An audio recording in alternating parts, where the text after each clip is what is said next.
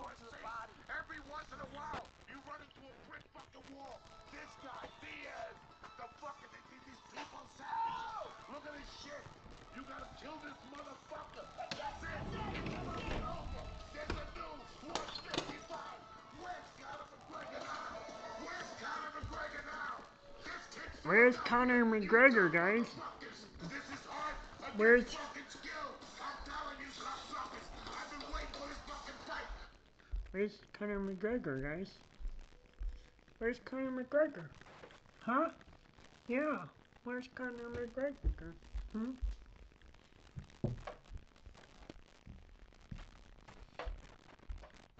Yeah. Yeah. You Conor McGregor. Where's the McGregor? McConnell?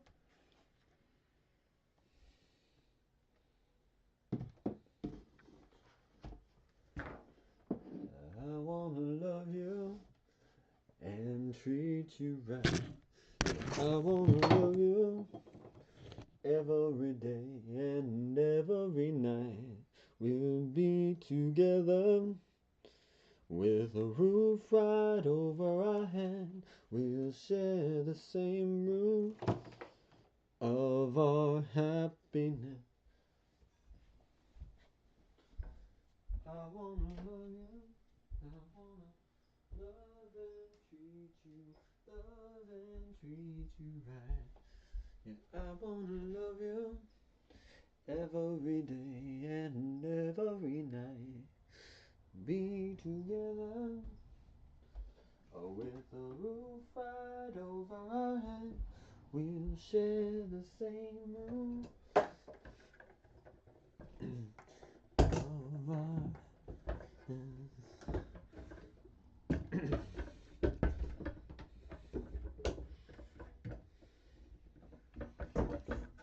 I wanna love you. I wanna love and treat you. Love and treat you right. Yeah, I wanna love you every day and every night.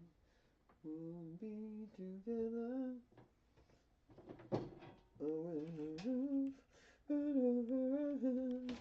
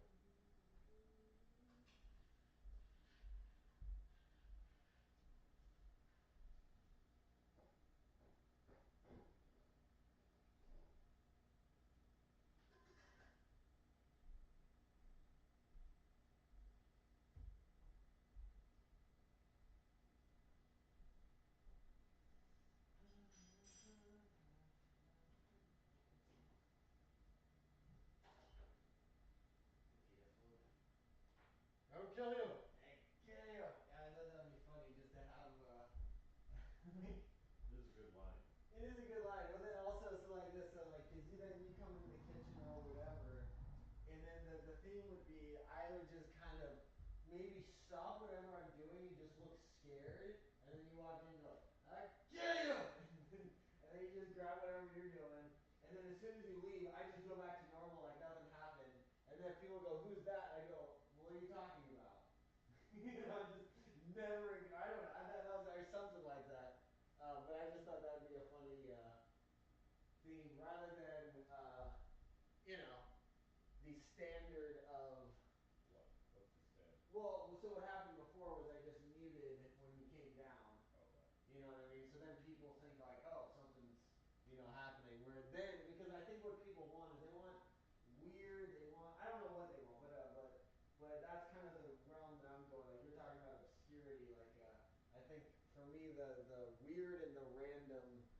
to be a better fit versus like even the guy who hosted me is like such a, you know what I mean? Like I'm not trying to like pretend to be cool. I'd rather be the crazy guy who eats lemons and spits them out than some cool guy for people to hang out with. You know what I mean? This should just be like a movie script or a story or something. Yeah, exactly. Like I'm finding that I have more freedom if I just adopt some character and then fluidly. I should be like the caretaker.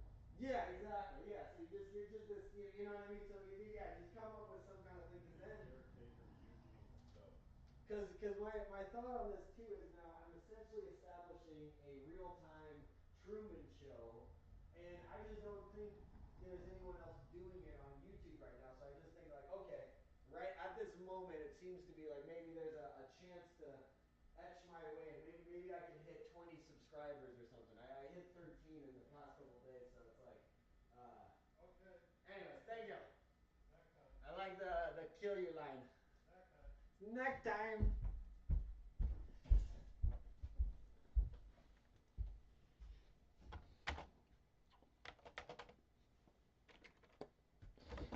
I wanna love you.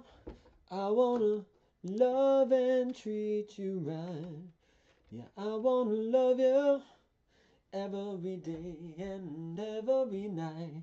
We'll be together with a roof right over our head. We'll share the same room of our happiness. I wanna love you. I wanna love and treat you right. Every day and every night.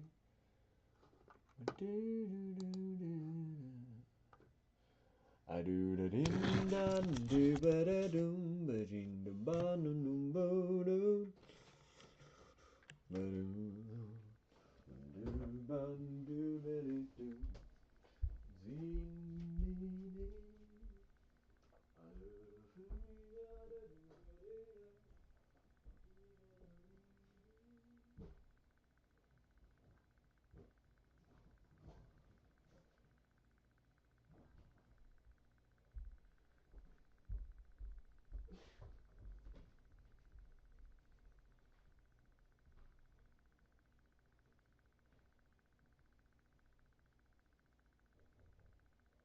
Alright, I'll leave you alone, but I just thought, yeah, it's like you come down and I say, oh yes, this is Garcon, the caretaker. Garcon, say hello to the nice people. You go, I kill you! And then you come back and go, like, you'd be one of those, like, oh, he doesn't pick up on social cues, or one of those, I don't know. It's funny. It's funny.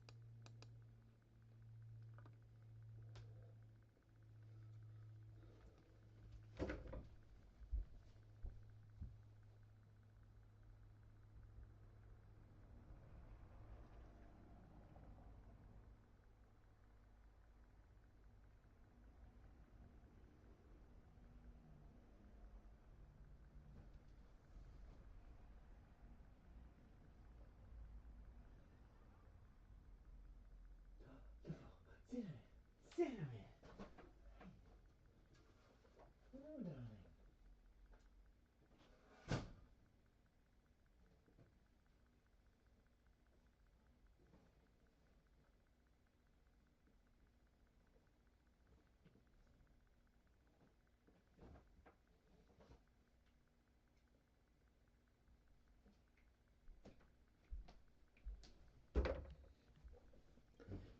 Say hello to cinnamon, cinnamon, cinnamon.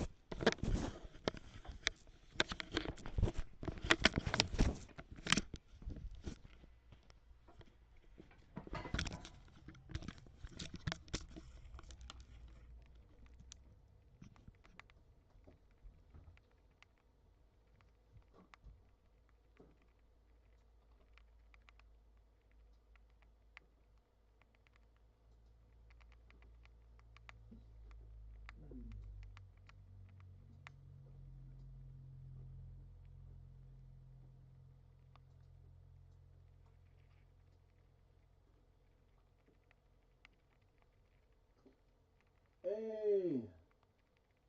No worries, Zoid. I appreciate you. All good, man. Thank you.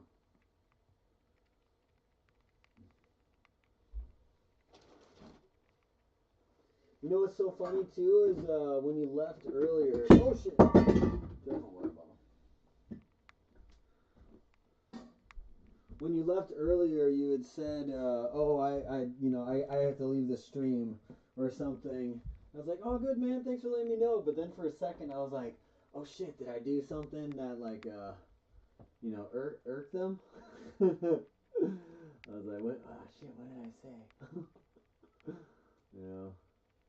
That's the nature of overthinking most things. So here you see we have Cinnamon. I don't know if you've met Cinnamon yet, but have Cinnamon starring the show at the moment.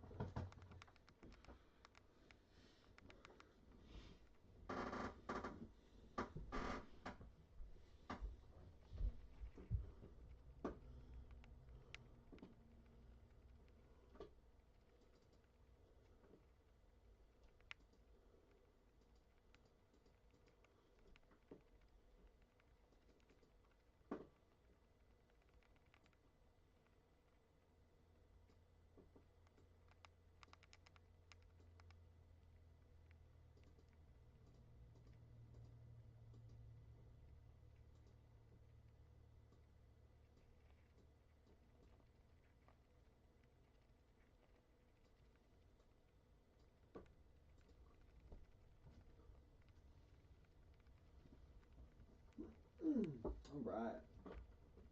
Now we are talking. Hold on, I need to pulling up chat real quick on the other screen so I can read it. I have to have two computers going at the same time in order to be able to see the hell is going on here.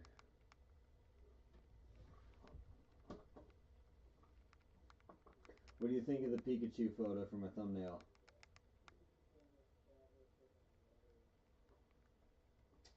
Well, so I did the first one for 12 hours. So we'll for sure go another 12. And then, you know, I may or may not. Well, cause like I wanna be able to post these things afterwards. So I think what I'm gonna do is keep cutting them off in 12. So it might be like a part 1, part 2, but definitely doing 24 hours. So it'll really turn into a 48-hour stream, but I figure it builds more anticipation too if we kind of starting now, because I finished the last one and I didn't really want to stop, and then I was kind of like, well, all right, well, I could just stop or I could just start back up again and keep going. So that's what I did. Because I've actually been having a lot of fun streaming today. Because you know, it's kind of fun when you feel like you're actually, you know, making some progress, and that's kind of how I feel right now. I could be disillusioned, but I feel like, you know, for once, you know, maybe there's a chance here. Maybe we got a shot, you know. Right now I'm trying to find my toothpaste though. Don't know where I put it. Ah, right when I said it, it's right here. See, my electric toothbrush kind of broke last night, which is a shame.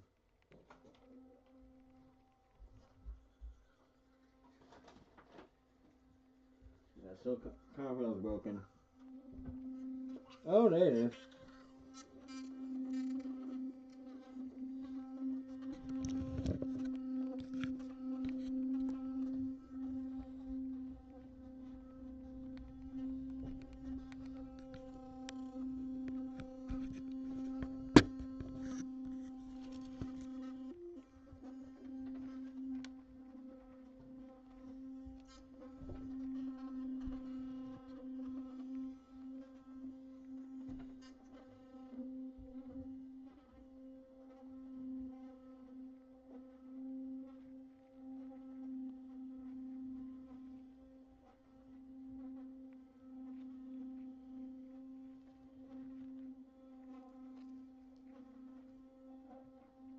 Mm-hmm.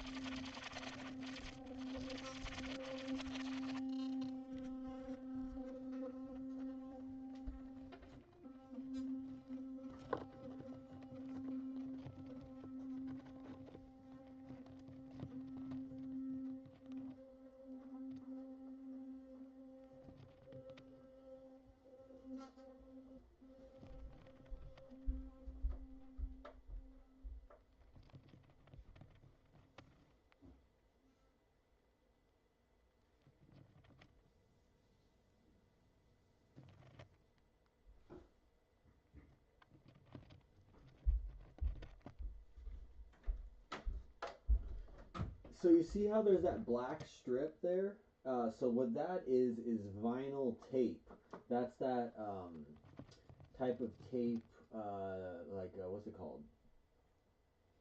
I can't think of the name, but it's like vinyl non-stick tape that you use, like in stage lighting and theater and that kind of stuff.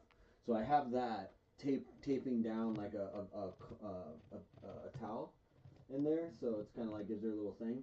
But I actually encourage her to do that digging behavior she was just doing in the corner. And she's, you know, she's kind of, she's trying to dig because she doesn't understand that, you know, there's nothing to dig. So she is digging, but I actually encourage her to do that because she has 3 legs. If you look on her back right leg, it's actually like a little nub. That's why she kind of has to keep balancing herself out. So the leg closest to us is not actually there. That's just like a little nub. See how it's just a little, boop, boop, you know, little chicken wing. But so she doesn't. She's not. So basically, her fingernails will grow really long. So I have to like clip her fingernails. But even though, you know, I try to be as careful as possible, she hates it, and you have to be really careful. So it's like sometimes I can only get like 1 nail. So she'll have like say I had like a 1 really long nail that I wasn't able to get for a while. I finally got it. Um, so anyways, yeah, when her nails grow long, she stops running on the wheel. She kind of gets, you know, yeah, I think it's just hurting her because her nails are so long and she doesn't, you know, have any way to do it. And she's not running like she should. So when she digs like that, especially on the tape in the corner there, it actually files down her nails. So if you look at her nails now, it's kind of hard to see, but her nails are nice and like, you know, filed down like she does it herself. So I let her do it for a bit, but that's why I gave her the burger too, because you know, at a certain point, it's like I don't want to ever feel stressed out. So it's like if they're digging and nothing's happening, at a certain point, they're like, "What the fuck is going on?" You know. But yeah, so Pikachu is not actually doing illicit marijuana. Pikachu was in a bad car accident, and after years of battling in the Elite Four, you know, has some back pain, some injuries and stuff. So basically, Pikachu has a medical card. So Pikachu is not illegally doing illicit drugs.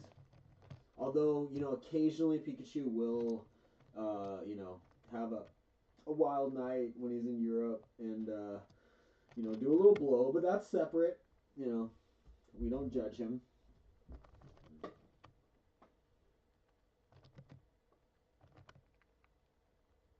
Oh, my neck. My neck! My back!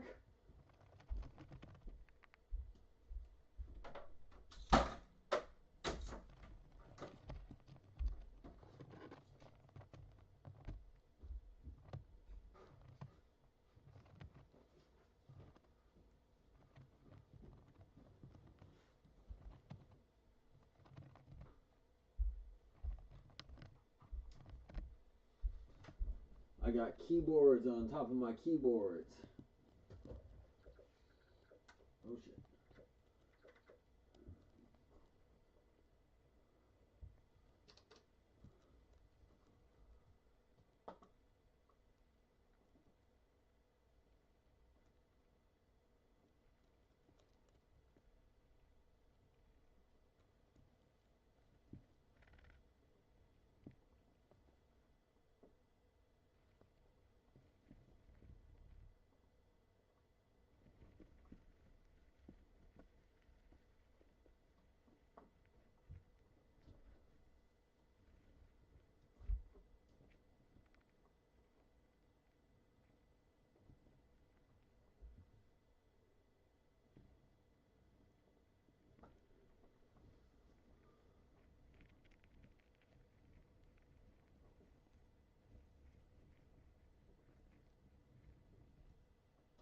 Go. I did. I drank the whole green drink. And that's actually all I've eaten today, so probably need to make something more in a bit. I forgot to put oatmeal in it. Normally I put oatmeal in it so it actually like takes a lot longer to drink. So today I was able to down the whole thing in one sitting. So I was kind of like halfway through. I was like, why is this going easier than normal? I was like, oh, I forgot the oatmeal. That's why. Look at this little chubby cheek baby here. Have you met Cinnamon yet? Is this your first time meeting Cinnamon? Cinnamon's my other baby. Her and Napoleon are like polar opposites of each other. But that's also makes them so special, you know. Hey, do you know if I'm like watching like TV or watching something in the background, do I get in trouble with YouTube? Because I was gonna watch some. Oops.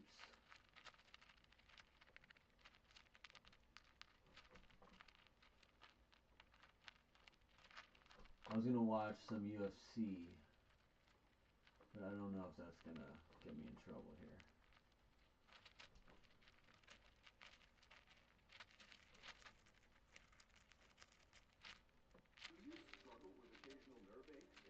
Yes. I'm trying to figure out.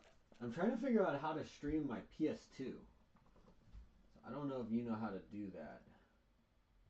Okay, cool. Yeah, Cinnamon's dope. Wireless mouse should be called a hamster. That's actually, dude, you are a freaking genius. That's actually good. You could honestly sell that. That's great marketing right there. You could sell some like new age mouse. Give it some feature. I don't know. Maybe it's like fluffy or something like that. Just give it some unique feature that other maybe it's like just feels great in the hand. It's kind of like fuzzy or something like that. Cute. I don't know. Whatever. But then you call it a hamster. Like this isn't the mouse. This is a hamster. Dude, I love that. That is brilliant. You got a sharp mind there.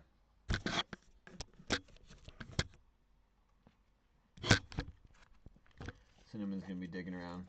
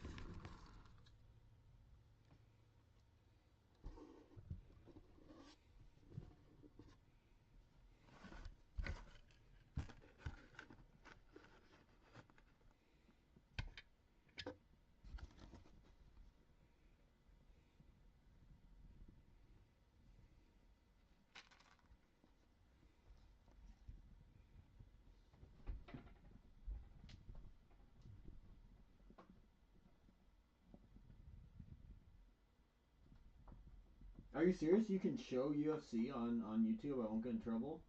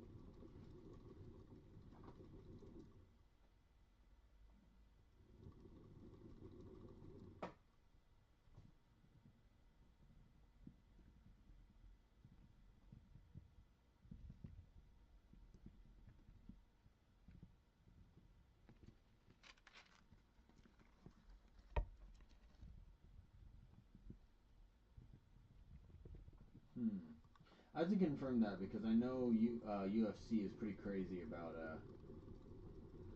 coming after people who stream their stuff.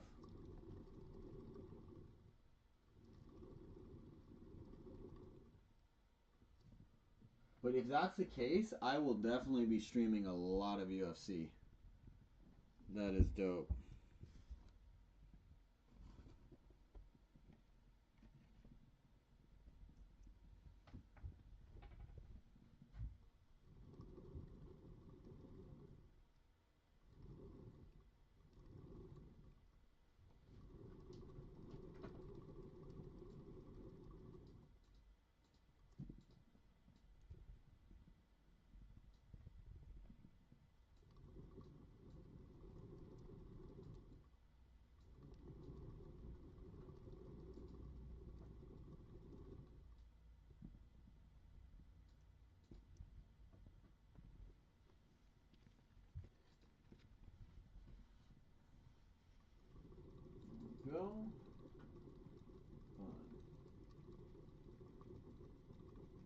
Yeah, so cinnamon is a different species of hamster too.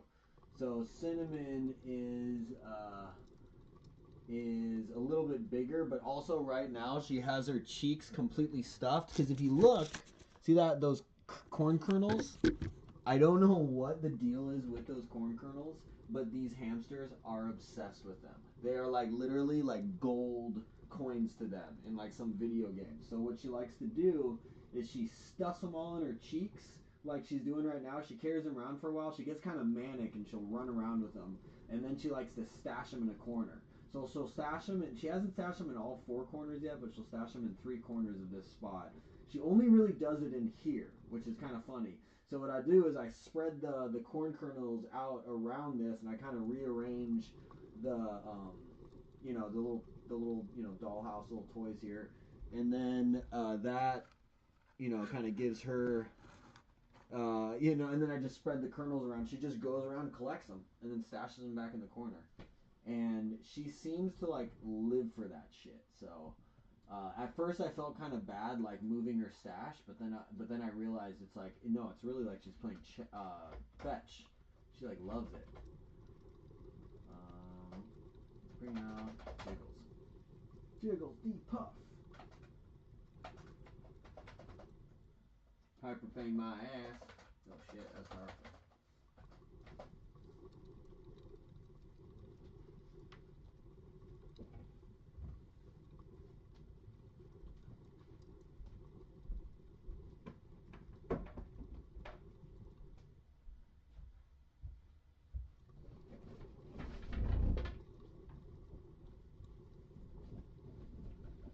I'm gonna do this. We're gonna do a lot of squats tonight because that feels like it. So for every rotata, let's do 10. For every kill, let's do 10 squats right now. I'm doing with the ball, so it's cheating. That's good.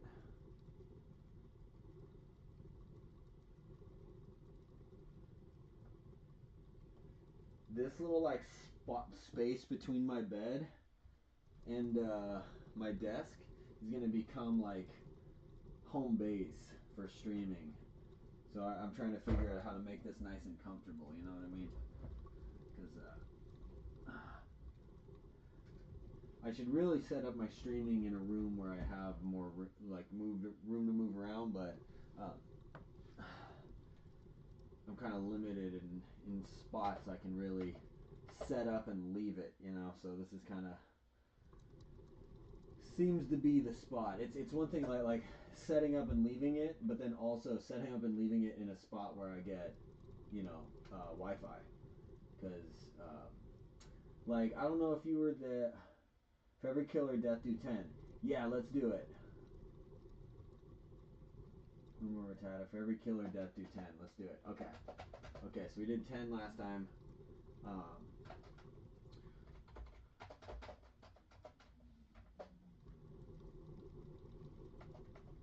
Ooh.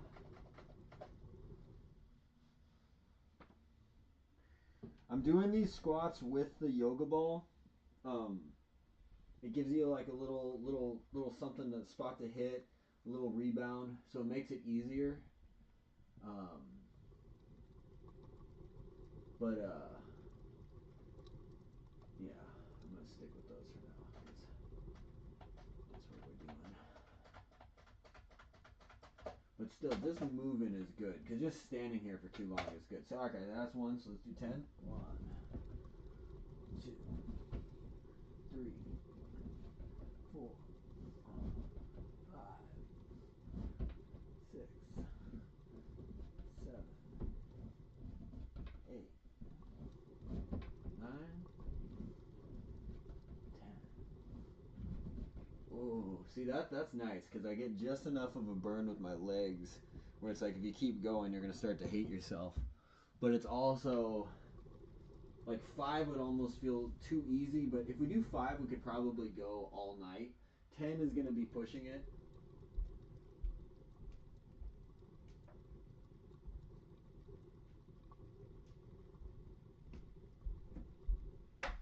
This is good. I like this. This is good. This is good stuff.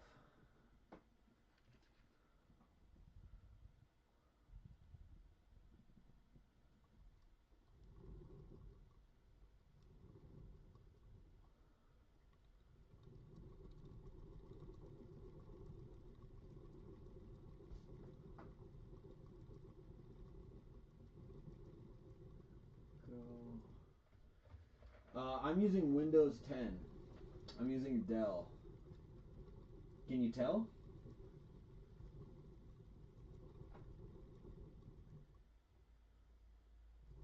I don't really use my Mac because I also, my main job is I own a DJ company. That's one of my jobs. I work a few jobs, but that's like my main thing. So my Mac I use for downloading music and prepping sets and doing all that stuff. So I don't really want to do anything with my Mac other than music. Just because for me, like my Mac computer is like life and death. You know, that's I have stuff backed up, but it's like still I've been in situations where my Mac has gone out. So my Dell is kind of my backup computer for all the DJ stuff, but has now become my streaming computer. So, anyways, roundabout way of saying yes, I use a Dell.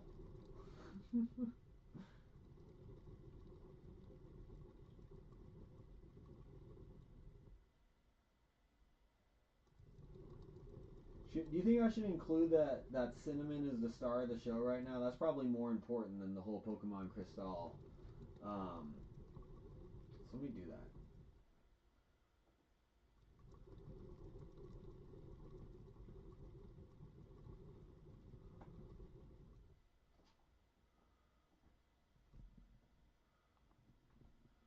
Get rid of that.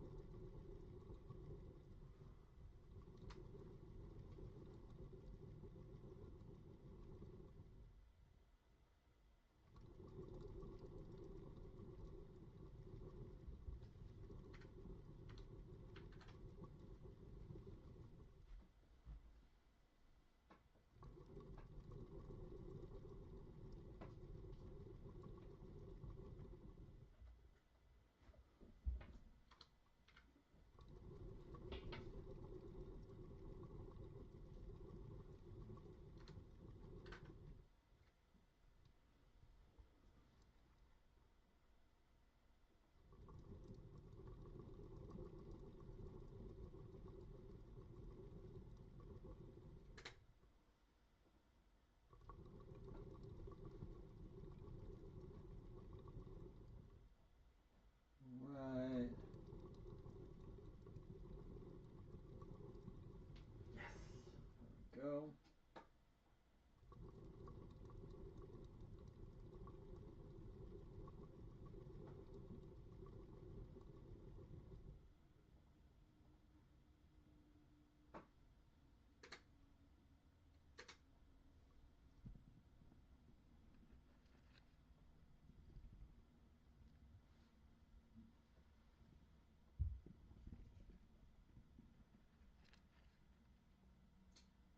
Apologize if I'm missing the chat. Had to make a little change there. We're back. There we go. Really? Emulators work mostly for Mac? I didn't know that. Oh, gotcha. So for, gotcha, that do work for Windows. Oh, okay, okay, good to know. Yeah, because I really would want to play, if they have a PS2 emulator, that would be dope. Yeah, because I only have the Game Boy Advance emulator, but I figure technology has improved to the point now where they can do it more regularly. Okay. Did the stream title update? Yeah, there we go. Hamster time. Pokemon CRYSTALE. The return of Puffy Dad, Biggie Small Balls. Oops.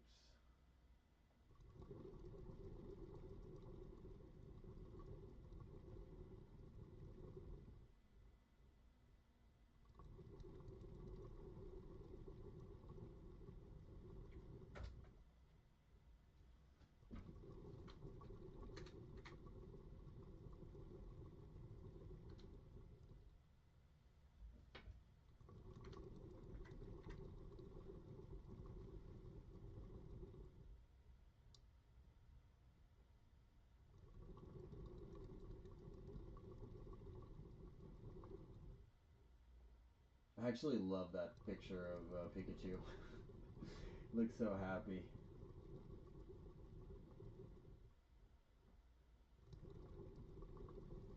That's a good artist depiction. Yeah, I might stream some UFC. That would be fun. What's up, Moltres?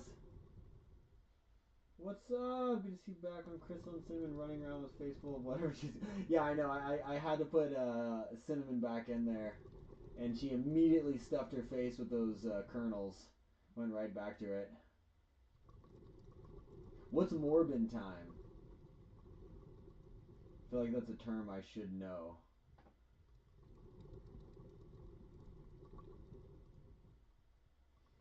Oh my gosh, I'm watching UFC and this guy just scored a nasty knockout. Holy cow. Oh, I've seen this fight. I remember this guy with his blue hair. That's why it's good to have like an interesting hairstyle if you're going to be a fighter. Because I immediately see this guy and I go, oh, blue hair. Cool. You know? Because they all have tattoos. Everyone's got, you know what I mean? You have to be real standout to, you know. What's he doing? What's he doing? What's he doing? Oh, classic 3-2. Followed by a left uppercut and a hammer fist for good measure. That is death. I'm Googling what Morbin time is right now.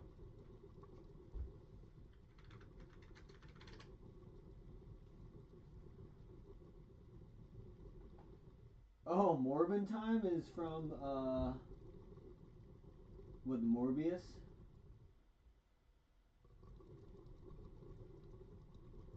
It's Morbin time explained in 45 seconds. That's what I'm watching right now. Well, let me just do this. This will be easier.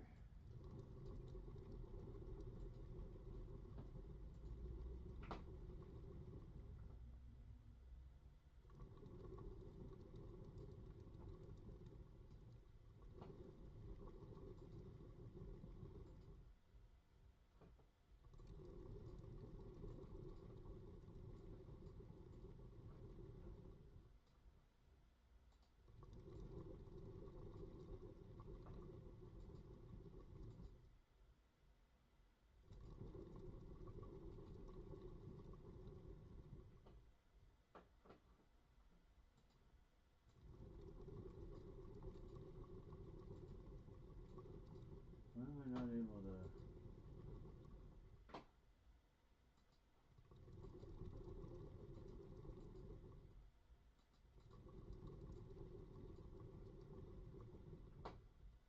What the heck? Where's my chat? It's supposed to show the chat here.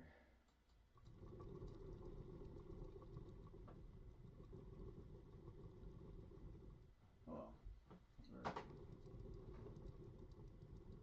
Let me just try that.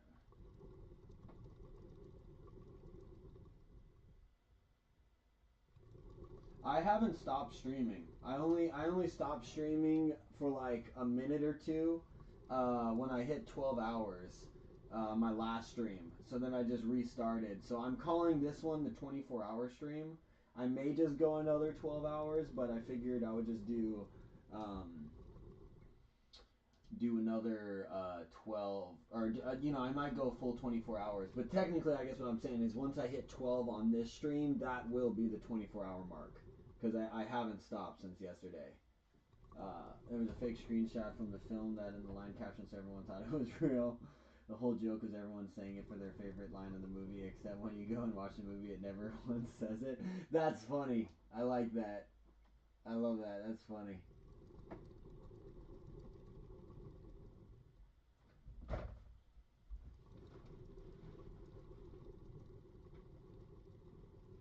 that up a little bit. Focus. Paul Rudd's in Morbius? Okay, so I'm at this art museum with my cousin Ignacio, right? Yo, I met this crazy fly fighter chick at the spotlight like fine art. Look at the girl I'm with. You know what I'm saying? She's crazy stupid fine, right? The bartender's always like, yeah, crazy stupid fine. I'm looking for this dude who on scene was like flashing this fresh tat who's got like bomb moves, right? What you got? She's like, well, we got everything nowadays. We got a guy who jumps, we got a guy who swings, we got a guy who calls the balls. You gotta be more specific. And he's like, I'm looking for a guy that warps. And I'm like, damn, I got all nervous because I keep bad secrets, big folk. So I asked Ignacio, the badass, tell the stupid fighter chick to tell you, to tell me. And? What'd he say? He said, it's Morbin time. That's my favorite saying. It's Morbin time. This is so silly. What joke is everyone saying is fire? Right? I know. That's like yeah, I love when they do that. It's just the internet trolls everyone and they're like, "Wait a second.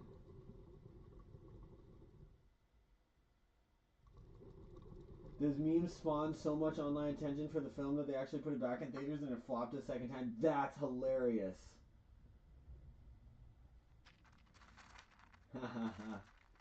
Yeah, you know what, the sleeping stream, I put, so I'll get your guys' opinion on this because I almost didn't do it because I didn't want to like I wasn't sure if the sleeping stream would like deter any momentum I have from just streaming normal, if that would like turn people off, because I would have that at Twitch sometimes. People get like mad at me. I can't do that. Oops, sorry. People would get like mad at me for sleeping because I usually I'll stay up really late, so then I sleep in a little bit and people would be like, "Why the fuck are you still awake?" or "Why are you still asleep?" And I'm like, Jesus, man, I'm just sleeping here, and I have insomnia, so this is actually really good for me to be sleeping. But I kind of went over it with Zoid, but in more ways than one, streaming to sleep actually helps me sleep in a weird way. But last night, so I didn't want to stream it in gaming, obviously, because that just felt wrong. But I still kept the Pokemon emulator up, just so it's like, I maybe I could get away with going in gaming and doing that, but I still titled it the sleep stream. So maybe I'll just, maybe we'll just make it a gaming stream or whatever and just like do a 24-hour thing and not even mention the sleep, and it's just is what it is. But I figured let people know that it's a sleep stream. So anyway, so I was trying to make it entertaining, was I slept with my nunchucks. So I would have my nunchucks on my chest, and every once in a while I would wake up and be like, "Night ninjas!" and then try and fight off the invisible night ninjas. Just to kind of validate streaming your sleep, because there's also just the fact of like, what the heck is this? It's just kind of like, I don't know, but my kind of feeling that the momentum I'm going is I'm trying to set up these like 24-hour streams, so if I don't have anything going on, I can just stream continuously, but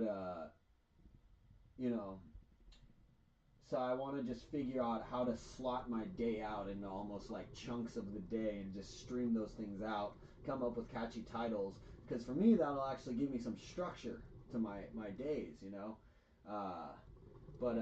yeah, with the sleep stream, what category should I put it under? I put it under comedy, because I thought, I don't know. It's like the first time I did a sleep stream, I put it under the category. I don't care so much. It's not like streaming is your job right now. You can kind of do whatever you want. Yeah, no, it's true. It's true. But you know, I also want to, you know, figure out how to do this the right way. You know what I mean? Like, I figure if I understand certain details. That's funny. 10 hours of silence occasionally interrupted by the Vine boom sound effect. See, that's what I'm talking about. If you just like have that title, then you could just be sitting there. Like so this is kind of where I've had like moments from streaming because you know, even though it's not my job, it's like I'm committing to the streaming daily thing because I want to see how far I can build this because I figure if other people can do it, I can do it. You know, so that's kind of why I'm believing it. I still have my other jobs, but I actually get a lot of joy from doing this. Like where I get the most joy is actually kind of dipping in and out of characters and kind of almost just like doing like when I was cooking earlier, I was doing like a weird French accent, and that's just I don't know, that's weirdly fun for me, you know. So you know I'm kind of enjoying that. So anyways, what I was getting at is I'm trying to like set up these 24-hour streams and do it as a you know, almost like a Truman Show. You know what I mean? So just kind of like just streaming, you know, my everyday, day to day, at least in the house. You know, won't necessarily. I'm not able to stream on my mobile phone with YouTube. I think I have to get to 1,000 subscribers to be able to stream mobile. So until that point, I'll only be able to stream, you know, on days that I'm here. But I typically work weekends anyways, so in real life. Yeah. Oh, okay. See, I never even knew. I can never find the in real life category on Twitch. I'd always just do just chatting because that was like the closest thing I knew about. What's active super chat?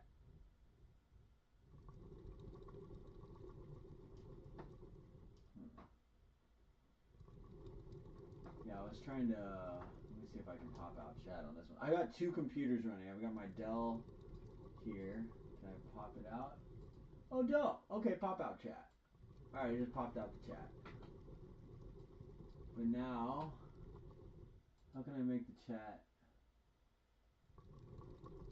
That did not help at all. That made it smaller. Okay. Scratch that. So let's try and pop out this chat.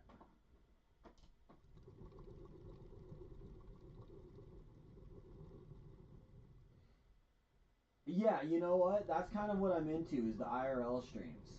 Like that's kind of the vibe I want to go for because like I kind of mentioned last night, like I just don't have the attention span or commitment to gaming to just stream games like that. Like I can have Pokemon kind of running all the time, and I'd be down with that. But in general, I'd rather just be streaming, you know, just life in general, you know, just day to day and just whatever I'm doing, because then I won't feel trapped. And it's not like because I don't want to feel trapped by streaming. I want this to be fun. So I want to like make this. That's why I'm trying to pick like, okay, what are things I'm trying to do every day, and let's stream that. So like earlier today, like, you know, drinking that giant spinach smoothie is just because I know it's healthy for me, and somehow streaming it then gives me like a degree of accountability. And that's kind of what it really boils down to. Is like I do appreciate you guys for, you know, keeping me honest. It's like we're social animals. We need human interaction. And I'm gonna be real. I'm a total fucking hermit. I have been a hermit for a long time, even though I'm social. Like the only time I ever go to parties is if I'm working. You know what I mean? I used to work at clubs and, you know, work events and that kind of stuff. So it's like I'm at a lot of events and a lot of parties, but unless I'm working it, I don't really want to be in a room full of people. That's just the reality. But I also know that the more, like the older I get, the more I realize that you can just slip deeper and deeper into that you know, hermit lifestyle. So I'm kind of recognizing the fact that like, oh yeah, I guess I am a hermit. That's kind of the route I'm going. You know, I have friends, but they all live like one of my best buddies lives in Taiwan. The other guy lives in Montana. The closest guy lives like 3 hours away. So it's not like I don't have friends, but they moved away. And I just don't. It gets a little. It's not that it's like tough, but it's just like you know.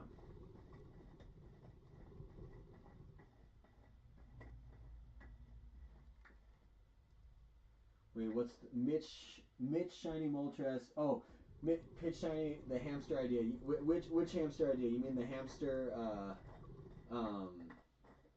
hamster mouse idea that you came up with? Because Zoid was saying that he thinks a mouse.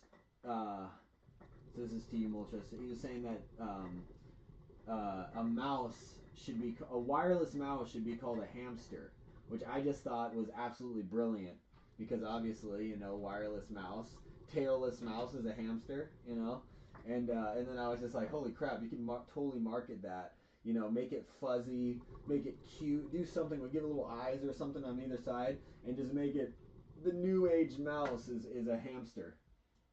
See, that's another thing that I kind of wanted to get into with streaming, is I know it sounds silly, but one of the things I kind of want to do is I want to make T-shirts. I want to like make silly products that I could then like sell to make it a business. You know what I mean? And to me, that would actually kind of legitimize the business, where it's not just like you're not like give me money. You know what I mean? I would actually be like, here's a design for this run of shirts. Who wants to buy it? Taking orders. Maybe you start with like one shirt, maybe you start with 3 shirts, maybe even up to 5 or something like that. And then slowly over time, you kind of build it up. That I think could actually like have some legs in the long run. Um, and then also what I think with that too is then you start having like lines of shirts where then it becomes limited edition, where it's like you have this run, okay, that run's closed out, now we have this run. So it's like you'd slowly build up a database of all the different shirt designs that got released. Because, and that could come out to you guys too, because I know some of you guys are artists. So it could be a communal kind of thing too. But I do, I like art too, so I kind of wanted to have that going on. But yeah, Zoid, same thing. We talk to someone who like makes maybe it's just mouse covers. Maybe we do the hamster wireless mouse cover. You make some fuzzy, mouse cover, and it goes over your Logitech mouses or something. I don't know. You know what I mean? But this is a community, but we're also building something here. Imagine being a hamster and just seeing a hamster themed mouse. Terrifying. That would be terrifying. You know what I always think is terrifying for like I saw this where it was I love those videos. I just love feel good stuff. There's enough shitty stuff in the world. I like feel good stuff. But it's one of those videos where it has a golden retriever just loves his little like squirrel friend, and then the squirrel's out like has babies or something, so it disappears for a few weeks while it's like raising the babies. The golden retriever is really sad, so the owner, the golden retriever gets like a little baby squirrel toy. And then the golden retriever is so happy and it's just chewing on the squirrel toy, and I'm just sitting there thinking, well, no wonder the squirrel's not coming back. It's sitting there outside looking through the window, horrified that its best friend, the dog, is now chewing on it like a voodoo version of it. We could use your Discord for picture ideas, for sure. Yeah. Yeah, no, if you look at my Instagram, it's like literally all like hamster videos and just cute animal stuff, like, um, you know, like I have a buddy who used to always send me just like he even sent me earlier today, like Ukrainian Russian war stuff, where it's just like Ukrainian soldiers shooting down like you know what I mean? And I'm just like, you just send me a snuff film.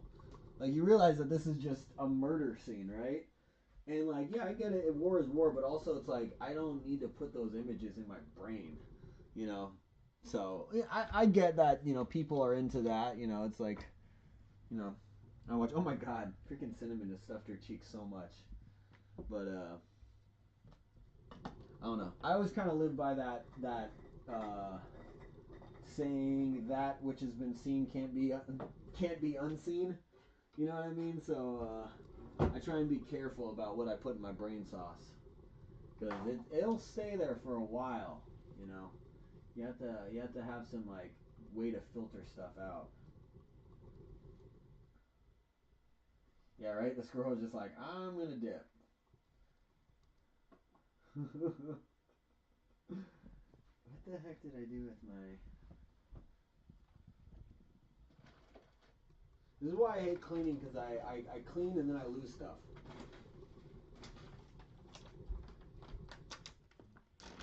Yes, my little baby.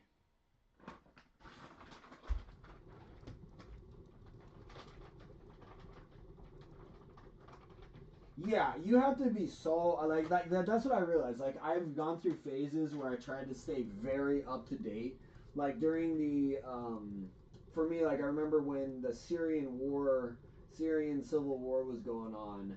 I was trying to stay up to date with everything, and once it got to the point where ISIS was like strapping children to tanks, like I went into a deep fucking depression, and I just couldn't deal with it. I've had moments like that where it's just like I become aware of things in the world and like degrees of evil that exist, and I just like my brain just can't handle it. You know, it's like you just have to.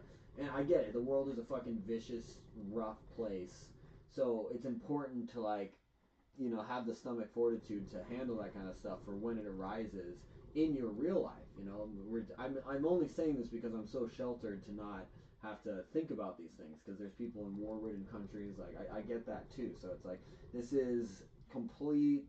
Um, what's the right word? Privilege. You know, that I'm speaking from. You know, I am very, very, very fortunate. So I'm not saying that. But given that too, I don't know. I also don't think it's like you have to figure out like, all right, what can I actually do? What can I change?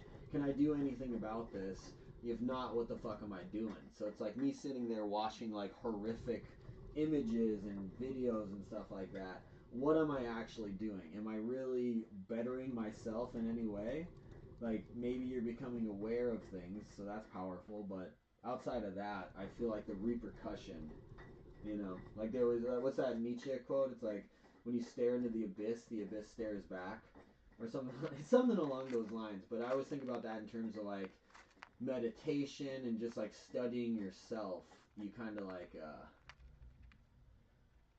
you know, you have to be careful. Like it's like people always say, oh, you know, hit rock bottom. It's like there's no fucking rock bottom. That does not exist. The floor is made out of glass, and you will keep on falling through deeper and deeper until you like climb, you know, claw to the walls. It's like you're sinking down a well and just dig your nails into the walls and climb your way out. You know, but yeah, I'm completely rambling. But what the hell was I even talking about? I have no idea what I was just talking about. There's this thing with like streaming too, is I feel obligated to just kind of keep talking sometimes, and then all of a sudden I'm just like, wait, what am I saying? I have no idea what we were just talking about. I literally have no idea. I have no idea what we were just talking about. What the fuck? What was the subject even? We're talking about death? I think we were talking about death, right? I have no idea. This bothers me sometimes because it's like I'll have this happen when I'm like out with people, and it just makes me feel dumb. And I just like I hate feeling dumb. I'm just like it's like a weird trigger for me. And usually it's in my own head, but I'll get friends do that too, where they kind of treat me like, oh, you know, pat me on the head kind of thing, and I'm like, you motherfucker, I'll kill you.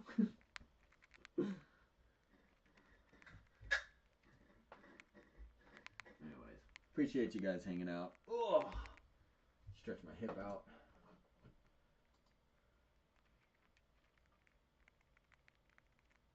Oh yeah, stay away from the negative news, because it's like yeah, the staring into the abyss, abyss stares back. It's like the more, for instance, I went through a phase where I was like just heavily. So this was during one of the school shootings happened, and I just became kind of obsessed with why. You know, so it's like I started like looking up all the news articles. I'm looking up research on the shooter, what's going on, the mental health, what was going on with his family, what was the relationship with his fucking mom. Like I was getting weird with it. I was getting a little like, you know, just digging. And it's all just like YouTube videos and whatever. But through doing that, you know, I think a side of like humanity that people don't like to admit is that all that is evil also exists within everyone. You know, it's like I don't think we're really that separate from, you know, some killer locked up in somewhere right now. Like there are degrees, but it's like the boundary that separates us, I don't think is as much as people like to believe it is. You know, and I think that's something that everyone individually has to kind of come to terms with and look inside themselves to figure out, you know, what's going on with them. Because reality is, if your ancestors weren't willing to kill in order to survive, like you wouldn't be here. So there's something going on, you know, in us where it's like we're not, you know, able to process, you know, who we fully are, you know, and that's just like life experiences, whatever. And sometimes it can be like really hard to understand. So, anyways, what I'm getting at is when you start like looking at all that negative shit, sometimes you find that same darkness within yourself, and it can be really fucking scary. Where it's just like you want to judge these people, but you start seeing similarities, and you're just like, wait, hold on. Like, what is judgment? Who are we to judge? That's that whole thing. Judge not, yet still ye be judged. I'm not trying to get all preachy, but um, you know, it forces you to really stare at yourself. Like it's too easy to just be like bad. You know what I mean? Like yeah, obviously it's bad, but it through accepting the fact that's out there, you have to then look at yourself and be like, how the fuck could anyone do this? You know, and you can't really answer that. It's an unanswerable question, so you have to just kind of look at yourself. So, um, anyways, rambling once again. Standard. But that's why my thing is kind of like I view like the mind like water. You know, when you're like resting and chilling, it can be kind of like, you know, everything. The mud can kind of settle and you can kind of see clearer. But when you have all this fucking input, everything's going on. There's just too much going on. It's like everything gets kind of like stirred up, and you just have this like muddy, dirty water, and you just you can't see shit. You're fucking just lost in this fucking, I don't know. Yeah, watch the crime documentaries. Depressing and terrifying. Imagine how could actually I stay away from stuff like that? It will affect me. Yeah, I'm way too sensitive for any of that stuff. So, there's a documentary. I don't even like bringing it up, but there's that documentary on Netflix called "Don't Fuck with Cats." It's something along those lines, and I never watched the documentary, but back in like 2007, 2008, 2009, in that ballpark, my buddy was on 4chan and goes, hey man, and I never been on 4chan. I wasn't really like, I didn't go on the internet much. This is like way back in the day. But he was heavily into 4chan and all, just kind of like he was the guy who was like, that which has been seen can't be seen, can't be unseen, and kind of shit. So he liked to kind of fuck with people. So he goes, hey, have you ever seen cat gore? And I go, what the fuck is cat gore? Like, it doesn't even, those two words together did not make any sense. You know what I mean? Cat and gore. It didn't even make sense. It's like I didn't even think of violence in gore. I thought almost like Al Gore. Like cat gore would be like Al Gore but a cat. You know what I mean? Like I did not think anything violent. So he proceeds to open the page, and I won't go into any details, but it was cat gore. It was really fucked up. It was someone hurting a cat, and I just froze and I couldn't like process it. And just for whatever reason, I felt obligated, and I scrolled all the way to the bottom and saw the process and saw the whole all the photos. It wasn't that many, but it was enough where, dude, I was so traumatized. I literally had to go to therapy the next day. I had to go find a therapist. I was fucked up because this is like, I think I was like 18, 17, 18 or something like that. And this is like my first visual encounter with evil. Like, this is just someone online posting images of some evil act they did. And then I was sitting there, it's like, yeah, I get that stuff's online. There's all sorts of bad videos and stuff. I just personally had never seen it. I never watched Faces of Death. I've never been about that shit. You know, I watch fucking hamster videos. You know, I'm not about that life, man. So, yeah, so when I saw that, I straight up, I had to go to therapy. It fucked me up. To this day, it still fucked me up. But that's kind of why I just watch like hamster videos and watch like cutesy stuff, because I'm just like, I just want comedy, man. I'm like, I don't need to waste my time with horrible stuff. It is really sickening. I'm very sorry for even bringing it up. I know, even just mentioning it is kind of traumatic, you know, just that's even like a possibility that someone would do. But that's why I fucking just, you know, it fucked me up. You know, years later I saw, because that happened, and it was just such an instant moment of like a very pivotal moment in life, but I never knew anything more. It was just like this images, and then like 10 years later, whatever it is, I see Netflix doing a documentary, Don't Fuck with Cats, and I realized that other people had the same experience as me. They went online, saw these photos, were so horribly traumatized by these photos that some of them set it as their life mission to track this motherfucker down and put an end to it. You know? Like, this is not acceptable. We cannot allow this human being to continue. You know? So I have nothing but respect for those people. But I'm not that strong. That's what I'm saying. Like, I saw that shit. I'm just like, I can't. I didn't have the you know, intestinal fortitude to keep pursuing that. You know? Look at Cinnamon. Look at Cinnamon. Exactly. Hamsters navigating miniature escape rooms. You know what's up, Moltres. I haven't actually watched the documentary. I don't know. It's on Netflix. If you want to check it out, like, I check it out. You know, I don't. Yeah, I don't know anything about the documentary. I'm just assuming it's about the same person. But I honestly didn't even really go into too much details about the documentary, just because, like, yeah, man, those images are still like burnt in my head. Like, you hear, like, you know, nothing but respect for, you know, our members in the military service. But you hear stories of, you know, people in the Marines and stuff. It's like when they talk about the stories and the experiences they had, they're like, oh yeah, I close my eyes, I still see it perfectly. You know what I mean? So it's like this stuff, it sticks with you, you know? Cases where these people actually do have their identities exposed and face legal repercussions. No, good, exactly. That's the thing, is it's like, it's tough nowadays to hide on the internet, you know? It's like people will track you, so, you know, that's why it's like someone doing that. You know, and honestly, it's like, when, like, you're talking about those crime documentaries, a lot of times these psychopaths, they a lot of it is ego, so it's like they want to get caught. They are, you know, they have some agenda. It's not just, I don't know, but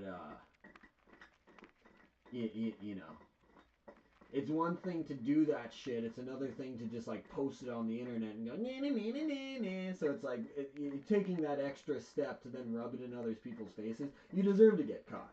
You know, it's like you deserve to get caught doing it in the first place. But if you're then gonna like post it, it's like there should be hackers who, it's like the second you post that kind of shit, they're like, you know, we can find you, right?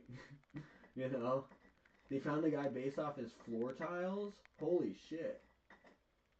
That's impressive. I've heard of things like that, where it's like someone will be like, you can't find me, and then they go, and like that floor tiles thing, they find like the listing of the house that has the same floor tiles.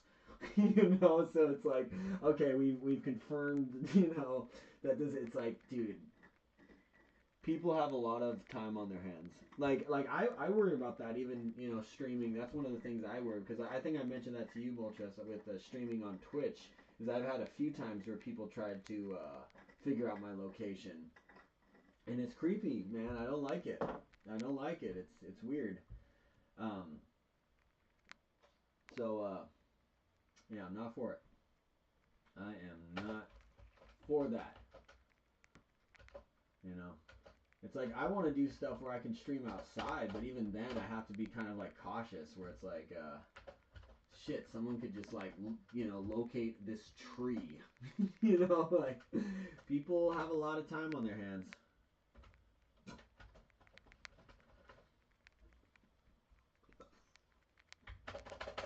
All right, that's one more Rattata. That's 10 squats.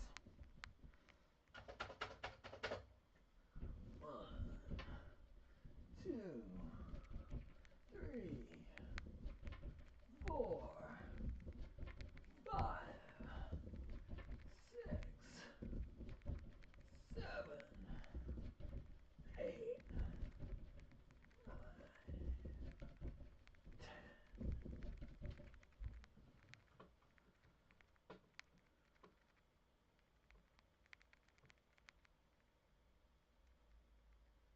Jesus, that. Are you serious? Phone companies a few years ago would just give full access to anybody who called claiming it was their number. With that, they could take over streamer's stream. That's insane. See, that's what's scary. It's like there's people who are much better with computers than I'll ever be. So like even like that when like when I was streaming on Twitch and I would get kind of aggressive trolls come into the chat. I try never to react or take it, you know, take anything personally or anything like that because you never know who you're dealing with. You know what I mean? So even if someone's getting very aggressive towards me, it's not worth it for me to then react because I don't know who I'm dealing with. You know, like I'm not looking to start a war with anyone, and then also the degree of capability that people have online nowadays is just terrifying. So I'm just kind of like, you know, I don't, you know, I'm like, hey man, like, you know, it's people are gonna do bad stuff. I've had people come after me, do bad stuff to me. It's like just because they want to do bad stuff to someone, they want to feel that power of having affected someone else's life. You know, that's gonna happen, whatever. But you know, for the most part, I don't know. It's like rules of the street. Rules of the street is just respect. You know, if you're disrespectful, you're gonna get dealt with. You know, if you're respectful, you know, people kind of usually treat you back that same way. You know, and usually if people don't, like, well, then they're an asshole and they're going to be an asshole anyways. And now you're just dealing with an asshole. And that's why you have to prepare for occasions when you have to deal with an asshole. But my motto is just be kind. Doesn't mean you have to be like a sucker Mr. Rogers or anything like that. But don't need to, like, bring issues to other people. People have too much pain. You know, there's too much pain in the world. All right, that's 4, 5, 6, 7, 8, 9, 10. I can feel my knees popping. It's feeling good. We're at 40 already.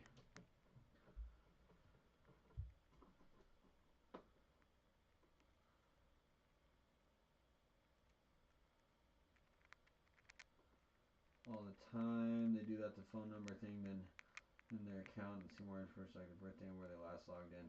That's terrifying. I don't have a Twitter account. That right there makes me not want to have a Twitter account.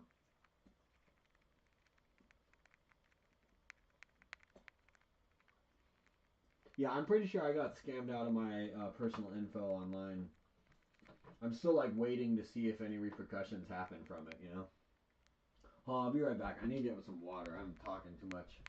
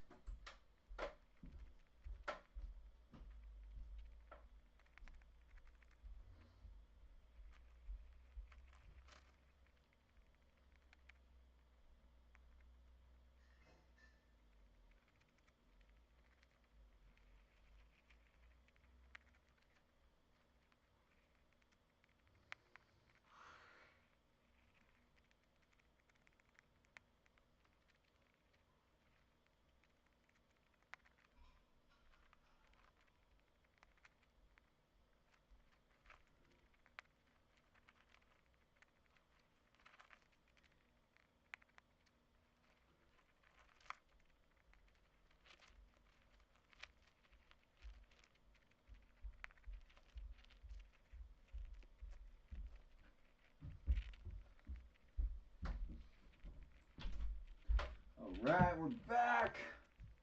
You out of here, Zoid? Gotta go. See you at like 12. Sleep. See me at like 12, meaning 12 tonight in 3 hours, or 12 tomorrow. Regardless, Zoid, I appreciate you. Thanks so much for hanging out. You know, nothing but love, man.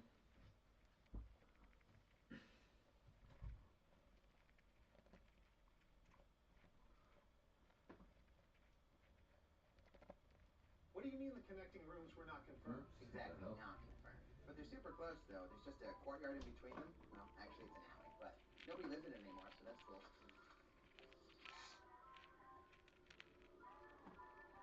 Go ahead and lock the door. When you want your...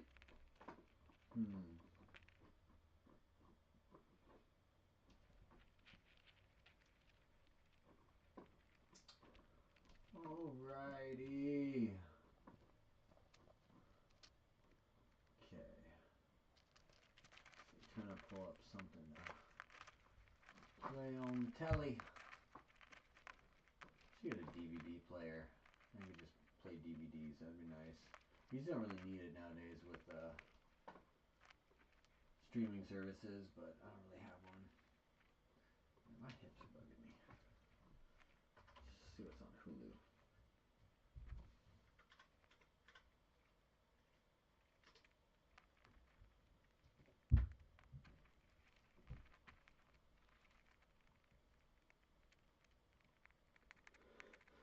Excuse me. Oh man.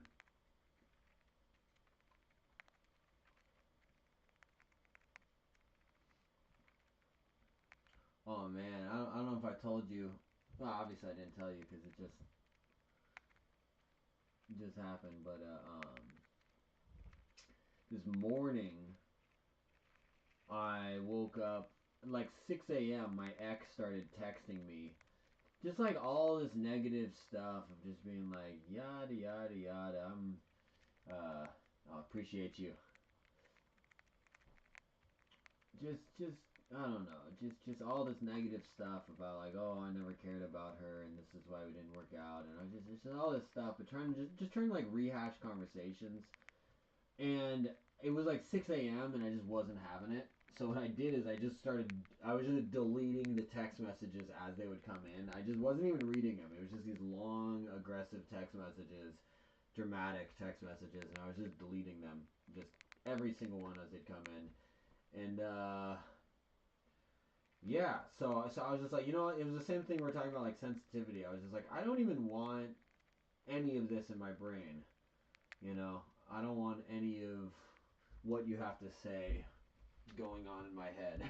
You know, so I just deleted it. You know, and so she kept going for a while, and then eventually she stopped.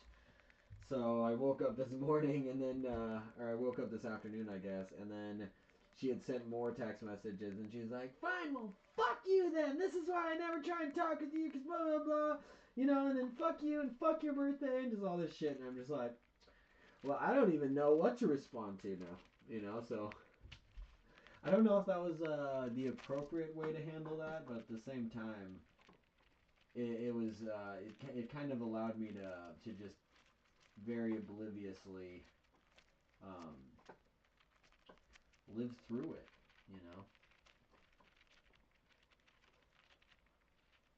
Dude, she kept showing up at my house. She just moved down to San Diego, so she moved, you know, away. But yeah, I just I'm wearing my headphones now so I can watch TV, and because I'm playing Always Sunny in Philadelphia. But what happens is when I watch like TV on the and you have the audio going on, I get in trouble on YouTube. So I guess every streamer uses headphones. I'm not the first one. This is kind of weird though.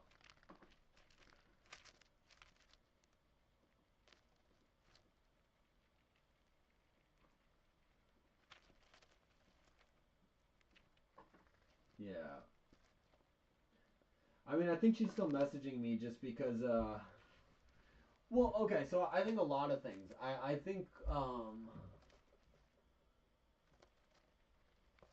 you know, not trying to psychoanalyze, but I think when you're with someone who is kind of genuinely, I don't want to call her narcissistic because that seems kind of derogatory. I don't mean it like too negatively. I just mean more matter of fact. Like, I don't think she's able to let me go, you know, but then is also like not able to, you know, accept that it's, I don't know, there's just a lot of like I've been trying to just move on, and she just continuously just trying to kind of like rehash these conversations, and just I just don't take the bait anymore. That's really it. Concept is good, but the execution is so flawed and dated. I don't really understand what's going on with the copyright thing. It's just like that's originally when I started streaming, I wanted to stream DJ sets. So my whole goal was to just DJ and just do that while streaming, but since trying to do that, I've never been able to do it without getting some copyright claim. So it's like I've even tried to DJ where it's like I'm just making my own beats. So that seems to be like the only way to really do it. You know, outside of you know, because otherwise you're just gonna get in trouble.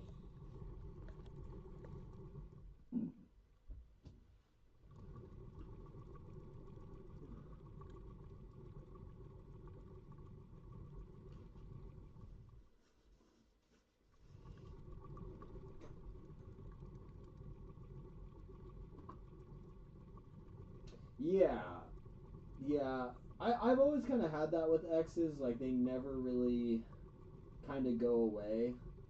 They always, like how I've always felt with girlfriends is like they treat it more like deep sea fishing, where they never really cut the line. They just kind of let me drift off, you know. And then when they like are out of their next relationship, they try and reel me back in, you know. So um, yeah, I've noticed that with a lot of exes, as they kind of double back. They're like, hey, you know. So I just keep up a barrier. At this point, I got walls so fucking high, like there's no chance of anything. You know, and that's the sad reality of, you know, becoming jaded over time.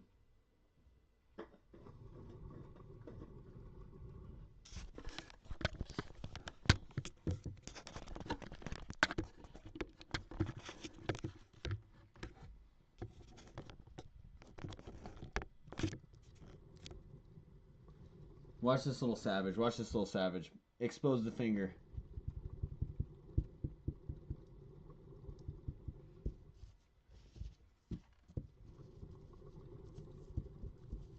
She's too distracted with her running. But if I show her, no, she doesn't care.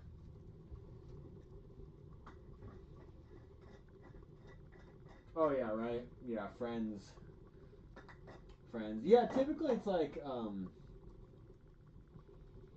yeah, I don't know. Yeah, I would have like fucked up stuff like when a lot of my like after high school, and you know, people go off to college. What I was having is like exes would like come back. It's happened a couple times where like they would come back, you know, hang out with me, and then I find out that they're just on spring break, and back at college they have a boyfriend. So it's like they just came back, kind of messed with my, you know, emotions, and they're cheating on their boyfriend the whole time. So it's just like I'm like, what the fuck are we doing here? So it's like, even though I'm not the one getting cheated on, you still feel like you're getting cheated on when you're you know, just in that, because you're like, why are you involving me in your drama? Why can't this just be authentic? Why you gotta, you know, why you gotta just be selfish and fuck with people? You know. Yeah, I used to get that with friends after. So what I used to get with friends is they would come over and try and get a guitar lesson. They would want a guitar lesson or a martial arts lesson. and they would just want to they would want to wrestle or have me there teaching them how to play guitar, and it was just like their way of like making a move, and you know. It sounds like I'm complaining. I don't mean it like I'm complaining, but it's just like when you want to date, you'll date. But it's like if you're not feeling it, and then people are kind of like wiggling their way in to make something happen, you're kind of just like it feels shitty after a certain point. Oh.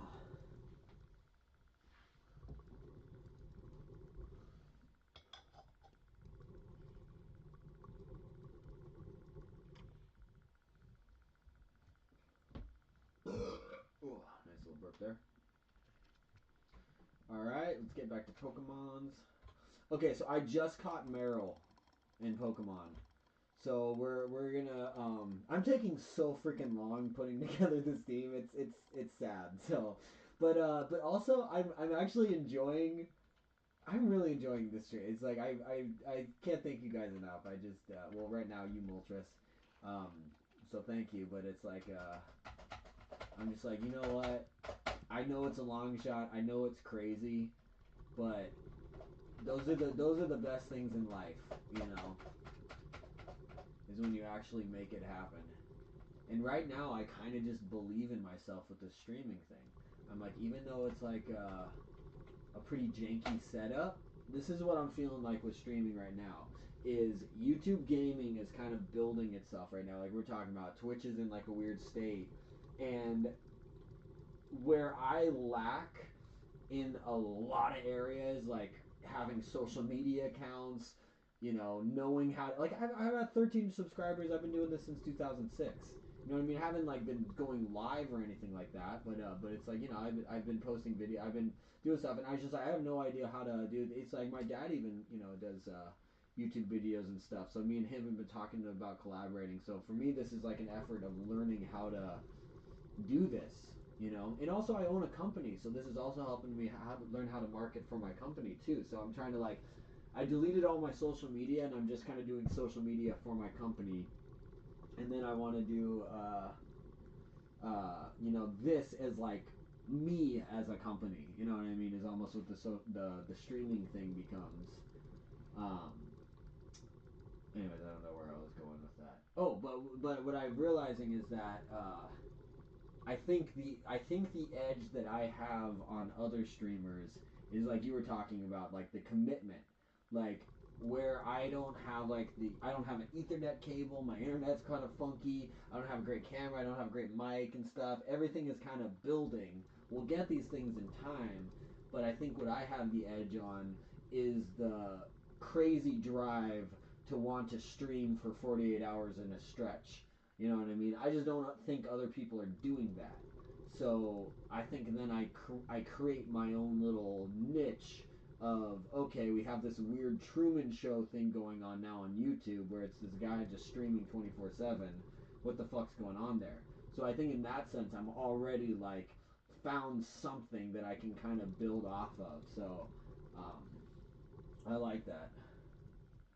Yeah, no, and that's why I'm getting into it, because I read the analytics after every time I post, and I've noticed that like on my last video I did, yeah, the last stream I did just a little that I ended just a few hours ago. Before this stream, I had 36 views, which I know that's nothing, but that's the most views I've ever had on any live video. Like up until a few days ago, I would just get no views on any live videos. Like pretty much every video that I have, the only live views I would get, or any views, is just me going back over later to see if anyone had viewed it, thus triggering a view.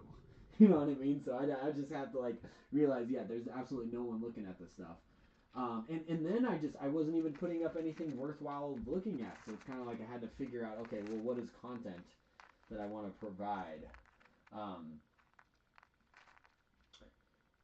yeah, no, I know. It's like, yeah, 24-hour stream is crazy. It's insane. Like even just standing here, like your back kind of hurts. It's like, and I'm not getting paid for this either, so it's just stupid to be putting my time into this. But I also feel like it's a lottery ticket. You know, streaming, if you can actually make it as a streamer, that's a fucking lottery ticket, man. Then you got to just like control your hour. You are literally you are like so next level beyond your own boss because you are then the content. Like that's kind of what I'm at. It's like it's one thing to like create content, create videos and that kind of stuff. It's another thing to then become the content.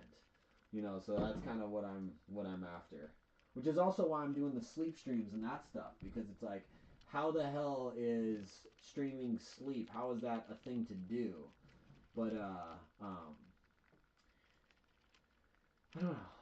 I think it boils down to transparency too, you know.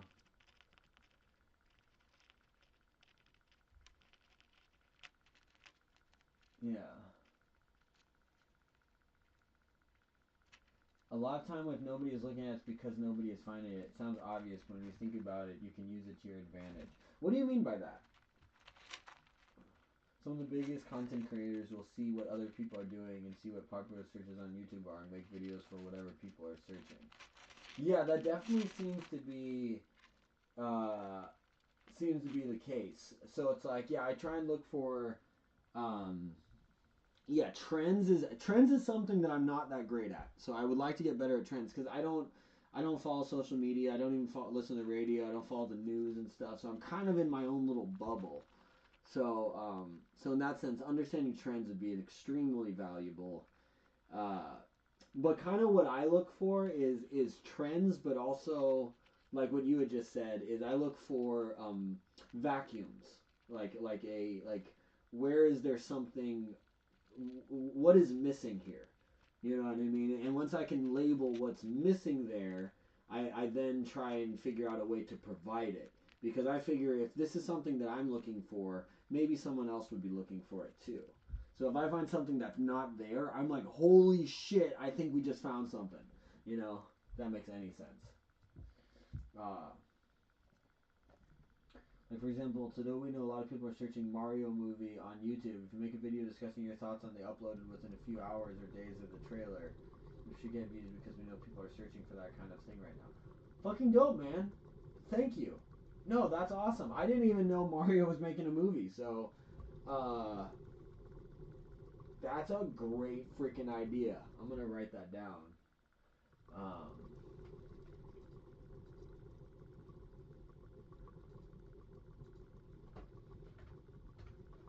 uh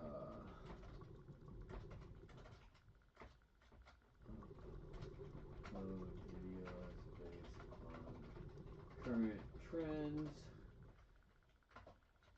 Example, Mario movie coming out now. Everyone talking. Make a reaction video on it. Love it.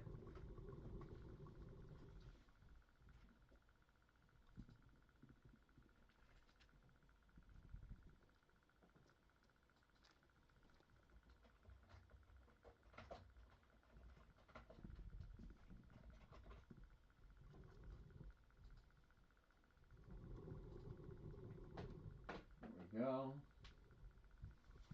Yeah.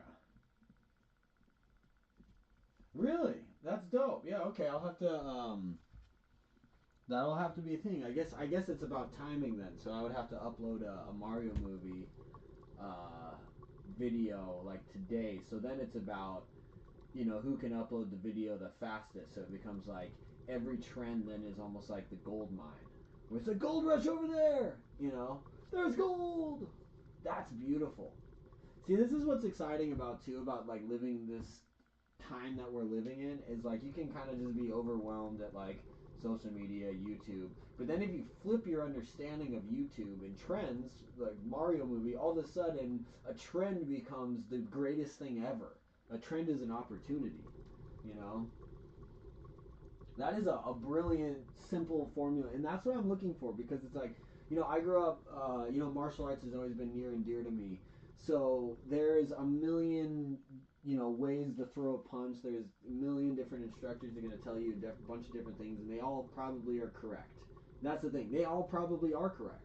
So you then have to figure out what are the commonalities between all these correct answers and kind of like what works for me, and you kind of filter it out.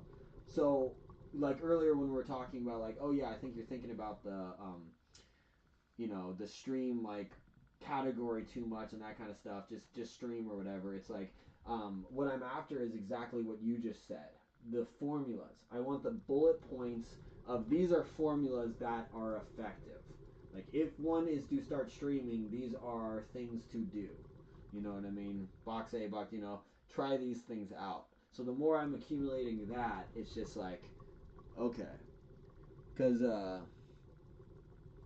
like for instance, Jake Paul, that everyone knows that guy or whatever. Like, I kind of didn't really give a shit about him until the whole boxing thing, and I give the guy nothing but props. Like, he's got some pop to his punch. Anyone who wants to talk shit, like, step in the ring. Give the guy. I'm giving the guy props. I give props to Tyron Woodley, so I have to give props to Jake Paul. He fought him twice. But anyways, I saw an interview with him, and what he was talking about, just like YouTube and stuff, was he was just talking about he had the brain for it. Like, the way his brain worked, he kind of understood what people would want to see.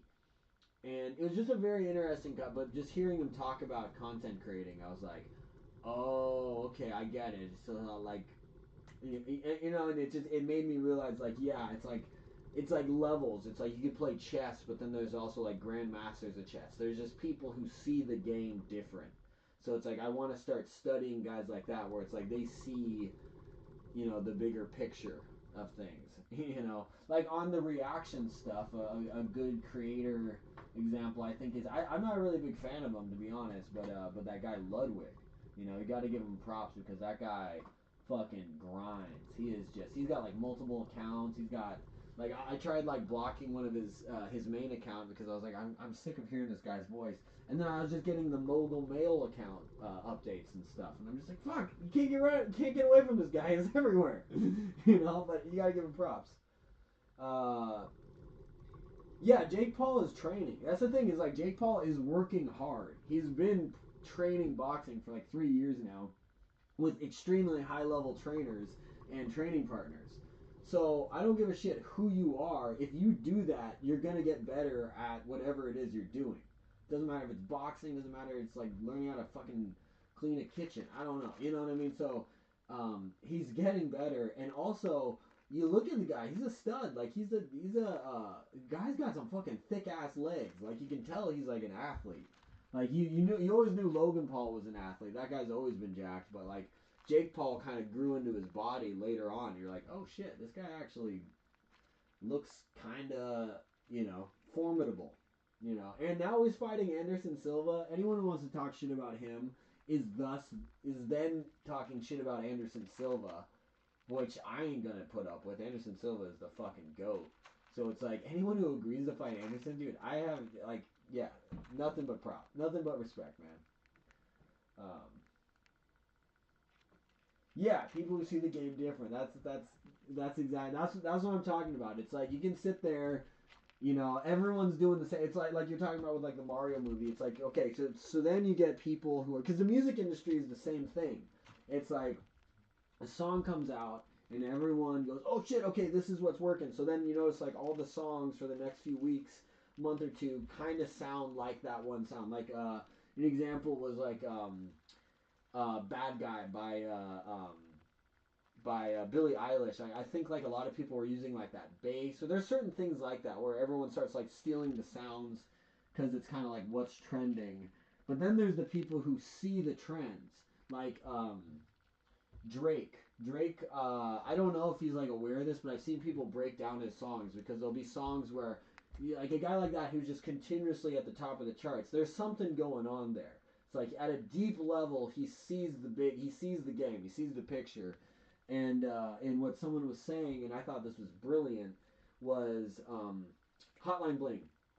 Hotline Bling, not my favorite song, but there is something catchy about it. Like you're just like, why is everyone was talking about it? Everyone just dance, everything. Everyone was talking about what the fuck is going on. So they memed it. They make fun of it, but really anything overplayed is gonna get made fun of. Any song overplayed is then Macarena. Anything, any big hit, is gonna start getting hated on. But anyways, what someone said was part of the reason it was such a big hit was if you looked at the history of like top 10 songs or something, there hasn't been a samba in like X amount of years. So he inserted a samba beat. And so it's just this little like Brazilian beat that people don't know what's going on, but they're just like, they're longing for that something different.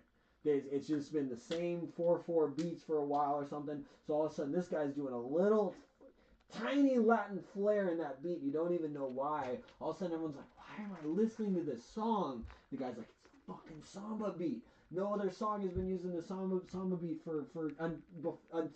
until this song was like a big one with it or something.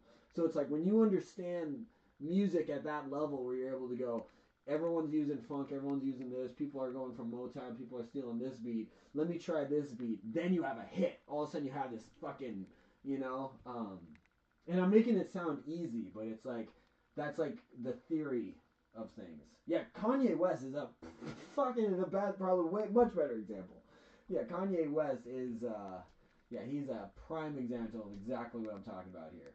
Even like his last song where he came out with that album, the fact that he comes out with an album and then comes out with that stim machine. I don't know if you saw it, but he came out with like a little machine where you would have to buy that to listen to his album. And then it allows you to play like different parts of the song on the thing. Like you can play just the bass, just the highs, the lows, or whatever. You can mess with it. But it's like he's so far ahead of the game. He's like creating things that don't even exist yet.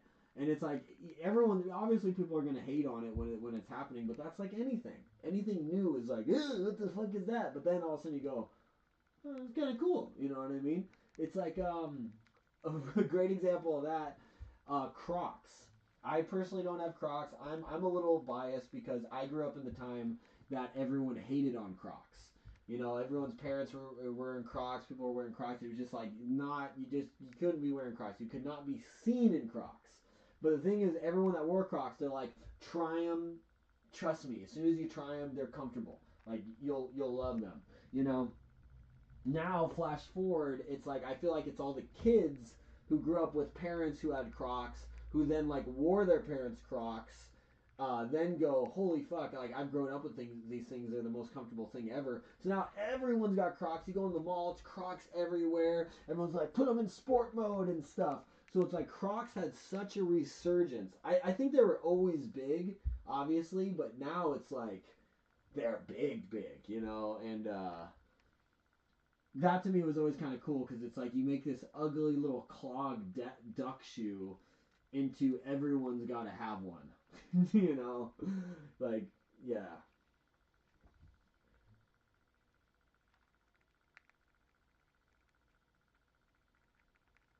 Minds feel godly to be a trend starter. Yeah, right?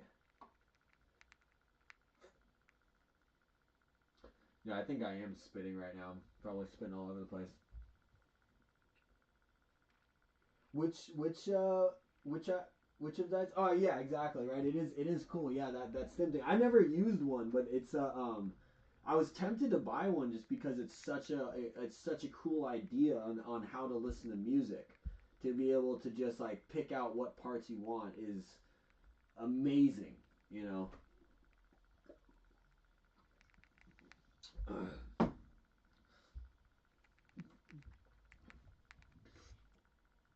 And the thing with that too was like, had he made it so you could just plug songs into it, I would have 100% bought it. But how it works is you can only, I think it really works only with his songs on that album. Look how fat. Look at her stuff in those cheeks. Her cheeks are literally gonna explode.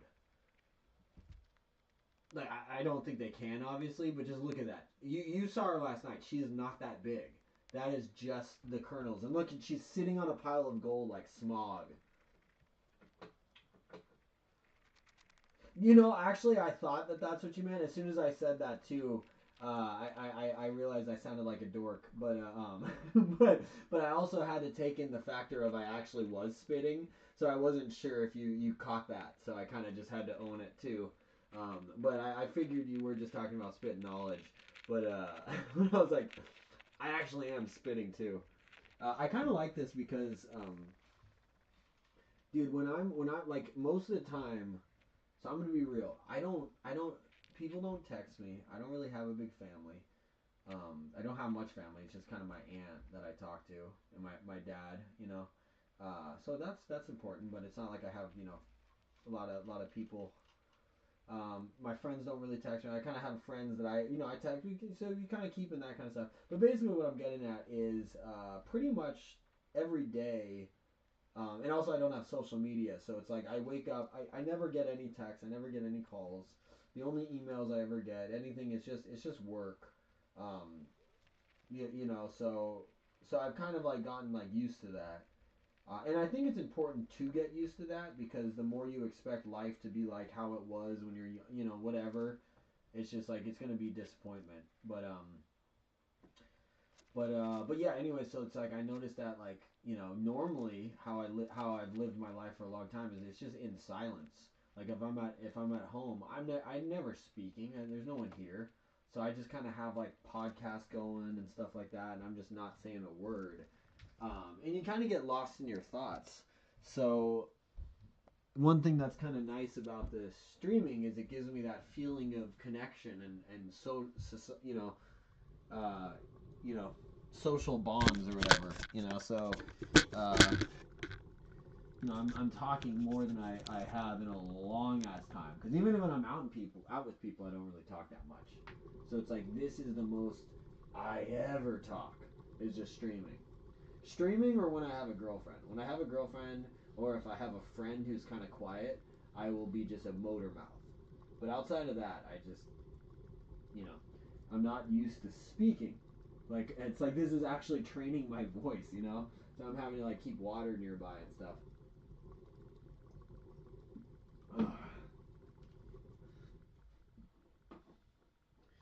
This is my feeling too with streaming and OBS in particular.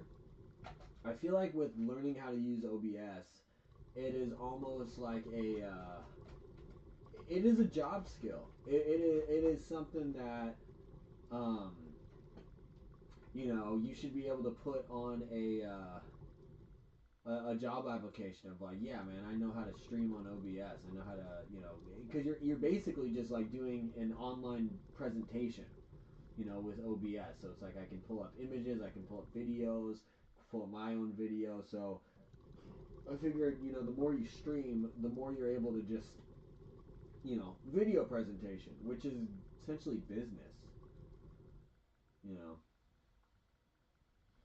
Yeah. That's good to know that I'm not the only one. I figure we know with all this stuff. I always figure that which is humanity and stuff. That's what I love about Google is I'm convinced that through Google especially, it's like it's led me to believe that it's like none of my thoughts are really that original. And if I have a question or a thought, usually someone else out there has had that thought before me. So I Google it and I find, yeah, someone else did. Very rarely do you Google things and it's not there. In which case, like I said earlier, I think if you have that, then you have gold. You may not. You may then have to figure out how to, monetize it. But yeah, it's definitely valuable information. Um,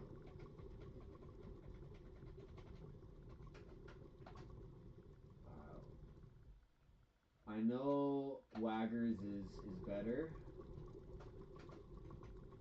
but we're gonna bring in Peekaboo. So we got Peekaboo, we got Snubble, Dr. Toboggan, Joey, Pichu, and Jiggle. So we got our normal type, electric type, ground type, flying, bug, normal. So we have two normals and water. Now what do we have? Physical, special, physical, physical, physical, special. Special physical. It kind of goes both ways. But really nothing. Okay. So we need some more like special defenders or special attackers. So maybe I kind of want to raise a mill tank though. Oh, I gotta revive these guys. You know what?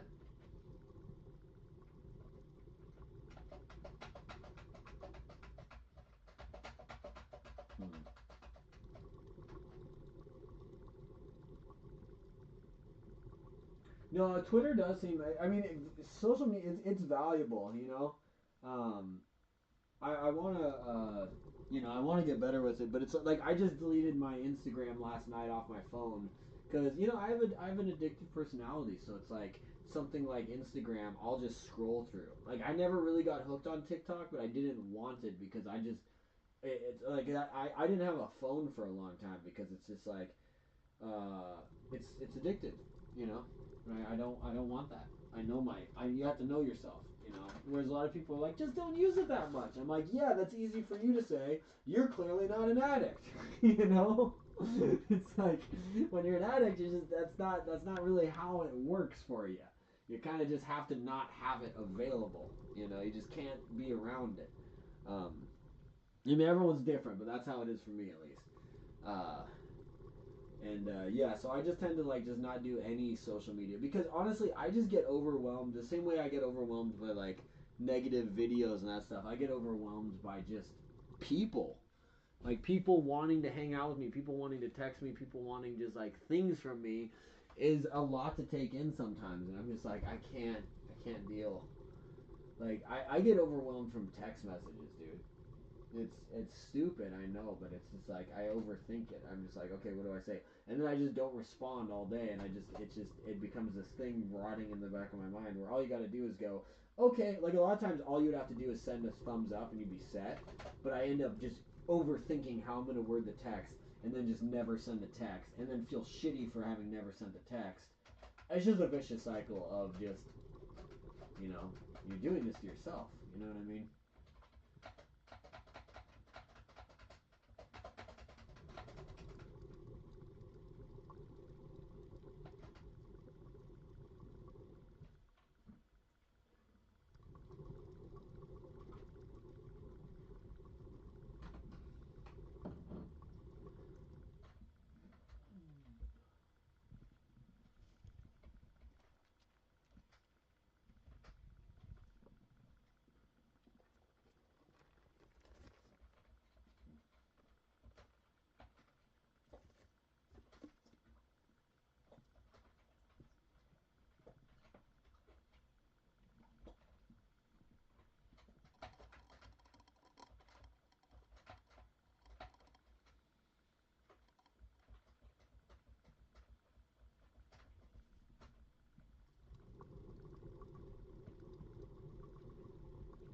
All right, so I decided rather than avoiding normal types, let's just commit to the normal types. Because I gotta have Jiggly, gotta have Pichu, gotta have Cuba. So we're already locked in for 3, so we only have 3 that we can cycle through. Snubble I just want to use because I love the back sprite and I never really used the Snubble. So I kind of want to just try Snubble out. And that's my same feeling with these 2 guys too. I kind of just want to try them out. So Meryl, I kind of feel like has the least potential here. So we'll just kind of keep Meryl for a bit and see what happens. So I'm not really 100% on this team, but that's what we're going to work with. I'd rather have Onyx on this team, to be honest, but that's just what we're going to try. So let's... Oh, we can go all the way, can't we? We can just start grinding.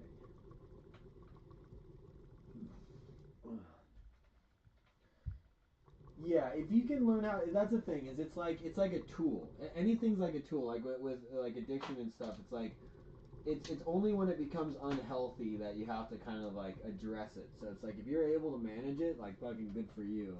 I kind of get that way with things where it's like you kind of, but I just know my tendencies, so that's why I kind of avoid certain things. Okay, so this is why we don't want to have normal, because then we get fucked when we come across a steel type. Yeah.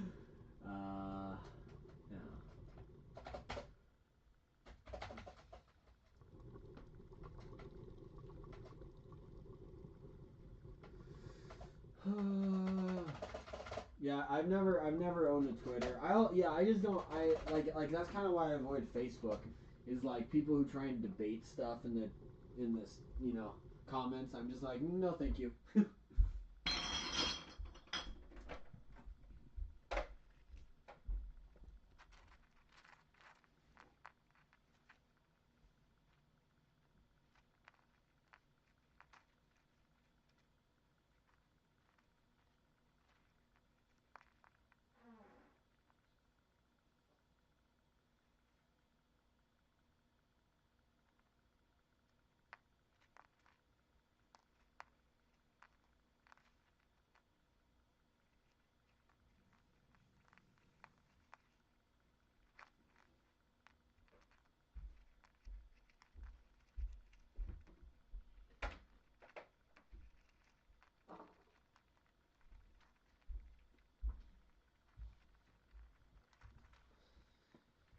Yeah.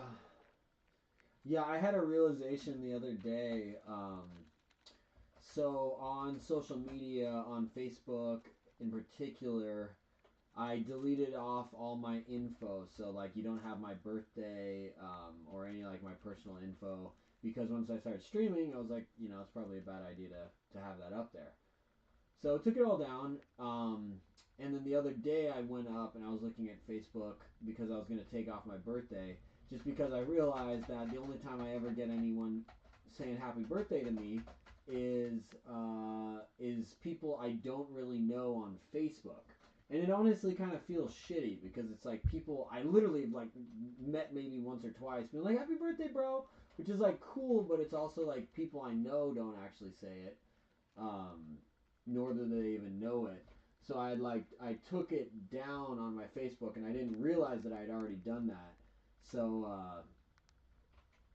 anyways, I was like asking my buddies to hang out this weekend because it's my birthday, and they all just kind of were just like, I am just gonna clean my house, and I was kind of like bummed out. I was like, don't you know it's my birthday? And then I realized they don't, because I took it off my Facebook, so they just don't know it's my birthday. So it's on me to tell them, but at the same time, I'm like, I'm not gonna force people to hang out with me, so. They already made it clear that they got other things going on, so that's totally fine too. But yeah, I mean, I'm not trying to sound all like, mopey about it, but that's just the reality of birthdays when you get older. If you want to do anything, you just have to make it happen yourself. You gotta throw your own party. My birthday is Monday. Yeah. Yeah, October 10th. So yeah, honestly, that's kind of why I'm streaming 24/7, because I don't have any work coming up. I don't have anything coming up to my birthday and after. So I'm essentially like on a little bit of a vacation for the next few days. Um, and so usually what happens like around my birthday, I sometimes will fall into a depression, and literally every year around my birthday I start playing Pokemon. I'll start up an old file. It's just a pattern that I've always done. I do the same thing around Christmas, just because of life events and that kind of stuff. Um, and that's why I love Pokemon, because Pokemon for me is a connection to a happier time. It's like a portal. There's glimpses of moments where you forget about life, you know. So I get a little too, I don't know. I don't know.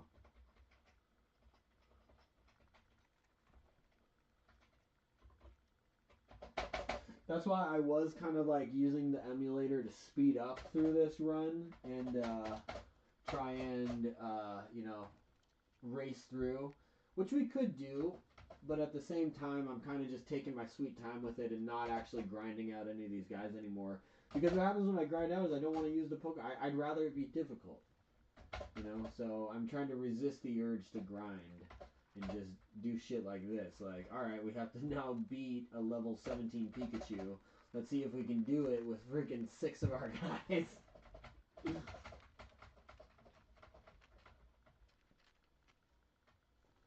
Oh. Fucking Miltank is strong, man. Uh-oh. Uh-oh.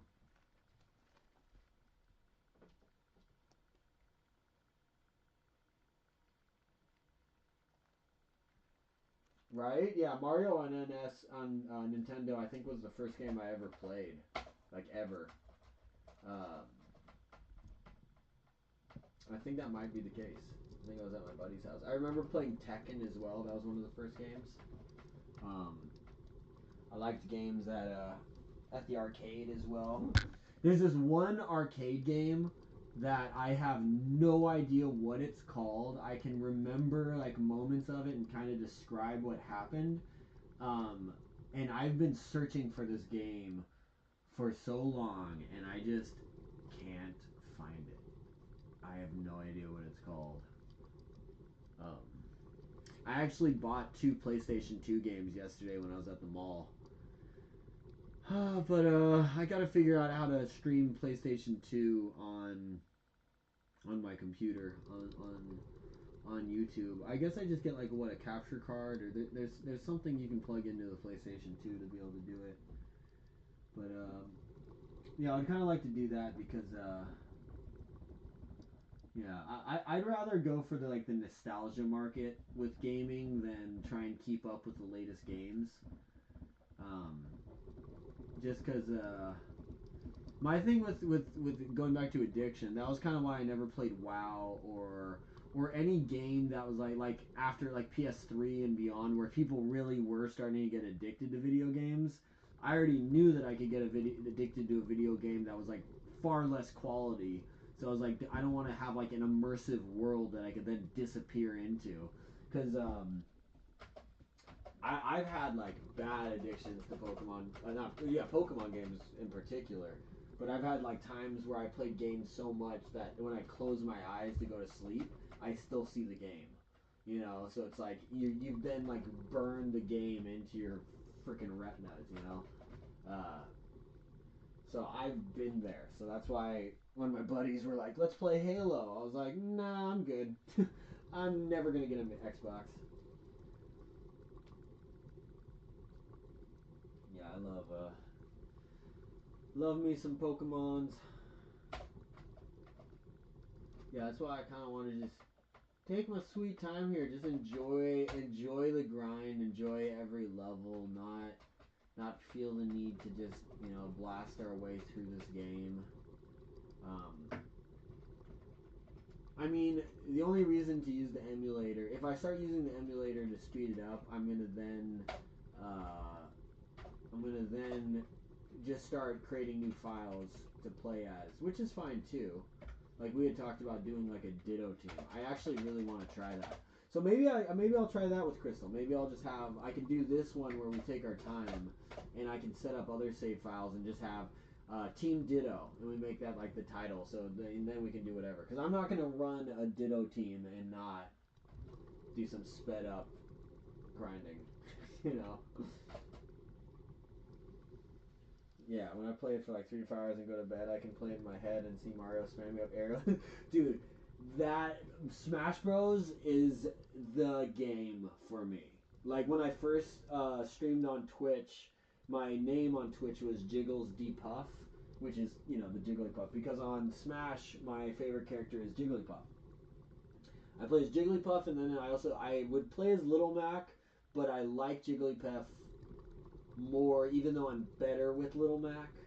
Um, but still, I committed to Jigglypuff, where now it's like that's all I play as. I also like Toon Link. Toon Link's another one. Um, Lucario, I'm pretty decent as, but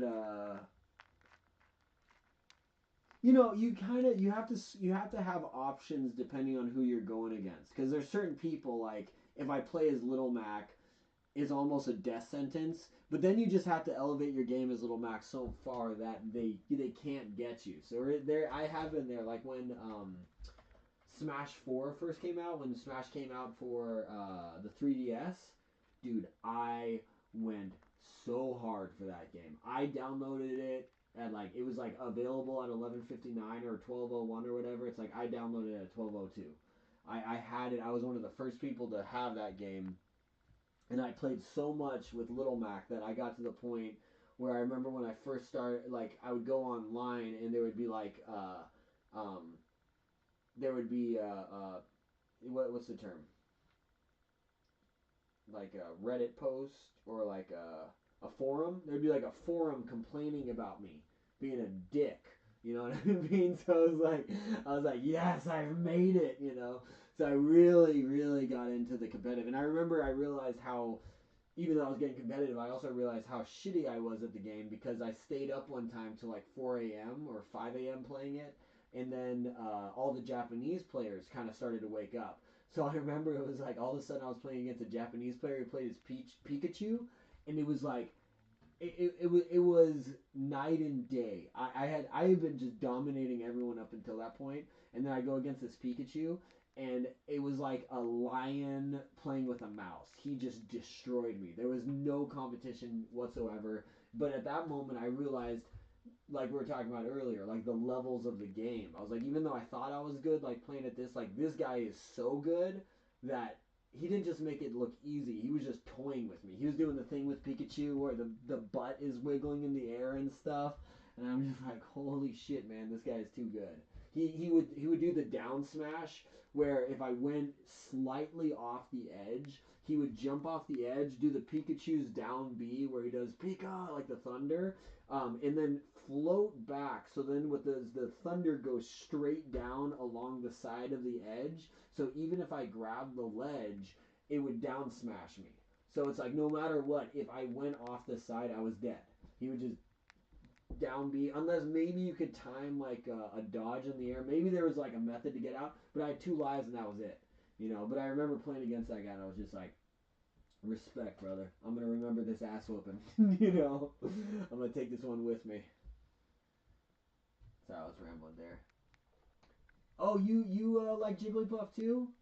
Oh yeah, my main is dude. Mario is good. My cousin used to play as Mario. Main is Mario. I remember I was playing with him, and I was really cocky with my little Mac, and then he was just like, I'm gonna main as Mario, and he just kind of just like consistently figuring it out, and they got to the point where I couldn't beat him because he just like Mario is so balanced, and also he figured out how to get that down smash.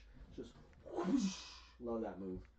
Um, yeah, I love Jigglypuff. So my favorite thing, so what I would do is Jigglypuff, and this is where I was getting hate online, is I had someone do this to me. Like I was playing against another Jigglypuff, and the guy did this to me where he just kind of strolled towards me and then hopped, like did a light hop, like not like a full jump, just a tapping on the A. So walks towards me, hops, and then as soon as the Jigglypuff gets like in contact with my guy's figure, down B and smash me. So just casually walked up, down B, you know what I mean? And then that's when I went, oh, there's levels to Jigglypuff, you know? So what I did is I spent like 6 months where I would play online incessantly, and all I did for like 5 of those months is lose with Jigglypuff. But all I ever did was I would only use one attack at a time. So I would spend like 20 games and all I would hit was down B. So I would just try and figure out ways to time down B against every different character.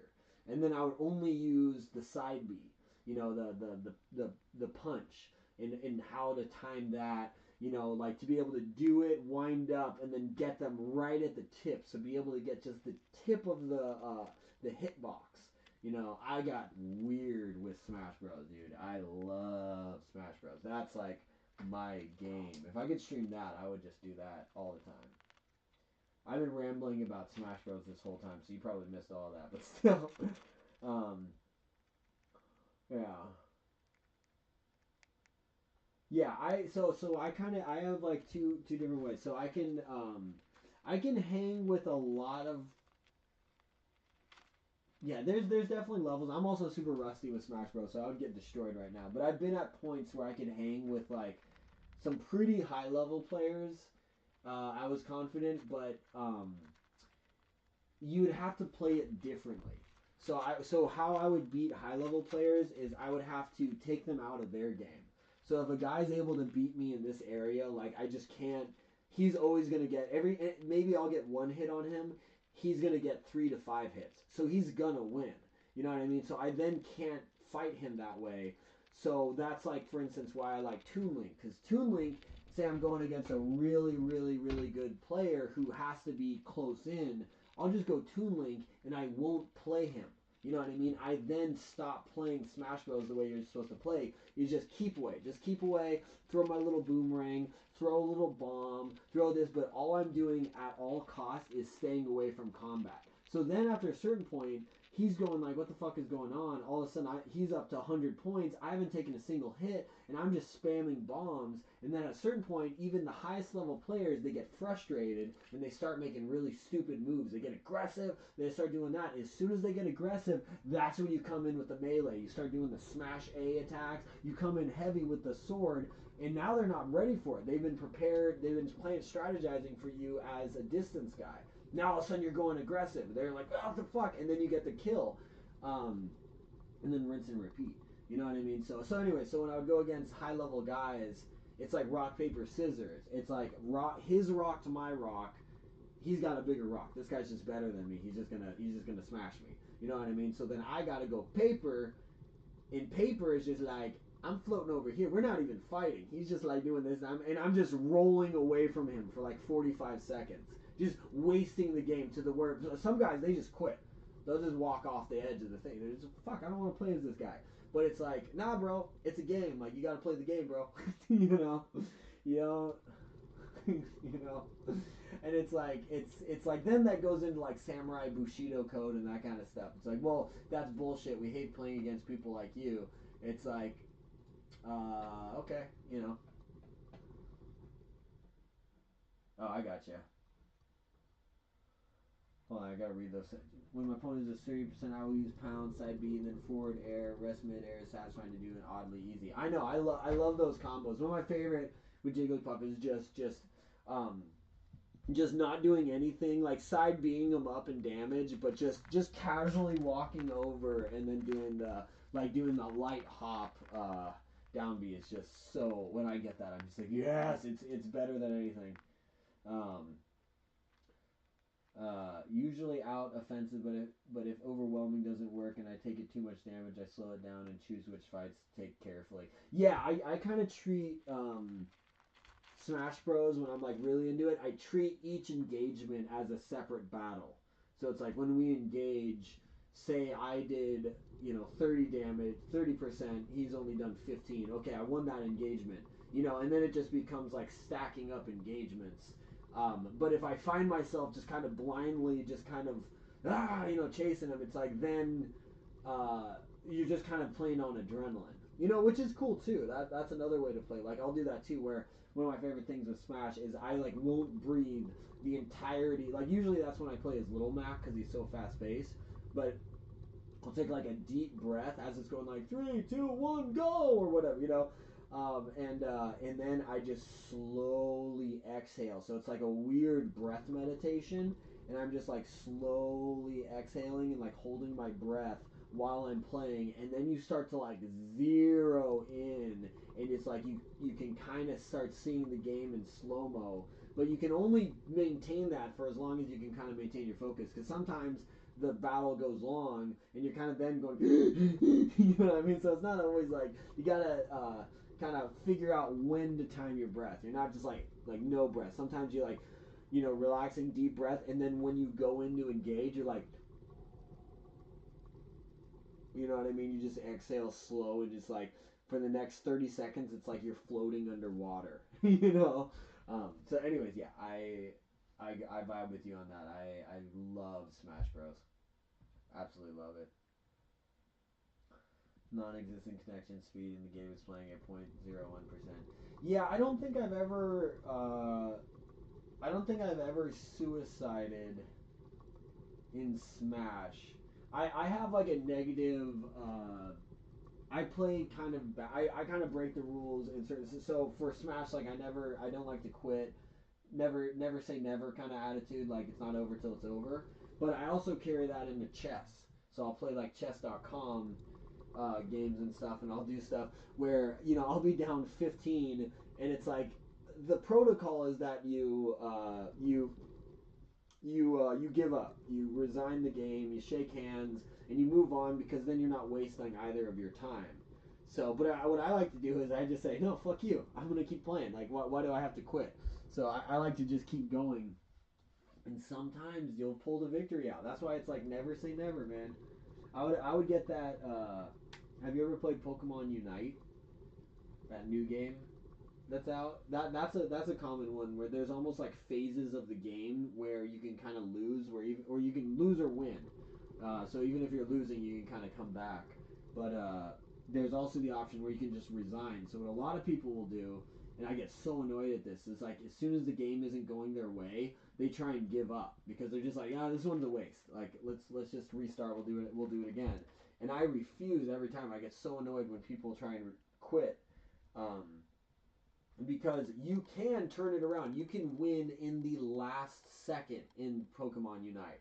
Like you can get, when it's just 3, 2, 1, go. You can hit a score in that 1 second and win the game. And I've done it. I've seen it happen many times. So I know it's possible, but it's just like you just can't quit. You know, so that in itself is a whole whole extra thing. Anyways. Oh, have you? Yeah, I'm pretty addicted to Unite. The only reason I kind of like take breaks from Unite is because it reminds me of League of Legends, which, you know, obviously it is. It's just, you know, Pokemon version in 10-minute form, which is nice. But, you know, in that sense, too, I have to force myself to take breaks because it's just the same thing every time. But in Unite, I play as Snorlax. So I play as Snorlax as my main. I will occasionally play as Wigglytuff, and then lately I've been playing as Blissey. So Blissey's been kind of the fun one because when I play as Snorlax, if I have a Blissey on my team, like we're unstoppable. If I have a Blissey that hangs out with me when I'm Snorlax, we will win every game. Like there's just no question because the Blissey just heals the Snorlax. The Snorlax is a tank.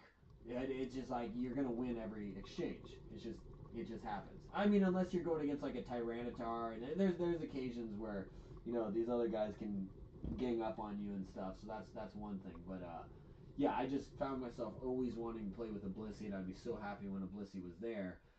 And then I finally was just like, you know what, screw this. I'm gonna be the change I want to see in the world. So I started playing as Blissey, and then I would just you know, fall around. You know, I would pick the strong players on our, just pick like one or two players on our team that I liked. I thought they were strong, and I would just follow them around and heal them. So I was complete support. Um, but in doing so, all of a sudden my teammates loved having me on the team because all of a sudden they have this person whose only concern is healing their teammates. So then they get to start taking chances they normally wouldn't, whereas normally they'd have to retreat from the battle. They can go aggressive, so we're winning exchanges you don't normally win.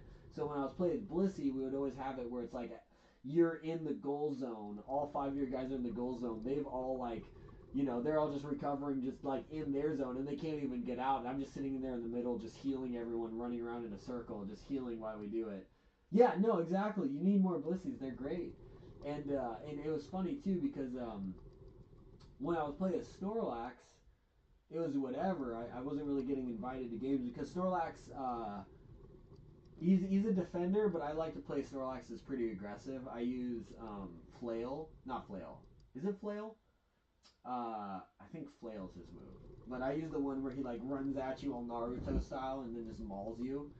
And yeah, so I love playing as Snorlax, but I play as super aggressive, so I always go for the kills with Snorlax. So I never really get invited to games, but when I play as Blissey, like people online are constantly inviting me to join their group, and I was like, oh, that's kind of cool.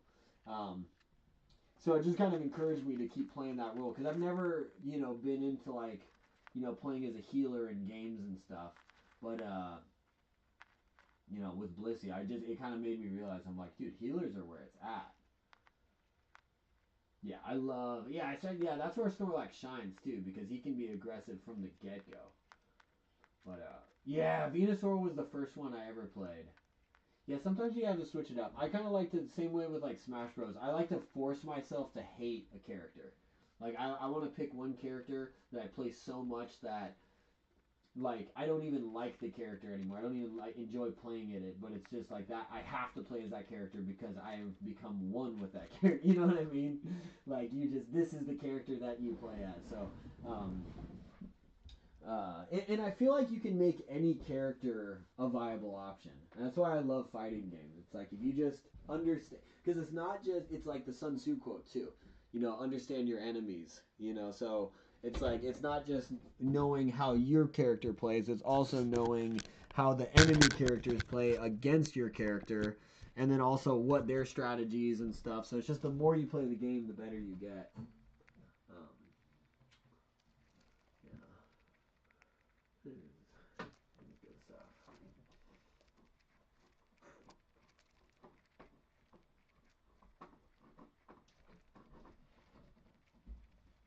Oh, I gotta charge this mouse real quick.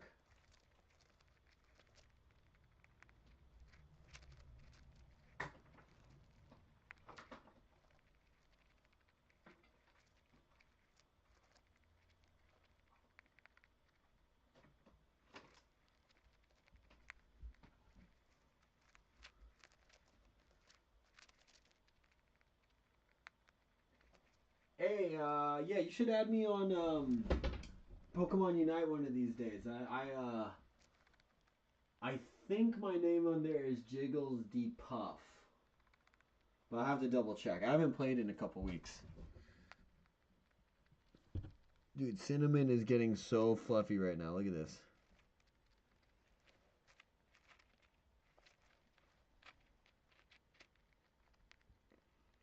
She's about to attack me, I think.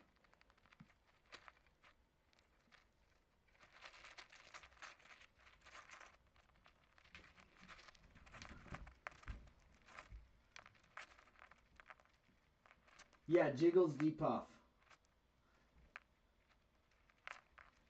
Oh no, it's Jiggles. Let me type it in. Jiggles Jiggglz. Let me type it.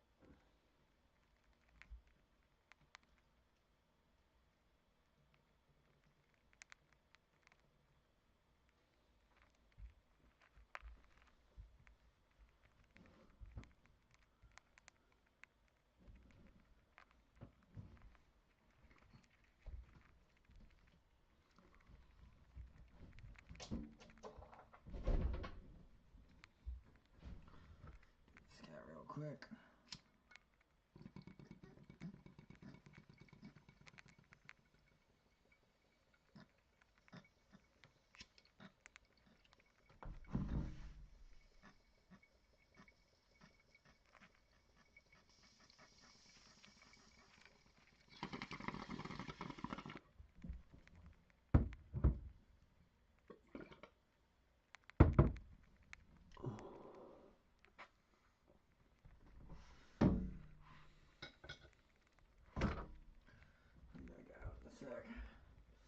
One sec.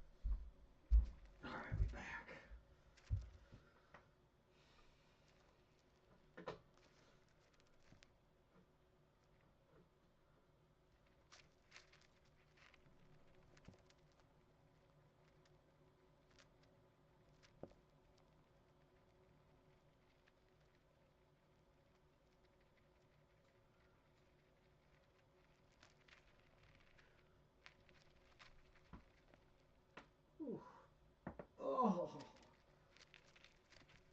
Hey, we back. We back.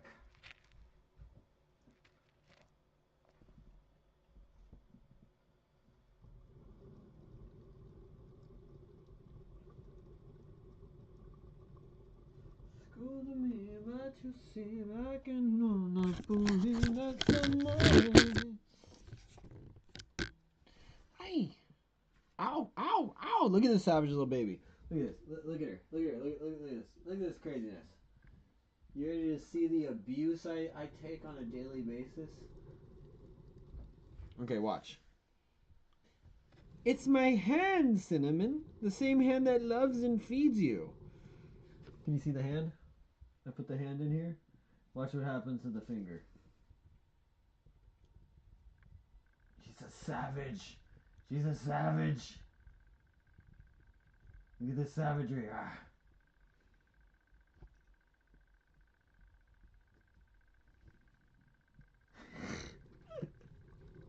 I don't know if you can see. She just ran over and bit my finger and then went back to running. She's like, hey, fuck you. Yeah, I respect her attitude. She's got a lot of moxie, you know. She does not take shit. It's like, you cannot be bringing anything. Dude, can you see how crazy she is? Look at it. She is literally insane. Like, watch this. Watch this. Cinnamon, look at the finger. Look at the finger. Look at the finger. She'll need a second. If I touch her corn, sometimes she goes crazy. Watch what she does with the corn. Look at her little move. Look at her little move. Watch this move. Oh, she's back to running. She's so into running right now. I'm loving it. She's getting faster. I'm kind of scared though because she's never run this long. Like, I think it's this wheel. She really likes this wheel. But I'm kind of scared to take her outside now.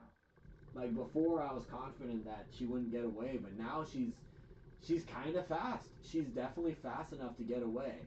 Where there's enough gopher holes out there where she could just go into a gopher hole and I'd be fucked.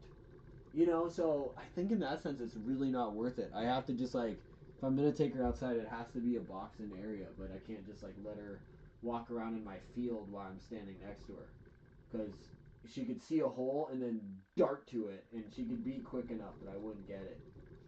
But you know, back in the day, she was just like, she didn't have the coordination. But look at her; you can't even tell she has 3 legs, right? The leg you're seeing that's closest to you, that's her little nub. That's the nub you're seeing. Look, she uses it. She moves it like it's real. She like rows it like a boat. She's going like this. She like scoops off the ground. Yeah. No, she rolls over. She does this little move. She goes like this. This is like how she gets pumped up. Like, instead of like, why are you on it? She goes like this. She goes, she like, it's like she's kicking up dirt. Like, if she's in her like dust or whatever and her fluff, she just kicks it all up. And she kicks behind her, and she kicks it up, and then she kicks behind her, and she kicks it up, and she kicks behind her. And it's just so funny. Let's see if she does it. She rolls this little thing. Cinnamon, look at the thing. Look at the thing. Look at the thing.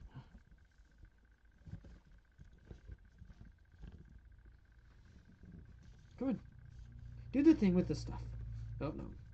She's like, I will not dance for you. I am not your dancing monkey.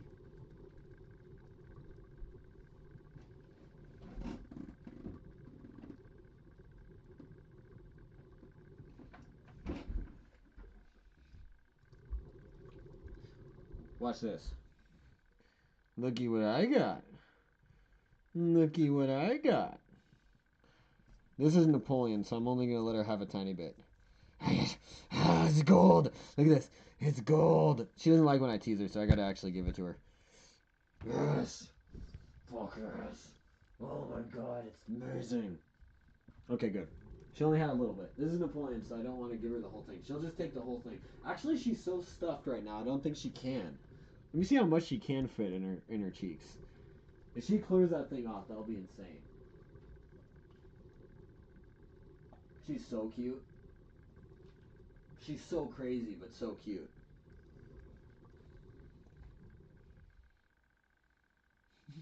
She just looks over.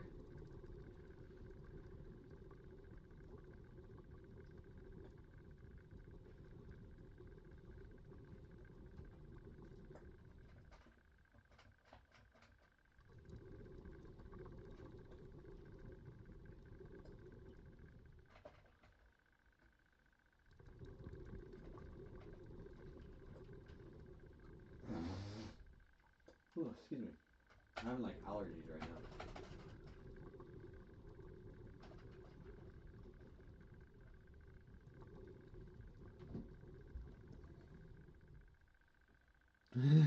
She keeps looking over at me. Every time I walk over to her, she just stops and she looks at me and she goes, "What do you want?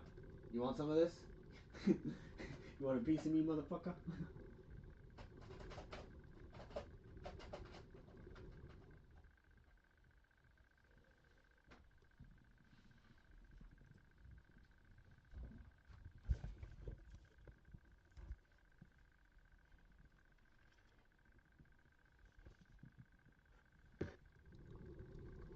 Crazy manic baby.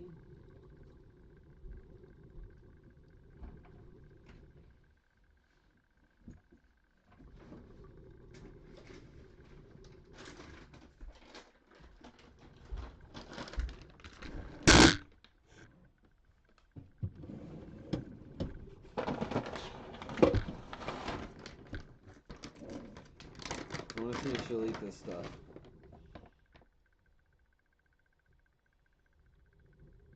This stuff is supposed to be the healthiest stuff for her, and she hates it. I can't get her to eat it. I wish she would. But she just has no interest in it whatsoever. The essentials. She will go for this one, which is her other healthy thing. But look how ferocious she wants to come after me. Look, this is what she wants.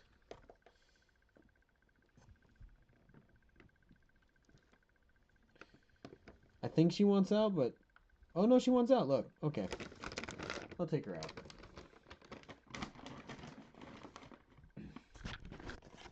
When she does that, it means she wants out. But what I'm gonna have to do to keep the corn in one place, because look how much corn she took. I don't want her to put it back in her stash, so I'm gonna put her back in that spot in a moment. She wants to cuddle, but I also don't want her to unload this corn in my jacket. So I'm gonna put her back, and then hopefully she'll unload the corn, and then I'm gonna take her right back out. Let's see. Let's find out. She's like, I don't want out of your hand. I need for you to take me places. Now that she's back in here, she's gonna attack me. Oh no, she's back to running. But now I feel bad, baby. You gotta unload the cheeks.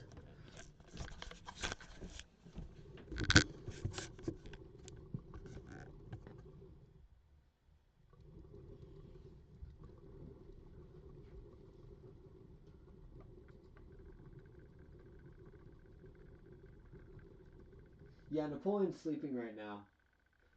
I was gonna trade them both out, but I heard Napoleon moving around for a sec, but she went back to sleep. So I was gonna put Napoleon on the wheel in a little bit, because I think Cinnamon.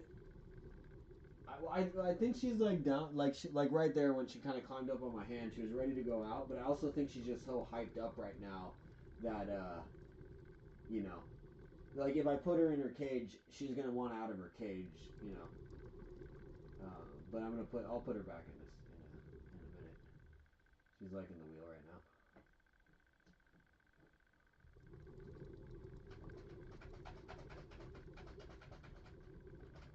Oh no, he killed my snubble.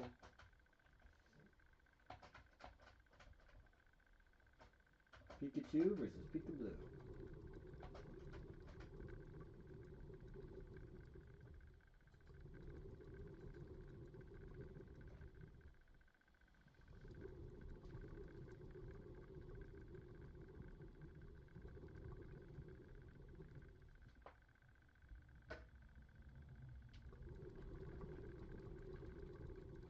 Hey, we got 2 likes. Right on.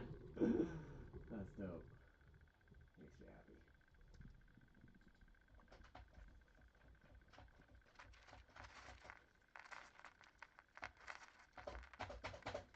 Come on, Pikablue. Beat that Pikachu. Is she unloading? She's unloading. She's unloading the cheeks. Good job, baby. You knew what I wanted. You knew what I needed you to do. Has way too much corn in your cheeks. I'm not trying to have you stash it in there. Look, even after unloading, she still has cheeks stuffed. There you go. Keep going. Keep going. She really packed them in there today.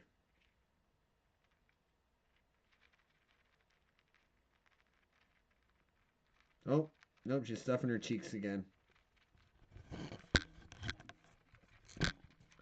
She unloaded the cheeks, and now she's stuffing the cheeks.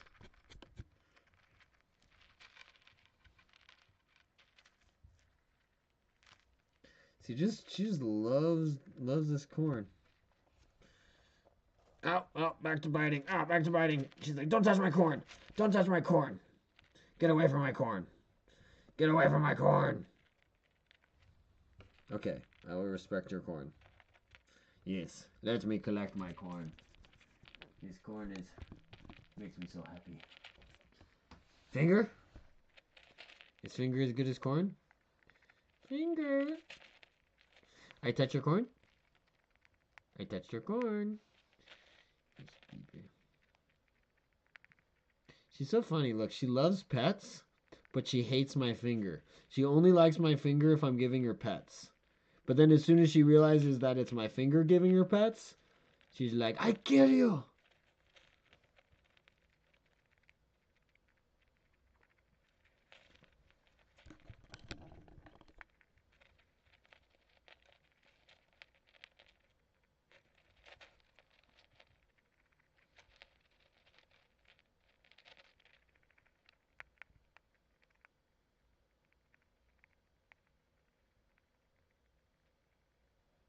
It does the finger petting you all along.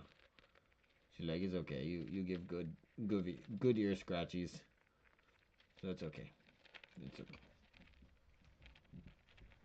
You are witnessing a crazy person. Yeah, Napoleon sleeps, so it's like Napoleon will just like be asleep for like a really long period of time and then be up for multiple hours straight.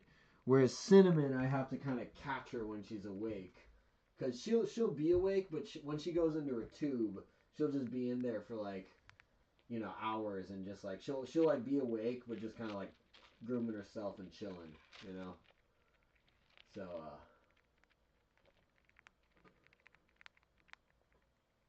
yeah, right. I know. She knows I mean her well, but it's like, cause like, look, I can come in here, I can pet her. She's so cute, but like right now, she's like, wait, who's petting me? She's like, all right, we're good.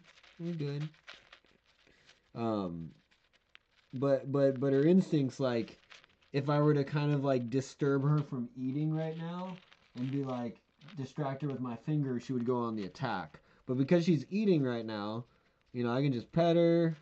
I can do whatever. As soon as I pick her up, she's as sweet as can be. You know. Right now she's eating though, so I'm not gonna pick her up.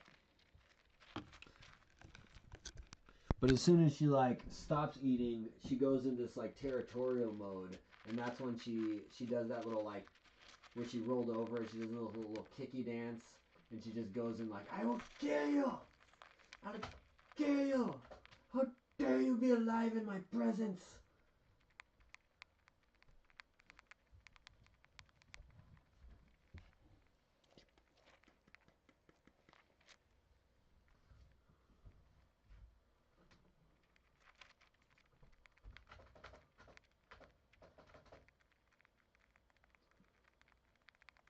This Pikachu is just toying with me right now.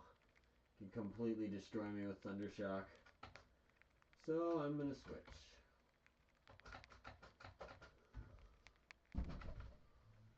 What's up, punk? Shiny Pichu up in your face.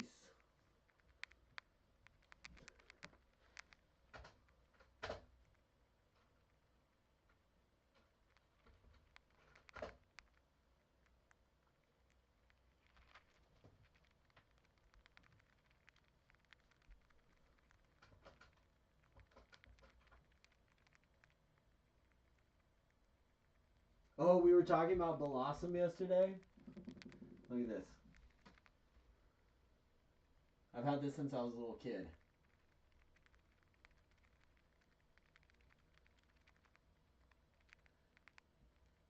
Blossom's kind of dope. It's just this like happy little. I love the face. I also have this one. Gotta love Mew.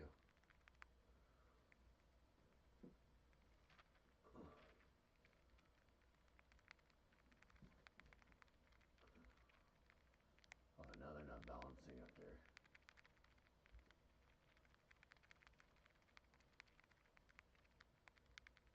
Yeah, I almost got a Pichu the other day. I kind of wish I did now. I bet it was really expensive though, because it was like it was like wasn't large. I guess for a Pichu it was large.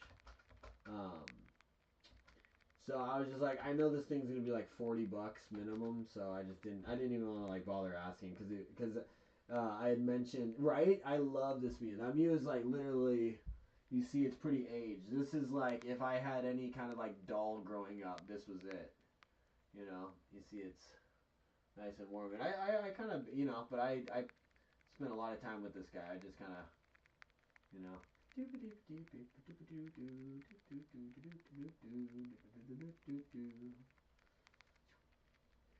Very expressive with his hands.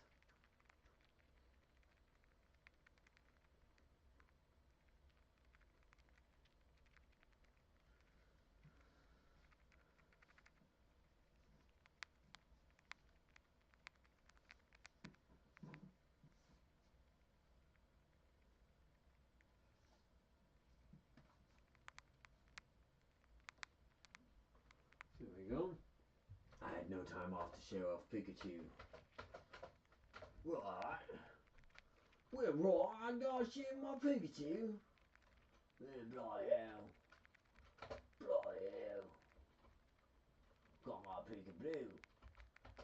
First we're gonna send out Milky.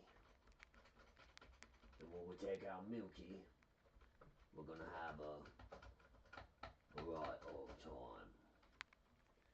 Oh, this lady wants a battle. Got your Clefairy there, I see. Some mighty fine mouth got there. Meet Milky. Milky, you stomp. Stomp the kitty, Milky. That's kind of dark. A cow is just stomping out a cat. It is very dark. This fight scene would not go well. When you like the reality of certain. Oh, I spoke too soon. Oh, I thought he was gonna take me out. Sorry, dude. Miltank for the win. See, I knew Miltank was good. Like, Miltank's like one of the hardest battles in Pokemon Gold, Silver, with that gym leader. Whitney? Yeah, Whitney. But then after that, you like never see another Miltank.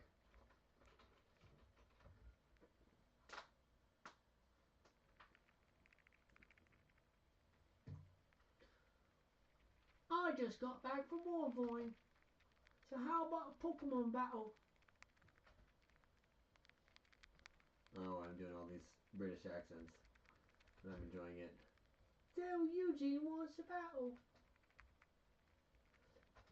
How about you deal with my Poliwhirl?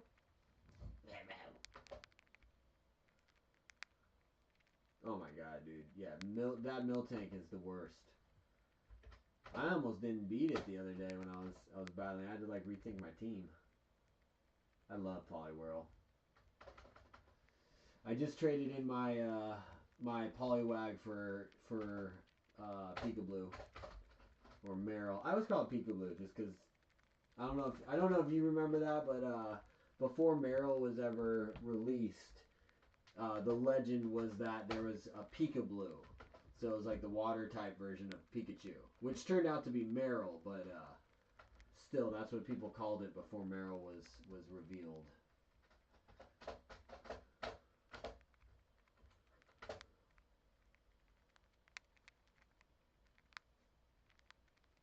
Oh shit! Oh, he beat me! Oh, brutal. Brutal. We're going Peekaboo. I know you're paralyzed. I know you're low on health, Peekaboo, but I know you can do this. Hit him with the water gun. Yeah, bubble. Bubble. Yeah. Yeah, I remember. So there was Peekaboo was a rumor, and then also Yoshi was a rumor. So there was like an April Fool's, I guess, in like a magazine that said that you could unlock Yoshi, and it was supposed to be the Yoshi actually from Mario Yoshi. But the rumor then spread even further to where it's like the people who knew it was like Yoshi, uh, Mario Yoshi, uh, but then they would keep telling it to where it's like telephone or whatever, to where it's like Yoshi then became this like mythical dragon Pokemon that was the evolution of Dragonite, was like Yoshi. But it was like no one really knew what Yoshi looked like. It wasn't Mario Yoshi. It was just called Yoshi kind of thing. So that was always kind of cool. And then you had Missing No and you had M, which is, obviously cool. And supposedly the whole Missing No was tied to like a Pokemon that they like took away, but I think it was like it was supposed to be something along the lines of the the slot where Kangaskhan would have been in order to be the evolution of Marowak. So it was like there was like a 3-part evolution for Cubone, and then they scrapped that and made Kangaskhan its own other thing in a different slot, but there was still like that file slot for the third evolution of Cubone. I think that's part of the story. Yeah, Missing No was weird. The fact that there was just like, I mean, just that whole thing. I don't even remember how I heard. I must have heard it from like a kid, but it's like I learned it on the playground, and then it's just like you learn this whole hack of like walk. I don't even remember how to do it, to be honest. I used to know it. I should probably write it down just so I have it. But uh you walk up and down or whatever. You talk to the guy, and then he's like you go up and down Cinnabar Island. You get like multiples of every item that's in that one slot, a certain specific slot down. So it's like there's all this stuff you had to remember. Um, yeah, it was second nature back in the day. All right, he's got Eradicate.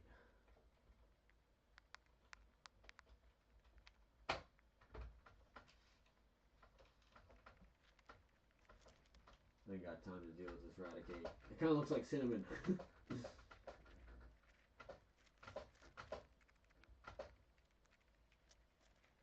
6 slot. Okay, yeah, that's right.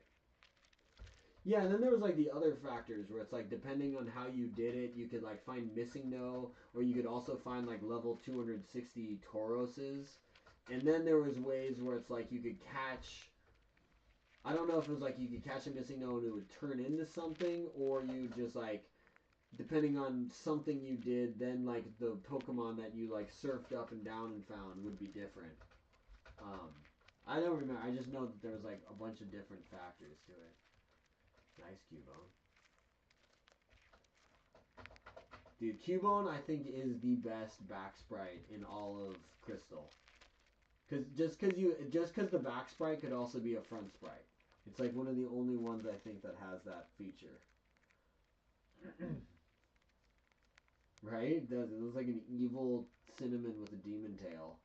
Like if Cinnamon had like just a fucked up evolution, you'd be like, yeah, don't evolve. Please never evolve. Krabby.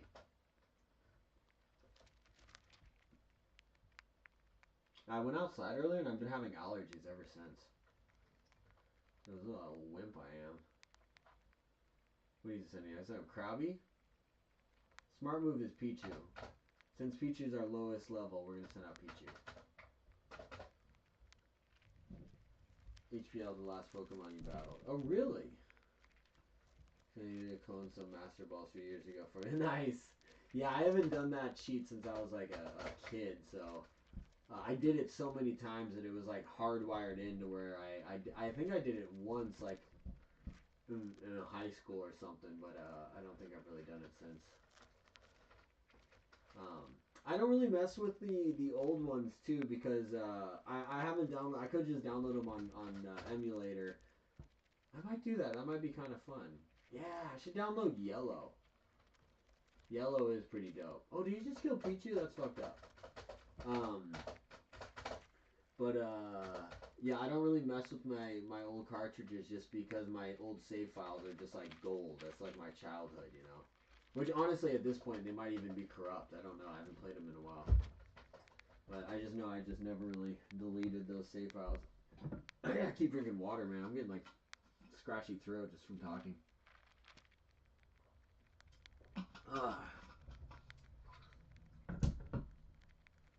Oh, did I do a hashtag Pokemon on this stream? I should probably do that.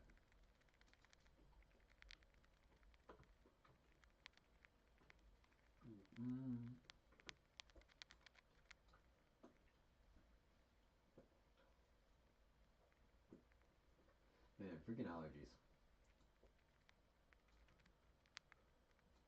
Do I need to put the hashtag in the title, or can I do it?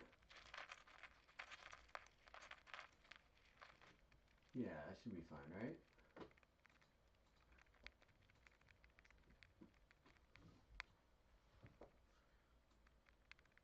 What day is it even? Oh, it's Thursday. I like lose track of time. It's like if I don't have to go to a gig or an event, I'm like, I don't know what's going on in the world.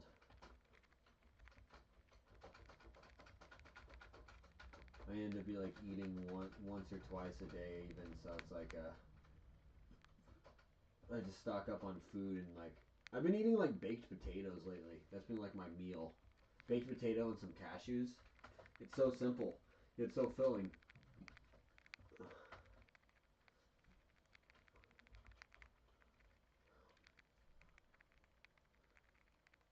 Oh, okay. Yeah, that makes sense. Yeah, I should. What's another hashtag I could put on the stream? 24 hour. What's something? Mario movie. Fuck with people.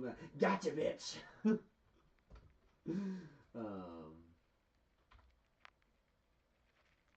Oh fuck! Do we gotta fight the? No, he's not gonna fight us, is he? There's no need to panic, bother with wimps like you. I know. I used to always freak out about this encounter as a kid too. I remember, because it's like you grind your all the way to here just to like you're like okay, just get here and we can heal, and then you run into this fucker. Should I do it? Let's do it. If anyone shows up, we already finished talking about it, and then if they ask about it, we can just discuss it.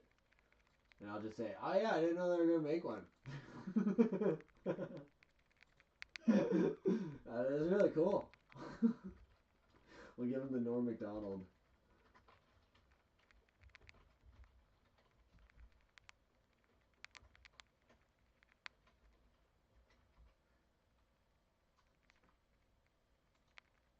There's 1.k movies.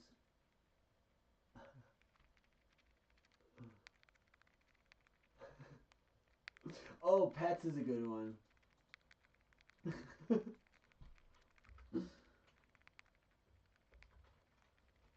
I wanted to I want to download some program similar to like Photoshop, so I can start making images to use as my thumbnail. And I wanted to just abuse the idea that I just put a like a hentai girl or something, just like hentai boobs or something in the thumbnail, and then they get here and it's like gotcha. Not that I really want to clown people like that, but it's just like you're gonna get more views, so just be really blatant about it. Like yeah, just like have like the hentai boobies there or something, and then have me going like this, and then the stream is just this. We never even mention it, and then because you get so many clicks, right? Like I'm just that's why I'm trying to like look at everything from a different perspective of just like okay, what would someone scrolling through click? Because what I've been finding is I guess I'm getting featured on a browsing feature on YouTube now. I think just because I'm streaming so much. You know, let's just exploit the algorithm while we can. See people actually do that for the meme. Yeah. Yeah, maybe we'll just create that image. Did I update it? Did I put pets? I think I did.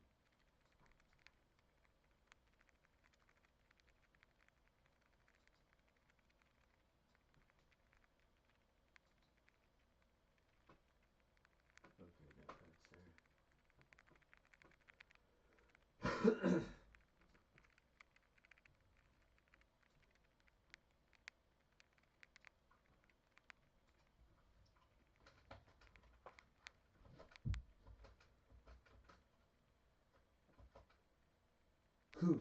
Boo-hoo! Just let sick Pokemon go.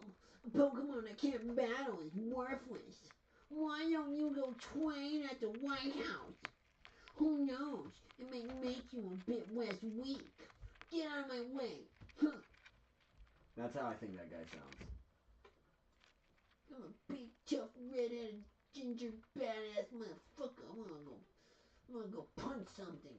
Yeah. On the sea, there are bound to be fish. Oh, I've fished here before for 30 years. Would you like to face the sea and fish? Ah, ha, ha, ha, ha! We have ourselves a new angler. Joku received a good road. Peace out. You go wherever there is water. How are things? And the big one? What a nice gentleman. What a nice guy. GIMP 2.0? I will definitely check that out.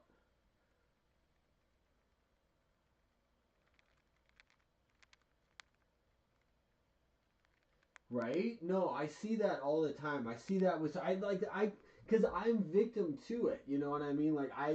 Even though you know you're getting got. Like I had that the other day where it was three streamers and they're reacting to videos and the thumbnail was just like these two Brazilian models and their asses or whatever just zoomed in. It's just like they look ridiculous. These are like Instagram model kind of girls or whatever. So they don't look real. So you see that in the thumbnail, and it's them kind of reacting to that. And you click for that, and it's like 10 minutes and 23-second video or something like that. And that clip doesn't show up until like the 10:05 mark. You know what I mean? So they make you watch the entire video. And I didn't even watch the whole video. I literally like went through the scanning to see where the butts were. I'm just being honest, and then so you go to that and you click on that and it's just like you realize what they're doing though. It's the clickbait, it's the whole game. So it is what it is. And then the video is just them they're just kind of making fun of those girls for doing what they're doing, and the whole thing was that it's like it was just so anyways. But yeah, it's just like it is what it is. It's the whole thing. Sex sells, so might as well. Cinnamon is just stuffing her face like a mad lady. I think she's happy here though. I want to give her some real food though. Here.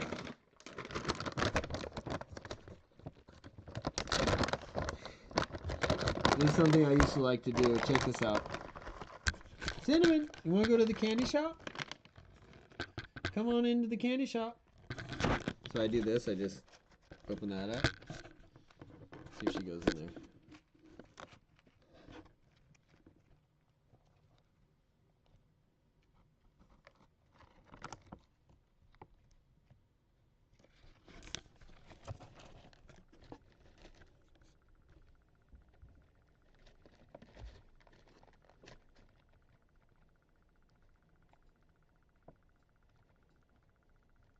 So now she's just in the bag of food. Except she already has her cheeks super stuffed, so I don't know what she's going to do. She might unload her cheeks in the bag of food, which is going to kind of suck, but we'll figure that out.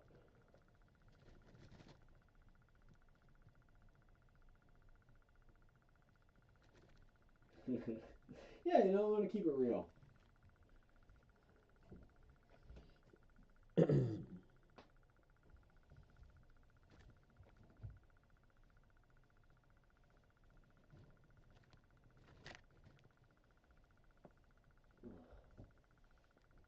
Oh, man. Oh.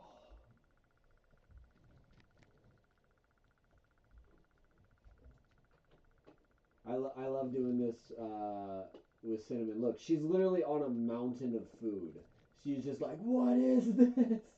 Just going around picking all of her favorite little things. Look at that. It's just a hill of food. It's just sliding down. I love it.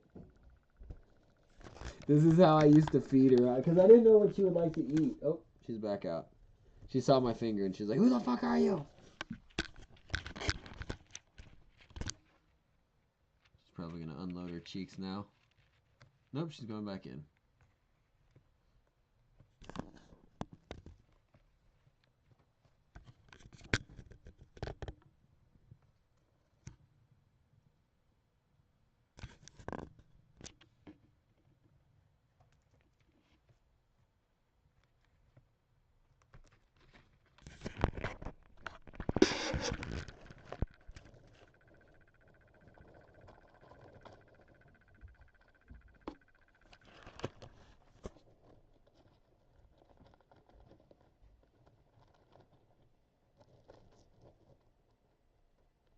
Right? That's what I feel like. I feel like this would be amazing. Like she has these nuts that she loves, this bag of seeds. And so what I do is I just place her into the bag of seeds, and she just fucking loves it and just stuffs her cheeks. And I always say go into the candy shop because for me it's like you know, for her she's got to just be like, oh my god, this is amazing, you know. She just stuffs her cheeks until she's full, and then she comes running out. Like right now, she's probably gonna go unload them cheeks. See if she does. Where's she going? Where's she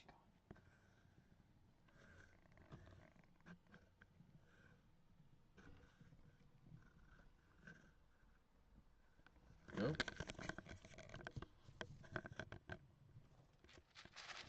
Yep, she's gonna unload the cheeks.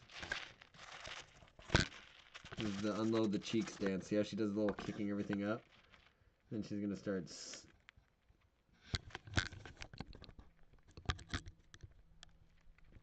Oh, she's eating.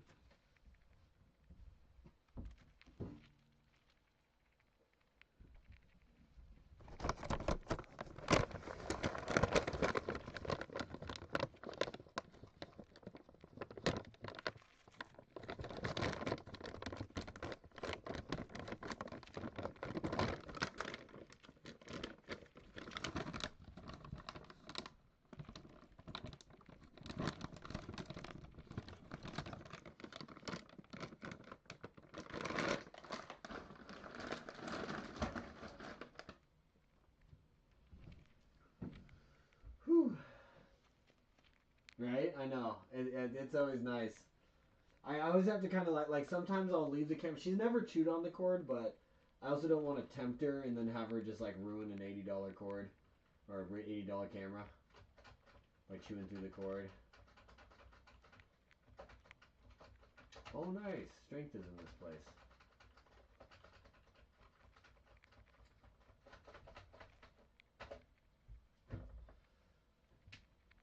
Oh, my hips, man, my hips.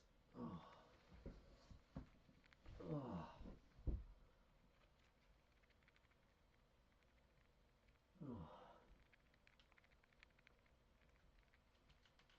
Oh, jeez.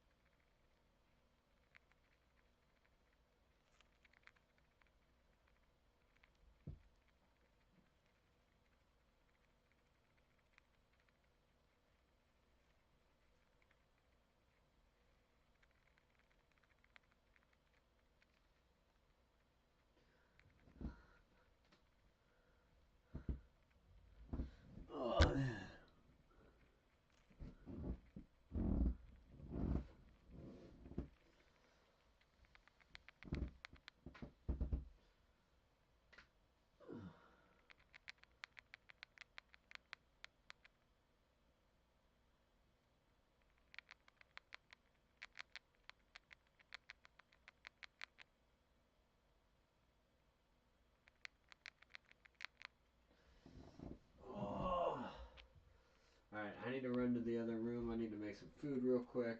I'll be right back. I'm gonna have my camera, so I'll be texting.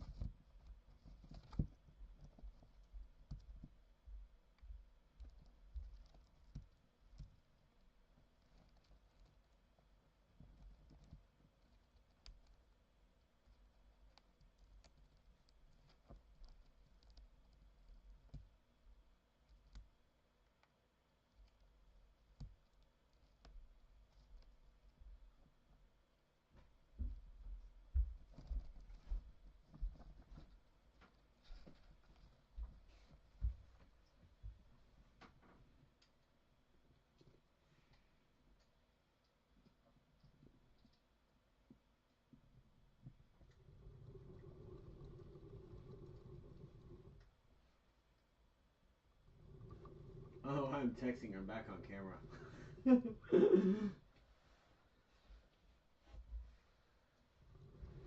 Boiling up the water right now. I'm watching Cinnamon eat. I'm like, I need some of that.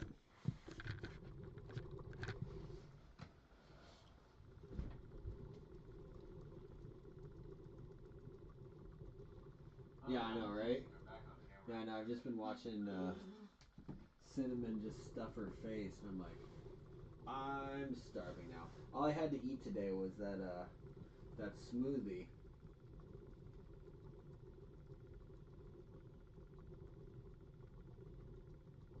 You know, I was kind of glad I reflected on. I appreciate you guys kind of listening to me, you know, unwind, unload about that stuff. But like yesterday with the kendo instructor, I had a nice reflection.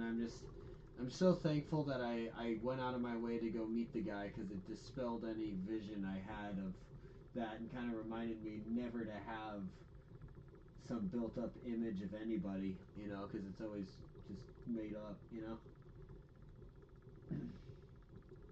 But then also just kind of like realizing that, yeah, he might have been an asshole, but at the same time, like, yeah, he was definitely an asshole for like setting me up for that meeting. Like, he could have just said, "Don't bother coming." You know what I mean? Like, I don't know. But maybe that's not his job to say that either. But still, it was kind of fucked. But you know, I researched the place that he recommended I go to, and comparing it to the place that he teaches at, I'm like, yeah, it wouldn't make sense for me to try and go to his spot, where I'd just be like, I'm better off checking out there, because the other place is at like a Buddhist temple. His spot was at a freaking senior center in like a back room, just like in a dance studio. You know what I mean? So, yeah, the other spot's like actually like a, Japanese cultural center.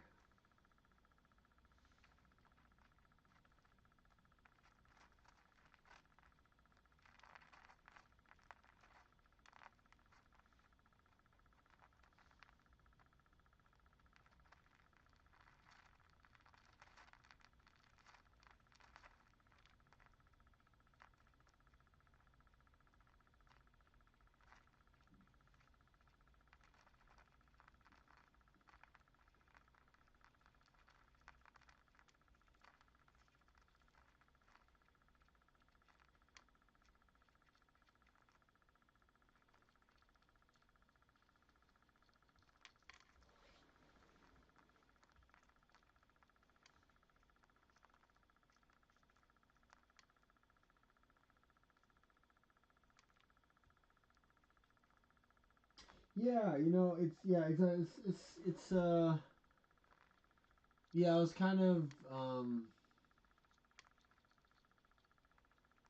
refreshing, because the one thing I didn't want, and what kind of like I felt today, was I didn't want that interaction to kind of like deflate my enthusiasm towards studying the Japanese sword. And I'm gonna be real, it kind of did. Like today I trained and I just didn't quite have the same gusto that I've had going forward. Cause it's just like now that like light at the end of the tunnel seems a little dimmer of like, okay, what am I actually doing here? So I was like, oh yeah, maybe I should just go back, focus my time on something else, kind of thing. But I was like, no, there's a reason you were trying to do this. So I'm kind of tempted to like go check out that other place, but I'm also like, at the same time, like,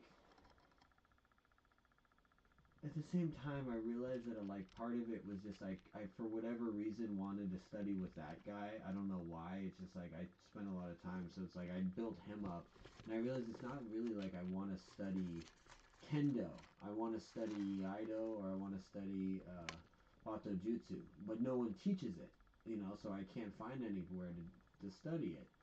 Um, and so like kendo is cool. Kendo's great, but it's like it's a sport, so it's like it's kind of just a substitute for what I want to actually study. So then it's just like going and like meeting with an asshole like that. I'm like, well, if that guy's an asshole, like it just doesn't make me feel like. So I'm kind of like now already like counting out the other people, like they're gonna act the same way.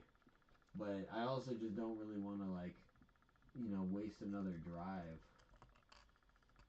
Um, So I don't know. I'm trying not to let it like discourage me, but yeah, it just made me kind of feel like is this just how these guys operate, you know? Or is that just him? You know? But I don't know. I don't know. I'm gonna go check and see if the water's boiling real quick. Be right back.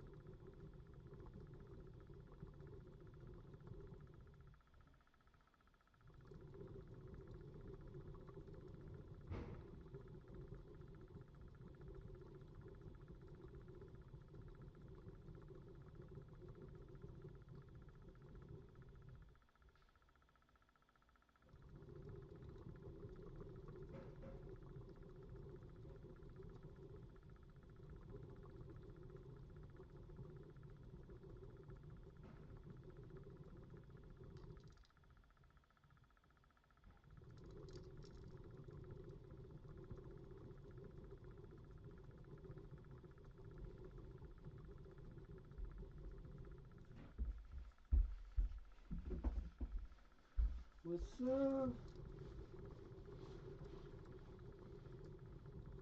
Yeah, I appreciate that. Yeah, in general, never let anyone else's issues become your own. That was advice my buddy gave me regarding relationships, and I always kind of took it to heart. Hi, baby.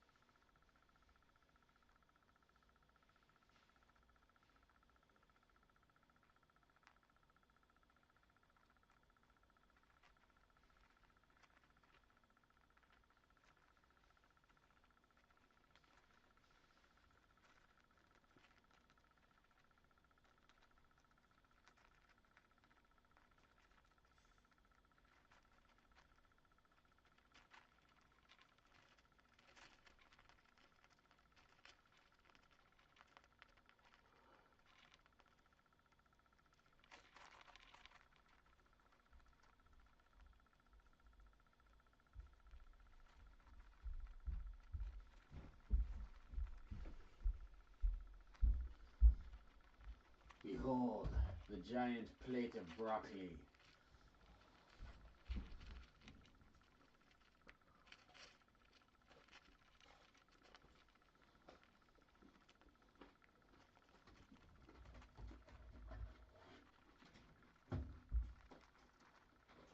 What do you mean? Oh, I mean not letting people get to you? Oh yeah, I know what you mean. Yeah, it's always easier being the outside perspective, you know. When you're in it, you just get lost, you know.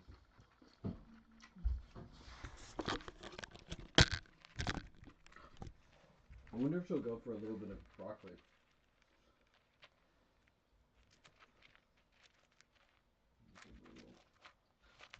Piece here.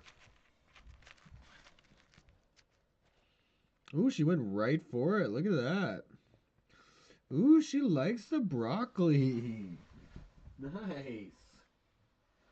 I'll save her another little piece here.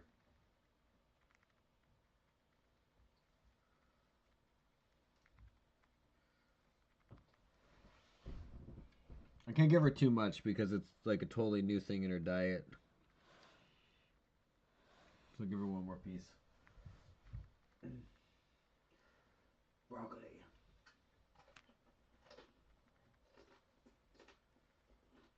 Mm-hmm.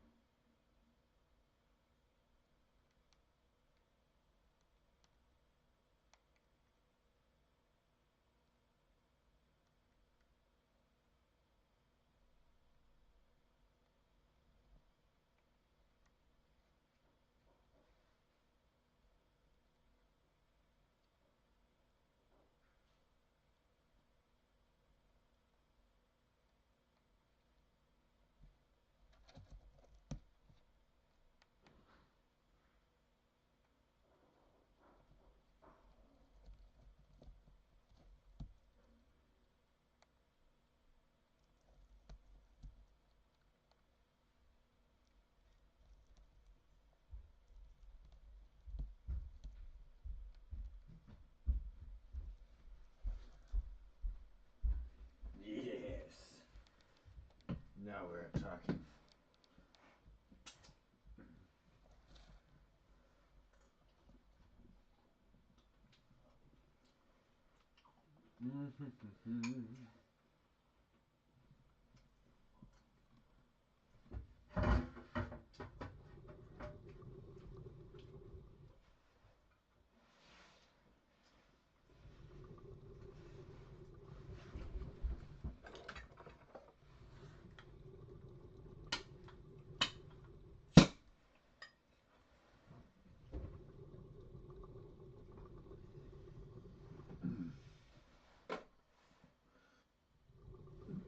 Oh yeah.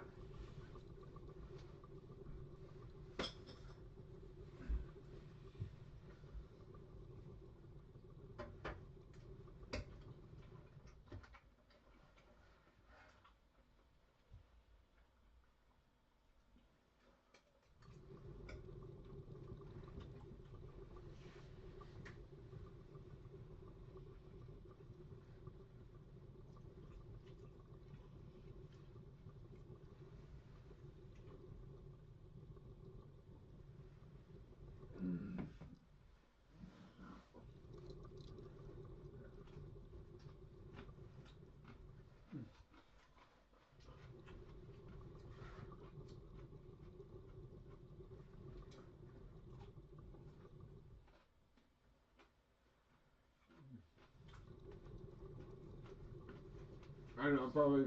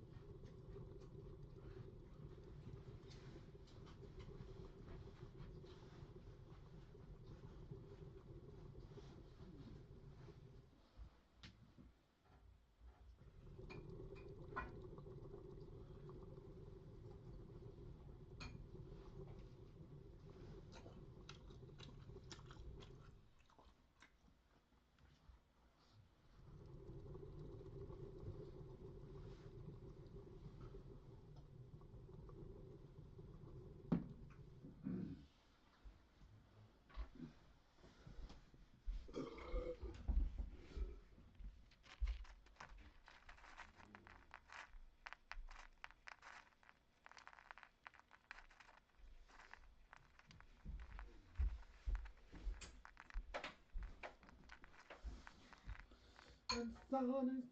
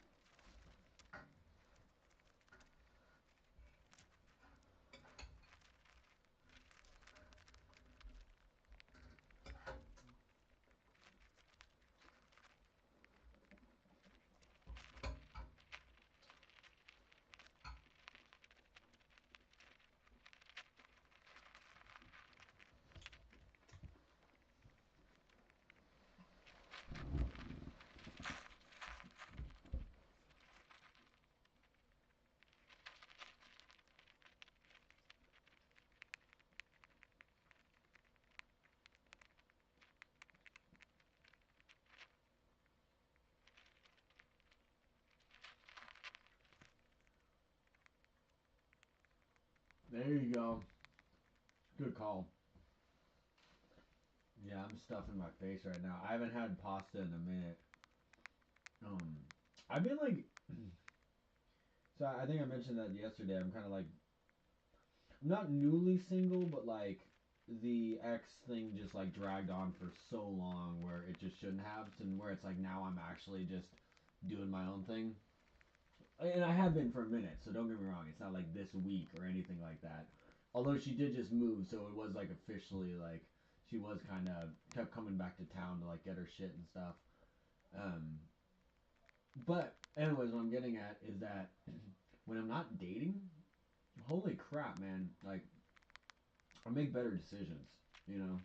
Just in terms of like money and like eating and stuff. Uh, I'd say there are things like I think I work out harder if I'm dating. You know, just is what it is.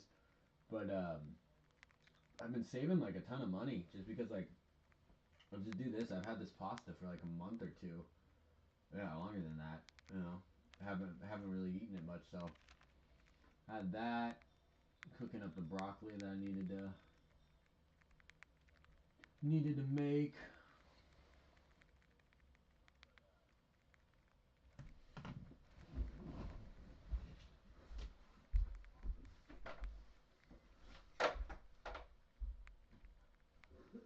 Hello.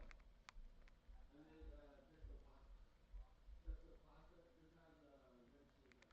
And tomato. Another one. And then we have cashews, pesto, onions, beef. What was that? It's got hot chili peppers, so you can try. I mean, I'm kind of similar. I didn't put too many in, but I typically put a little of that in. I also have blanched broccoli if you want some of that. Like a base. Have you ever had blanched broccoli? Did you? That's a good. That's a good. That's a good. Sometimes I'm having people in the chat. I think it's just lonely days.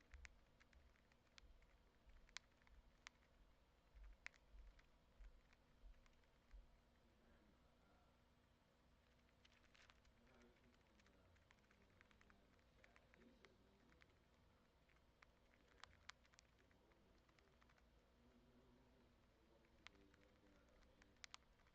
The lonely days. The lonely days of the bands.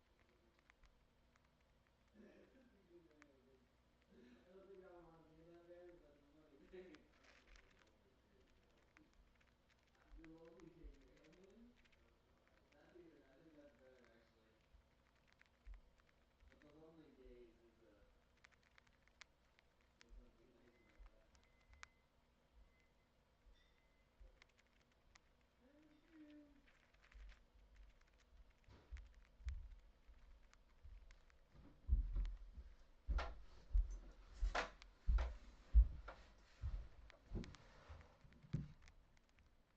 Mmm.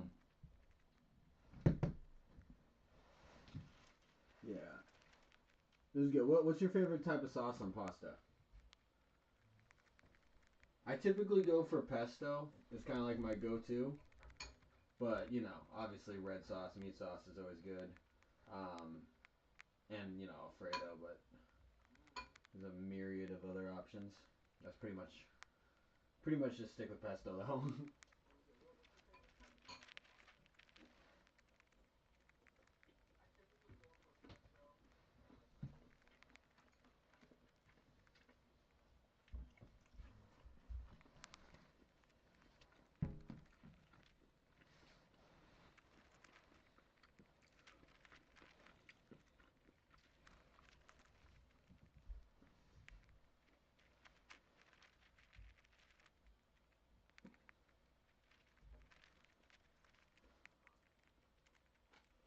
Mmm, good call. Yeah, I just basically, while I was cooking the pasta, was just like shaving Parmesan into a giant bowl. So I just like poured the pasta on top of that and just mixed it.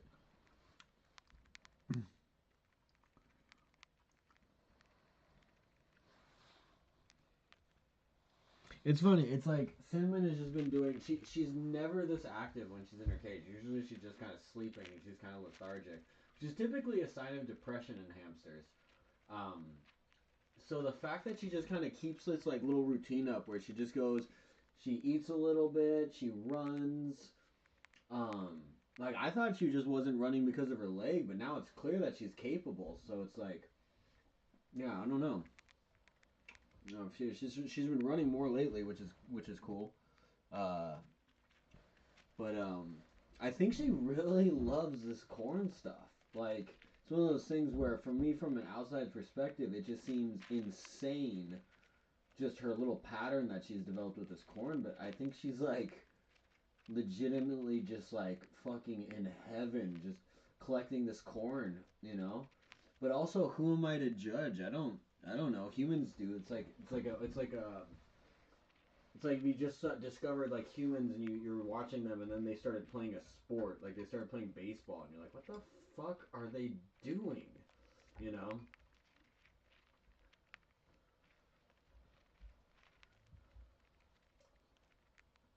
Or in this case, it's like collecting Pokemon cards. Maybe those kernels are like Pokemon cards for her. And she's just collecting them, and then she like puts them out, and then just like looks through them because she's not really eating them. She's just kind of like moving them around.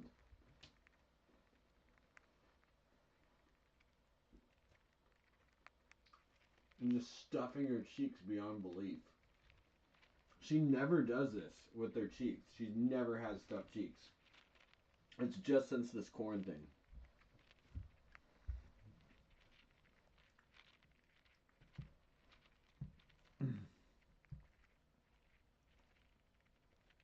No, I know it is really sad. I've had depressed animals. It's really sad. It sucks. I had two mice, um, and one passed away, and then the other one, because this is just like normal with mice or whatever. But basically, anyways, I won't get graphic. One passed away, and then the other one was just alone. And then the one that was alone, I ended up getting two more mice because mice are pretty social. So I got two more mice to like try and get it to like socialize. But it was just older and just was not having anything with the baby mice. It was just this like cranky old angry. But she just basically like, yeah, it's heartbreaking. She just kind of died alone in her room. You know, if they have like a giant cage or whatever, she just like stayed in this one little pocket area and just kind of like, just like really angry up there. And it's because her sister passed away. You know, the one that she just spent all her time with. So she just got really depressed and angry after that.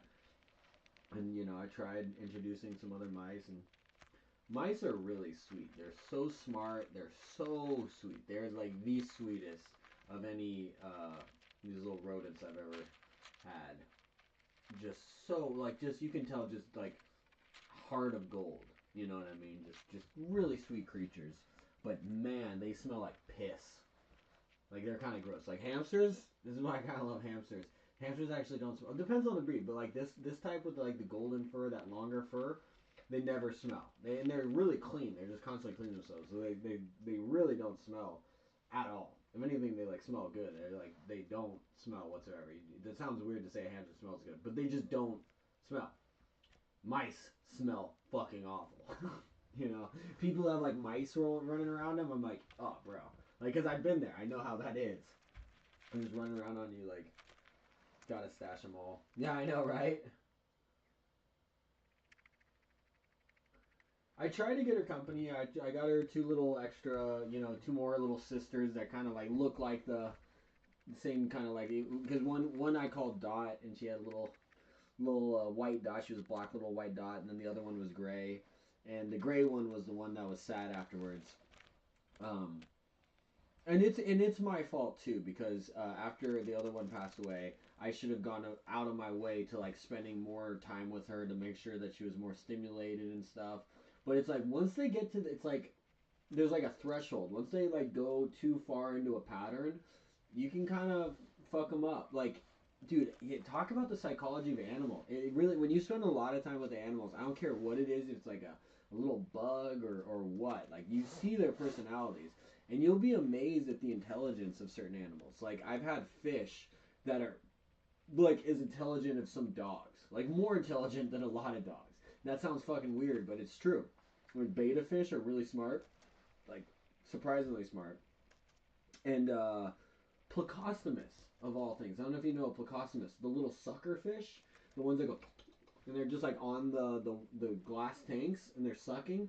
They have like the little spiky thing that look like little dinosaurs. Dude, those things. I had one smartest fish I've ever had. It was like it knew when I was there. It would follow my finger to like get food. I could essentially hand feed it like the little algae wafers and stuff. It was the cutest, amazing fish, and it grew to like 2 feet or something. Like it got really big. Um, but yeah. But what happened with that fish was it was super interactive. Was just like a sweetheart. Just like would follow my finger, do all this kind of stuff, and then one day, so it was the Plecostomus and a goldfish. I had those two, and then one day I took them out and put them in like glass bowls or whatever, uh, which is fine to clean the tank. But then what I did, so because she was splashing around, or he, I don't know, it was a boy or girl, but they're splashing around. So I then put those glass tanks into the bathtub.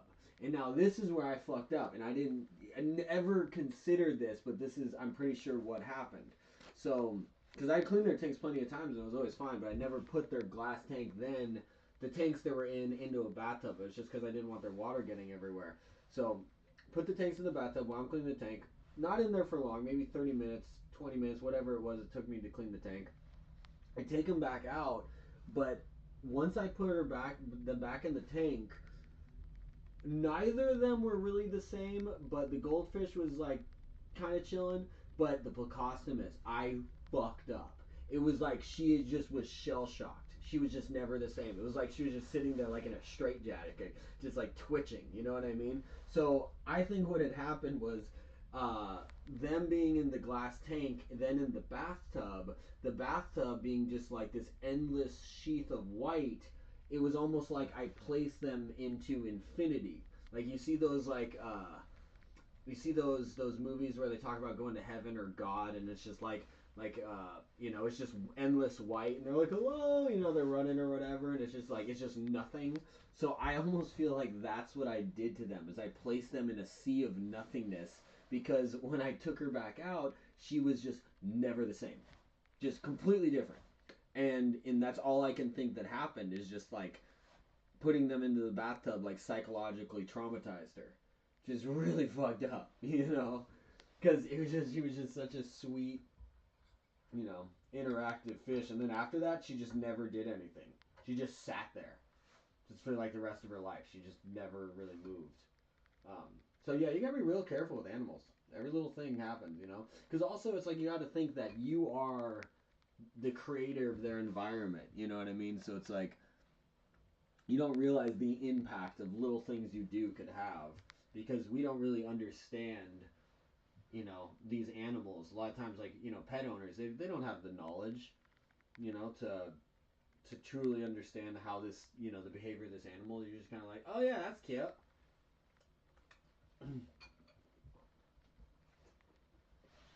Dude, no, I swear to you, it irreversibly fucked her up.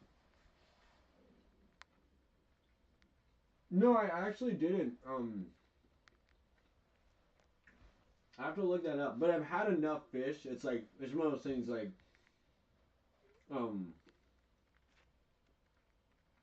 I know fish are says like I've had that. I haven't. I don't think I've offhand heard of anyone who had their fish get psychologically damaged from placing them in a bathtub.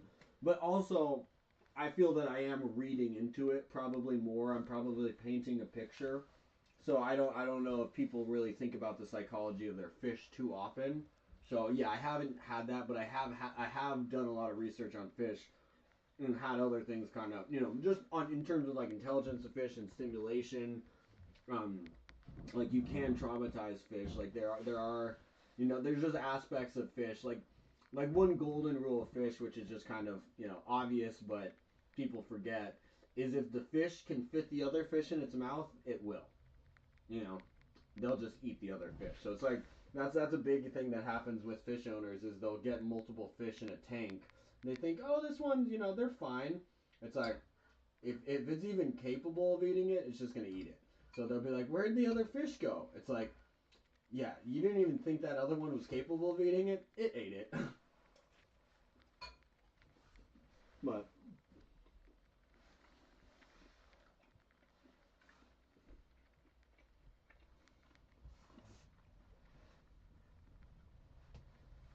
I mean, that's different, but I have seen a lot of people who have had experiences with their fish where the fish is just so interactive, so smart. And it just doesn't, like, they seem like dogs. Like, you'll see goldfish, they're like dogs. Like, the person puts their hand in there, and the goldfish comes up and just starts cuddling in the hand and, like, wants them to pet them and stuff. There's this one great video of, like, it's like a bar outside in, like, a pond or a lake. And the bar is, like, semi-underwater, so they have stools that are semi-underwater and, like, an above-ground bar. And so people can kind of sit there, and there's this big ass giant fish that comes and sit next to this guy and is just so happy when the guy pets him. So the guy's just sitting there petting this fish that's sitting next to him in this underwater bar. And then when other fish come near the guy, the fish chases them off. You know what I mean? Because he's super territorial for the guy. He's like, this is my human. You know?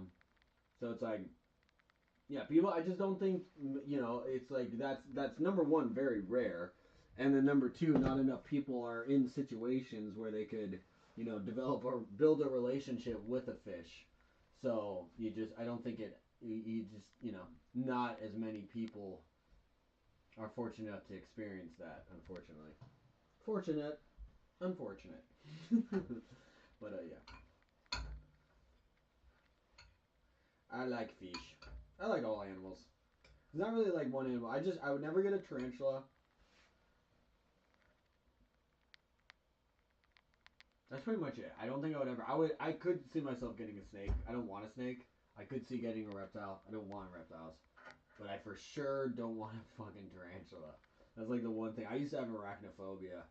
So it's like, even though I like spiders now, like, they don't bother me, I'm still like, no.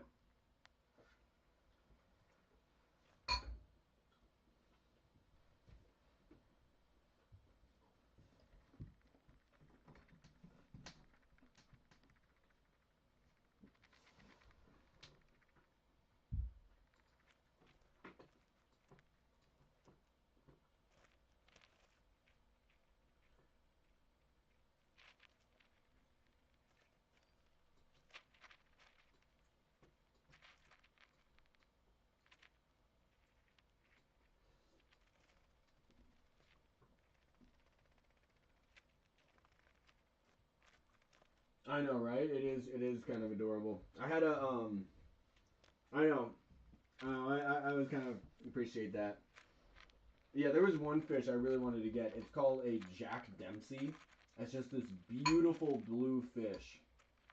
But they're so insane. They'll, like, kill every other fish in your tank. And they need like a 50-gallon tank minimum, even though they're tiny. I'm just like, snake over a tarantula, or just in general prefer snake? But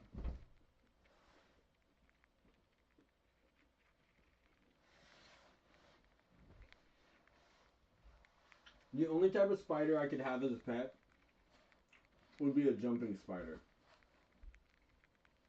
Those guys are intelligent. Like, jumping spiders to me are like the cat of the spider clan.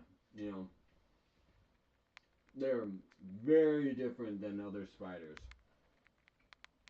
You can just see them, like, processing and thinking. You know, they're like looking around. They're hyper intelligent compared to, like, a daddy long legs, or just, a lot of your lay in wait type of spider.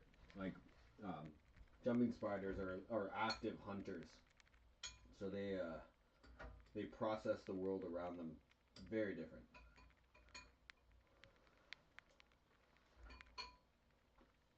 Yeah, I want nothing to do with it. I mean, I appreciate them. I think they're beautiful what they do. Legitimately, one of the coolest experiences I've ever had in my life.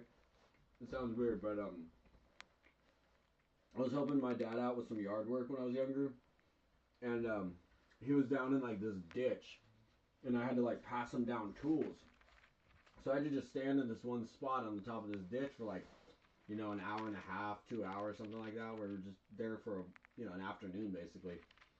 And during that time, I watched this spider and this like plant in front of me go from a giant, beautiful web, and it had deconstructed its web. So it just went systematically around the web, and using its spit, I guess they can like break down their own web. So it just systematically destroyed its web until it was just like a couple strings, and then back from the middle went back and then systematically built up this just beautiful, perfect web, you know. And I just watched that whole thing happen in real time. It took like an hour or something like that. Just incredible. And just like, you know, normally you wouldn't have the patience to sit there, but I was just kind of forced to. And yeah, that was one of those like moments in life where it's just like you see something that like you probably should never have seen, and it just changes the way you look at the world, you know.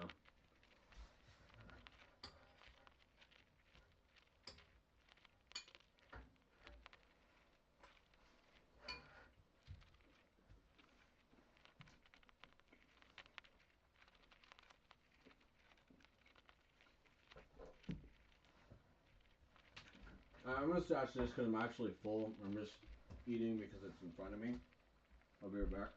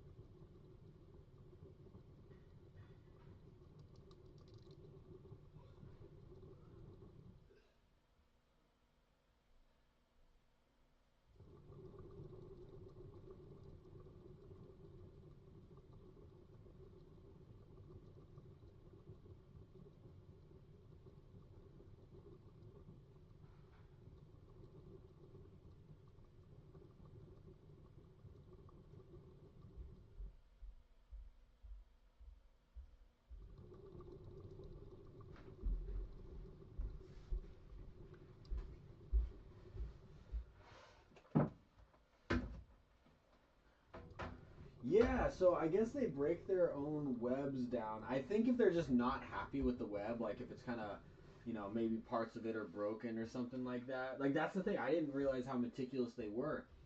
But yeah, they'll it's like I had known, the fact that spiders could break their own webs with their saliva. Because I think as a kid I wondered, how does a spider not get stuck in its own web? You know, that was like a question I had, and then that was like the answer. Oh, they can break down the webs with their spit. You know, and I was like, oh, okay. So it's like I had that information in the back of my mind, but then seeing it real time is just completely different. You're like, holy shit, that spider is destroying that web with its spit. That's crazy.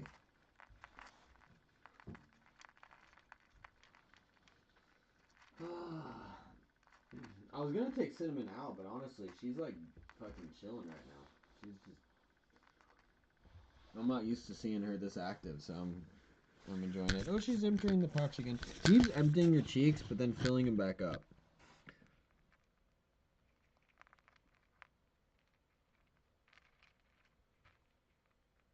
I think she might just like having them in her cheeks at this point. Cause what happened here?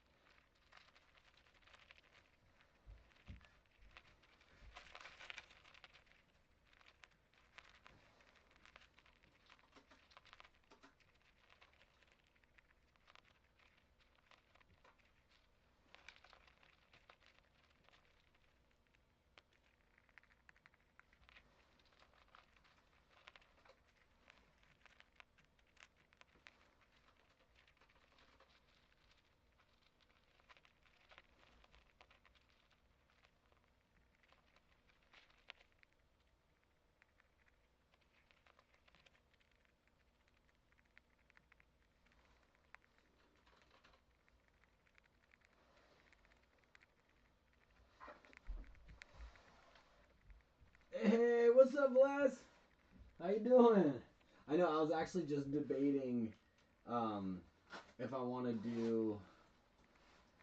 drink some coffee right now. What time is it? It's 11:59, so just hit midnight. I'm like, do I want to do coffee? You just answered that question, so thank you. Thank you for your encouragement. That's probably a bad idea, right? Coffee at midnight. What do you guys think? How are you guys feeling? Should we,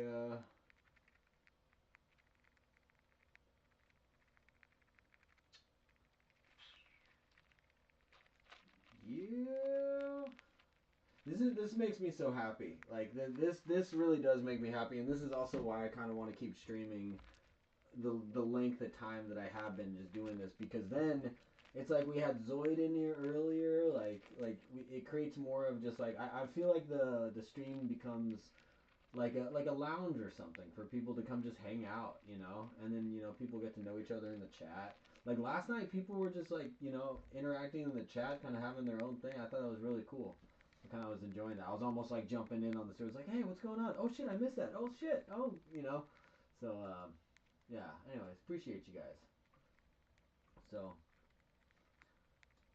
I think I'm gonna have some coffee so we can keep the energy up. I don't wanna. You're in the fall asleep any minute, and I can fall asleep in a few hours. I know, that's kind of where I'm at. Like, my knees are kind of killing me right now, so I don't think I'm going to be able to stand much longer. Like, I've literally just been standing all day. I don't think I've really sat down at all. Um, which is kind of nice sometimes, you know. But you get that like back pain stuff. Actually, my back is actually probably feeling better than when I sit down, because I'm keeping better posture. But yeah, pretty chill. Got some good conversation going. Pokemon on the side, and hamster munching. Yeah, right. Yeah, she's just doing her thing, you know. Look how fat she's stuffing her cheeks. She is so happy right now. She's just in that sea of kernels. Like I've been like kind of like trying to take her out, but she has everything she needs in there. She hasn't done any sign. The sign of her wanting to get out is what you saw earlier when she kind of starts running up the sides. That's her being like, or if she runs into my hand. If she runs onto the palm of my hand, that means she wants the fuck out. Because otherwise, as Moltres saw, she'll just attack me ferociously if I put my hand in there. Um, Pokemon Night, the ultimate sleeping tool. Yeah, right. Yeah, no, I've had that where I've had a few times where I've fallen asleep playing Pokemon Unite. Because Pokemon Unite is legit just like rinse and repeat. You keep doing it. It's just like who can rinse and repeat first, you know, and you have like little moments. It's like that and stay alive. You know, don't die. Don't feed the other team.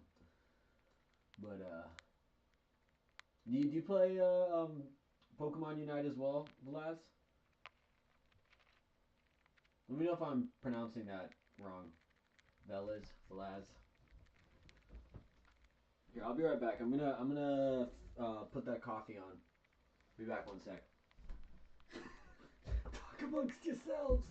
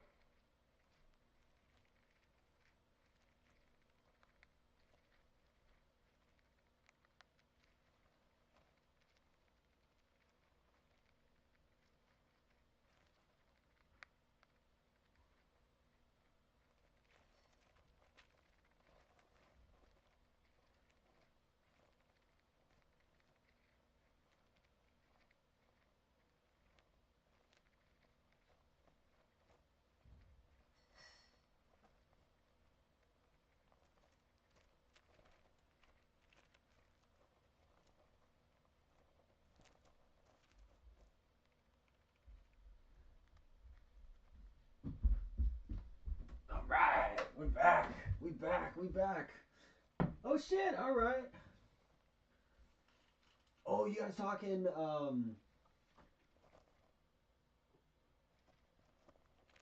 Wait a second. Oh, Zorora. I was thinking of Zorork. However the hell you say it. Yeah, dope. Who's Hold on, I gotta go back in chat to see what's up. Yeah, we should get a Unite team going soon. I would definitely be down with that if you guys are down.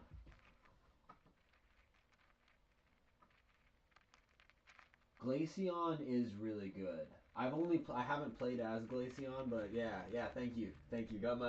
Got my coffee, so this thing is strong. I'm gonna be up for a minute, so I'm gonna be up until the sunrise. That's for sure. I don't have shit to do tomorrow, so what is tomorrow? Oh shit, it's Friday. I could go to like a judo class in the evening, so I might do that tomorrow. I might go get tossed around, you know. You don't use the volume in the game. Yeah, I know. Yeah, a lot of times I'll kind of play it mute as well. I feel like there are certain characters where maybe it helps to hear them coming, but I don't think it really matters that much. Friday. Yeah. The same music. I know exactly. I can't. I have Pokemon muted right now. In fact, let me get back to Pokemon's. Do a little something here. You're out late. No, I already healed. I don't want to heal again. But yeah, there you go. All right, gonna be a long night then. Yeah, I'm going back up. Ooh, I missed a lot here. Oh, sweet. Yes, Pokemon Unite. Oh, split tool.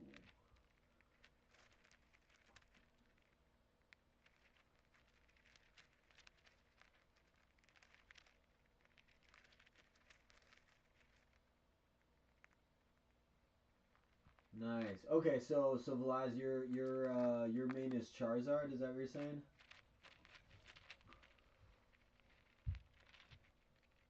Yeah, I don't know if I have Charizard either. I have a bunch of licenses, but I only use like 3: Snorlax, Wigglytuff, and Blissey. But if we all play together, I'll play as Blissey. Blissey or Snorlax. It just depends how the games go.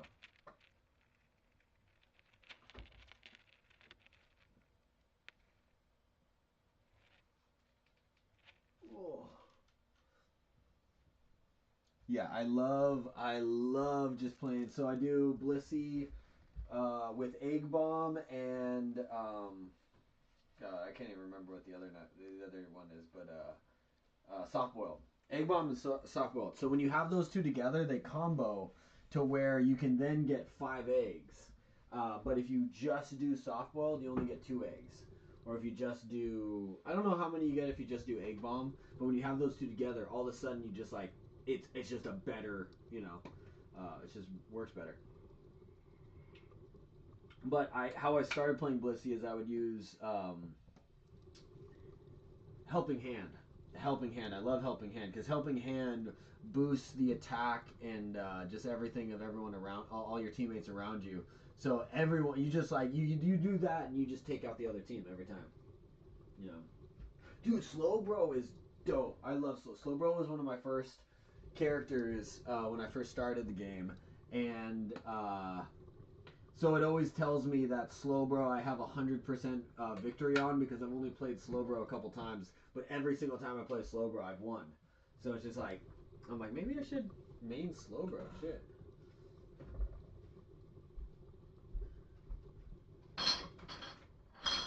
Oh no. I have a bag full of Mineragua bottles.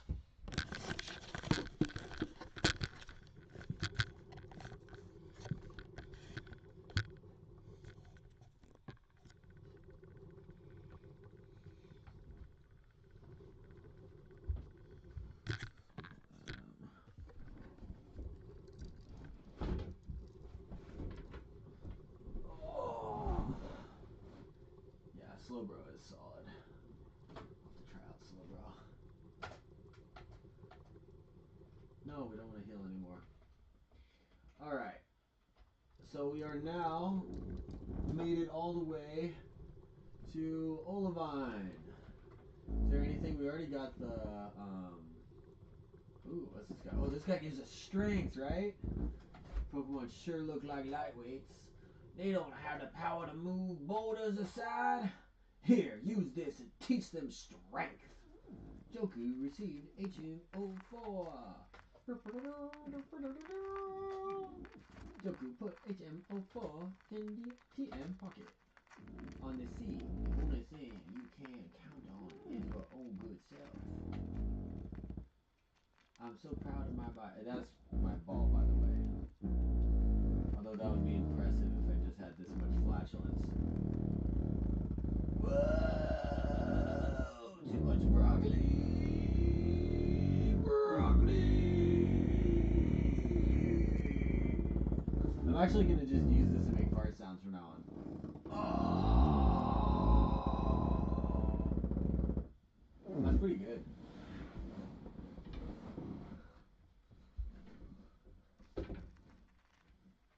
Oh shit. Dude, if they added Kabutops, holy crap, I would love that. There's some other ones I would, I thought I would be more stoked on Mew.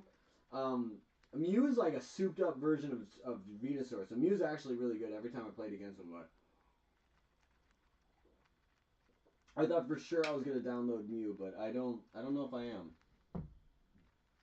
I'm kind of picky with those type of games too. Like any type of game that essentially is trying to get me to spend money to unlock character, I'm not into it. So that's why I kind of just force myself to just stick with one character and just call it a day.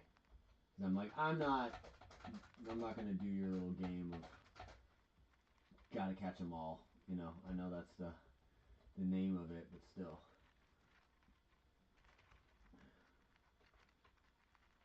The stream right there for the first time.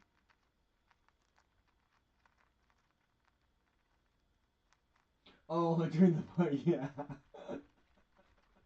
Right? I know, I'm just sitting there going, ah! Do it again. I don't even know if I can do it. It was just the perfect spot. Hey, you gotta make the face too.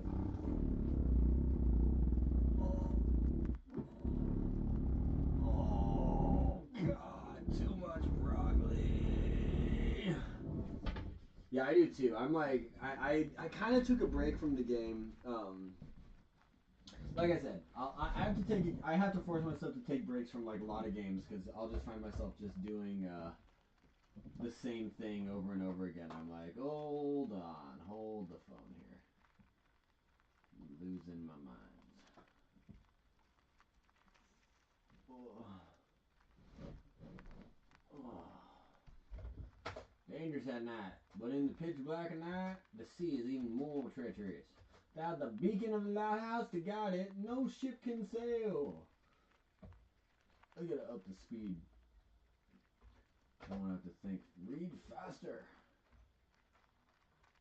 There we go.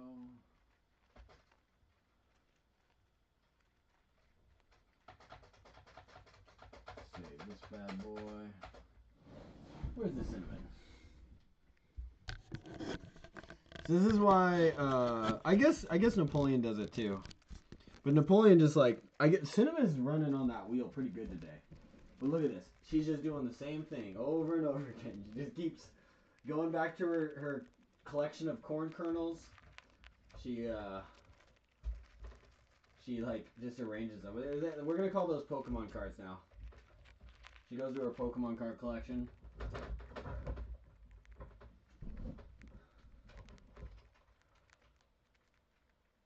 I thought I wanted to unlock Buzzwole, but I kind of got over it. What I like to do is I'll go to the practice area and I just test out the Pokemon I want to unlock to see if it's actually worth unlocking. Oh shit. How do I get... I need Surf. Who do I get Surf from? Oh, Surf I get I have to beat the 4th gym before I can get surf, I think, right? Let's see who I got. Who do we got here? Who we bringing? We got Bull. Bull and Milky are gonna work together, so let's do that. Oh, he's not even doing anything. It's not easy, because of all the trainers. Right? Yeah. Spam the same thing. I know. It's funny sometimes when you're playing against someone who's brand new and you're just like, oh, you don't know what's going on, do you? Well, let's just ensure victory right quick. I think I had one game where I was like a Charmander that was still level 3 while we're all like level 12 to 15. I was like, oh, this game didn't go well for you, did it? Because that's the thing, once that gap appears, it's like, then you just then it's like if they just target that one player, it's just, they can never get back in the game. They have to just like check out and go jungle for a bit or something.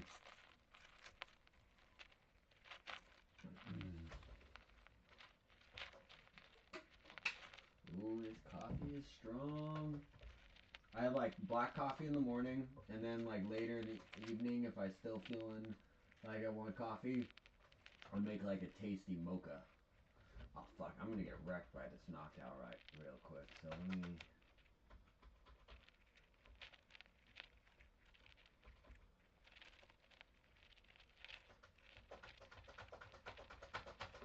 Let's go, Milky.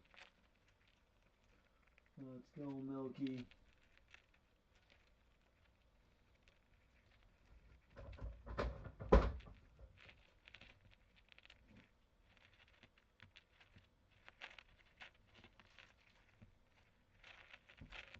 It didn't feel Milky! Stomp that owl! Once again, very dark. Well, I guess the owl's pretty tough. The owl went down to swoop on the cow, and the cow just starts stomping on it. And he flinched. Stomp him again. Oh, shit. The owl's just underneath the cow getting stomped, using his foresight to think, how did I end up here? What can I do to get the fuck out from underneath this cow hoof? He flinched again. This owl is dead. Sorry, bud. See if he gets any kind of save. Hypnosis, nothing effect. Dude, this cow is brutal. We'll take it. Oh, I missed. Ah. There we go. Oh, yeah, good call. Bull grew to level 12. Ooh, Bull's a good attack sweeper. I got too many physical sweepers. I want more tanks. God, where do you get Snorlax in this one? Can you get Snorlax in this?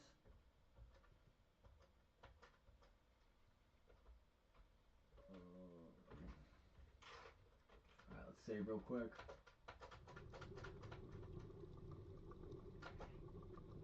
Did you guys ever play Dragon Quest Monsters?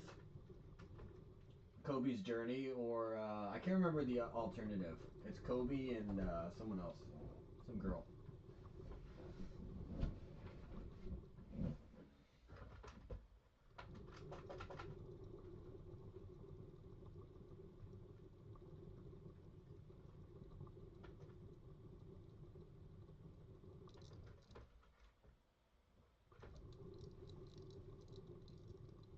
Oh, I know. The worst is I have some like older Game Boys that like if you bump them, they'll reset. So I've made like, just been grinding, didn't think to save, and then all of a sudden I just set the Game Boy down and it just turns back on. And I'm like, fuck.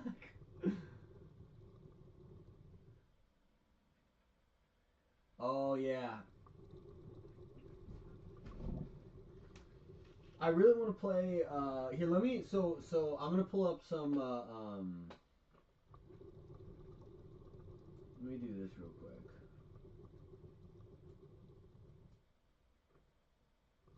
Hold on. I gotta stand up for this.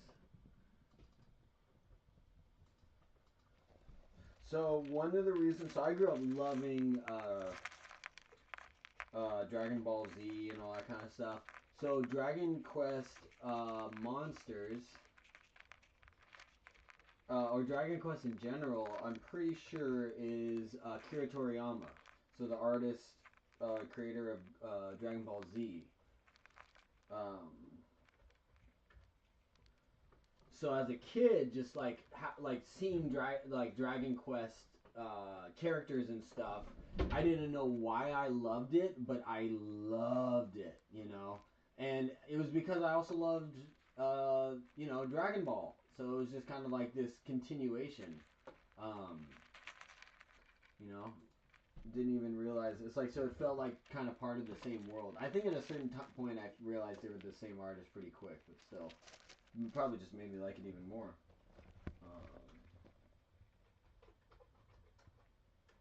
I love this. I love this.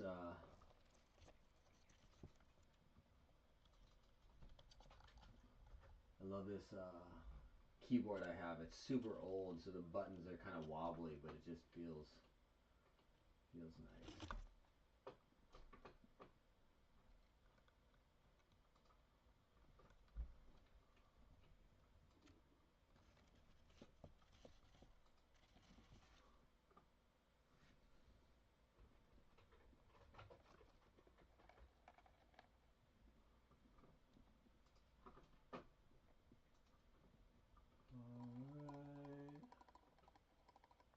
Alright. On.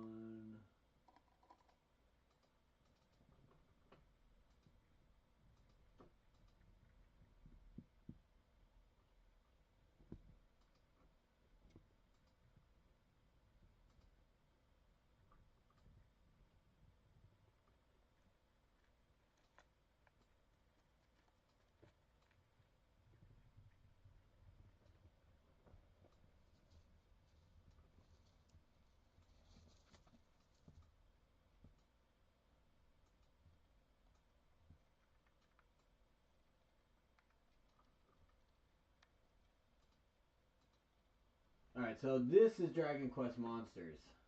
So they had the two versions. They had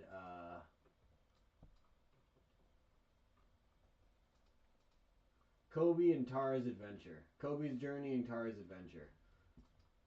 But you see how the artwork is kind of similar to Dragon Ball, you know? Anyways, very exciting. Very exciting. I think I played that. I was a kid. I got an end to Sonic 2 in the game. Dragon Quest has the same art style in a way. Harsh lines, detail in the face and body, sharp eyes. Oh, that's cool. Oh, so you know art, Moltres. Are you into art? Do you draw? Do you do that?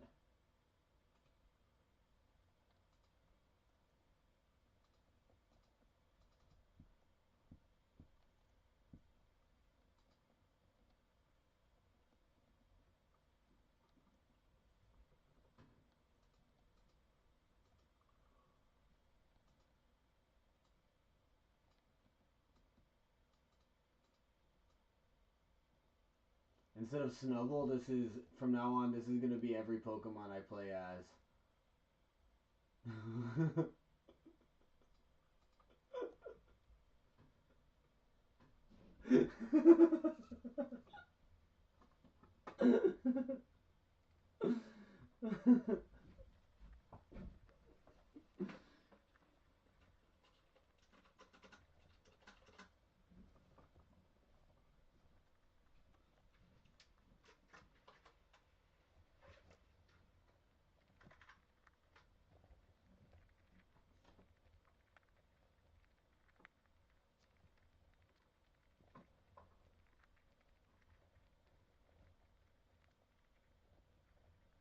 Oh, that's cool.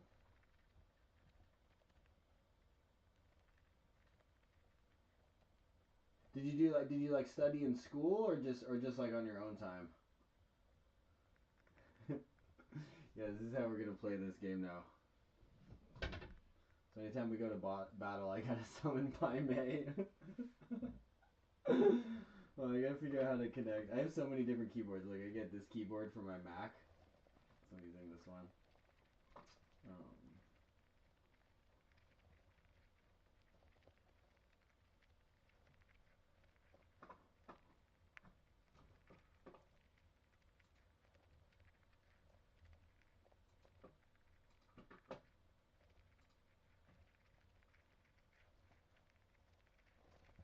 Oh, gotcha. Yeah, I love art books. I actually have a few books on art. Just because I love those, like, how to draw animals, how to draw this. I love those, like, stepwise steps. I even like the kitty cartoon style drawings.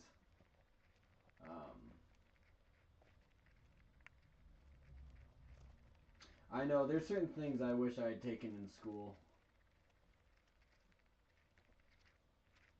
Like, I think like more of the writing classes I wish I would have taken. I did a fair amount, but like they had like newspaper and that kind of shit.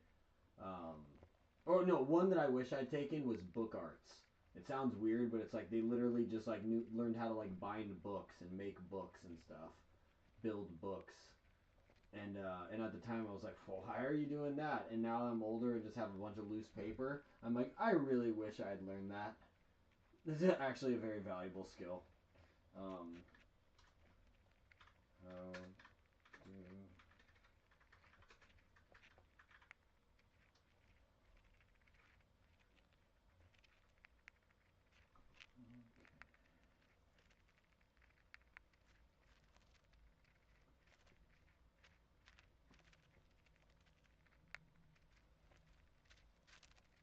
Oh, that's why. Okay.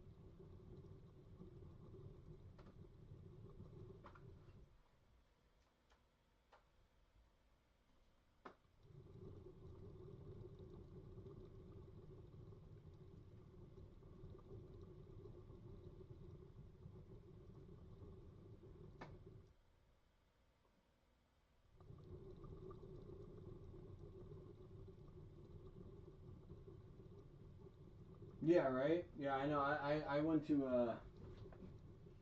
a school that offered shit like that, you know?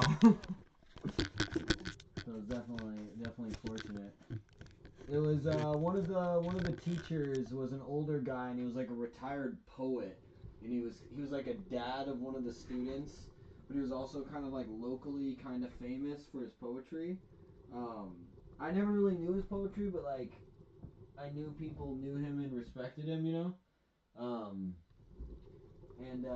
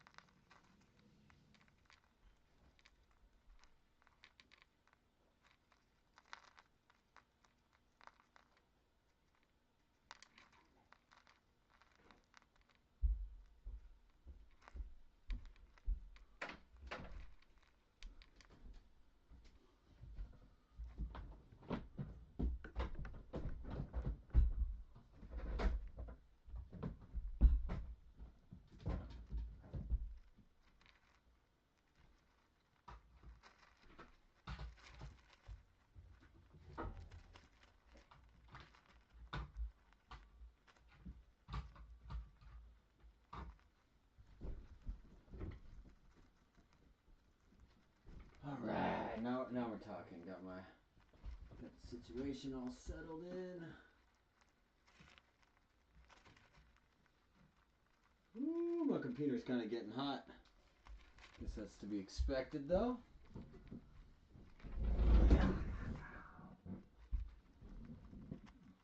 Yeah, now we're talking. Get this set up.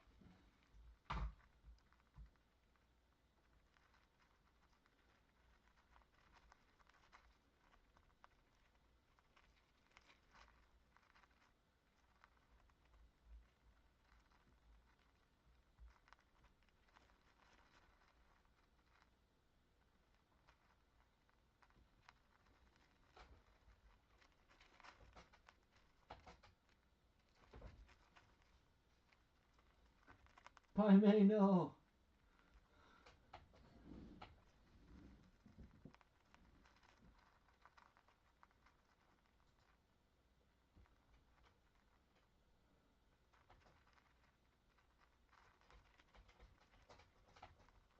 No.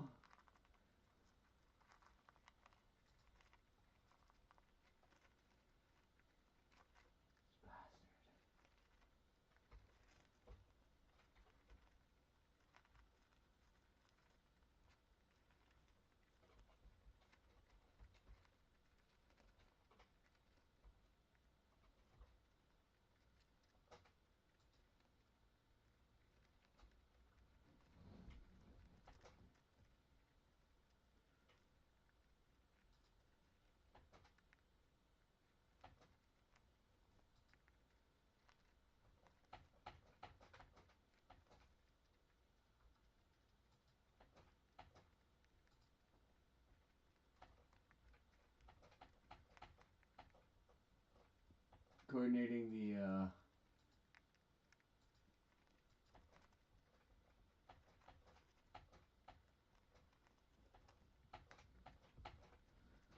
no, Pai Mei's sticking with it.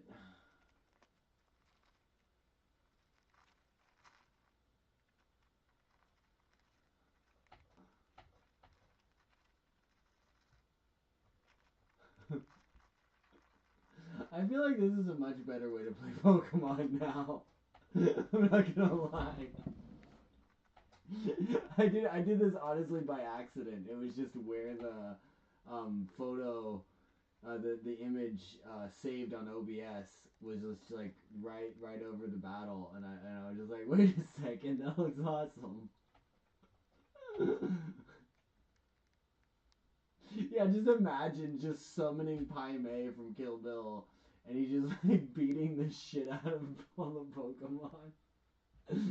Just like ripping out their eyeballs and shit. Oh no, he died. Hold on. We gotta coordinate this correctly.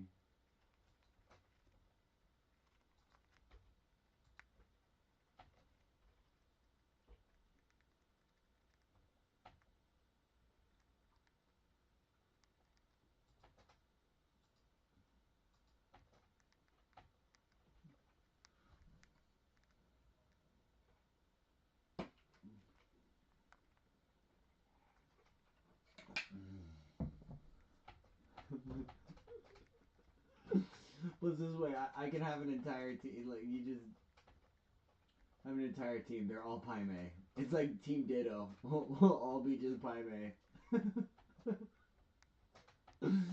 What's some other guys we could play as? Oh, you know the other. Hey, Moltres. That's what we'll do. That'll be a stream. So we'll beat the entirety of Pokemon, but instead of like our starter or whatever, instead of Pai Mei, we'll just have an image of hentai titties. So it's just hentai titties beating the entirety of Pokemon.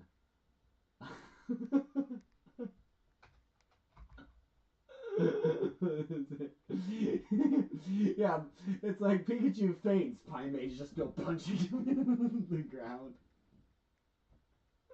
Pai Mei shiny, yeah, it would definitely be his hair would be a different color. He'd have like pink hair, like usually it's the opposite. So maybe his shiny would be like black hair or something like that.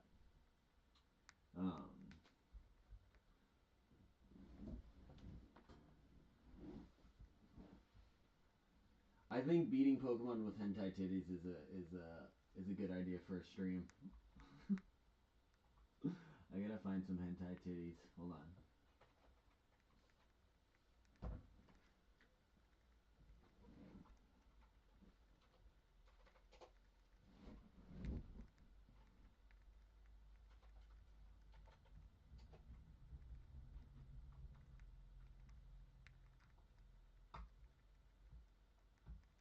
Oh wow. I didn't even type in hentai titties. I just typed in hentai. That shit's graphic. Wait, is that what hentai is? It's just porn? Holy shit. Wait, straight up, I've never Google. I just Google image searched hentai, and it's just porn. Like not even censored. It's just porn. I thought like, I was like, we'll just start with hentai. We will go to hentai titties. There's no censor. There's no usable photos. Everything is just straight up porn. What the fuck?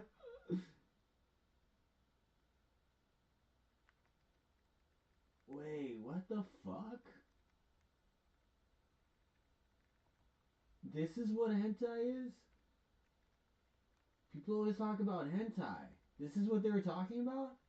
Wait, straight up, I just googled hentai. Is that what it is? What is it? Hold on. I'm very confused.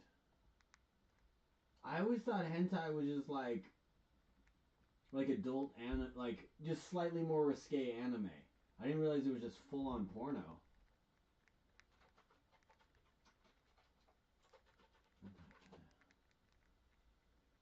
A genre, so I looked up the definition. Genre of manga and anime characterized by overly sexualized characters and sexually explicit images and plots. Alright, well, sounds about right.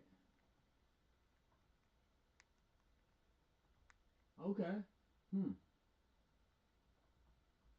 I had no idea. Oh, okay. Well, I just typed in hentai titties. It got, like, way worse. Oh, this might be it, though.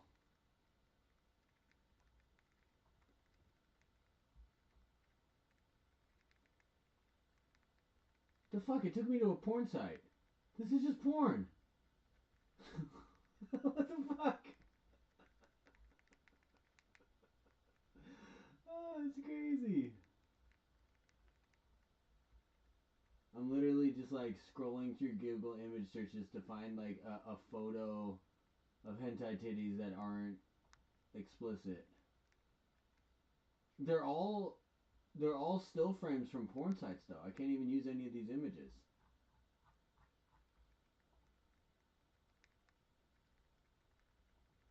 Yeah, I wonder what it translates to.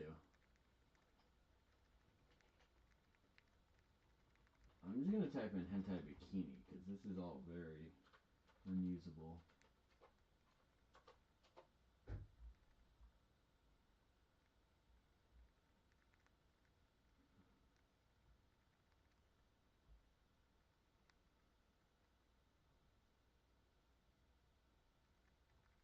Okay, this might be usable. I'm gonna. This was funny at first. Now it just feels wrong.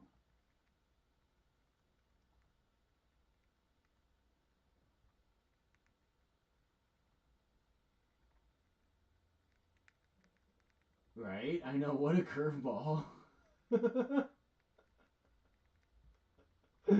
I know. Sorry, that just took me by surprise. I said it as a joke. I had like an image of what it would be in my head because I thought. So this is what I thought would be funny. So instead of Pai Mei's image, we get like just like hentai boobs or something. Like, I thought hentai. I guess I just mean manga boobs of like that or something like that. And then instead of Pai Mei's image right there, it would just be that. So then you have to beat the entirety of Pokemon fighting with that image as your Pokemon character. And then I googled hentai, and then I was like, wait, what the fuck? Okay, I'm gonna try that again. I'm gonna type in manga. Maybe it'll be slightly less graphic. No, I'll just do anime. Let's go, baby. We'll work our way up. No, those aren't even images. Those are just real people.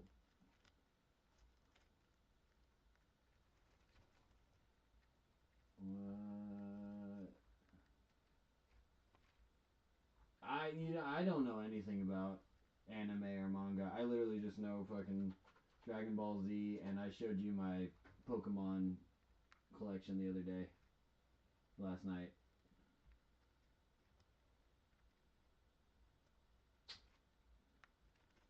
Yeah, this was a turn. Let's just go back to Pokemon. We're sticking with Pai Mei. Scratch that plan. It was a funny idea. Pai Mei, go!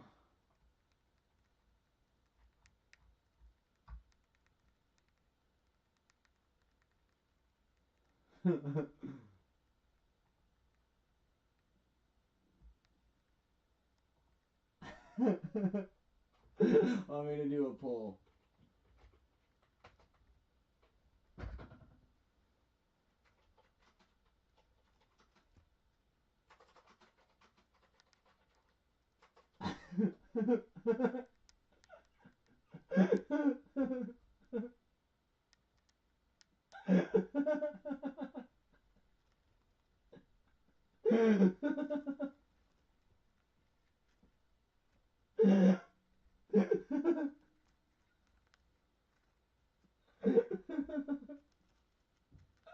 I know. I wish I knew. The answer is yes. I was start doing that. Just ask ridiculous questions, but give them yes or no answers. It makes it so much more funny. I don't know why that's so funny to me.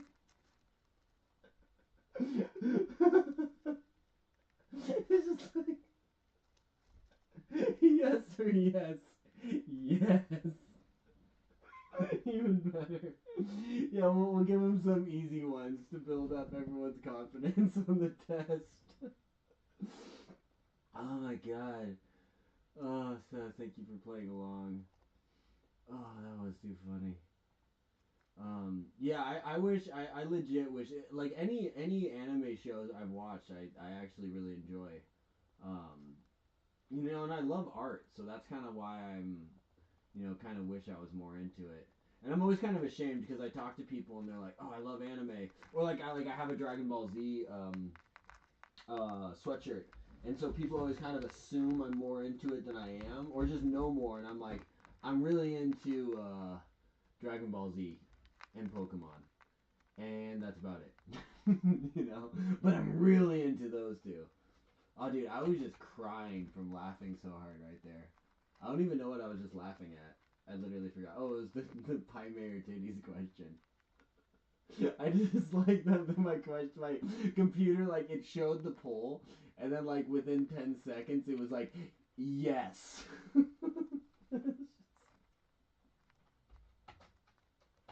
It's so stupid. Oh, fuck. Ah, I think we lost BALLZ. Appreciate you. I've been watching Always Sunny in Philadelphia this whole time, so I think I'm just in a silly mood. Yeah, I guess I shouldn't be surprised about the hentai thing. I just literally have never looked at hentai. Like, I guess I feel stupid right now because I thought I knew what hentai was. I just didn't know that that's what it was. I thought it was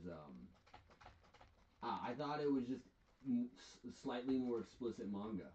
I didn't realize it was just like you Google hentai and you get that. I'm like, dude, fucking kids are just Googling that shit. You know? like I remember I grew up in a time when I was like 13, 12 to, 10 to 13 when it's like you could first start Googling like the word play. You would go playboy.com, but you'd be denied entry, or you'd go, it'd say, are you over 18? You go, fuck, no, I'm not, never mind, or you go, Google, ass, boobs, and that's like the extent of what pornography is to you. At least that was my experience as a kid. I mean, I actually know some friends who, like, they watched a lot of crazy shit, like, at a young age, because they had a computer club at their school, and that's all they would do. And I'm like, how did the teachers not know? And they're like, I don't know.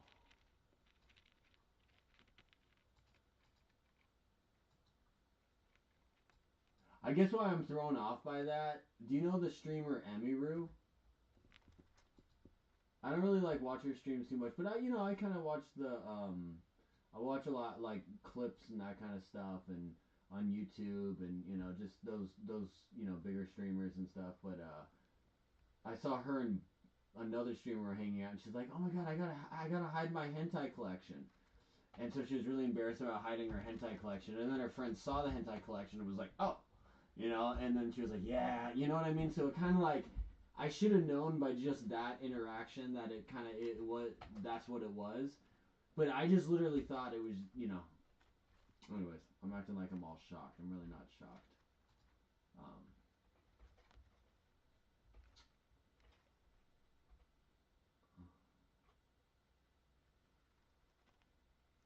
Yeah, they would look that up at school. They would straight up.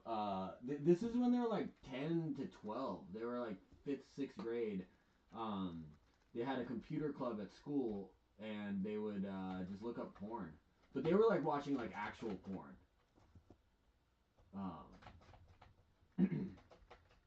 Which is funny too because one of the guys in that group of people, I'm not going to say his name because you could probably look him up, but a few years back he got into the Forbes 30 under 30 because he just made fucking millions of dollars making a program that would censor internet usage for kids and particularly for schools. And I just thought that was so brilliant because, like, he himself knew exactly what he used to Google as a kid. So he was just like, yeah, parents and administration for sure don't want their children doing this because trust me when I say they are. The guy made millions. And I'm like, fuck yeah, dude.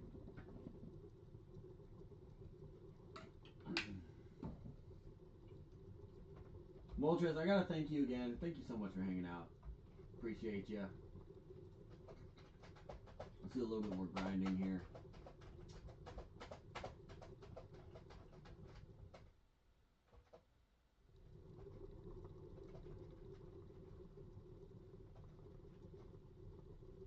like Miltank because he's just like, nah! Oh, I guess you can't actually see Miltank. Hold on. I like Miltank because he's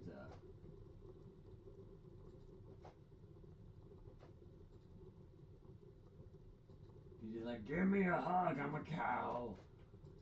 I'll give you milk. No, he's actually going, drink my milk.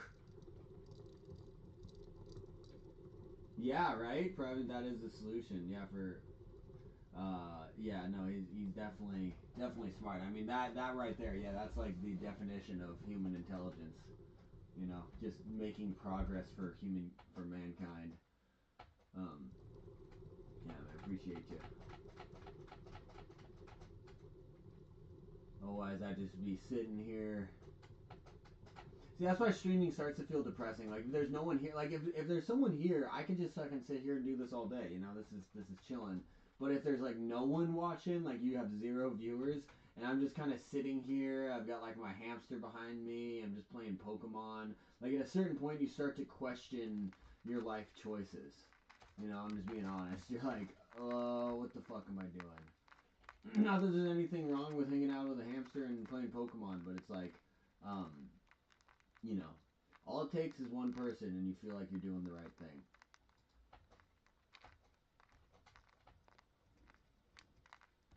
Oh, have you been playing Mario 64? Fuck yeah. What level are you in? I love that game. That was like one of my first games. I have the 64 actually in my room. It's right there.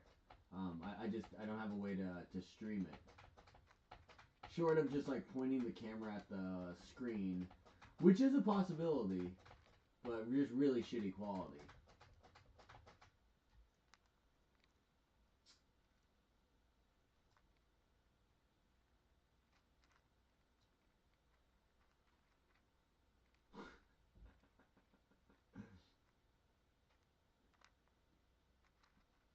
I forgot how much I love Always Sunny.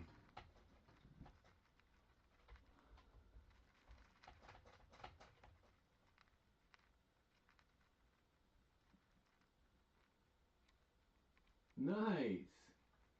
I think I 100%ed that game before. I know my buddy has, so I think I just had his save file, so I just lived vicariously through it. I don't think I did personally. But I think I just wanted to have the save file that had all the stars so I could go meet Yoshi. Because, you know, have you done that? Where at the end you like take a cannonball, the cannon launches you up to the top of the castle and you get to go hang out with Yoshi and he gives you like a bunch of lives or something weird like that? Oh my god, what an amazing game. So you know how at the beginning of the castle the bridge, when you drain the water in the moat, there's the 2 coins at the top of the bridge, and you got to do that the dash side jump where, and then you do like a cartwheel jump, and then you jump off of it to get those coins. So as a little kid, you know, me and my cousin, all his friends, we spent countless hours trying to get those 2 coins at the same time. Because I don't think we even knew what would happen. I think we thought it was a star.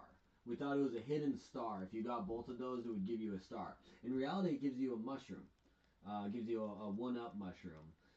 But as a kid, we were convinced that there would be a star there. So we just, for hours on end, would just be trying to do that double jump. Everyone's taking turns trying to get it. And that's like the magic of those games. It's like, you don't even need to play the level. People could just spend, you know, months just trying to get that double jump. And that would be like the fucking time of their life. Like on the weekend, like, Friday, we're gonna get it, you know? Not that I don't think anyone ever said that, but that was kind of like the vibe, you know? That's kind of what annoys me with a lot of the newer games is that their appeal. I get it, you know, they got appeal to the market, but you know, a lot of the market, it's like, you know, they're marketing to people who are, I think, you know, older and have, you know, families, kids, business, that kind of stuff. Uh, and then also just the fact that people get so distracted nowadays, so they're keeping up with the times of keeping things nice and quick. So it's just games are just so much easier. You don't have that grinding aspect of you know, or it just takes for fucking ever to get it. But that makes it so much more enjoyable when you do, when it is hard. Like the reason Gen 2 is so nice is that like we were talking about it last night. Like if you you know, I think Jake might, I think you might have talking about it was um you know, like later you get the shiny charm. You just you know, it's just much easier to get shinies. Uh, you know, there's just so many more methods. But back in the day, it was just so rare. If you actually did, you would just that would be the one. You're like, oh, you may have all 150, but I have a shiny. Was there even shinies in Gen 1? I don't think there was shinies in Gen 1, right? It was just Gen 2.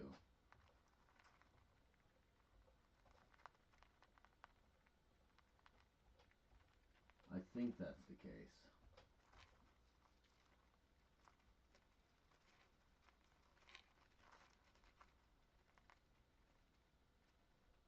Yeah, that sucks. Yoshi Island was amazing.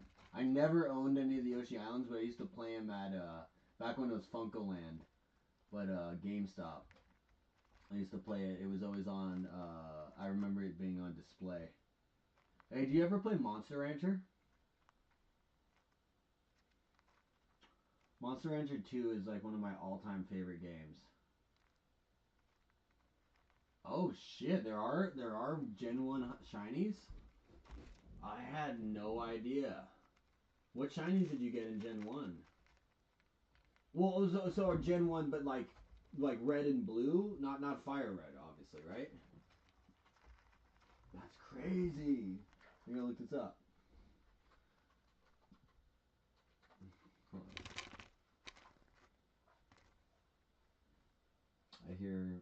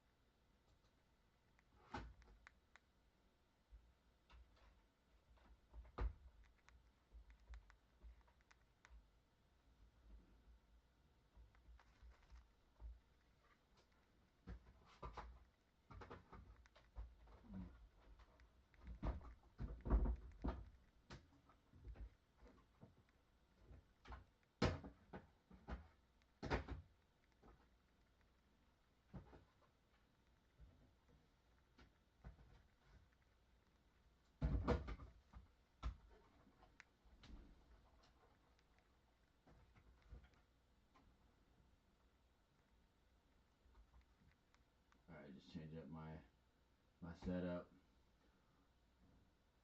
Oh yeah, Monster Rancher's amazing. I love it. Oh! They don't appear shinier, but they have the right stats. They appear shiny when traded in later games. That's cool. Oh. That's dope. I didn't know. I didn't know about that. You know what? I think I did know about that. I think I knew about that from like one of those lists of like things you might not you probably don't know about Pokemon. You know, and then it was like if the stats are just right, it was like exactly what you just said. Um, so I've never experienced that, but I have heard of that. The only time I really remember transferring Pokemon over to later games was I think I got Mew in like Pokemon Yellow or something like that.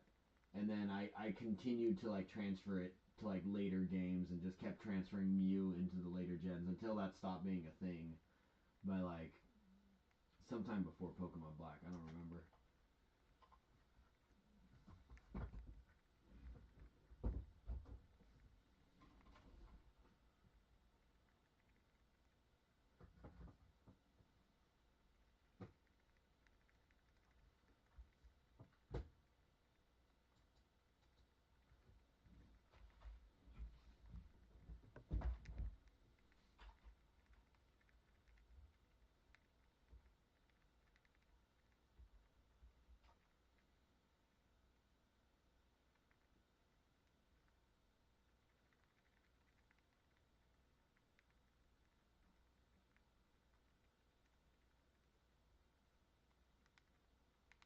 Oh, that's cool. Yeah, part of me wants to go back and play Gen 1. The only reason I want to play Gen 1 is that, like, sometime after Gen 2, they finalized how the Pokemon were supposed to look. Because before then, it was kind of up to the artist's interpretation. So, like, Pikachu kind of shifted from, like, Fat Pikachu to, like, later to, like, now what Pikachu looks like. But there was kind of morphed over time slightly. And yeah, so Gen 1, like a lot of the sprites in Gen 1, like they don't even look like any of the Pokemon. And then you realize that, like, oh yeah, it really doesn't look like any of the Pokemon. But that's how the Pokemon could have looked, but then they kind of shifted it to this. So this is how we know the Pokemon now. But then you go back to the sprites, you're like, oh, what the fuck is that thing? You know? It becomes so different. You're like, wait a second.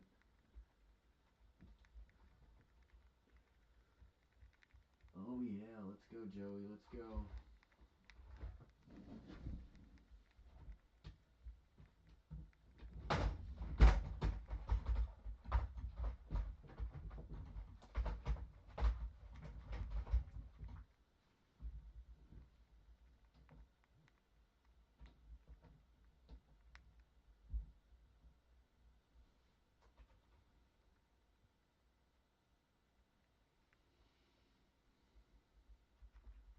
Let's go, Cubone. Let's go.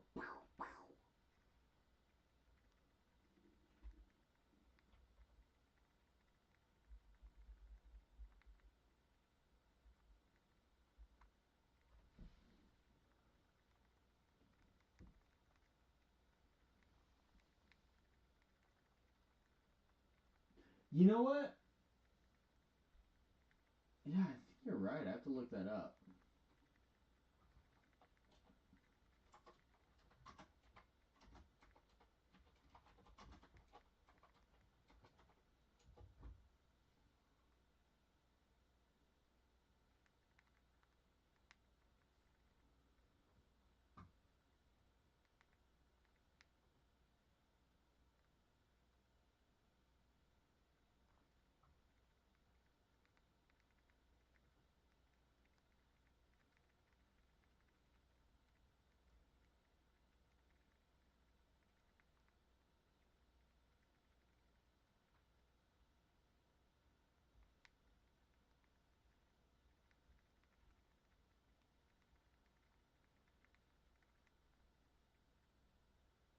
Oh, that's cool.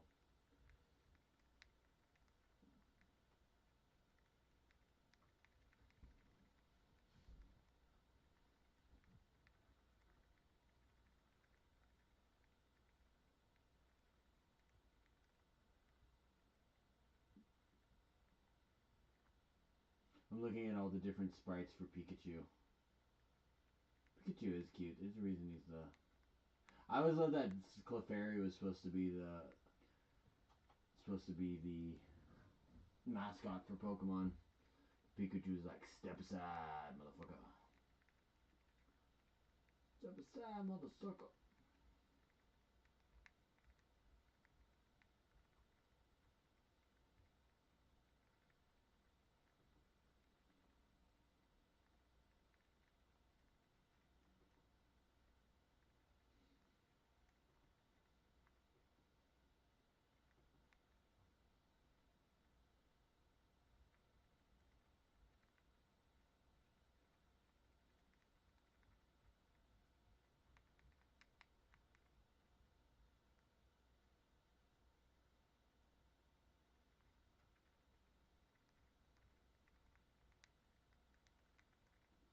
Hey, alright.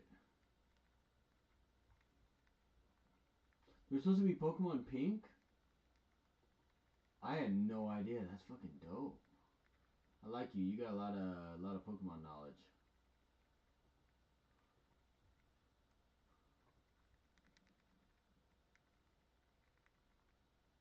There's a source code leak? I didn't even know about that. Googling that. Pokemon source code leak.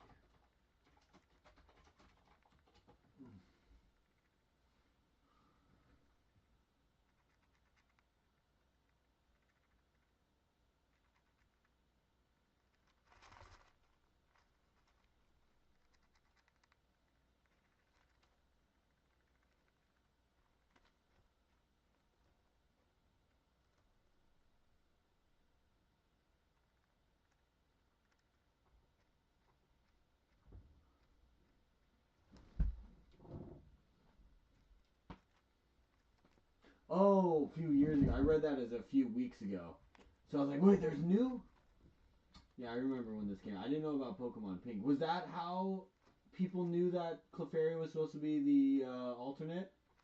Was because of this source code leak? Because I don't know if I knew that until a few years ago either.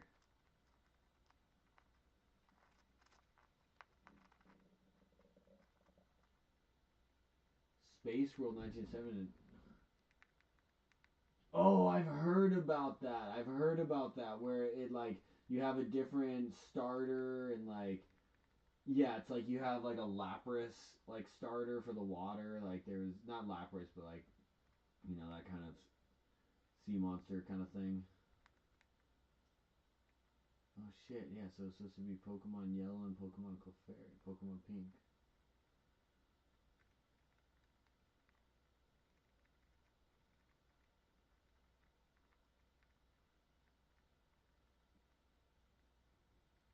So what do? They just abandoned pink because they didn't think people would want to buy the color pink? They don't really say why they skipped on it. I think I heard something about it, and I remember it had something to do with them like realizing that most of their clients were young boys, and they didn't think boys would want to buy pink. Which pink's actually one of my favorite colors.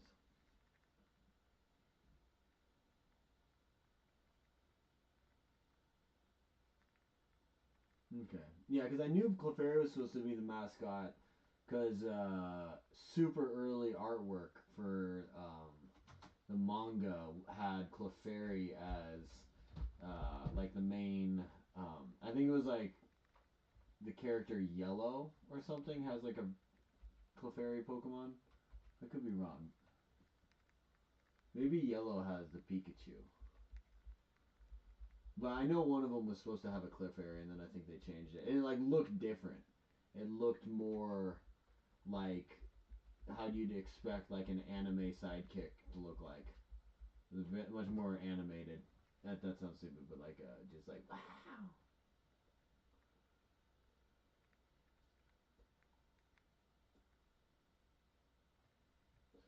And that's what it did. Honestly, Pokemon Yellow was really one of their just greatest knock it out of the park versions.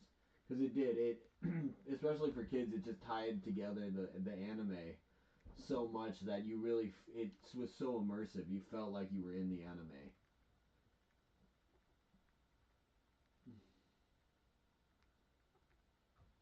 Oh, did my headphones die?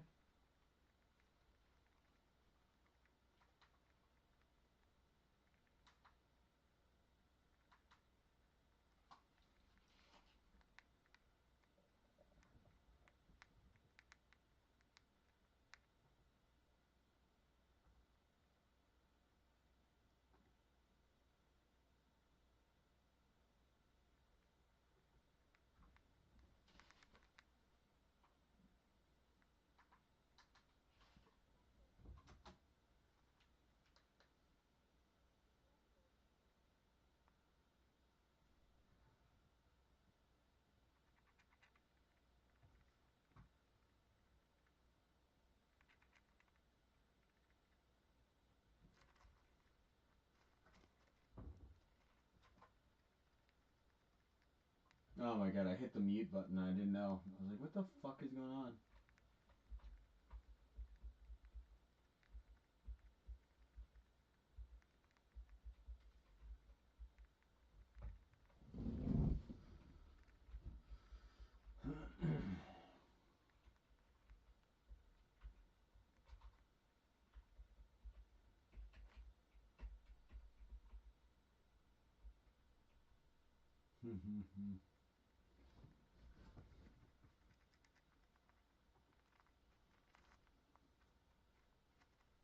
Yeah.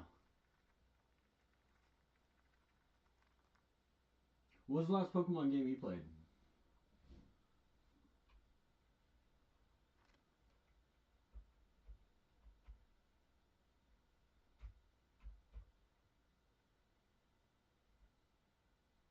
Oh shit, where's someone here?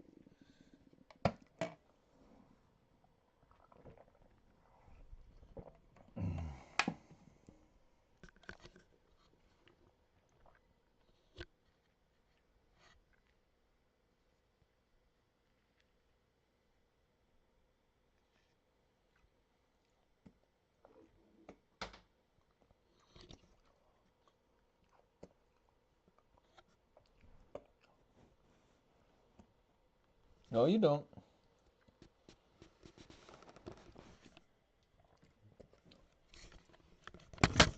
I'm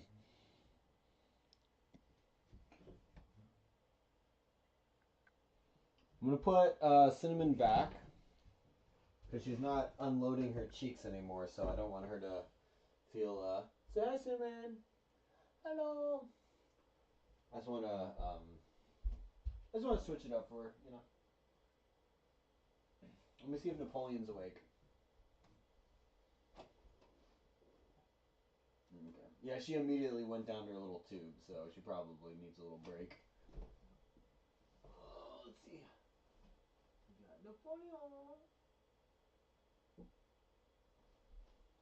Napoleon's a little harder to find because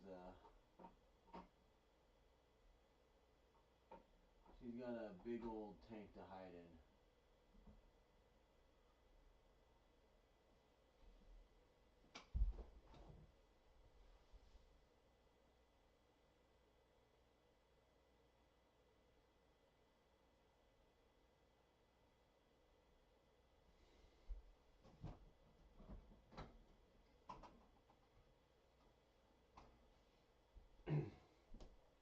I lied, I'm keeping Cinnamon out because Napoleon's nowhere to be found. She's sleeping somewhere. And Cinnamon is very active, so I'm just gonna let Cinnamon do her thing out here. Yeah, right, baby.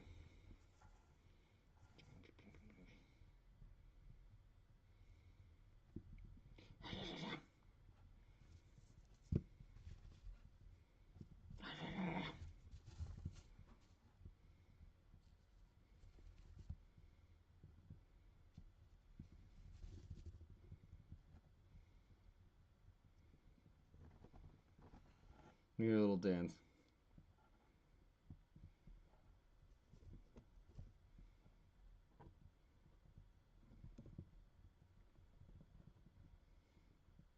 Look at her little feet.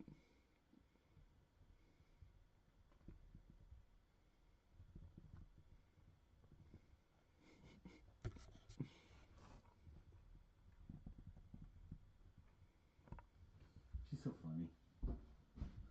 Crazy little baby.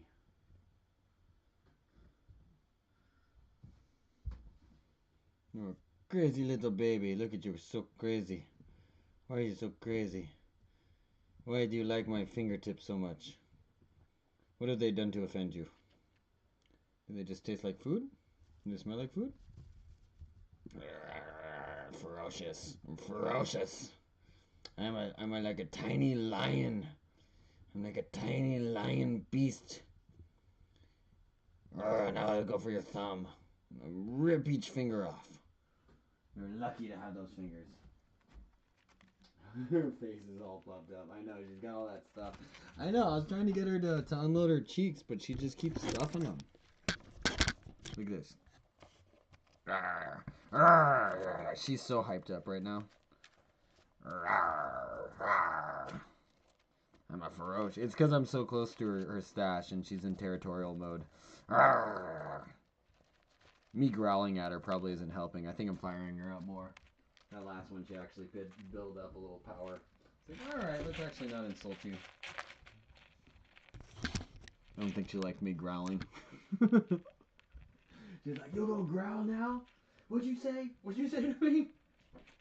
I can kind of tell when she's starting to get frustrated because, like, her bite will increase in power as she's going, and then I'm like, okay, at a certain point, I'm like, let's just stop.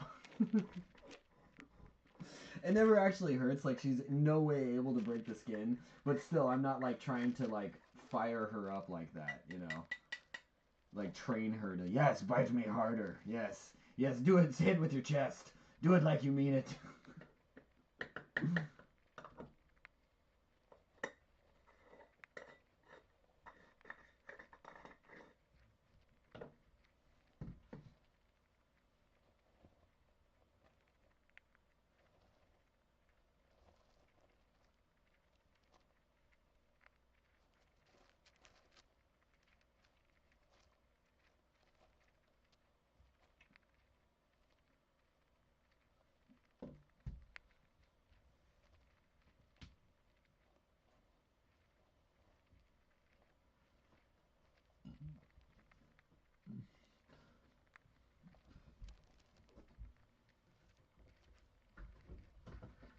Ooh.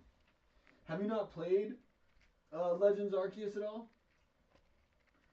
Wait, shit. Hold on. I don't know why I didn't get those messages.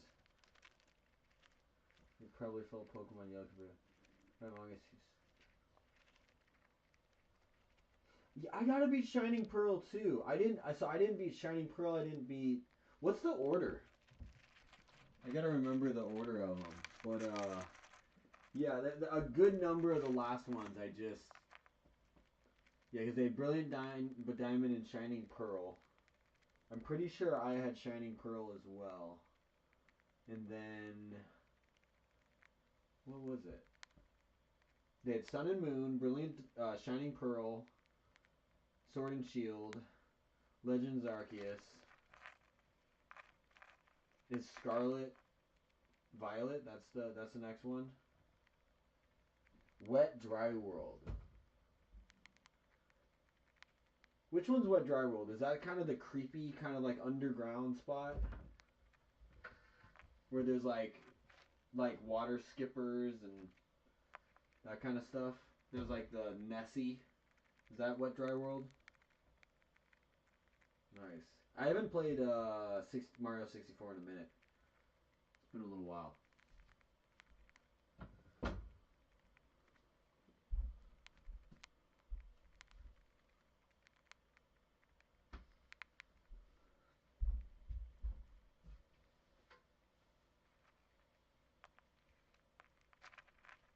Yeah. Yeah, okay. Yeah, I know exactly what you're talking about. That's the one where you like dive into the like mirror well.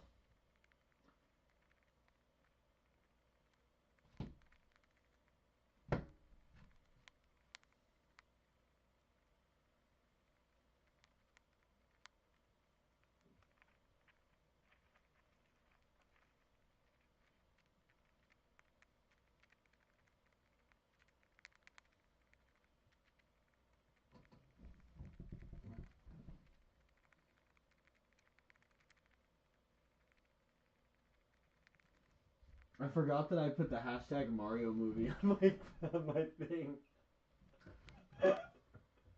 Oh, that's so funny.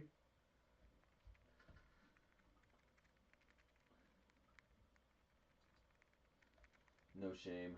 No shame in the game. I gotta get the fuck out of this place though.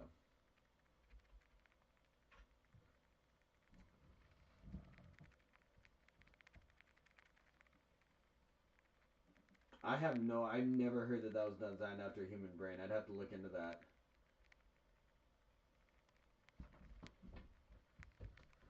Oh, one sec.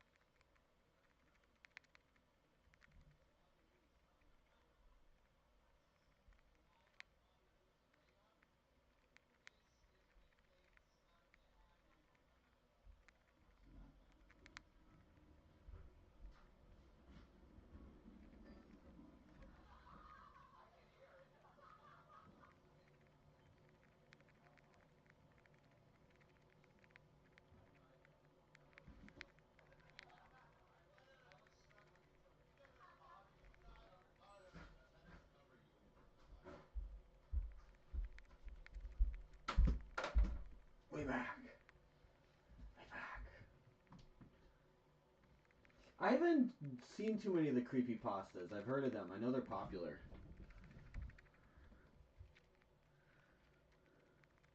I think I've seen a couple. I like that stuff though.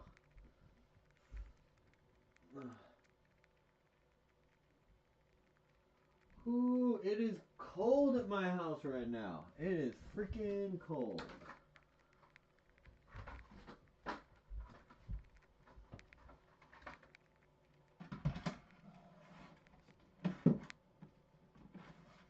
Oh my goodness.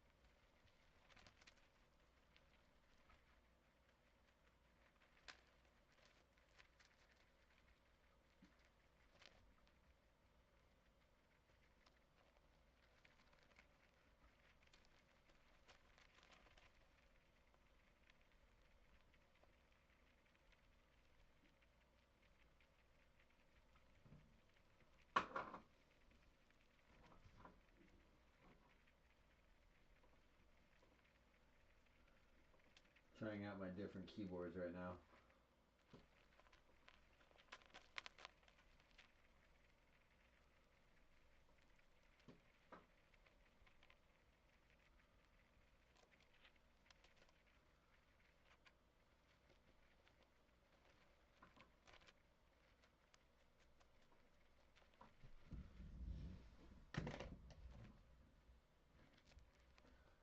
Oh shit.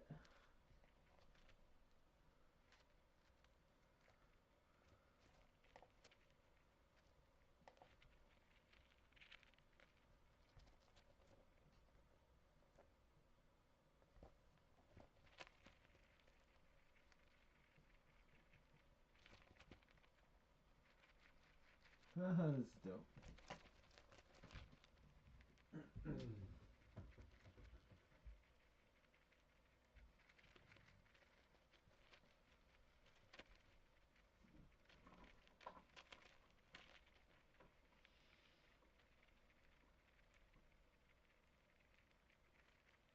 Yeah, I still have my jacket right here. I think I'm gonna put it back on.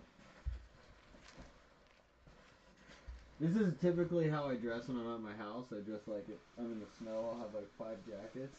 I try and just like stick to one jacket when I'm streaming, just so I don't look like a weird homeless guy. But I would even like put on another layer after this. It's fucking cold.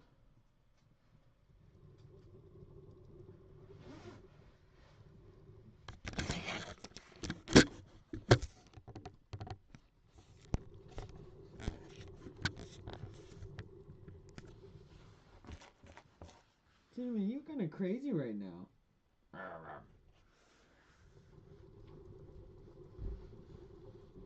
Alright, we sticking with snow jacket look.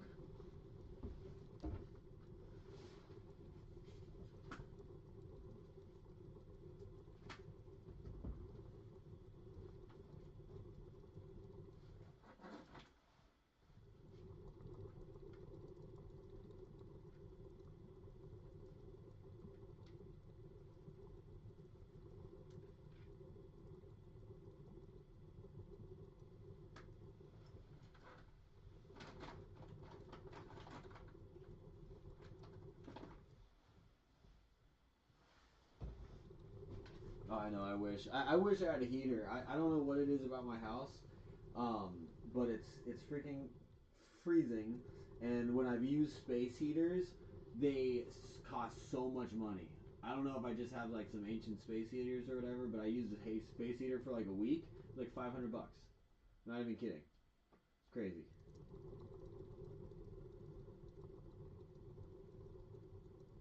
It was a little longer than a week, but it was like a week.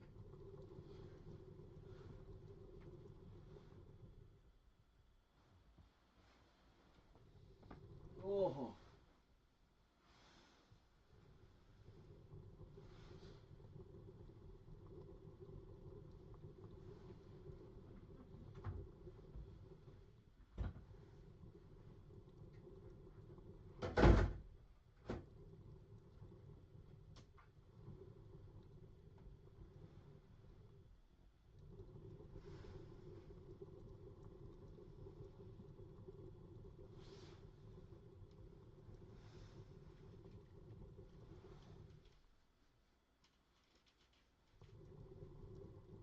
Yeah, right. Oh, I keep forgetting I'm playing Pokemon. I've got so many freaking pages open that it's like, oh yeah, that's what we're doing. It's good. It's a slow grind.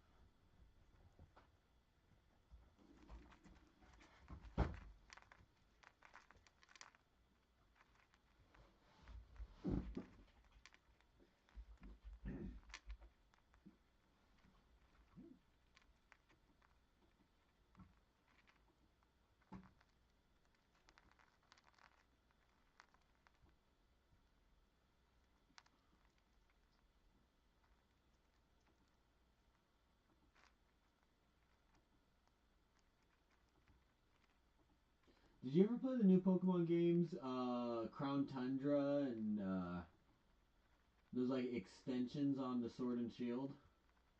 I forgot about that set.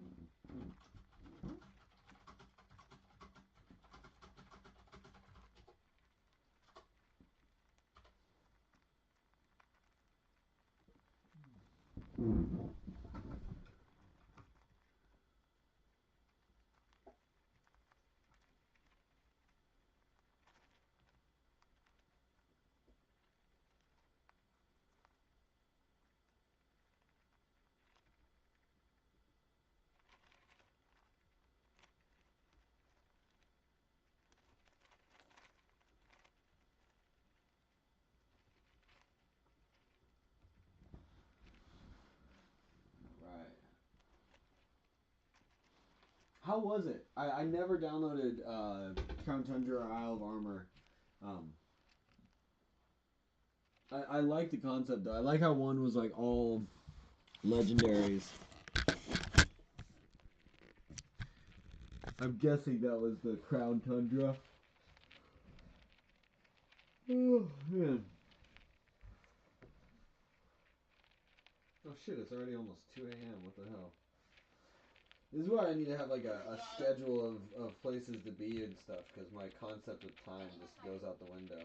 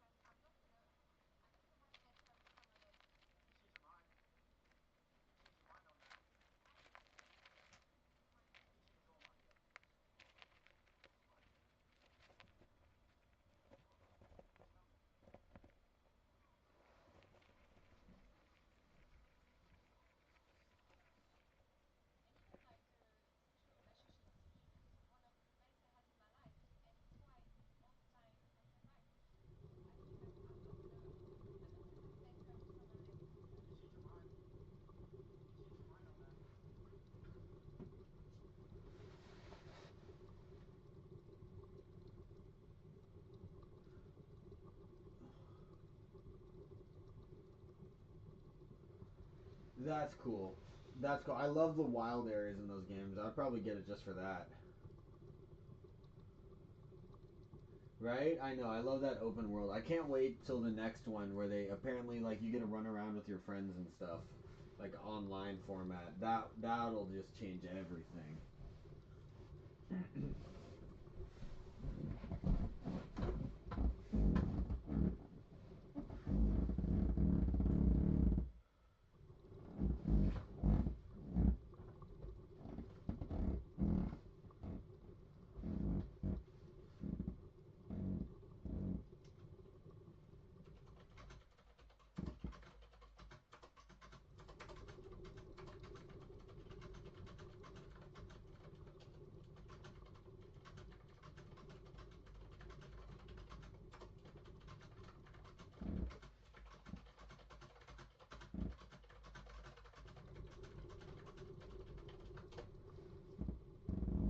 I love this keyboard. It's so tactile and clicky.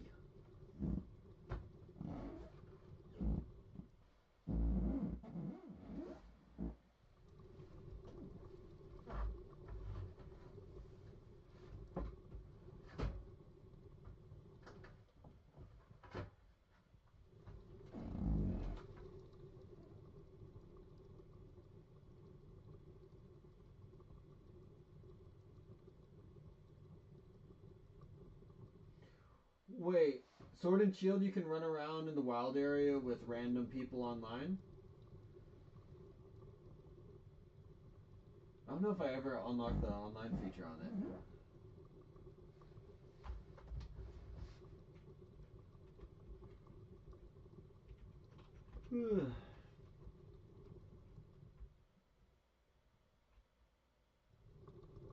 Oh my god, I know. I have 1, 2, 3, 4, 5. I have 6 different keyboards within reach right now. Because that's how, not including the ones on my laptops, obviously. But like, I have my metal typewriter type that I got. I had this one that I got back in like high school. It's like a plug-in ergonomic style.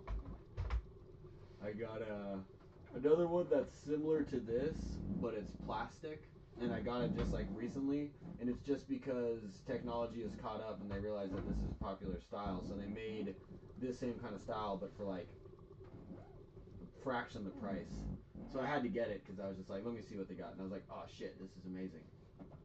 I just love keyboards. I wish I had a typewriter.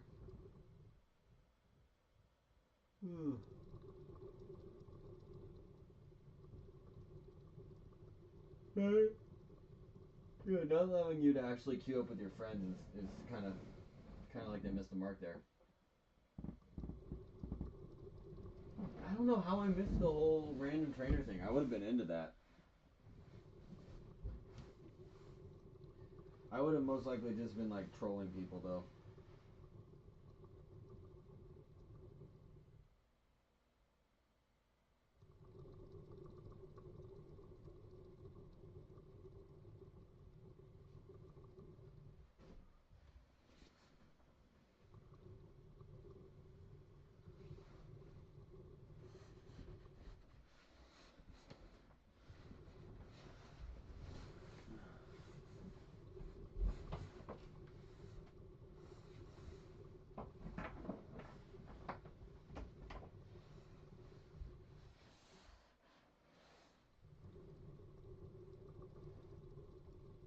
Oh god. There's a typewriter store like 3 hours from my house, or like 2 hours from my house, and I've always wanted to make the trek out there, cause I think I saw online they had like a baby blue vintage like 1970s typewriter. I got really into the idea. I love typing. I love typing so much. I recently was like looking into the idea of becoming a court typist, because I just love. That's not the right term, but I'm blanking on the term. But the person who listens to what everyone's saying just types it all out. And they have special type of keyboards that you need to get to be able to do that. And, learn the whole style of typing and that stuff. But yeah, I got into that idea just because I love typing that much. Like the idea of working in a court doing that would just be like, because you don't have to work in a court either. You could work in for businesses. There's a lot of places you could work, but just like it's like meditative to just like be totally empty and just receptive to everything that's going on around you, and you just type it out. Like I love that. The only reason I'm kind of like hesitant to pursue it is that I just have a feeling that AI is gonna catch up. That just seems like one of those careers where AI is gonna uh, take it out. And I could be wrong, but I just feel like the generation that has decided to keep a typist in there is going to pass on, and the generation that takes over is going to be a generation that grew up with AI. So they're going to be like, why are we using people when we can use a computer? Because yeah, I just feel like you know, you caption live television. Really, that's a thing. I didn't know that was a thing. Yeah, it seems like there's a lot of avenues for it. So I heard that it's actually like a really big career. There's a lot of job opportunities, and I heard that it was like huge in India of all places. Because yeah, I'll occasionally just like look into other career choices just to like, you know, yeah, there's just certain jobs I feel like AI is gonna just wipe out. Like, um, for instance, robotics in kitchens. You gotta love chefs, you gotta love kitchens, but there's gonna come a time where they're gonna just be able to sell a robotic arm that can meal prep everything you would need for a restaurant. So you would have like one chef and then like a robotic arm that can just go. I'm just completely imagining that. I just kind of pulled that out of my ass just now, but that seems like that would make a good sci-fi movie, right? But I don't know. I just say that because I have a lot of friends who are chefs, like high level chefs, and I have other friends who started and they just do the prep cook kind of thing. I look into everything. I'm not like, I don't try and like limit myself to one idea. Like I was looking into just becoming work in a Japanese kitchen and wash rice because I love rice that much. Like I don't even really like sushi, but I love sushi rice. So I was like, fuck, I could see like finding a legit sushi restaurant and just like apprenticing underneath the sushi chef and learn how to fucking make legit Japanese sushi rice. Because that just to me would just be an unbelievable life skill. If you could just pull, because honestly, I make rice all the time, and I do take pride in the way I wash rice. I know that sounds weird, but it's like, um, I feel like I go above and beyond to make it like, I kind of like my rice a little sticky, you know, so I kind of go for that style. But anyways, robotic stuff is cool, but I hope there's always a large group of people who want things done by other humans. It's like with art recently. You know what? I feel like there is going to be a pushback of people who want stuff that's done by humans. I just feel like that with that pushback, there's also going to be people who just keep pushing towards AI, like what you were saying, where like I saw that where the AI is like AI generated art, so it can just happen in the blink of an eye. So then that kind of fucks with artists, because then they're like, hold on, like, wait, guys, like you're really fucking with our potential income now. But then it was I saw an artist said that he was just like, hey, we need to make sure that AI is only tapping into dead artists, because he was using a living artist's artwork to then generate artificial, art. So the living artist is like, okay, well now this is actually fucked up, because this robot is literally just stealing from me and gonna make money where I can't. So, but I also feel like we've been there for a long time, to where like remember when they did the concert with Tupac, where they did the hologram concert with Tupac. Like I remember I kind of freaked out, where I was like, fuck, this is it. Like they're gonna start doing robo concerts and that kind of stuff. But there was such pushback because people weren't ready for it. They were just like, we don't want to see Otis Redding yet. Like that still seems disrespectful to us. But give it another 20 years, we're gonna see a lot of Tupac concerts. You know.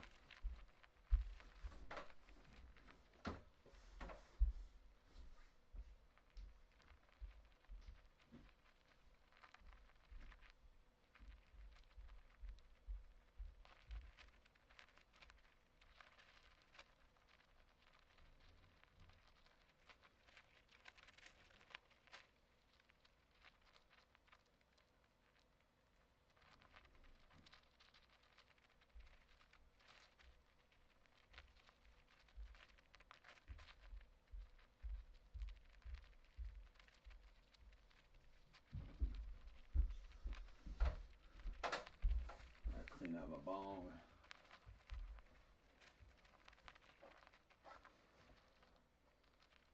Yeah, I don't really like fish either, but I love sushi rice.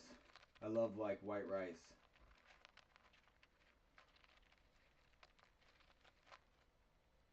Yeah, like I think I've seen AI generated art, and I think that it's really cool.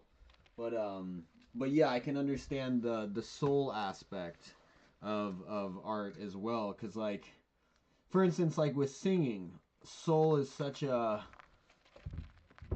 you know, you can't really put your finger on it until you hear it. But when you're in the presence of someone with soul, you're like, that's it. There it is. Okay, I get it. I get it.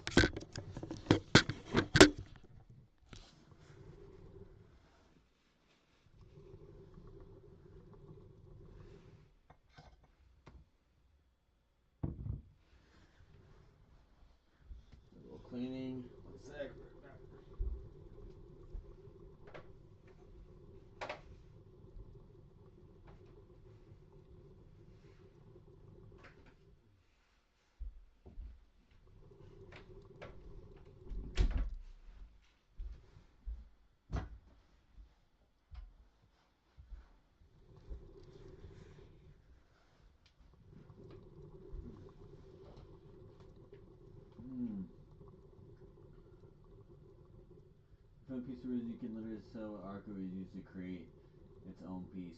Yeah, because then that gets into that weird realm, like with comedy. Like, people can't even use the, you know, same subject matter without kind of coming under fire. Yeah, right. It really was crazy. People weren't ready to handle it. I was kind of freaked out too. I thought it was cool, but kind of freaky. Right? Oh my God, I didn't even think about that. Yeah, what Snoop Dogg must have felt playing with AI.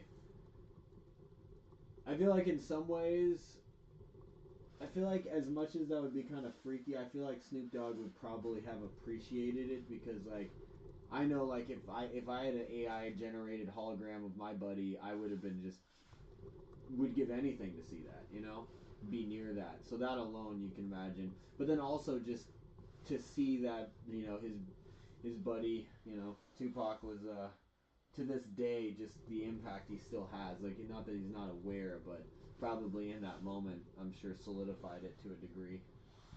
I don't know. I'm trying to psychoanalyze Snoop Dogg over here. Indefinitely create chill. Oh, really? Epic Games produce some software that can indefinitely create chill beats. That's kind of fucked. That makes me sad.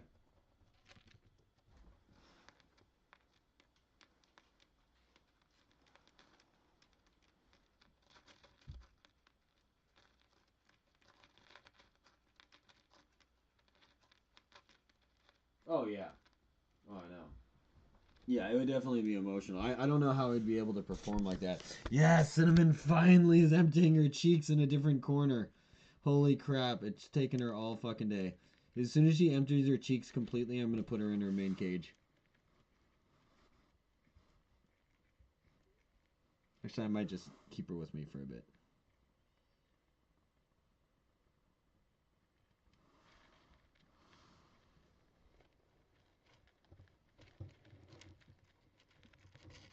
She's trying to eat him. She's like, no, I want them. I want them back. Why you take them from me? Why you take them from me?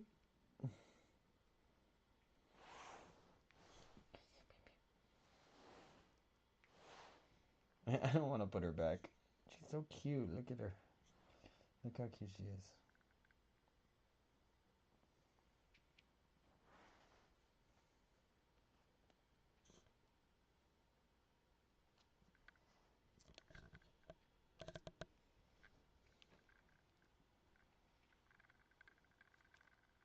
Yeah, right. That is very true.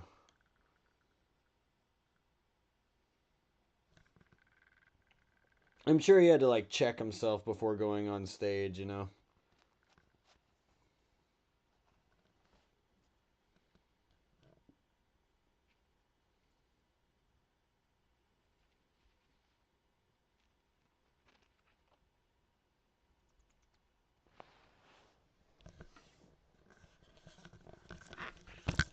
All right.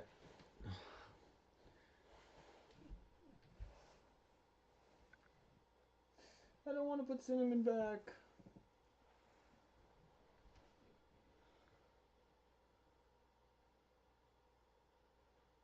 I know. I feel so bad because that's all she wants to get to is her stash.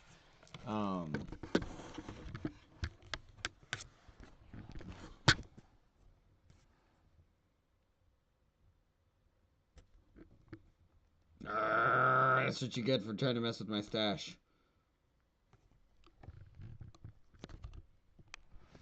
You see her ferociously attack me there?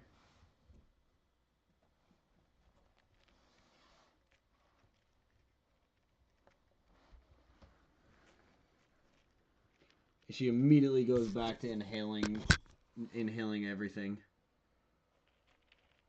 Yeah, I'm just gonna let her do her thing. She just seems kind of manic to me right now. Because she hasn't taken a nap yet. She's just, usually she'll like chill for a nap, so that's the only thing that's kind of concerning me. But typically I pull her out and I like put her in my robe and stuff, which kind of forces her to nap. But right now she just is like so focused on stuffing them cheeks.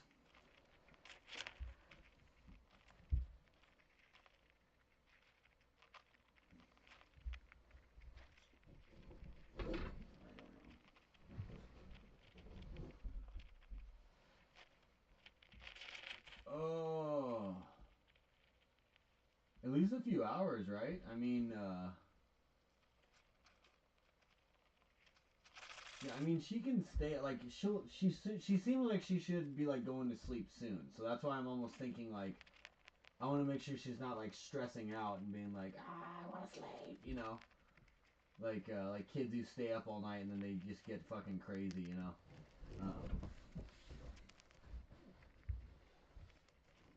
But she just keeps inhaling these things. So I'm gonna kind of, like, let her move this shit around.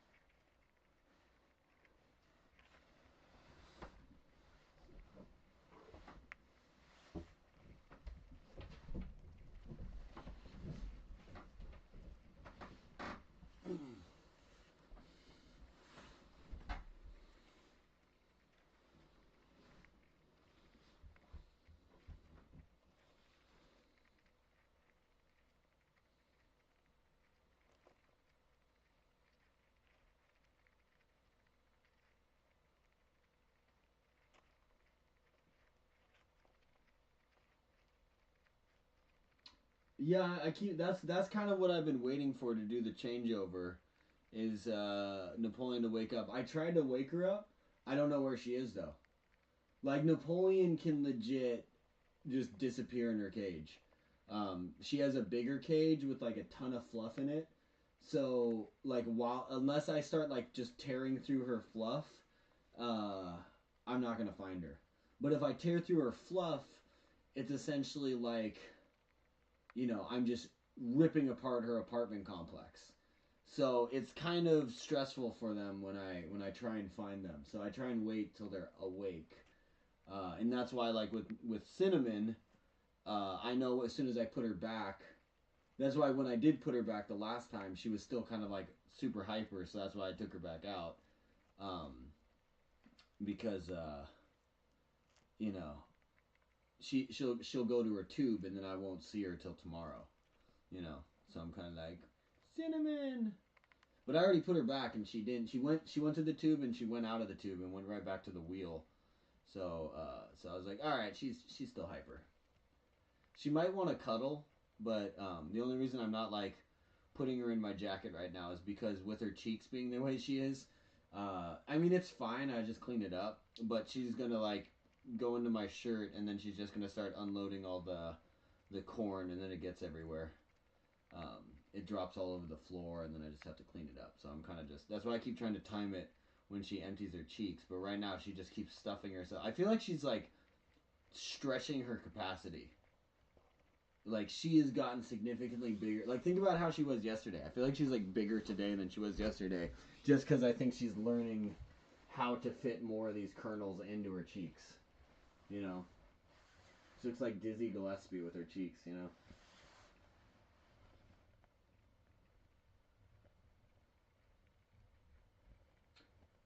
So yeah,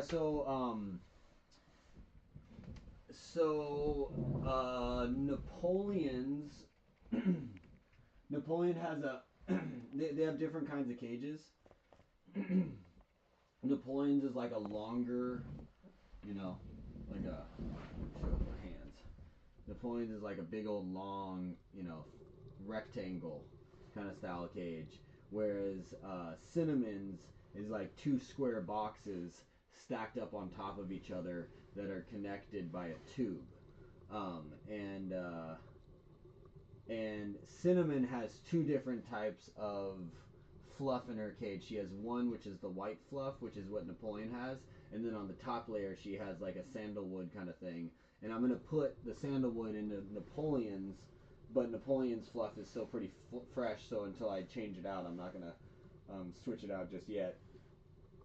So the Oh, and the other reason why Napoleon has so much fluff is before my ex gave Napoleon to me in the cage, she cleaned it out, but then emptied just like a giant thing of fluff. So there's like that much fluff. There's like this big of a layer of fluff in Napoleon's cage, and Cinnamon's is like half that layer, you know. So Cinnamon, I can kind of see where she is because the fluff will kind of move wherever she is, whereas like Napoleon, it kind of compacted to where she has like tunnels. So if I start digging through it, it just kind of destroys everything she's done, and then she's just kind of freaked out. It's like she's hanging out in like a little caves that she's built, and then a giant comes through and goes, "Where's my baby?" And just starts ripping through the caves, you know. So, anyways, I just always have to keep in mind that even though I'm like, oh, I want to go pet the cute animal, it's like I'm still just this giant coming through and just trying to scoop them up, you know. So my goal is to kind of set things up such that when they do come out, they want to come out, you know. I try and time it that way.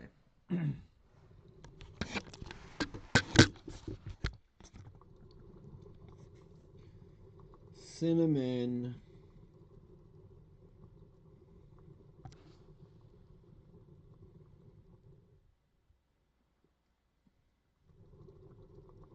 Your cheeks are getting crazy.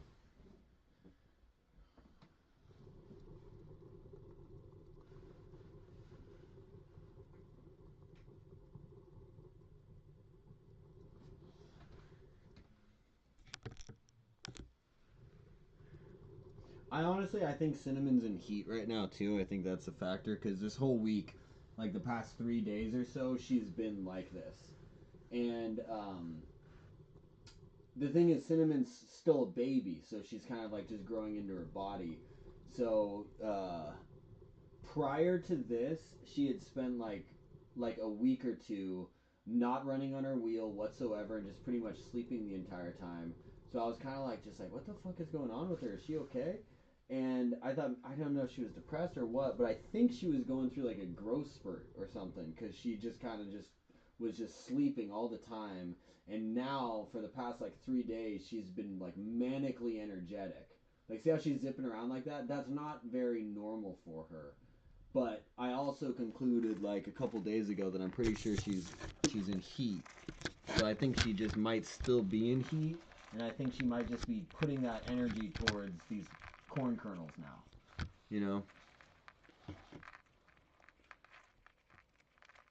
She's unloading the cheeks. I'm gonna scoop her out after she does this unload, regardless of what she still has in her cheeks, just because I just want to give her a change of environment. I'm waiting for her to actually unload the cheeks.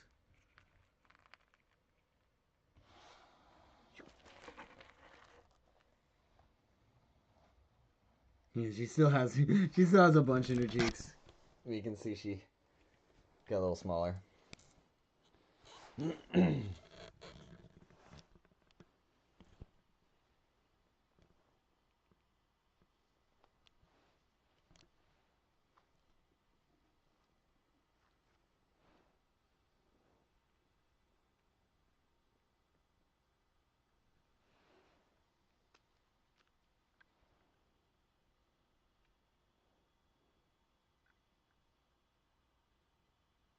When she was that fast, she was pregnant. Oh, do you mean fat or fast? You probably mean fat, right?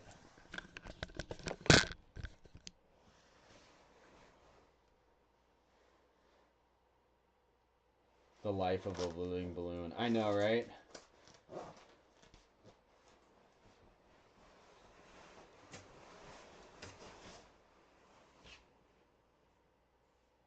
No, I know, exactly. See, that's why I don't really want to mess with Napoleon's fluff. Because, you know, the thing is with them, it's like I still want to give them, just for their own mental sanity. Yeah, I gotta tuck my pants in, tuck my shirt in. For their own mental sanity, I want them to be able to hide from me if they need to, you know.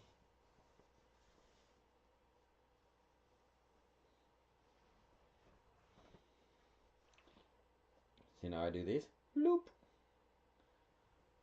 And she has entered the land of fluff. Oh, fast. Yeah. Right? I know they get so hyped up. Yeah, I think it's just like hormones, cause she typically gets kind of like manic like once, during the night around like 2 a.m. So I guess everything is actually matching up. It's what, 2:14. So yeah, so this is about the time she kind of acts like this anyway. I guess it's just because she woke up earlier tonight. So I took her out earlier. So typically she doesn't kind of get up until around midnight, which I don't know. I'd actually have to go back and check the VOD to see what time I kind of woke her up at. But now that I'm kind of looking at the time, I kind of my sense of time right now is kind of thrown off. But yeah, because she's like literally just, I don't know if you can see her. Can you see her in my belly? You see her running around? No, she's on the side. But she's going like a hula hoop style. Oh, I think she just pooped on my back. You can feel the... Boop. She's just doing a hula hoop pattern around my belly.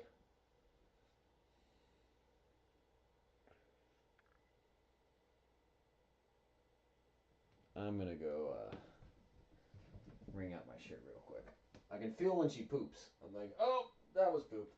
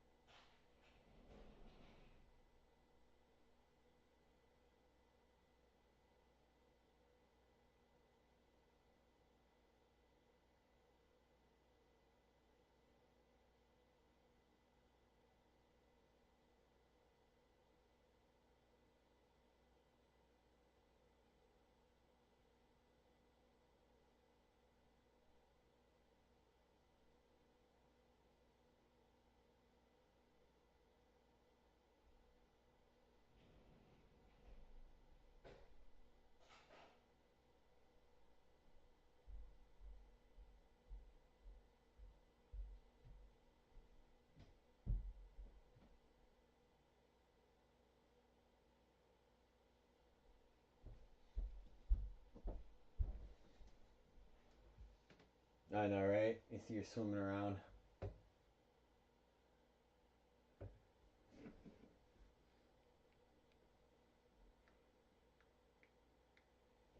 Alright, I'm gonna put Cinnamon back. Say goodbye, Cinnamon. Say goodnight. Good night. If she still keeps running around on her wheel in there, I'll take her back out, but just let her do her thing. Give her some time.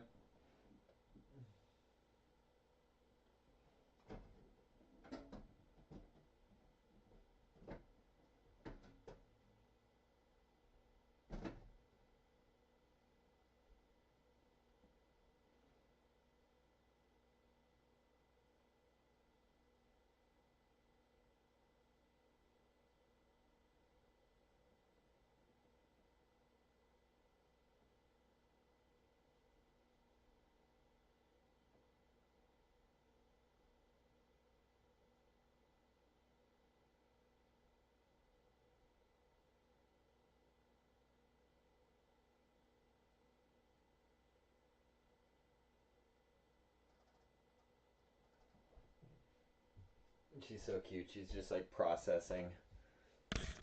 Here, let's take a trip over to Cinnamon's world. See if you catch her before. Oh, she just went down the tube. You missed her. So that's the top area. Let's see if she's in the tube. I don't know if you can see her. See that pink tube back there? She's in the middle of that. So she has this layer, she has this layer. And then Napoleon has this big guy. So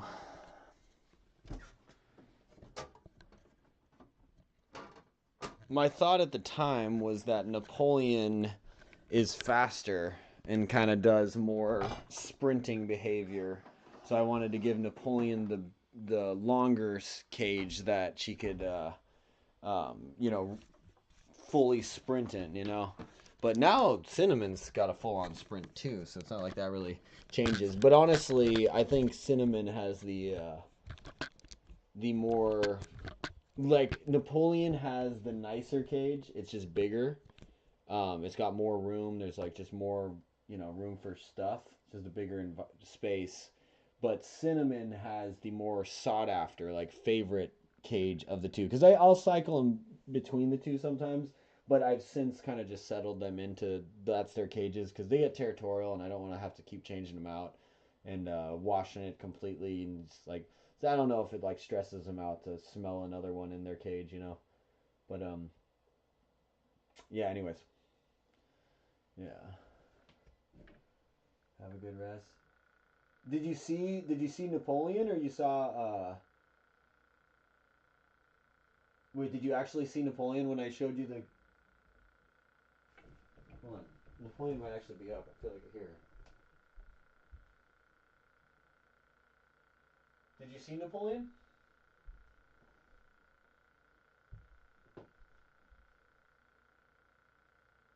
See, the issue with Napoleon too is that the cage is up on a high on the top shelf, so it's like it's hard for me to see her. So it's like really until she's like running around or if she's on the wheel, I can't really see her.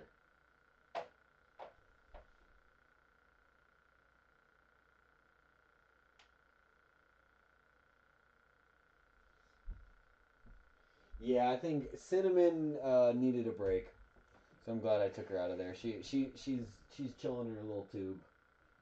So I think you know they have their like spaces where it's like even if there's spaces in there for her to nap, she's just not that's not where she wants to nap. So you know I get it. Oh, you saw Cinnamon in the tube, yeah. Yeah, I was hoping you saw Napoleon because I thought I could hear Napoleon, but she's just doing her thing. Napoleon will full on like hibernate. She'll just be like asleep for like a day, and then she'll just be super active the next day. Uh,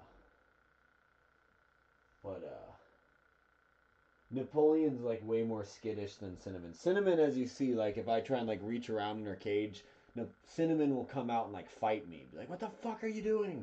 Like Napoleon will just be traumatized and then will just run nonstop for the next like 16 hours straight because she's just so traumatized by the fact that her house just got torn up. So that's why I don't really mess with their houses too much, you know. I try and like rearrange it when they're not in there. If they're in there, it's like extra freaky. It's like a fucking earthquake. They're like, "What's happening?" You know. But really, the only time I've done that is when I've thought they've escaped, like they're not in their normal hangout spot. And then I kind of like check the normal hangout spot, and then I'm kind of like, you know, and then I start moving stuff around, thinking they'll like kind of come out. But then the more I move stuff around and I don't see any action, I start to, you know, you kind of start to panic, and then pretty soon I'm just like tearing out the whole place. And then all of a sudden the whole thing is just in shambles. And then I see like Napoleon over in the corner, like, why are you doing this to me? And I'm like, oh my god, I'm so sorry. But it's like, you think you lost them, you know. So that's the only reason I've ever done it. But every time I've done it, I've also regretted it afterwards because I find them and I'm like, oh my god, I'm so sorry. I'm so glad I saw you, but I found you. But I'm so sorry, you know.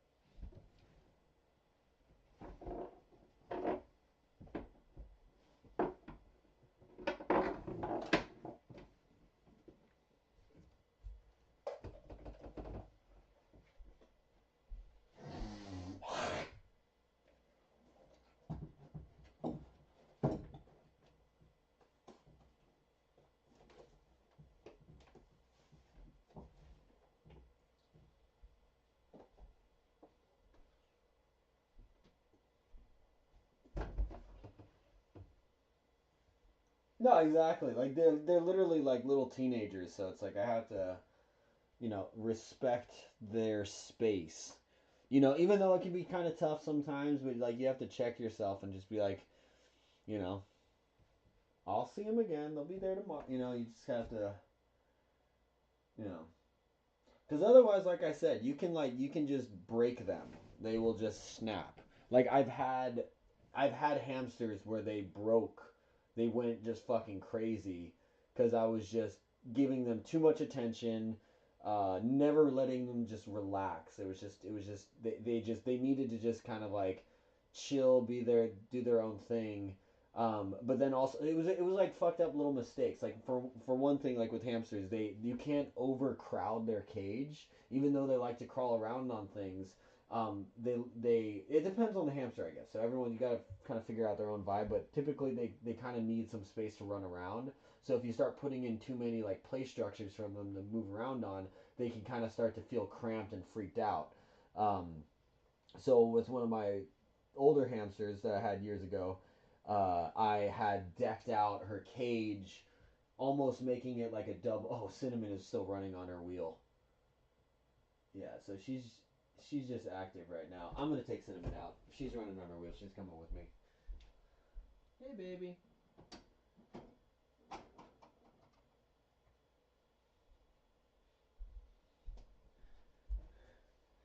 I think Cinnamon is just in heat right now. Nope, I'm being selfish. I'm doing exactly what I just said I was doing to the last hamster by not letting them chill. If you're still running on your wheel in like 15 minutes and you want to come out, I'll take you out. But I gotta let her just chill in her space. But anyways, yeah, my old hamster. I overcrowded her cage with just a bunch of like, uh, you know, just random shit like this. You know what I mean? So like things that you think she would enjoy, but I just overcrowded it. So I was creating like a jungle gym. You know what I mean? All this stuff for her to climb around on, explore, like multiple layers, multiple stories that she can kind of climb and explore and stuff. So I thought that would be amazing. Really, I just stressed her the fuck out to where like I woke up one morning and she was climbing on the ceiling of the cage. She was just like just like upside down on the cage, crawling around on top of it because she was so fucking stressed out. She was just trying to get the fuck out. And I'm just like, I didn't know enough about hamsters at the time to understand that she was stressed. I was just like, oh my god, this is the cutest thing I've ever seen. She's Spider Ham. She's Spider Ham. You know what I mean? Spider Ham. Spider Ham does whatever Spider Ham can. You know what I mean? So I didn't realize I had just psychologically broken my hamster overnight by like overcrowding her cage. I just saw that I now had like this hamster doing this like meme thing of like, oh, it's climbing. So now I'll see videos of hamsters climbing on the cage, and I'm like, bro, that hamster is freaking the fuck out, And they're like, look how cute it is. But this is what I was talking about. Like, look, she heard me. She's just like, what's up? So I think she actually does want out, but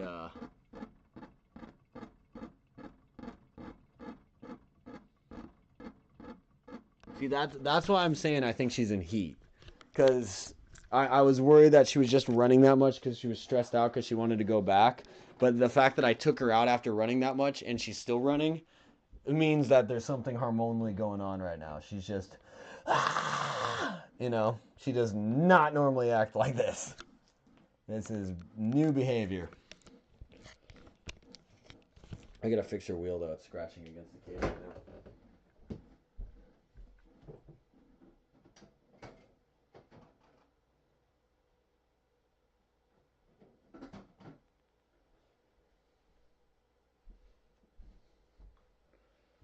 But yeah, so my old hamster, yeah, they could only tell us exactly what they wanted. Oh, leave me alone. I want out. Well, they kind of can, in a weird way. That's why you kind of have to just respect them and also just spend time to understand their behavior. So for her, like, let me out is she crawls up the cage. She's like, mm.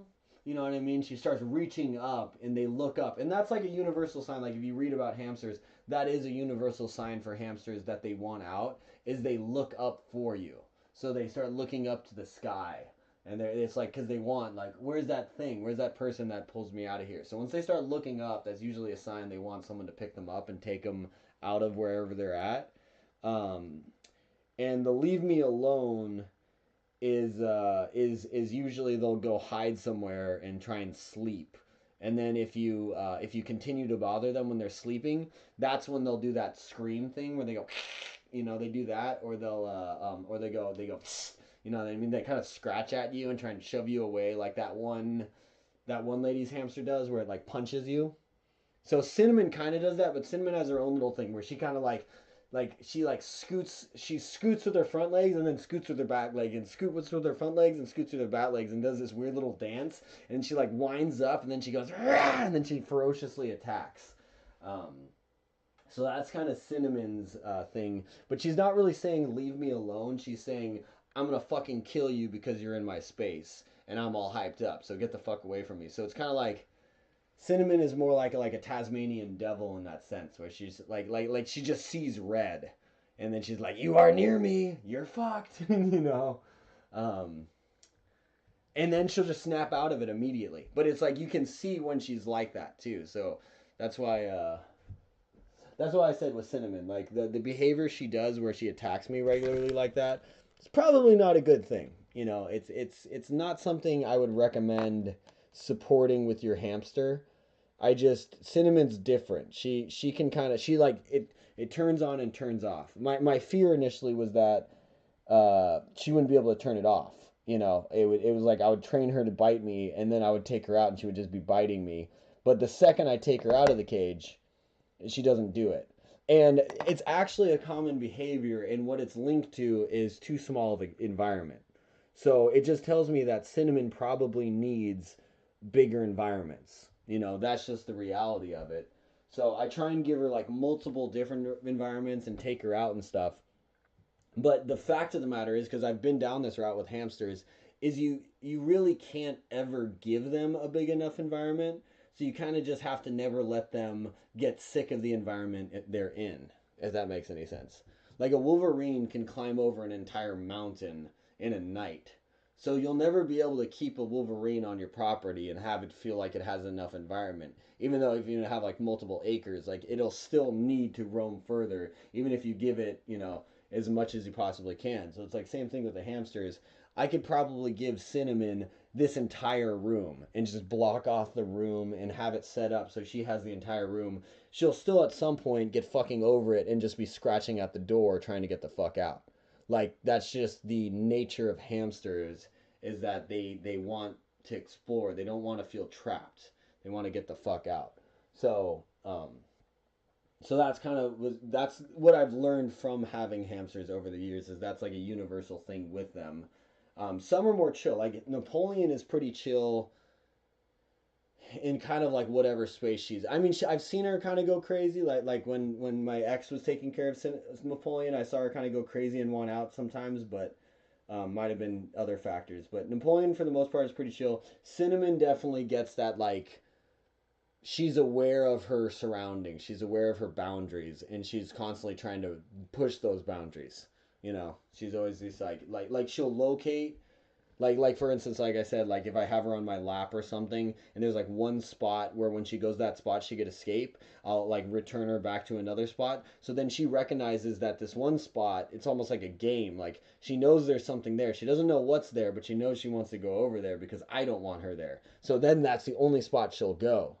You know, so it's like I almost have to, in order to get her to not do that, it's like the teenager thing. I have to like not care that she's go over there, let her go over there and kind of trust that she won't get lost. And then as soon as she loses interest, then it's no longer an issue.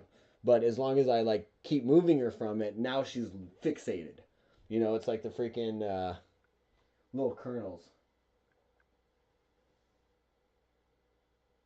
All right, Cinnamon stopped running. See, that's typically what she does. She'll run manically for like a minute or two, and then we'll take a nap. Like what she was doing in here is not really her normal behavior, where she kind of like, she might come out in a sec. If she comes back out in a sec, I'll kind of have a better idea. But Um, yeah. Typically, Cinnamon will like try and escape out of this one more often. Like she wasn't doing that, but she was just kind of getting hyped up. So that's why I was like, maybe I should take her out. Napoleon is more. She's just chill in that spot. She's just kind of like, all right, this is dope. Wait. Yeah, honestly, I think it was a lot harder. A lot of the great resources, like most of the resources you find online, even at like web and like Pet MD or whatever, like high level sources that it should be, they're really just wrong. You know what I mean? The pamphlets you get from the store, there's like some general things like regarding diet and stuff that you can obviously go off of, but real nitty gritty like behavior things. Like one of the things I think, like I said, is a main issue that I think people need to realize is the nature of hamsters and that they will bite you. It's not that it's inevitable. They're just like a large percentage of them have a certain personality type regarding like territory and that kind of stuff. So it's like they're prone to biting, but that doesn't mean that they don't like you or that, you know, it's like we interpret that bite as like a negative thing, but it's like you have to then realize that it's like there's no negativity attached to it. That's just their behavior, you know? So it's I don't know. So for me it's just like kids will get hamsters, think they're cute, then have it bite them, and then they just like you're just like, oh, fuck this thing. Like that's what happened to my ex with the hamsters. Is the hamster bit her, and she was just like didn't want to handle it anymore. And I was just like, what the hell? Like, of course it's gonna bite you. It's a tiny little rodent. Like that's what rodents are. Is they have teeth that don't stop growing. You know. Anyways, I'm rambling. I don't know if she's napping, but she's back in the tube. She was running frantically on the wheel, and now she's back in the tube.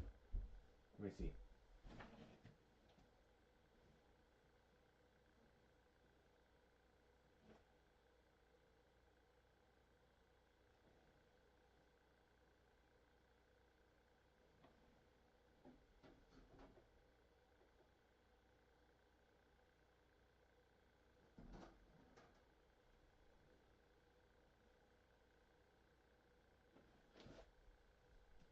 I actually don't know where Cinnamon is, to be honest. Hold on.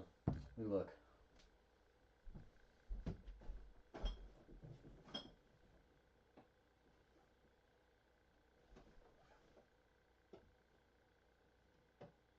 Oh. She's hanging out next to the wheel. She's not napping, though. She's just kind of like... She was stashing the corn. She's still doing exactly what she was doing in there. She's just working on her stash. She's organizing her stash.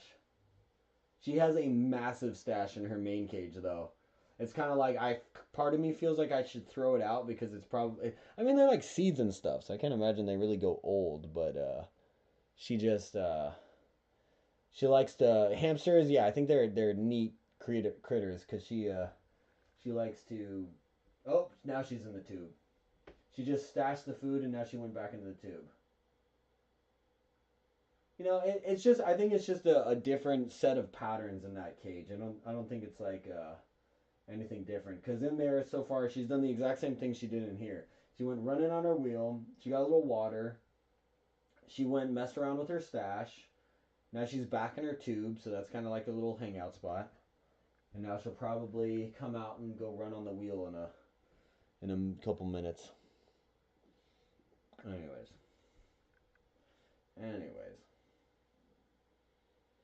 Having animals really is like science experiment. You know what I mean? Like you really could just write a book on whatever animal that you have because you're getting this insane information that, you know, just really isn't out there.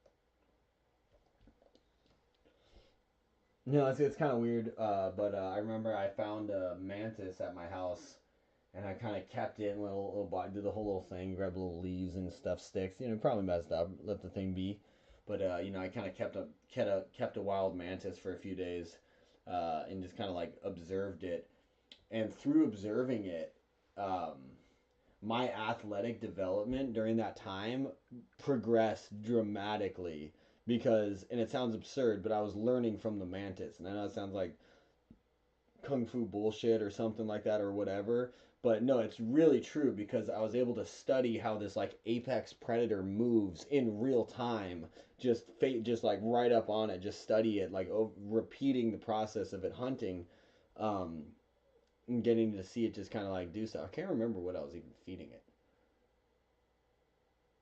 I must have, that's kind of weird now I'm thinking about it. I must have been like finding like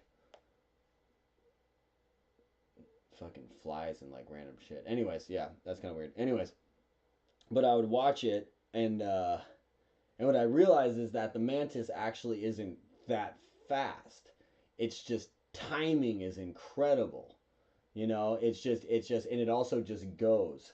So it's like the mantis will just kind of be like no, do it like this, but it'll just kind of like and go. You know what I mean? It's just like it's I don't know. It's bizarre, but they like there's no wasted movement. I guess is the better term. Like there's a snake that has the world. It's like I think it's ranked as like the fastest strike in the animal kingdom, or one of them. There's a lot of animals, but it's like it's something with this snake is like beyond fast.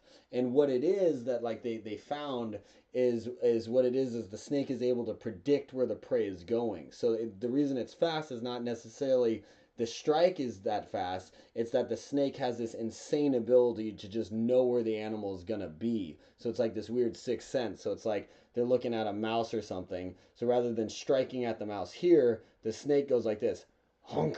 You know, so the mouse runs and the snake just goes bite. You know, I don't get it, but I don't know. I saw that. It was one of those. It's like top 10 most incredible predators. No, I know mantis are crazy. Yeah, yeah. Like I've had a few mantis. I've had like the females are huge. I know. I know. It's like I realized like living. I saw a video of these people who had like a rattlesnake. It was like a rattlesnake next to the dog bowl or like underneath their sink or something like that. And I was like, fuck yeah, living in a place where you just get rattlesnakes in your house, that would be terrifying. Napoleon's not on her, not Napoleon, Cinnamon's not on her wheel, but she's still moving around, so. I'm just gonna let her chill. I think I kept her out long enough.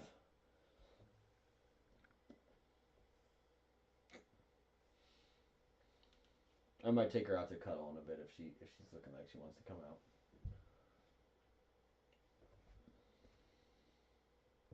The snake reads it prey, yeah.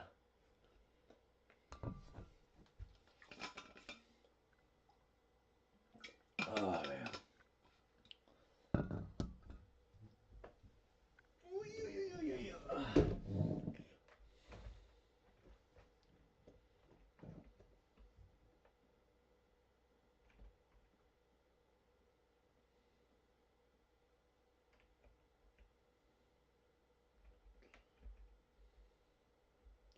Oh shit, this is the battle tower.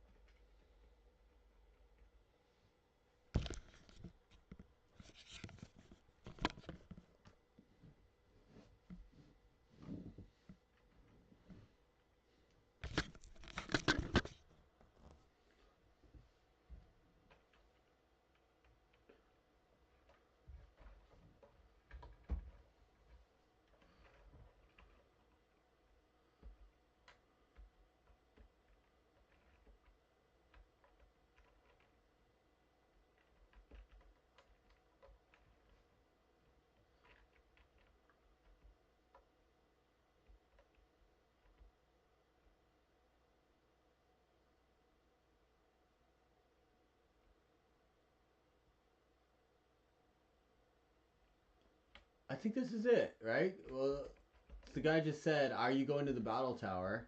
This is a secret. Yes, this has to be. Hold on, let's find out. This has to be battle tower. Yeah, battle tower. I don't remember doing the battle tower ever.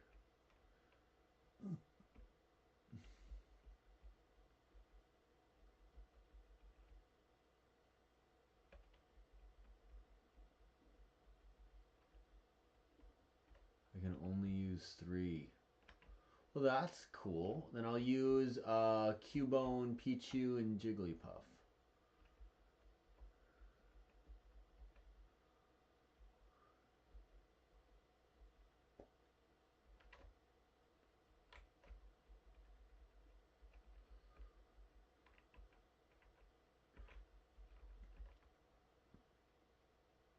I never knew about this either, right? This is cool. Let's test it out. I'll probably get wrecked because my team isn't around the same power, but let's see.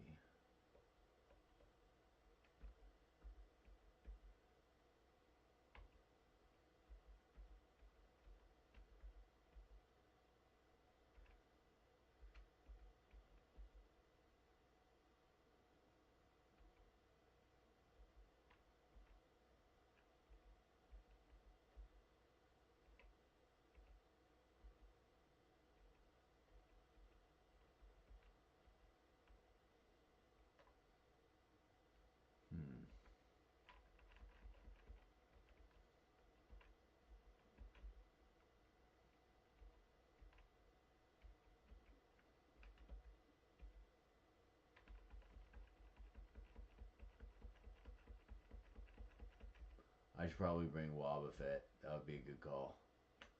My voice is getting deeper right now. I think it's the staying up and talking. You get that weird. I have like a weird overtone happening with my voice. You probably can't hear it, but I can like subtly hear like the little weird whistle going on in the middle of the throat. Right? I never knew about this. I just want to test it out. I feel like I must have done this. There's no way I didn't know about this, but this has got to be a crystal thing. There's no way this is in gold as well.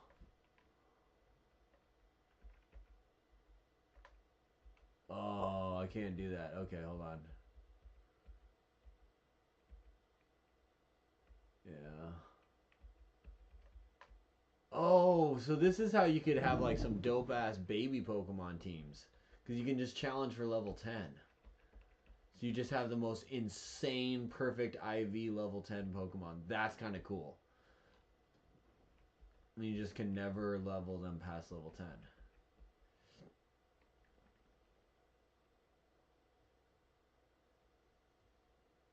Yeah, it has to be Crystal. I don't think I have... I don't know if I have a team of level 10 team.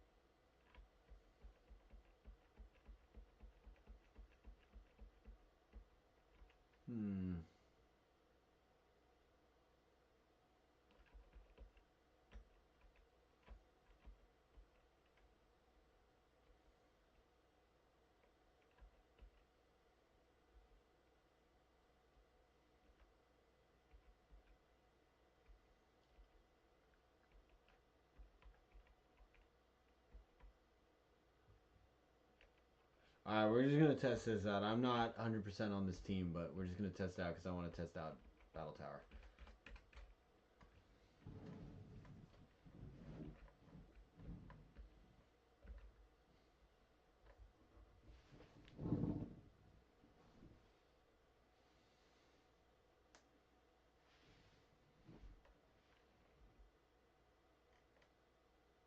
Oh, I should probably check the time. I want to make sure I don't go over the 12-hour mark here.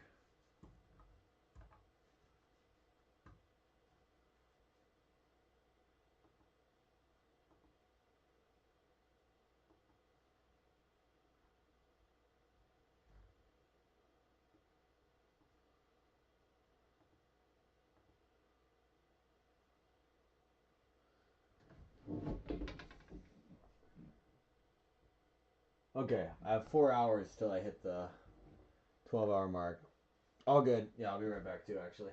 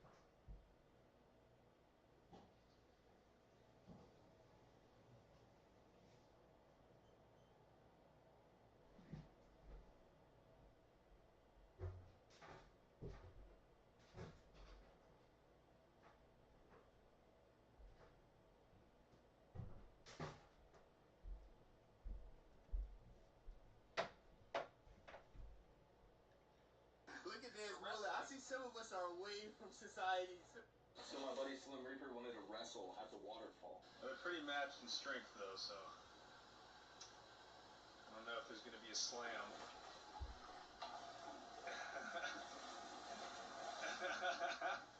Oh, shoot. I gotta go for the underhook. I go for a front headlock. Oh, my gosh. Hey, shout out to Slim Reaper, though. Go ahead and follow him and win. Look at this, brother. I see some of us are away from society. So my buddy Slim Reaper wanted to wrestle at the waterfall. They're pretty matched in strength, though, so I don't know if there's going to be a slam.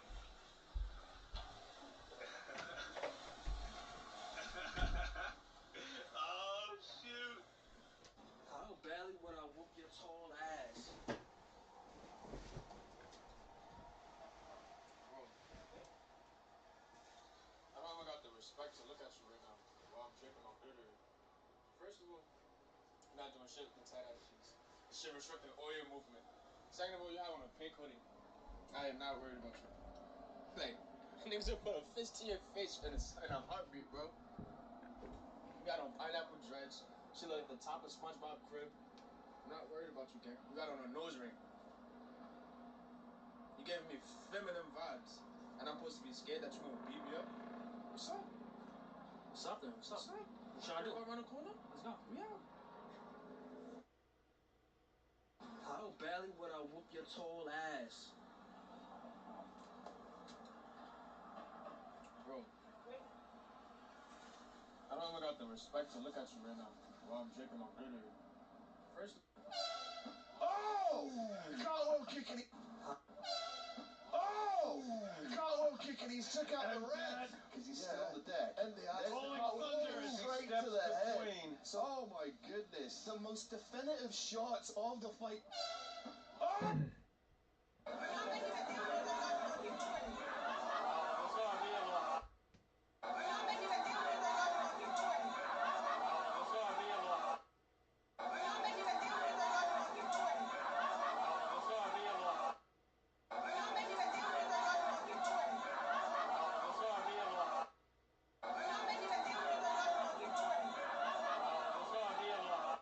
Do you know that they say if you have lots of muscle glycogen, you use the glycogen, your muscles actually... Shut up. Thanks, Chris. Shut up. This is why Vince Staples hates being asked to freestyle. I told Curtis a couple years ago when I finally made enough money, I was like, all right, worst case scenario, I'm just gonna go live in my mama house and we gonna be straight because I bought the motherfucker. I was like, look, I'm gonna do it. I ain't doing nothing Michael Jackson ain't do. They ain't asking me no question. Taylor Swift ain't do. I ain't freestyling. I ain't do none of that bullshit. That shit so coonery to me. Like, hey, my nigga, so you clearly up here for a reason, but I still need a 16. Like, if you don't get the fuck out of here with that bullshit, cuz. You out here promoting the album, but I want a 16. Hey, you got an album, right? We got 12 songs that you trying to eat off of, but my nigga, I need a freestyle. Get the fuck out of here, nigga. You rap, cuz. This nigga, well, I don't know what cut it was. I think the chubby nigga. Cut on like 8 beats. I'm like, nigga, why am I rapping still? Cuz like, I'm looking at this nigga Corey like, we fucking songs up now. I don't got nothing else. I ain't finna shit freestyle. This niggas got me rapping, cuz I'm not finna be sitting there rapping for no white man for no hour, man. That's the auction block. But This is why Vince Staples hates being asked to freestyle. I told Curtis a couple years ago when I finally made enough money, I was like, all right, worst case scenario, I'm just gonna go live in my mama house and we gonna be straight because I bought the motherfucker.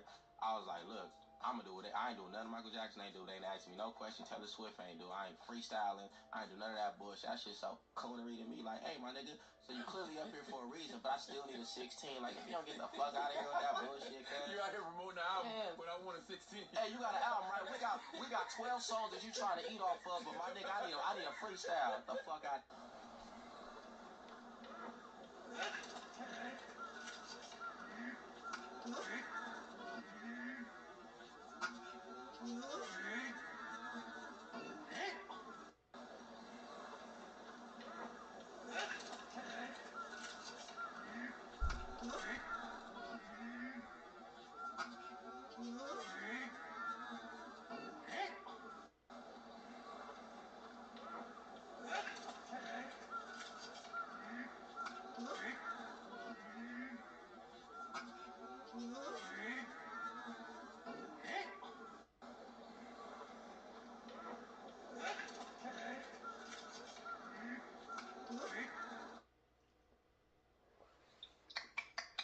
Come on, Max.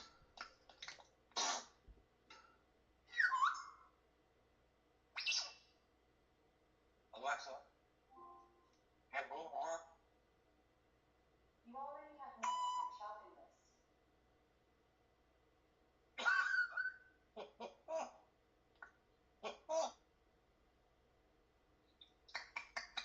Come on, Max.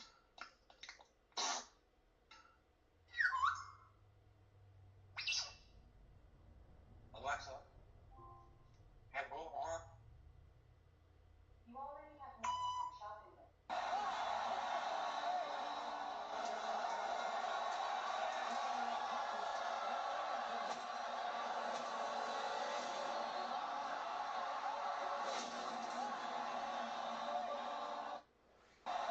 Oh, Bruce calling me. Oh my God, Bruce calling me. Bruce calling me. Bruce calling me. Bruce calling me.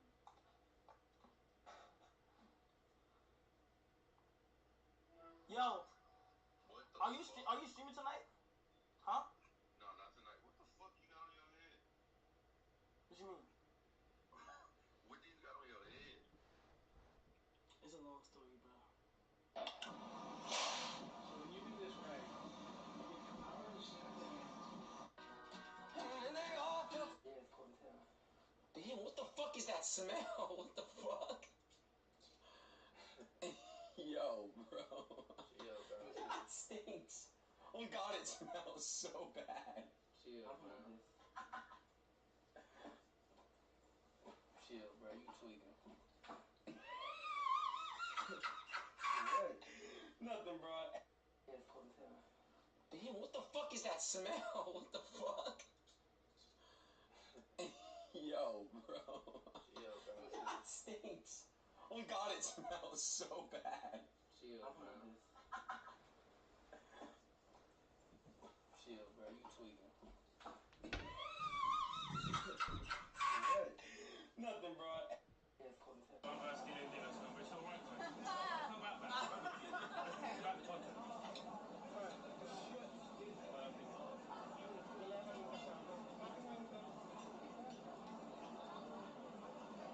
Yeah, you good?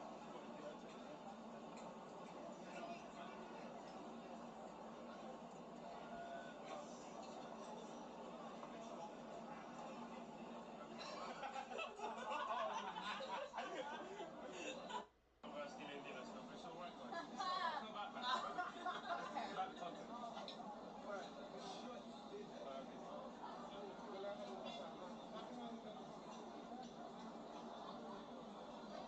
Yeah, you good?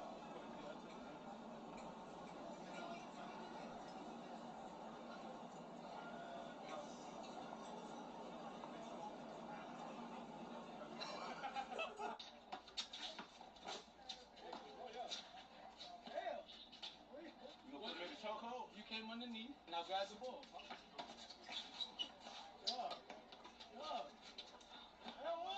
Yeah, I know I'm with the cold. Damn! No way! No way! No way! No way! Nigga, you can have that. No, who the fouled that play? Let me know. Everybody's quiet, nigga. Everybody's quiet, B.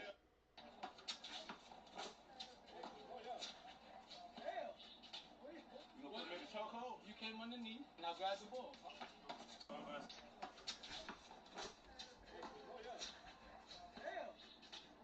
You gonna put him in the chokehold? You came underneath. Now grab the ball.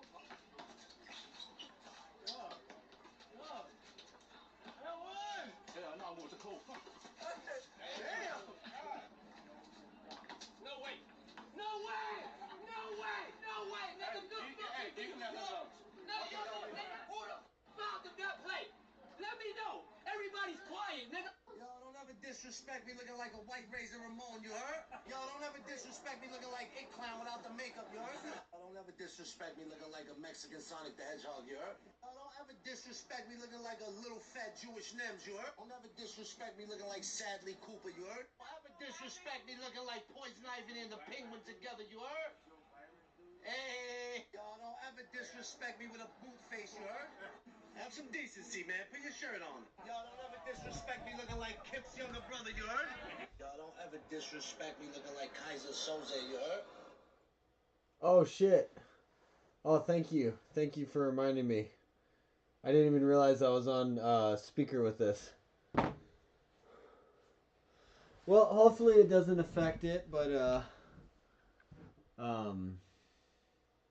yeah, that's why I have these headphones on. Yeah, that's the only annoying thing about streaming is that I have to keep headphones on if I want to like play anything entertaining.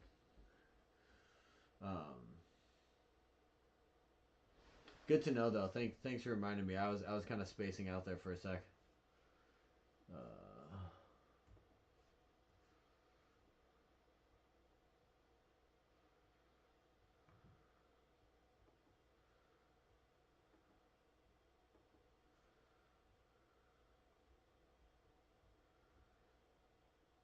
Yeah, I'm hoping it was just like a few reels, so hopefully it won't be a big deal, but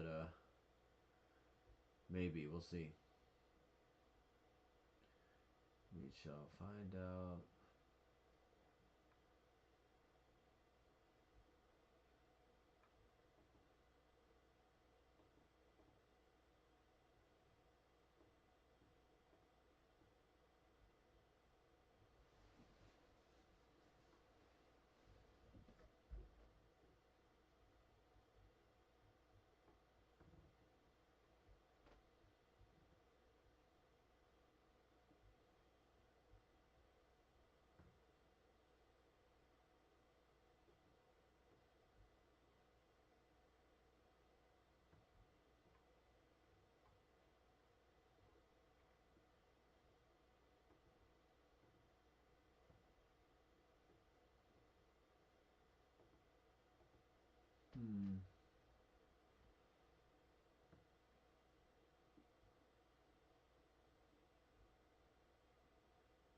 That's crazy. Yeah, I always wondered how they were able to upload entire TV shows. So the slightly down-tuned audio, that's interesting. I didn't know that that was a thing. Now that I know that, I might even try that with... because I could do that on my DJ unit. I can just down-tune things. Just like slight crank of the button, you can down-tune everything. Or up pitch or whatever you want to do. So I wonder, I kind of just want to experiment with that now to see if that would work. I wonder if I could like DJ a couple tunes but down tune it. Would it bypass bypass it? But then again, they might just like double back and then figure out that I had like pulled some tomfoolery on them, and they'll be like, "Go fuck yourself." So I don't necessarily want to invoke that on myself, but.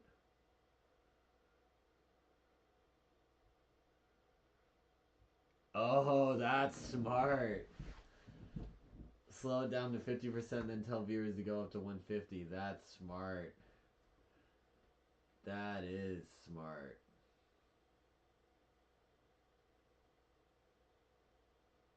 That would be a fun way to get stuff out there, though.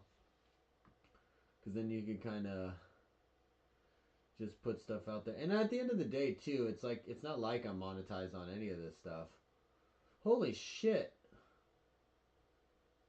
Dude, I went from 4 hours watch time from like 2 days ago. I had 4 hours watch time. To today, just now, I'm at 46 hours watch time. So, that's some pretty solid growth in the couple days. So I'm reading like my channel analytics right now.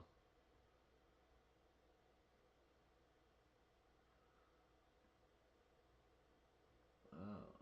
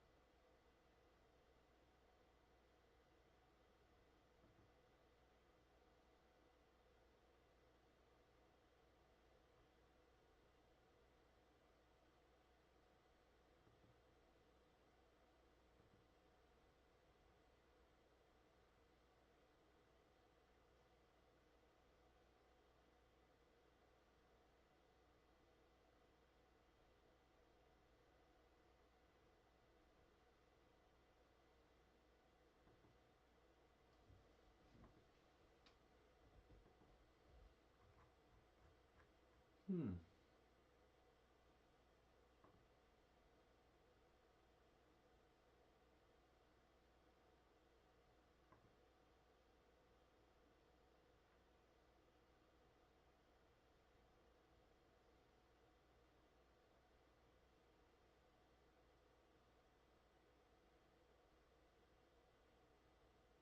Oh yeah, no, thank you. I appreciate. Yeah, I wonder how long these techniques will work, right? A lot of time, if you get striked, it's just place ads on your video that's striked, and the copyright holder will take all the profit from those ads, even if you're not making anything. Oh, okay, that's cool. Well, that's good that they put it towards the right person. Yeah, because that's kind of what I was doing on Twitch. I was just kind of like, kind of saying fuck it to some of the stuff and just streaming like my YouTube's or not YouTube, my DJ sets and stuff, and just being like whatever. And then I just wouldn't publish it. I would keep it private and just keep it for my own sake, because it's not like YouTube where the playback is where it's at, you know.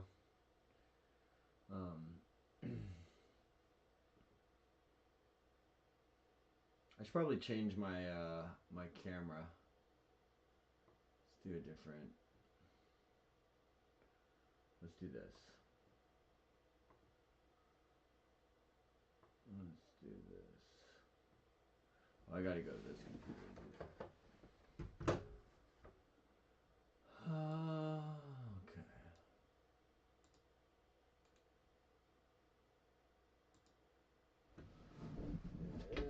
Yes. Deactivate the computer cam.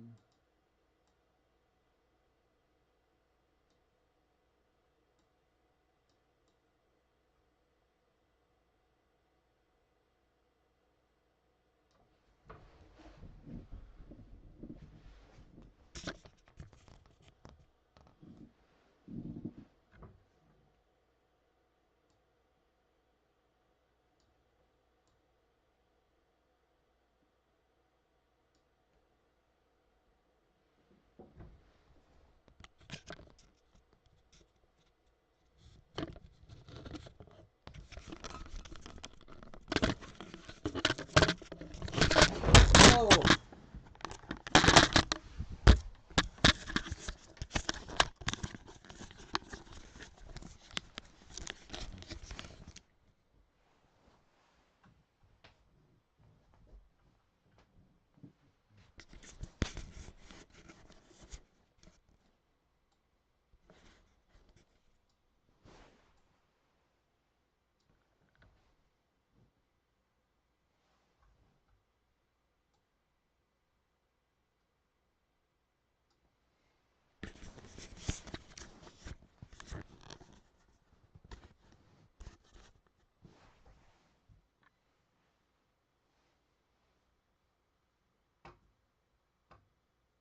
I dropped my I dropped the camera.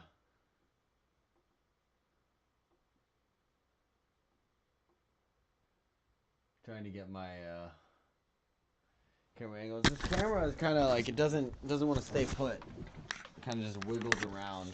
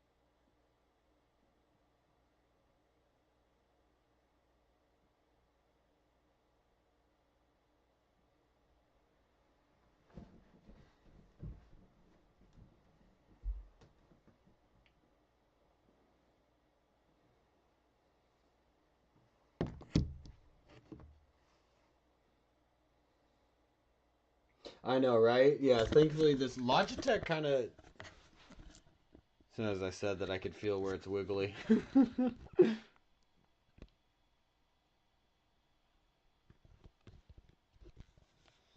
But yeah, Logitech makes solid shit. To a degree, I can't get this thing to stay in place unless I like tape it down.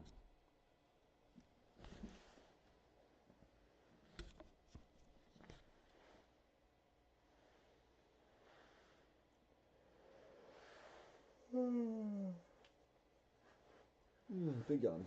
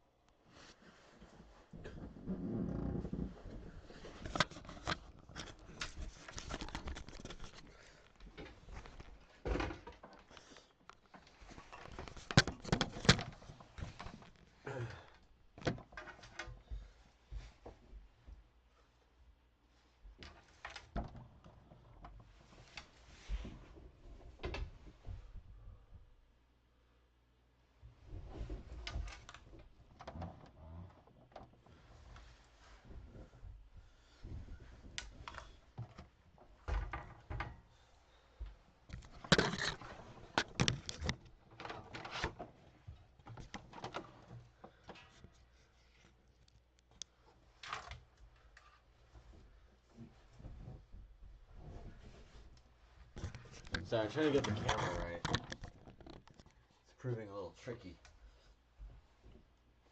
Oh, I know what I need to do. It's so obvious. Just that. Alright. It's a little dark, but I kind of want to relax my eyes for a bit, so.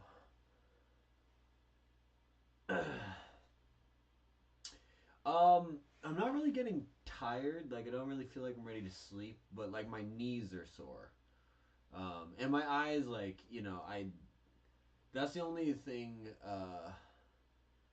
that I want to switch up with, streaming is somehow being able to, like, I guess using your phone's probably the best bet. But staring at this screen, just straight at it, it becomes rough at a certain point. You know, I don't think the eyes are really made for that, you know, because I have 3 screens going on right now. And not even, like, nice, like a wraparound screen. I have,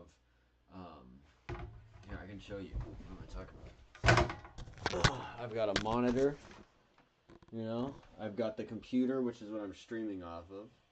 So that's that. And then this is my MacBook, which I'm just kind of, like, taking notes and, writing and kind of figuring stuff out, you know what I'm saying? So that's kind of the setup we got going here.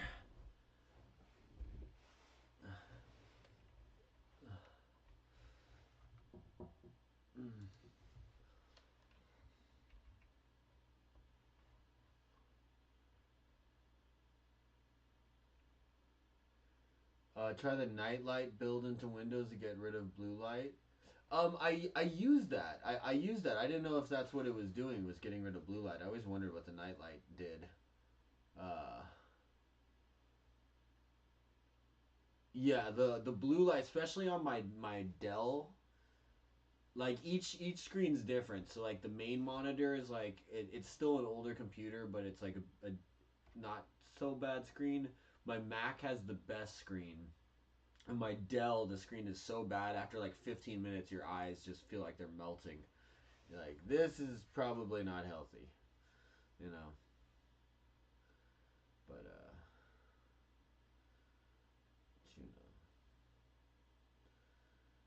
you know.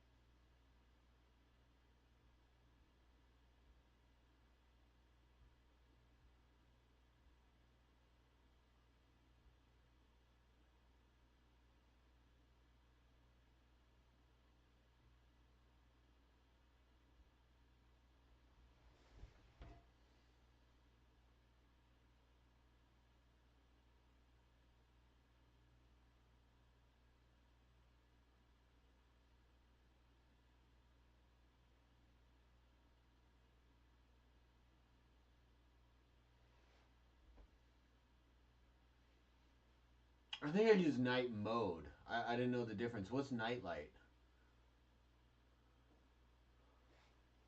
How do I? Is it on the Mac or do you have to download it? I mean, is it on the Windows?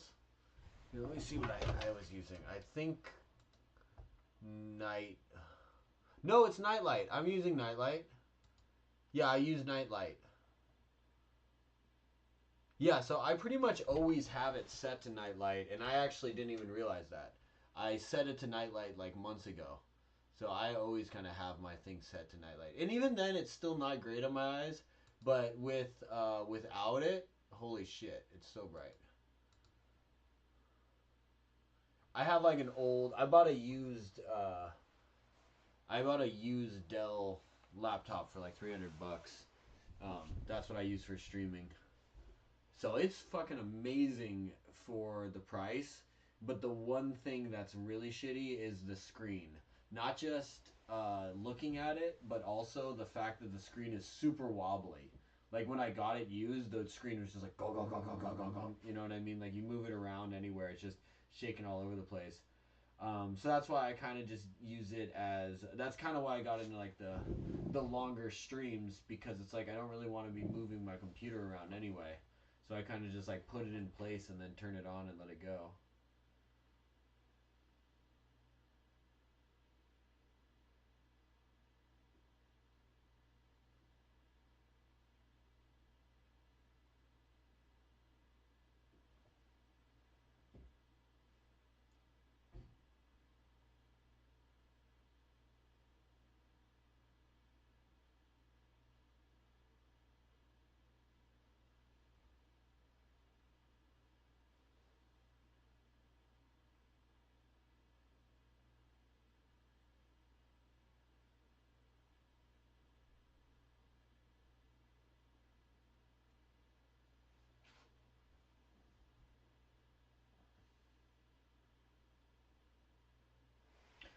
Nightlight makes the screen go red? Yeah, it has that weird kind of like reddish tint, right? Yeah, I don't know about night mode though. I don't know if I have that on my option. I just know about the nightlight, I guess. Let's see.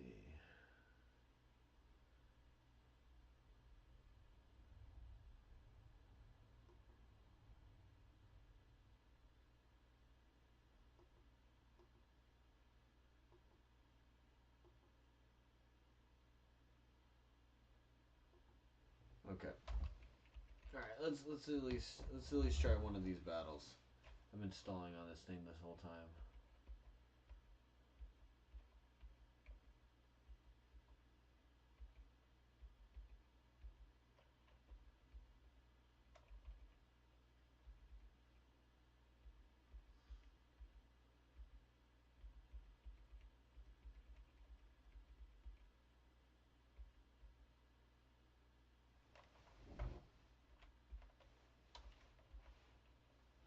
All right, we are underway to the battle tower.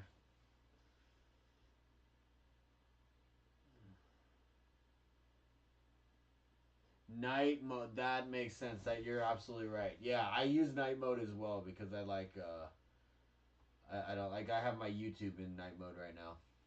I hate the white background.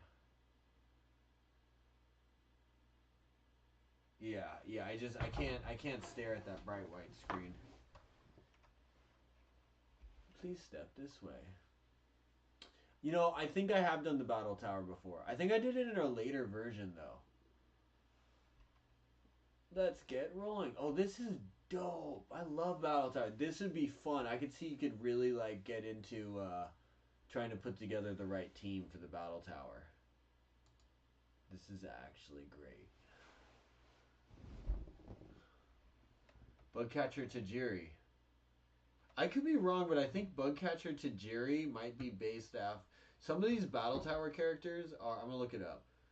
Bugcatcher Tajiri. Some of these battle tower characters are based off of like the creators of the game, though. Just Tajiri made me think of that. Battle tower, Bugcatcher Tajiri.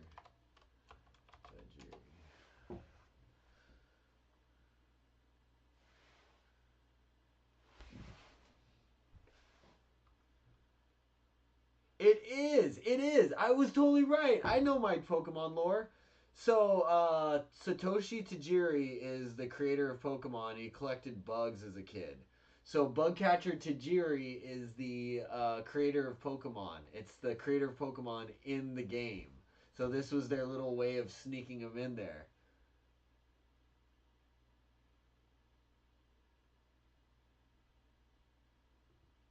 That's funny. Alright, yeah, on Bulbapedia. So, under the Bugcatcher class. Hold on, let me see if they have.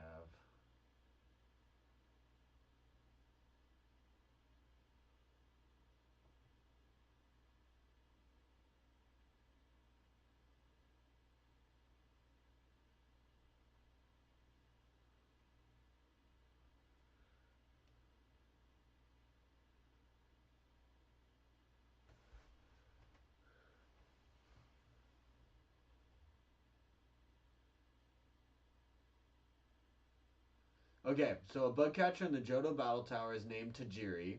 This could be possibly a reference to the creator of the Pokemon series, Satoshi Tajiri, who liked bug catching as a child.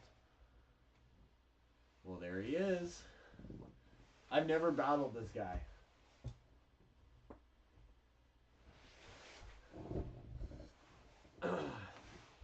Alright, now I'm like stoked on this battle.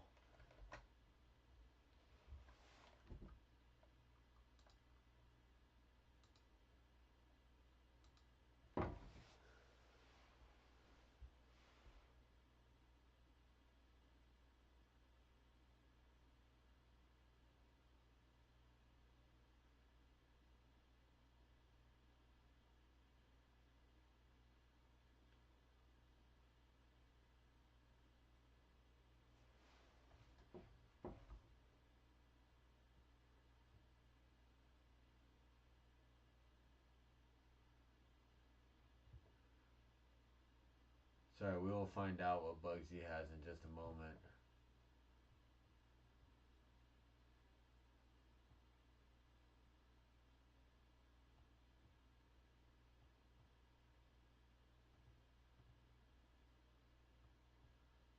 Sorry, let me switch my computer screens real quick, and then we will figure out what bugs he has.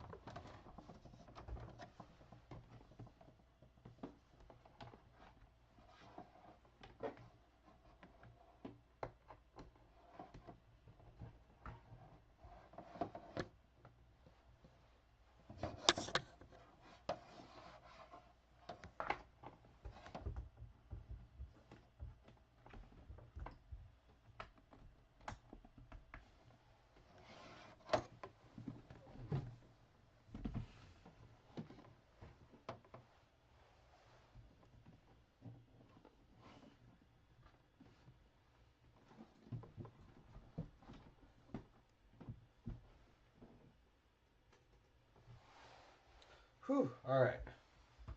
Alright. I want to get this on the main screen if I'm going to do this. No, where'd it go? Don't lag out on me.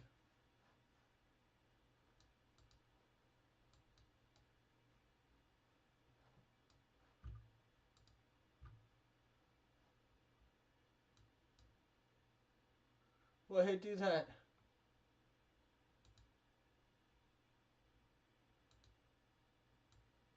Oh, bro, it totally lagged out.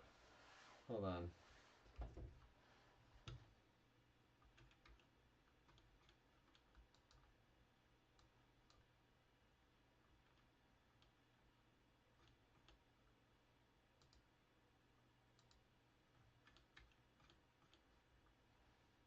Alright, thankfully, I planned for this. And I saved it. So let's hopefully this works.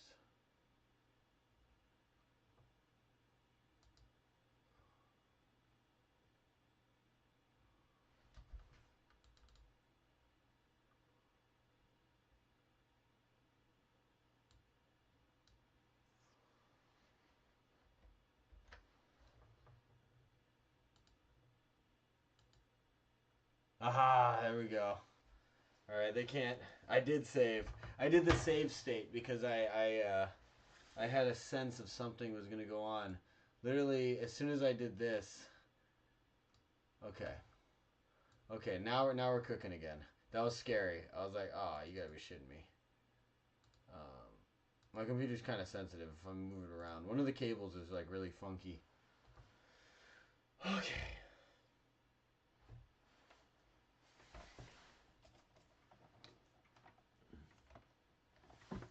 My goodness. My goodness. Okay. Alright. That was stressful. We got a lot of cords lying around here now. Oh my god, I know, right? Thank goodness. Alright, let's see who his first is. I don't even know who I have as my first. I hope I healed them. Okay, he is going to send out... Fuck, he has a Taurus. That's not a bug. Oh, we're screwed. Okay. Okay, Punchy can pull it out. Let's go for the supersonic. Fuck, he has hyper beam? What the hell is this shit? No. Dude, what the fuck? Well, no wonder this is the creator. Holy shit.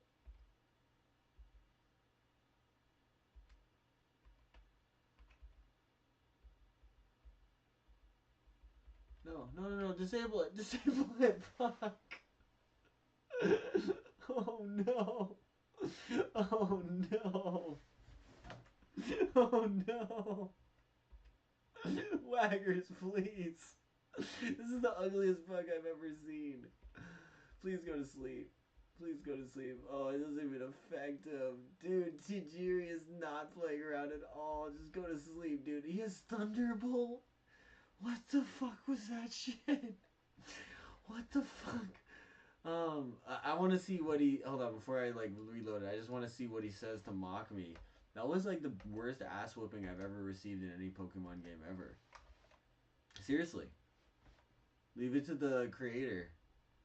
That was insanity. Wahahaha. Didn't break a sweat. No, you clearly didn't, bro. And I really don't... Like, okay, let's... I don't know if there's any hope for that battle. Like, I have it saved. I'm probably just going to save this as Tajiri battle now. Because there's no way we're going to... That was ridiculous. Let's see if his Taurus, like, somehow learns different attacks this time. Well, I should only know Splash this time. It feels bad.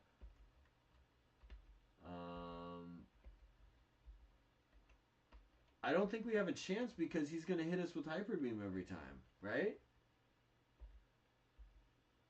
Yeah, unless he just misses Hyper Beam. I don't have anyone that can take that.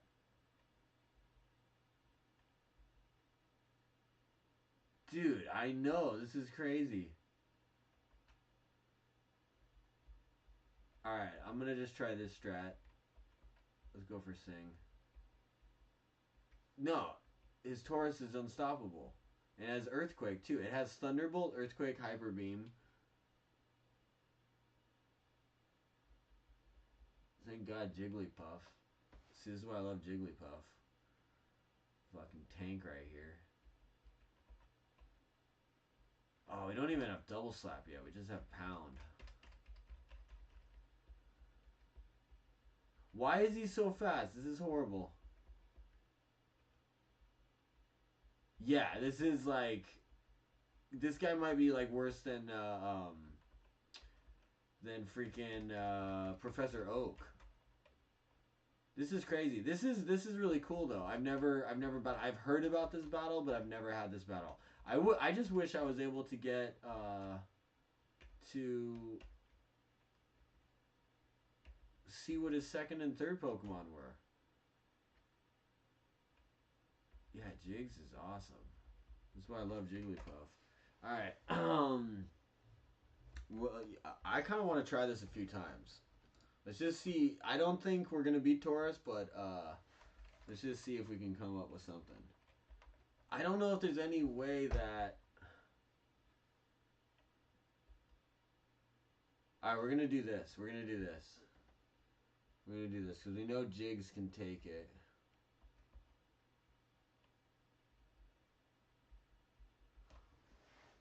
We're going to do this. Jigs, I'm sorry. I'm sorry, baby. I'm sorry, but I need you. Oh no, Jigs took Earthquake. Jigs didn't take Hyper Beam. Fuck! No one can take Hyper Beam. I'm sorry, Jigglypuff.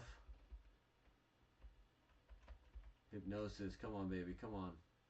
Damn it. We're fucked. If we don't land a Sing or a Hypnosis, we're fucked. That's the only way. Yeah. What if we can... Let's just see what Punchy does with Comet Punch. Maybe he can get like 2 5 Comet Punches in a row. Let's find out. Oh shit, there's no way. We have no chance in this battle. And 2 times. Yeah, Jigs went hard for the team. Oh my god, this is... He's just going to take me out right now. I don't even have quick attack. I don't have anything that... Yeah, so he has to miss Hyper Beam. We're basically going to have to... So what's fucked too is that he has such ridiculous defense. He's not even going to be affected by anything I'm doing. Granted, Supersonic is like a really low... It's like a 55% hit. No, this is a bust. This is a bust, but this is also legendary. This is legend status right now. Alright.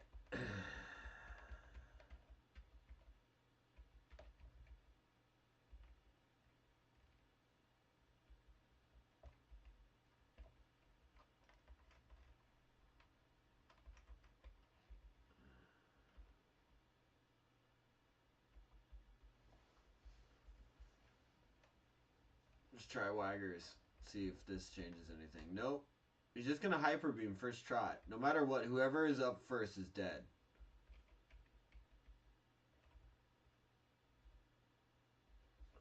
Come on, Jiggles. Come on, Jiggles.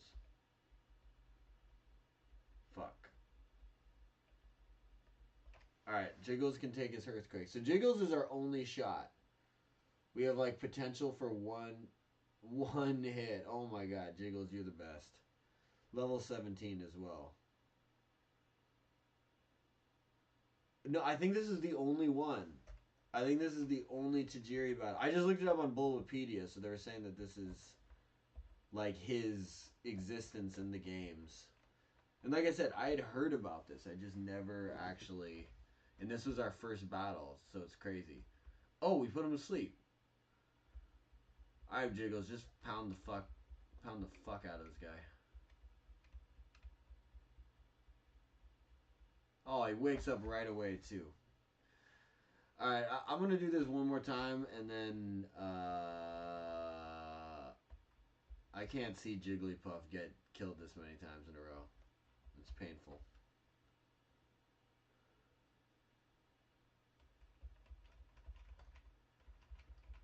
Going Fish says our only shot is Supersonic. Our only shot is him missing and we land Supersonic. Which we didn't do. And which he didn't do either, so. No, this Taurus is insane. That was insane. I don't approve. I'm going to try it again, though. Just because I have to. I just want to see if we can... There's no way, right? Like, there's... The whole thing about there's always a way. In games like this, there's actually no way. You know what I mean? Like, this isn't just the, like, you can do it, will your way. He would have to miss... Okay, so this is how the way. He would have to somehow miss every shot, and we hit every shot, as well as hitting all the sleeps, the sings, hypnosis. So it's essentially just the, like, statistical anomaly of him hitting every error. So we just have to, like, it's like chess, basically. It's like two grandmasters going against each other. It's just whoever misses first. But in this case, we're going against a grandmaster, so he has to just miss every time in order for us to win. So preying on someone's failure is not a good strategy. So I don't think we're going to win.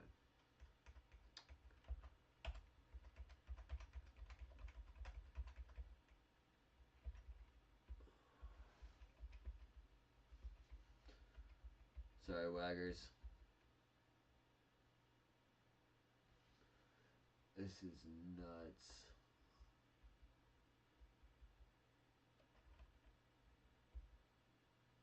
Alright, I am going to go...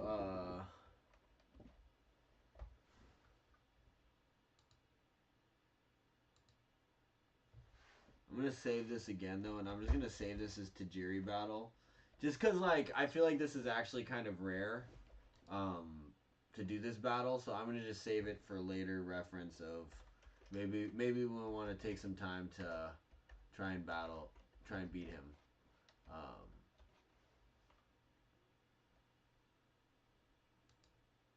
So I'm going to go ahead and do that, and then I'm going to load...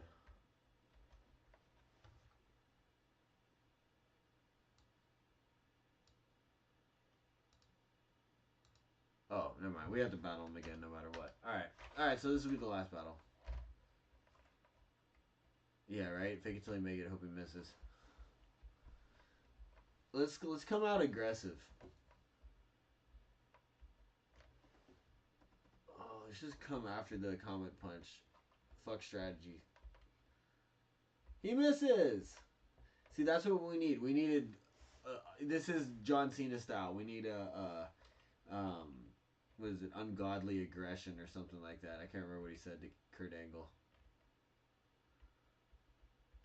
Fuck yeah, Punchy McP. Let's tackle him now. Nah, shit. Alright, that was dope, though. Good job, Punchy.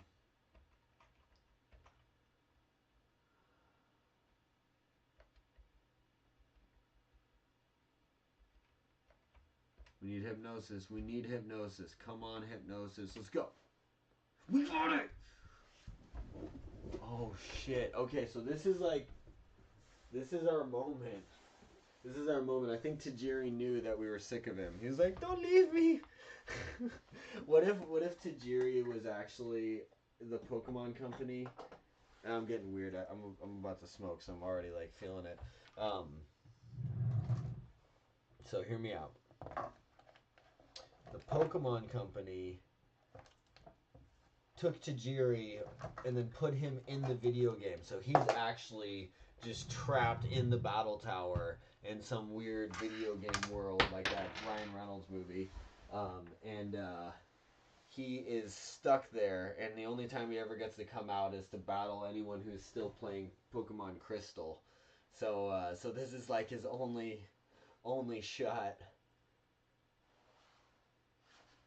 He's communicating with us through his attacks. We're sitting here going like, why is freaking why is Taurus using Hyper Beam? Like, this is crazy. Reality, he's spelling help out with his attacks. It's like Hyper Beam, Earthquake. That's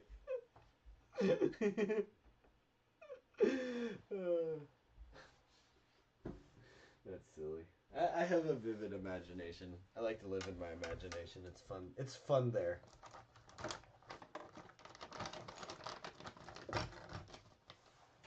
Alright. I'm savoring this moment right now just because, like,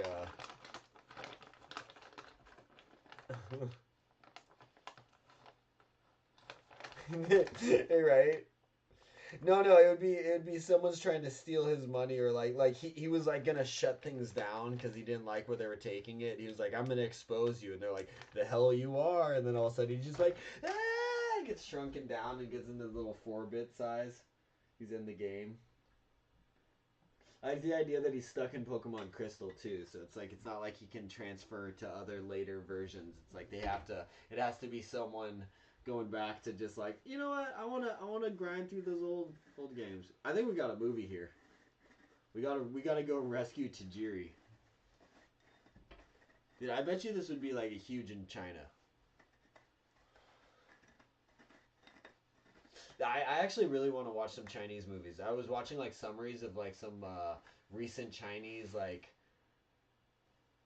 you know, Hollywood looking movies. I don't know. I don't even know what the right term is.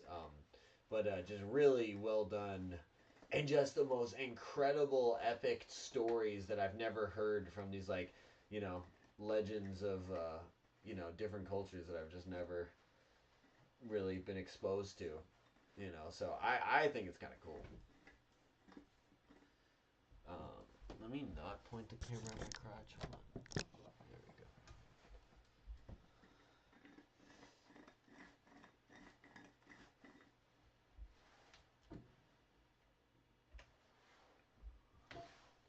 we go. Alright, so he's asleep. I have a feeling he's going to wake right back up.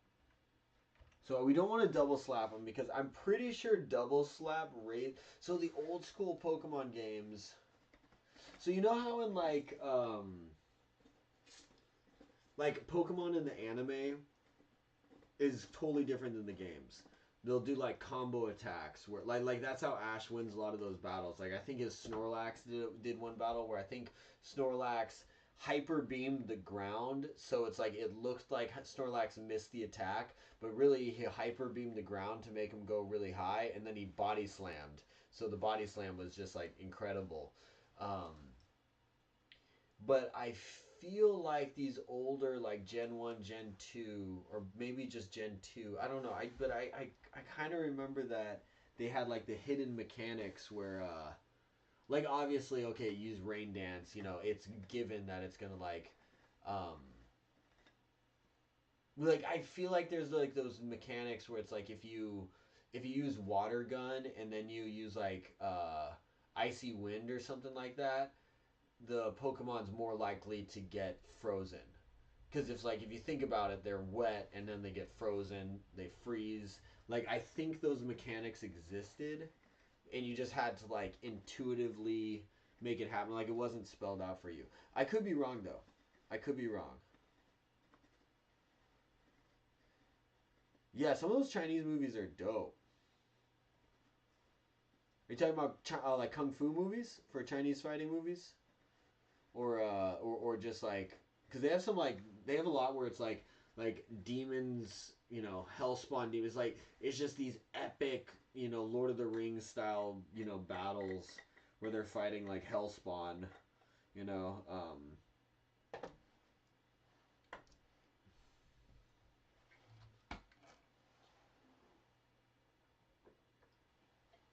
If you're looking to get into like kung fu movies though, there's some incredible ones.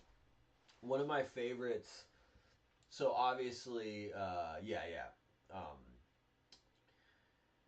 There's so much I don't know about kung fu movies. Like, there's a lot of just like classics. Like I love Wu Tang Clan because their whole like shtick at the beginning was just that they loved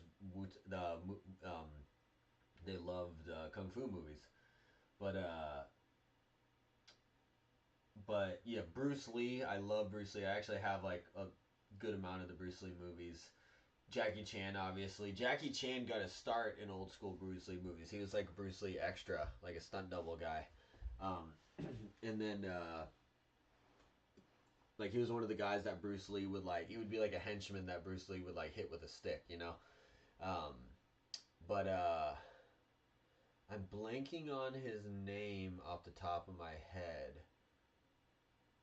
Steven. Gotta look up it. I'll look up his name. But look up the movie Shaolin Soccer or Kung Fu Hustle. Those two are incredible.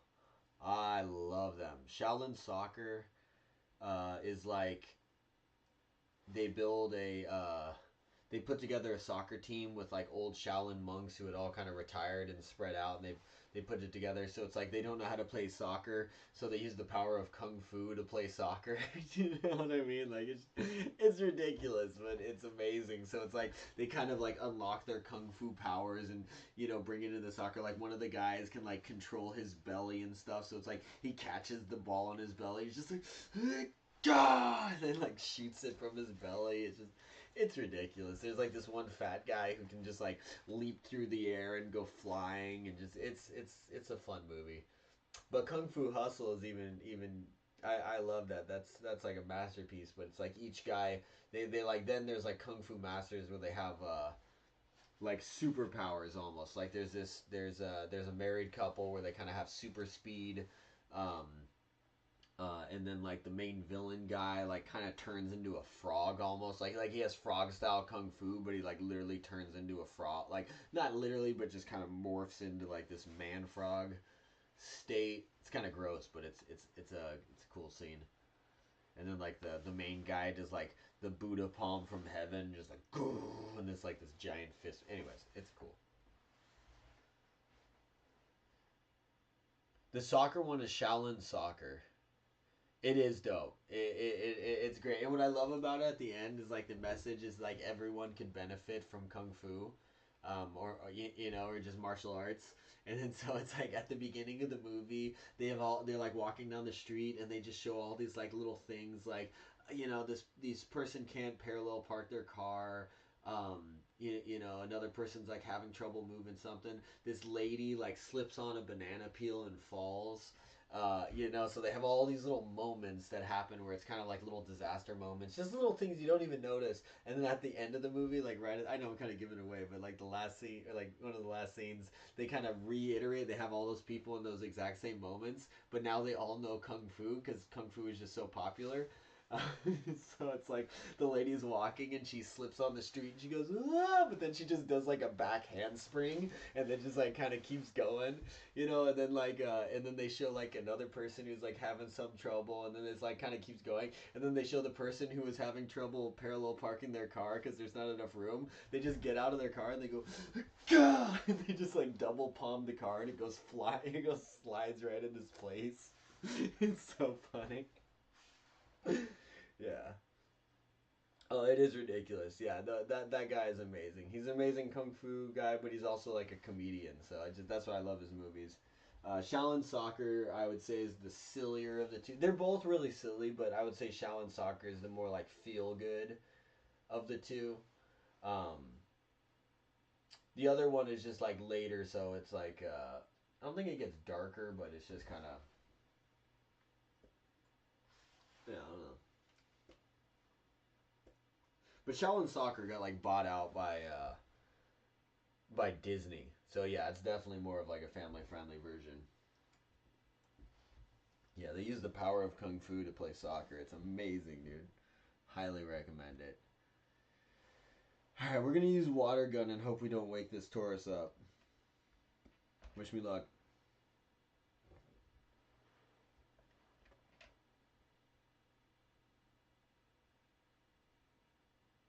You know what? Actually, I'm just gonna continuously save state this game because this is about as good as it's gonna go. So let's do this. We're gonna save state from here, and let's just be brutal with it and see if we can.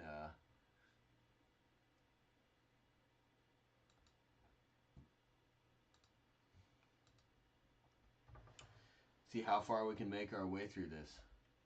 So let's do it again. We'll do water gun again. He's still asleep.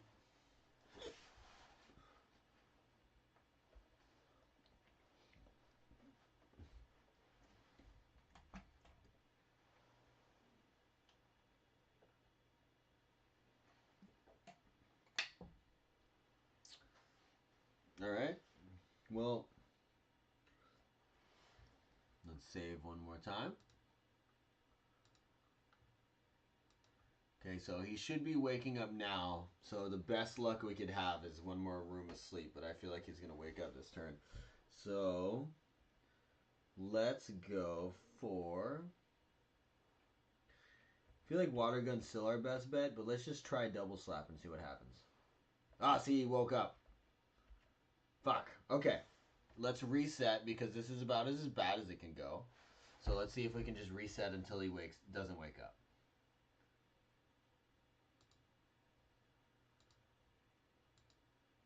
Okay. I'm going to try this again. And maybe double swat was a bad call. Maybe we pissed him off. Let's do water gun. No, he woke up. He's going to wake up. He needs to wake up and miss. Okay? So now we're just going to abuse this reset feature.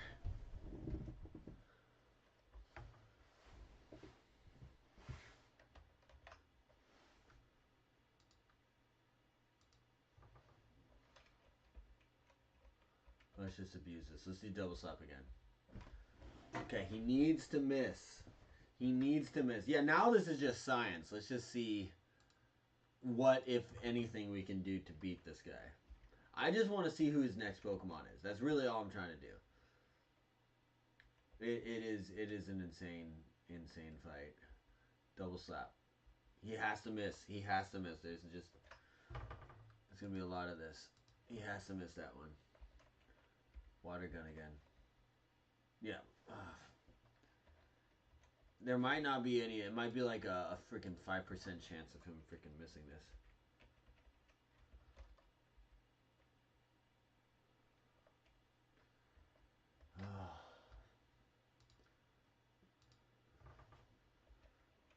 We'll keep trying. Son of a bitch. How many times can this freaking poor little Poliwag take a hyper beam to the face? Oh, she missed! I told you! Oh, God. Alright, I'm going to save state here. Because that way... Because we might miss. And then it was all for nothing. But not really, because then he still has to recharge here. So that is perfect. So this is absolutely perfect. Because now we can hopefully hit him 5 times. So now we're going to save state. We're going to try and get 5. I'm going to abuse this. I'm going to abuse this. We have to figure out exactly how we got to beat this guy. There's only one way. I just want to see, like I said, I just really want to see his next one. Okay, critical hit. That's good. That's good. We got 2 hits. We need more than 2 hits. The critical was cool, so that gives us like 3, but let's try it again. Let's go for 5. Let's see if we can get, let's see if we can get a crit in 5. That's a little extreme though. Oh, we got 1, we got 2, we got 3, we got 4, we got 5, and a crit. That's about as good as it gets. I'm gonna save here.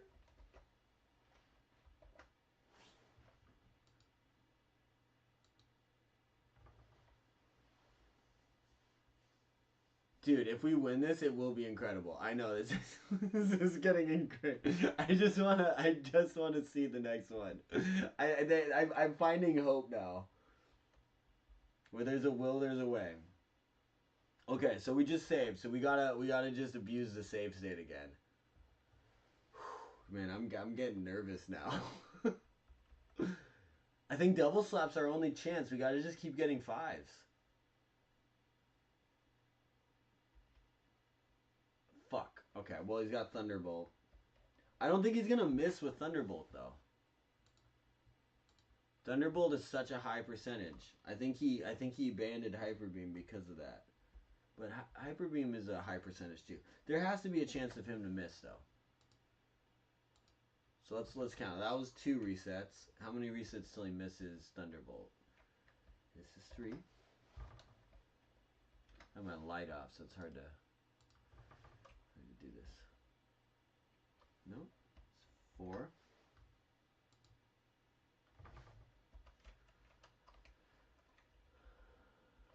5. My fear is that we're gonna like hit it, and then I'm gonna reset on muscle memory. Nope.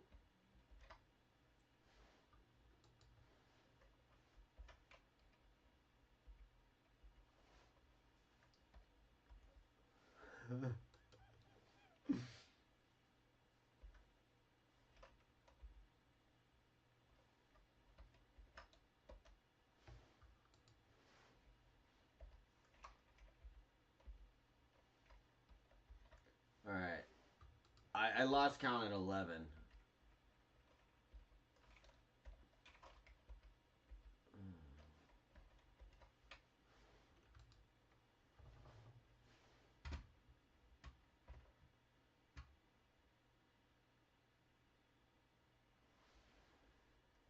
Oh, I know, right? I know, that would be rough. I like getting, like, it's like, okay, these are the 3 muscle movements I need to do to do this thing. So I get in, like, a loop. It just becomes, that's why it's like I kind of like the save state feature. I mean, kind of. I love it. It's amazing. I abuse it horribly. No, we're not doing Poliwag like that. We're just gonna keep going. This is like Endgame when Doctor Strange had to visualize, like, you know, a million different outcomes. And there's one where we win. This is the one way. We're gonna just keep rolling the dice until we hit that one chance.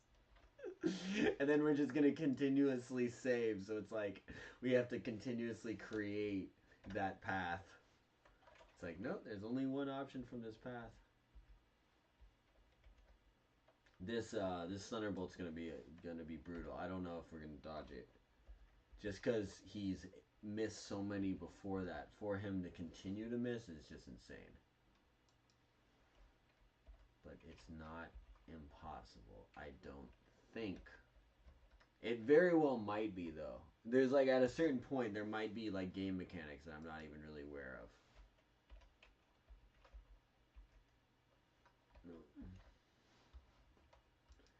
If we hit 100 and he still like hasn't, like, I don't know if I'm gonna be able to get that high. We'll definitely take a break before then. But I'm kind of committed now.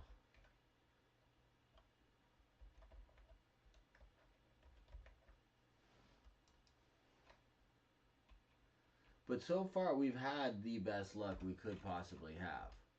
So it's not out of the question that we can't have the best luck again. It's just, does that chance become smaller because we had such good luck? Or does that even matter? Is each turn its own random? I don't think each turn's its own random. I feel like it stacks up. I feel like there's got to be some corrective measure in the game where if the AI misses like, 3 to 4 in a row, then they just have to hit. 9 hours? Alright. I'm kind of tempted to... oh, this might be our chance.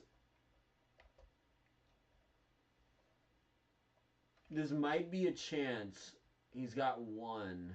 So if we know that he can possibly survive it, if he hits 5 with a crit, 1 crit. If he only gets 2, though, we're resetting. It's 2.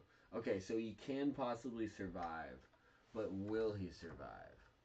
That's incredible.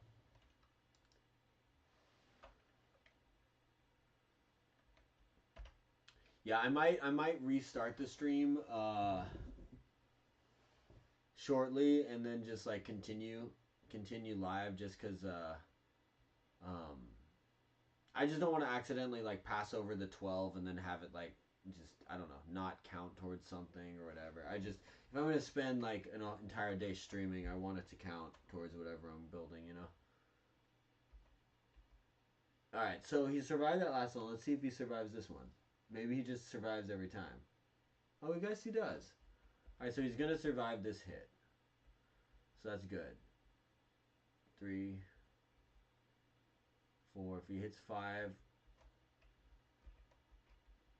oh, okay. So I'm still gonna... Still gonna see if we can make him miss. But it might just be that he's gonna hit us here. And we survive. In which case, let's get 5 with a crit. 5 with a crit. 5 with a crit. 5 with a crit. 1 crit. 2, 3. 3 times. Not worth it.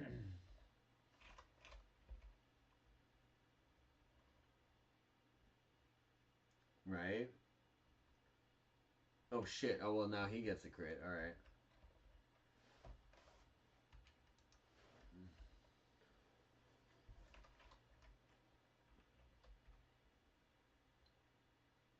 Okay, so we not only need to survive, we need 5 with a crit. 5. Fuck! Alright, so we don't always survive. That sucks. Alright, so we need like multiple chance factors going on at once.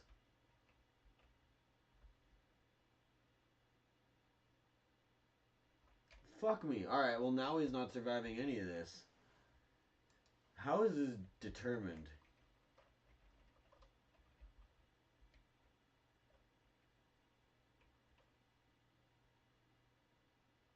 Bro. That was probably like the AI giving me a shot. Like, you're gonna have to take some hits. Like, you're gonna have to take some hits if you want to get to the end here.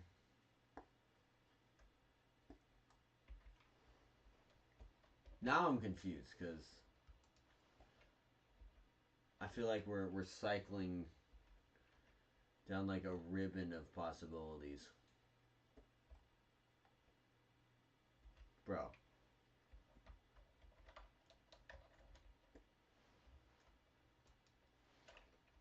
Well, at least I wasn't wrong for thinking he wouldn't survive. But now I have to like wait and see each time. 5. Okay, okay. Okay, this might be the 1, 2, 3. 3 times. See if he misses Hyper Beam. He didn't miss Hyper Beam. And I only hit 3, so I'm not going to do it. Ah, too many factors going on. Too many.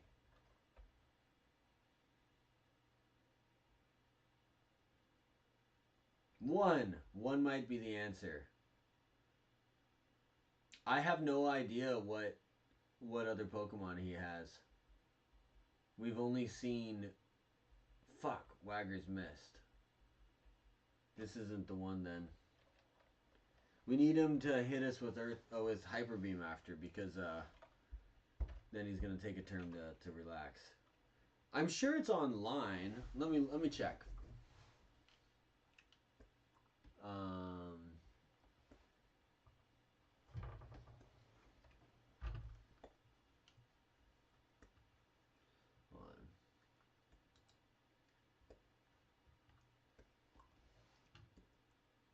Scyther would make sense, but I didn't expect him to have a Tauros at all.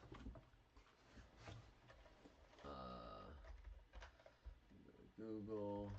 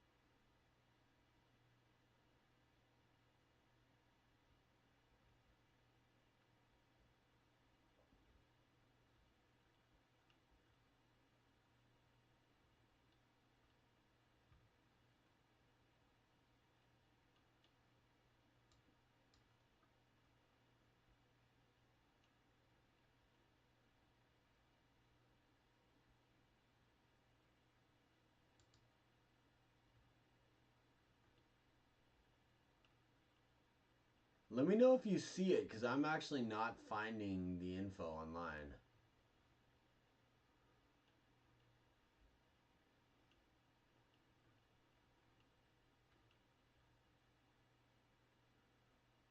Okay, so according to the Pokemon creators info, his favorite Pokemon is Poliwag.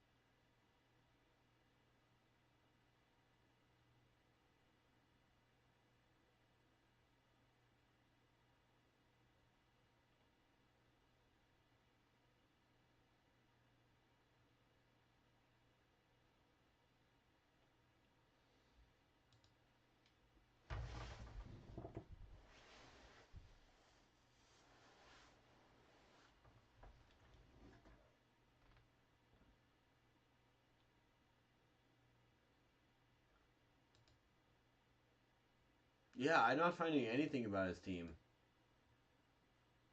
It might be up to us to figure it out. I'm not finding any info online. I'm not finding any battles against him, anything. Nothing on Bugcatcher Tajiri. All I can find is that this is supposedly a reference to him.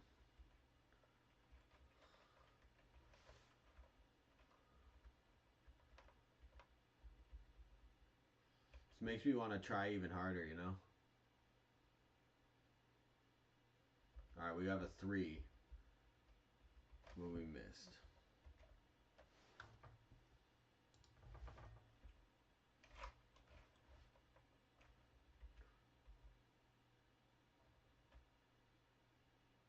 Right? I mean, that might be a possibility. Like, let's be real. Like, you would need to have an emulator to do a save state kind of like this. Like, how many times have I reset now? Like, this is kind of insane. Alright, we got a 2. 2. It's not gonna do it, man.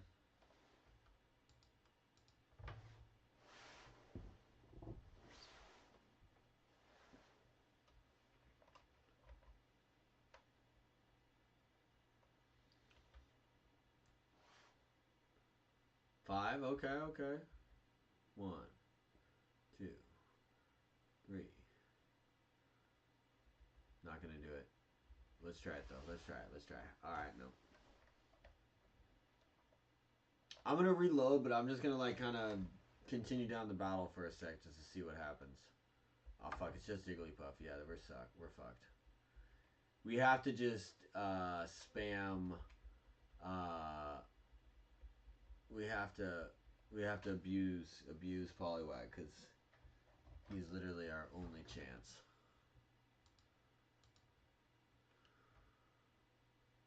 Right? It's just Taurus again. Watch it be like some different a Taurus with 3 horns that just never made it into the Pokemon games. It's like, you have found the evolution of Taurus. I guess there is a doesn't Taurus have a Mega Evolution or some shit? Am I imagining that? Did they give him a Mega Evolution? They should have. That would be dope.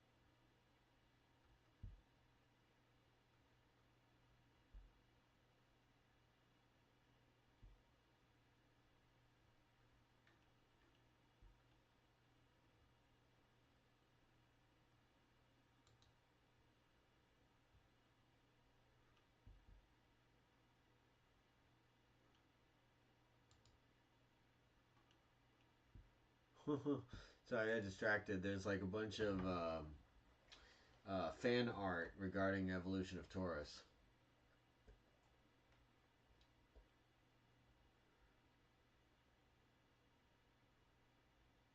Does Bouffalant have a Mega? Bouffalant's just like, yeah, because they made other ones that are like Taurus.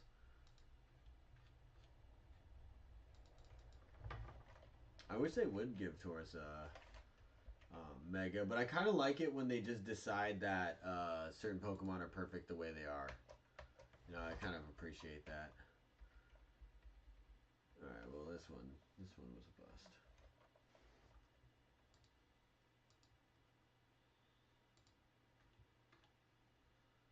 Well, I tried to type Bouffalant and I got Bouffant, which is not what I was trying to find.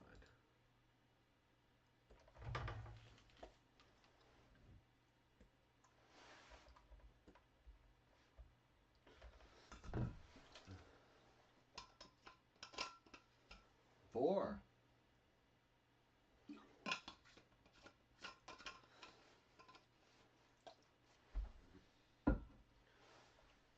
Are they even still doing Mega Evolutions? Was that just what generation even was that? Fuck He only hit 3 times. Oh, he missed. This might be the one. 3, 4. Oh. Should we save it here? Should we save it? I'm gonna save it. This might be as close as we get. I'm going for the save. Alright, so now he's got to just continuously miss from here. Fuck! Well, that's not good.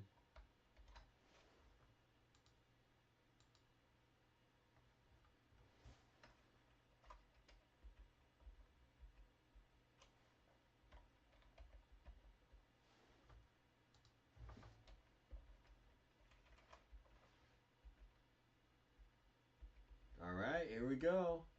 Fuck, I missed 2. Well, maybe I'll get another shot. No, he's supposed to recharge. Oh, because he missed, he doesn't have to recharge. Oh, that's fucked. Okay. I was hoping he would still have to recharge. That makes sense, though. Alright, maybe I shouldn't have saved there. Oh, I forgot about Let's Go. That's a fun one. I never finished that one either. I mean, that's basically just Gen 1.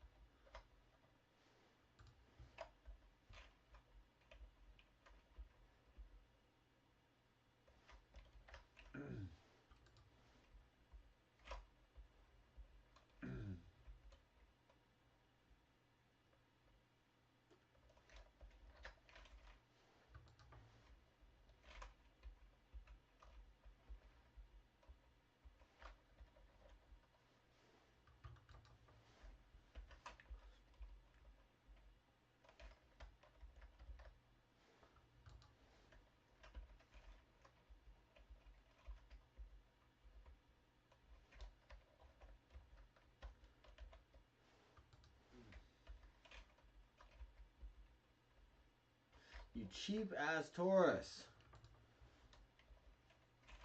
We don't care if your fucking trainer taught you TM that you shouldn't have. Fuck you.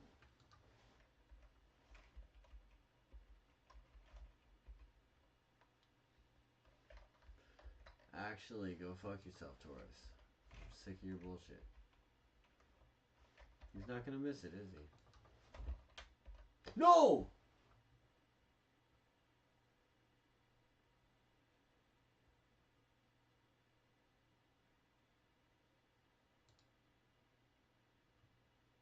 I think I just deleted it.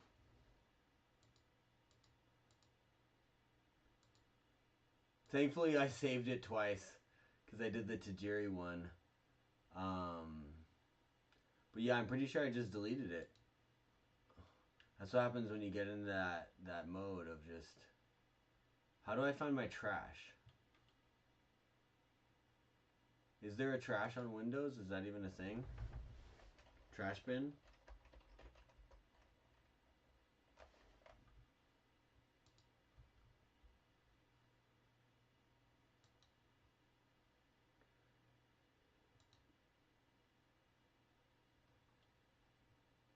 How can I find the things I've deleted? Is that possible on Windows? Yeah, I think this is why I'm scared of Windows, because I've done this before where I just delete stuff.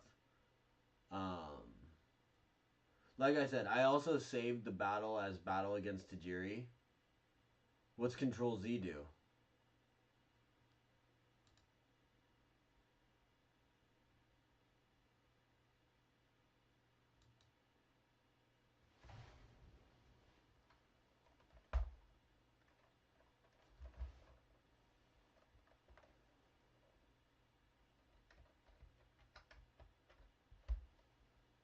Control Z is not doing anything.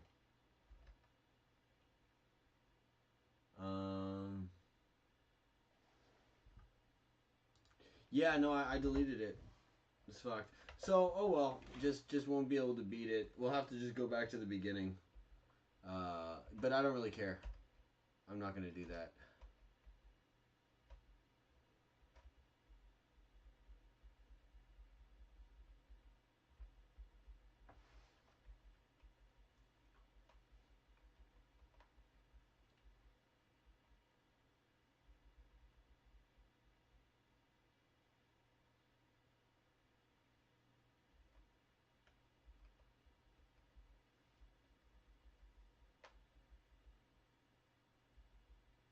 Yeah, I was trying Control Z. It didn't do anything. Here, let's just do this. We'll save state here. This will be our last shot at glory.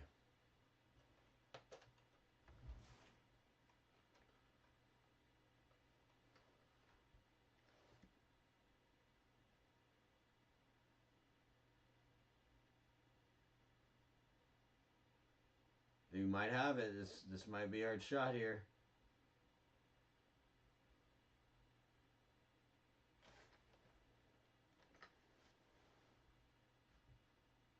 Here's our shot. Let's go. We need a few crits here.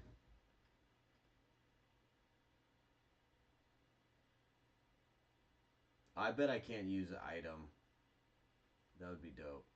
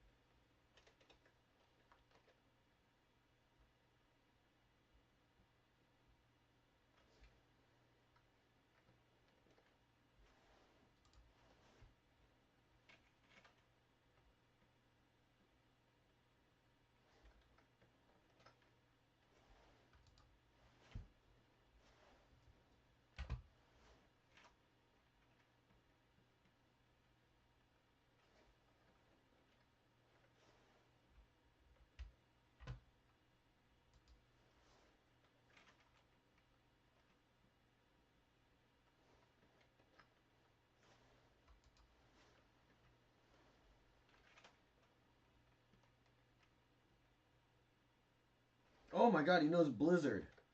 What the fuck?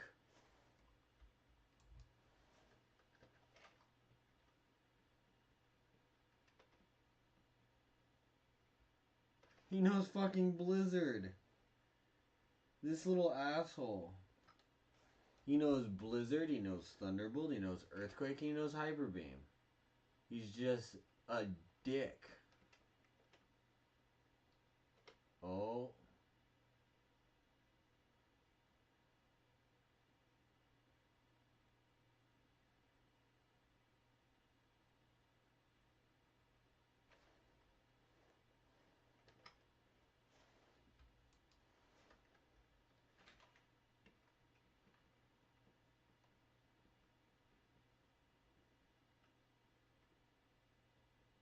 We need a crit on the first one. We need a crit on the first one and then we're going to save. That's the only way. Yep.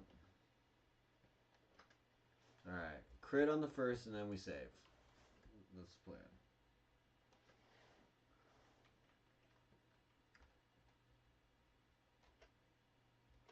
I don't even know if we got a crit there. We might have.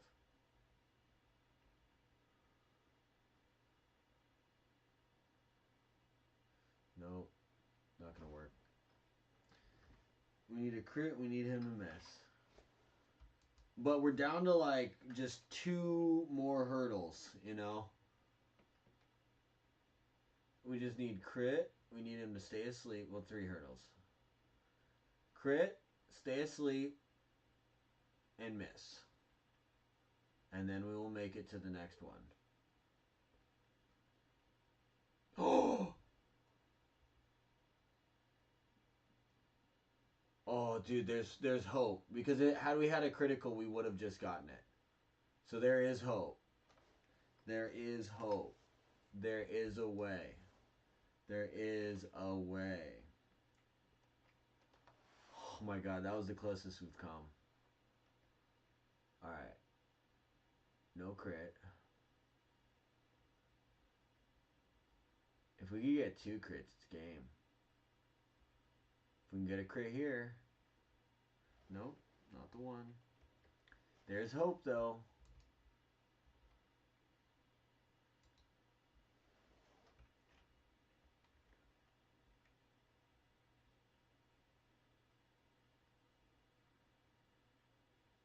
No crit.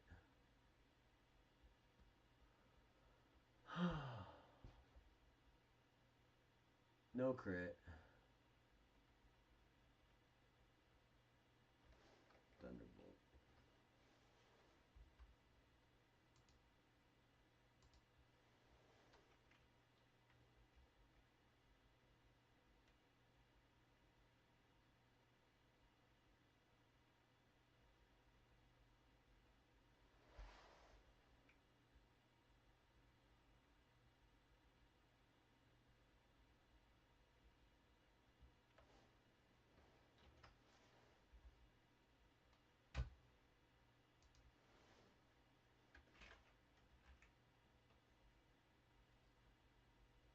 I know, we're so close, we're so close. Crit!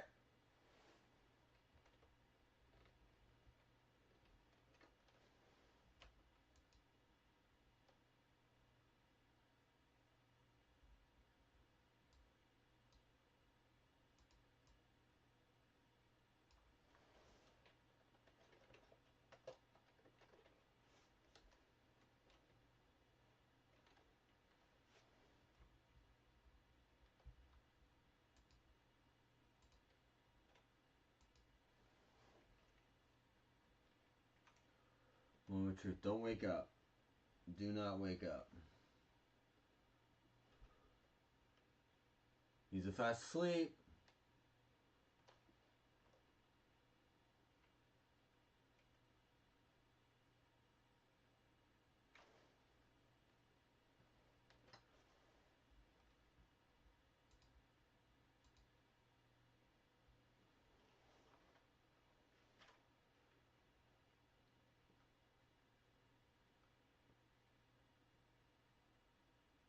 Oh, hell yeah, my man. That's dope. You got all 120 stars? Weren't you just at 40 stars? Or you beat the game, like beat Bowser. That's fucking dope. That's impressive. How long did it take you? Hey, what's up, Dan? How you doing? Thanks for hanging out. Nikolai, sorry, hard to see right now. Dan, George, Nikolai. Yeah, appreciate you, brother.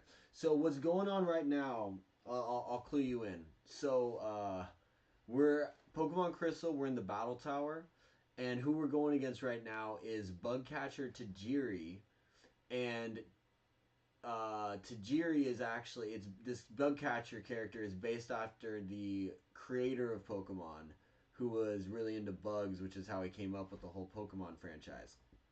And so we can't. This Taurus is ridiculous. He knows Earthquake, he knows Hyper Beam, Blizzard, and Thunderbolt. So he's cleaned out an entire team. All we have is Jigglypuff with 9 health left. So the only way to beat him and see what his next Pokemon is, because there's no info online on who his next Pokemon is. So that's all I want to figure out. So we're just like reloading and resetting, just trying to get. We need like 2 crits. So, anyways, that's what's going on here. Found the stream by searching Pokemon, then clicking live. My man, that's fucking dope. See, that's what's giving me hope on streaming this stuff. In fact, here, let me de-scuff the stream a little bit, get a little bit more. Maybe I should here. Let me get a little bit more on the Pokemon. I'll be the secondary one here. We'll make Pokemon the legit. going for a 24-hour stream here. Let's do this. I see the light beer. Here, let me do this.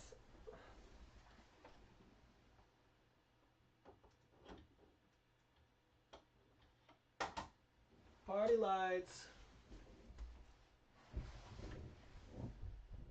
That's kind of unsettling. Hold on.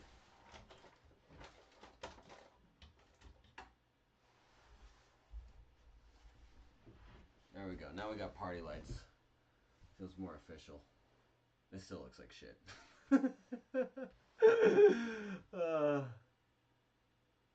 I can't heal. I can't heal. Let me see if I could heal. This whole thing was just a waste of time.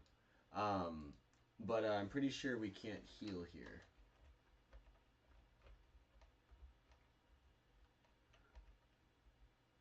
Items can't be used here. Yeah. Yeah. So it's pretty much. I love it. I love it. Also, I'm a Pokemon expert. May be able to guide you through. Please, please do. Please do. Fuck. All right. So we're just abusing the save state on this emulator right now. So that's the method, because do you, okay, so if you're a Pokemon expert, do you happen to know what Pokemon Bugcatcher Tajiri has in Pokemon Crystal? Because that's all I want to find out. I just want to know what this guy has, because this is ridiculous. This is harder than Professor Oak. This might be our shot. I think we need a crit, though. Yeah, see, we need a crit on that one. We need a crit. We need him to miss. That's the only way. I don't have anything to switch. This is it. This is all I have on my Pokemon. So you get 3 on this.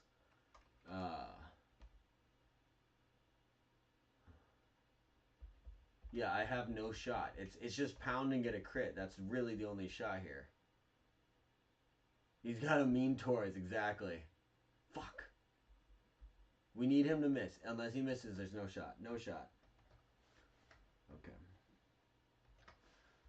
No shot, bro.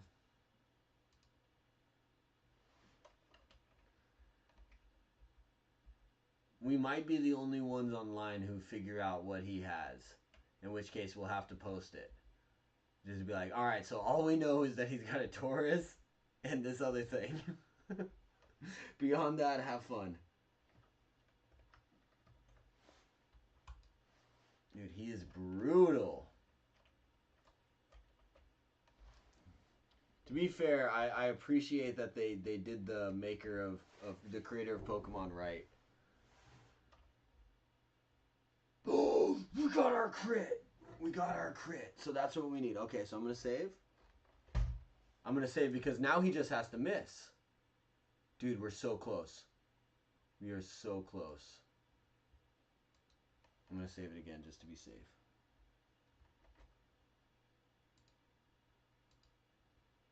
Okay. Guys, we are so close. We are so close. Fuck. Yeah, so we're in the battle tower right now, so we can only get them to level 20 in this battle. So I only had who I had. I didn't bother raising, so I had like 1 level 20, 1 level 19, and 1 level 17. So this has been a really tough battle. Yeah, grinding is definitely the way. Oh, this is it, baby. This is... Fuck!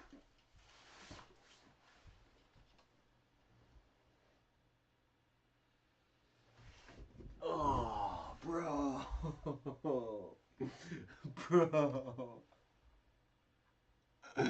Oh, man. Oh. Alright, I need a minute there. I need a minute. I need to just regroup for a second. We're right there. We are right here. We are right. We're knocking on the door, man. We're knocking on the door for glory. Alright, Nikolai, you came at the right time. You ready for this? Let's do this. We're gonna crit. I like this attitude, man. I like this attitude. We got all we have to do is he can't wake up or he has to miss. Okay. It's okay, we're close. All we need is that one victory now. We just need that one shot. One shot at glory, and then we got it. And then we just get to see. All I want to know is I want to see. I want to lift up the rock, and I want to see what's underneath. This is in the spirit of Pokemon at its heart. Tajiri was all about catching bugs, just like looking for the bugs out there. All right, I'm gonna do an extra save file because I'm freaked out that I might accidentally delete this. Yes, he's just gonna wake up each time.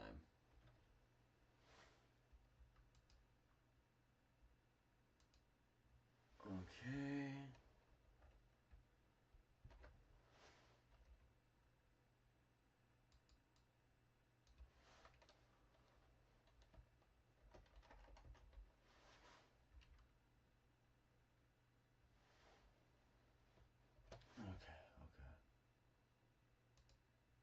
So that's just a little assurance. I just did a double save file just because last time I accidentally deleted this. He's gonna keep waking up. He just has to miss now. That's our only shot.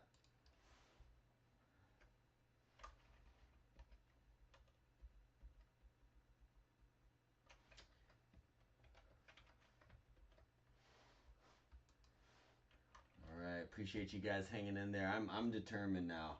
I'm not gonna stop till we get this. I have to know. I have to know. This is the spirit of discovery. Who does Tajiri roll with? He rides around on a fucking bull. Okay. So we know he's got a bull. Watch him have a Poliwag. I want it to be a Poliwag. I know, it's a Jigglypuff, not Taurus. What the hell? I know, freaking Taurus has to miss. That's what we need. Or just stay asleep. Stay asleep, come on. Let's go.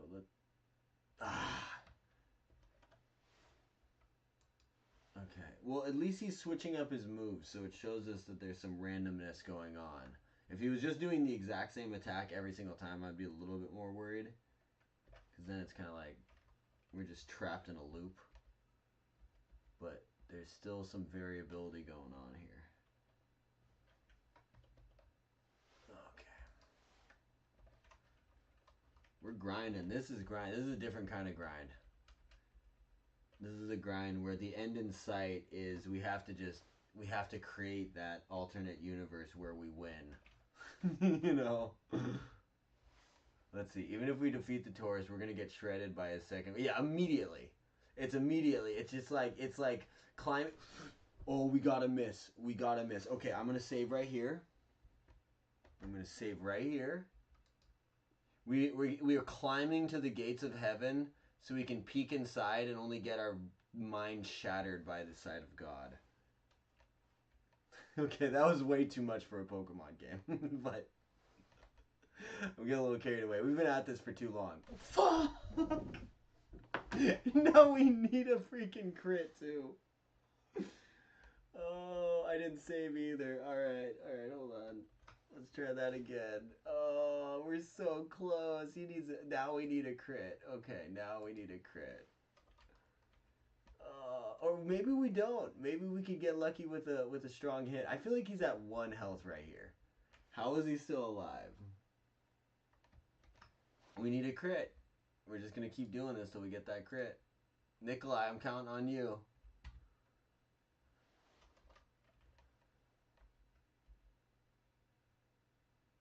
Oh my god. Just fall over. We need to go cow tipping. This is cow tipping time. Cow tipping, let's go. Oh my god, look at that. Dude, I'm all in. We got it! We got it! Oh, and off the crit! Off the crit! Oh my god! Oh my god! I just need to... Hold on, I need to go get a... I gotta get a bottle. I'm gonna pour a glass of wine, dude. Hold on.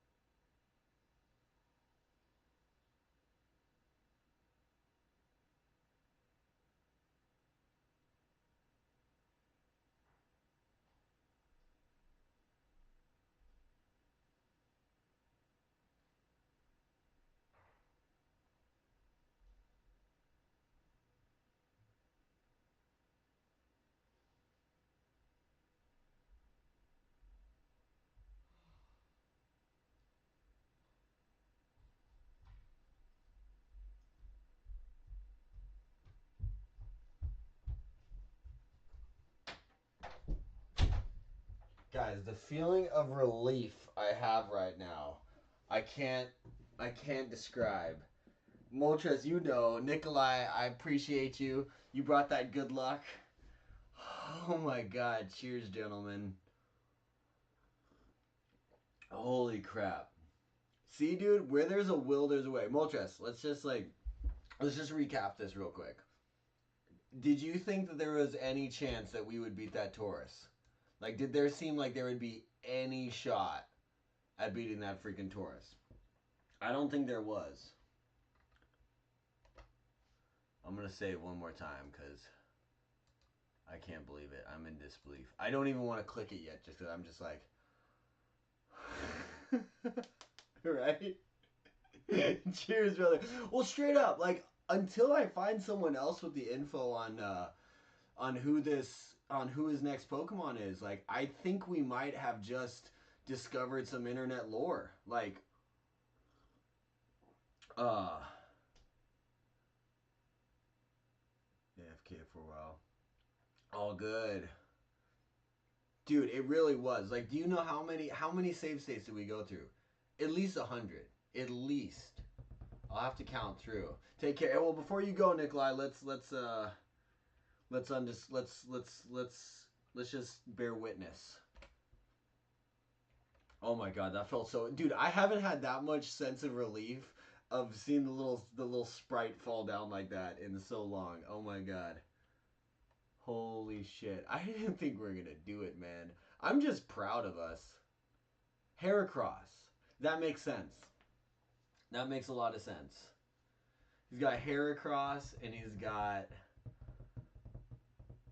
This is cool. I'm stoked. He's got Heracross and he's got Tauros. So my guess is that his last Pokemon is Politoed. That's going to be my guess. If I had to guess, it's that his last Pokemon is actually Politoed. And the reason for that is that, okay, he just had a Tauros out of nowhere. The Heracross makes sense because of the bug. And when I read online, because I was trying to find info about him, all it said about him is that his favorite Pokemon is Poliwag. So I feel like they would give him a Politoed in this game. Or a Poliwrath, I guess they could, but I feel like they would give him a Politoed just because it's Gen 2 Crystal. Right? Time to get sweeped. I know. I'm like trying to savor this. I almost like don't. I just want to just like my poor little Jigglypuff. It's just like, okay, we did it. We did it. Dude, that was, yeah, it actually was really satisfying. I appreciate you sticking through that with me. I wish I had a shorter video that I could kind of like chop up for that because that was just ridiculous. I'm gonna have to clip this because that was too epic. That was too epic not to savor. All right, let's just sing him a song.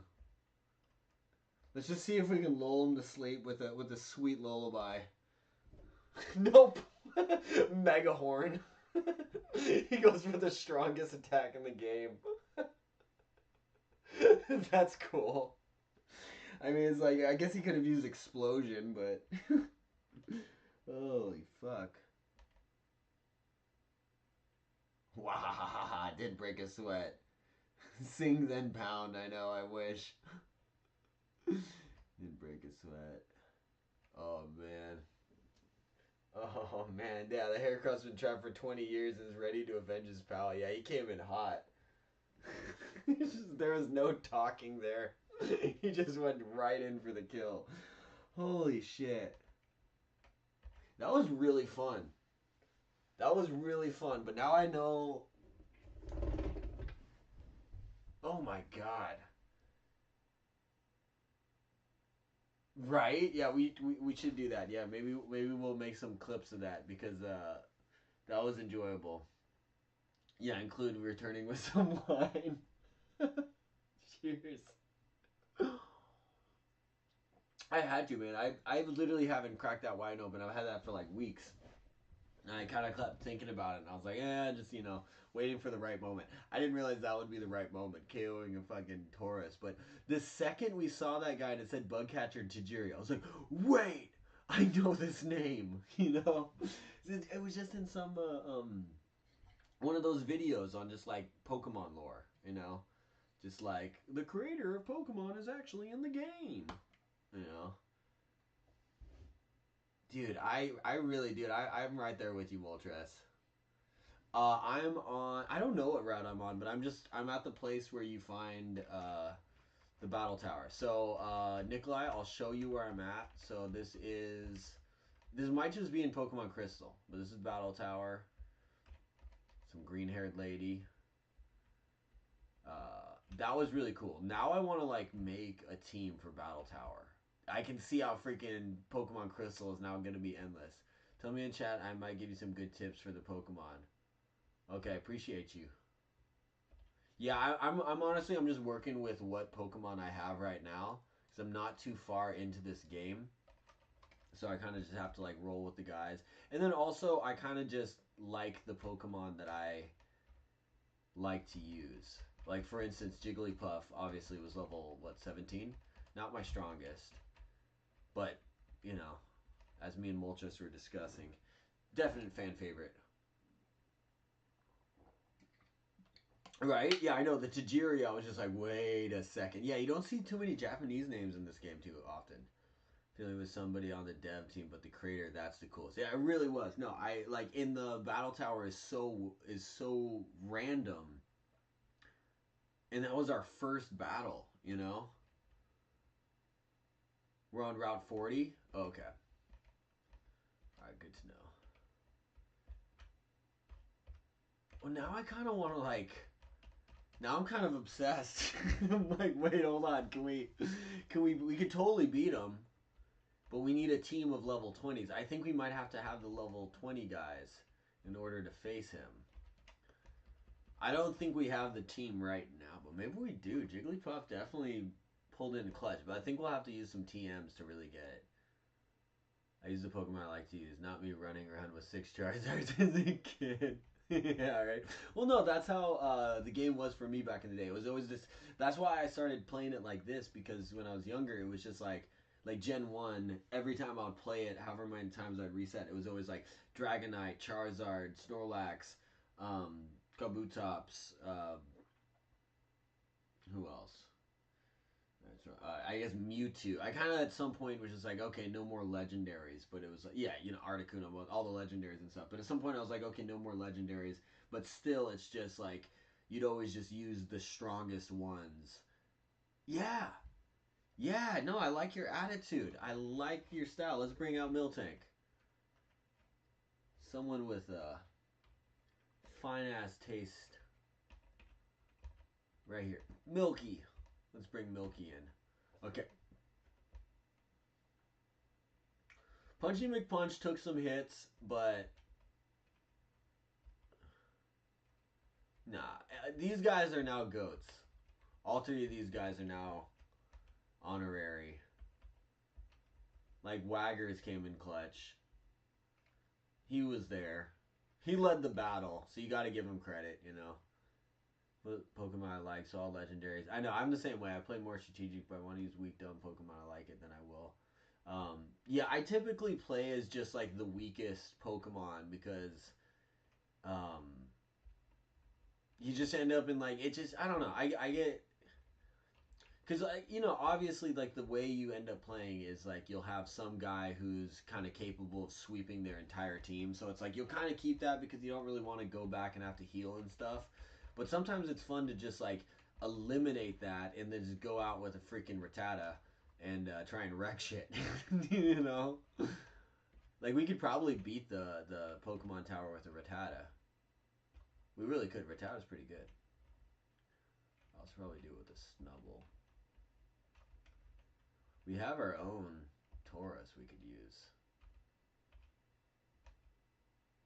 His Taurus offended me, though. I don't even want to have anything to do with the Taurus right now.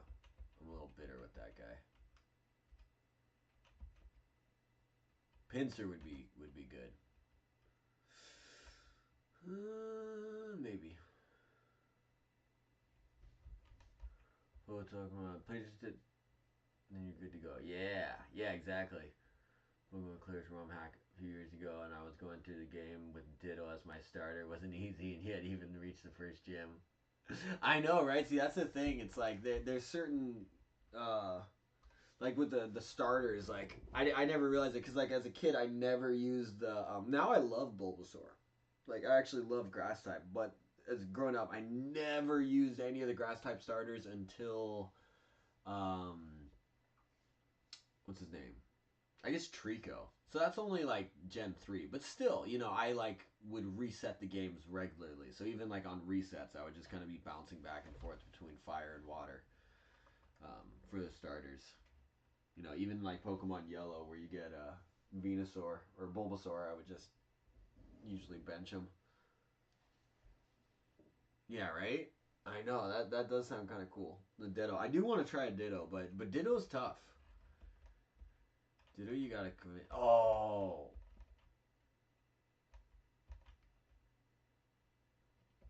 Oh. Beedrill might be good.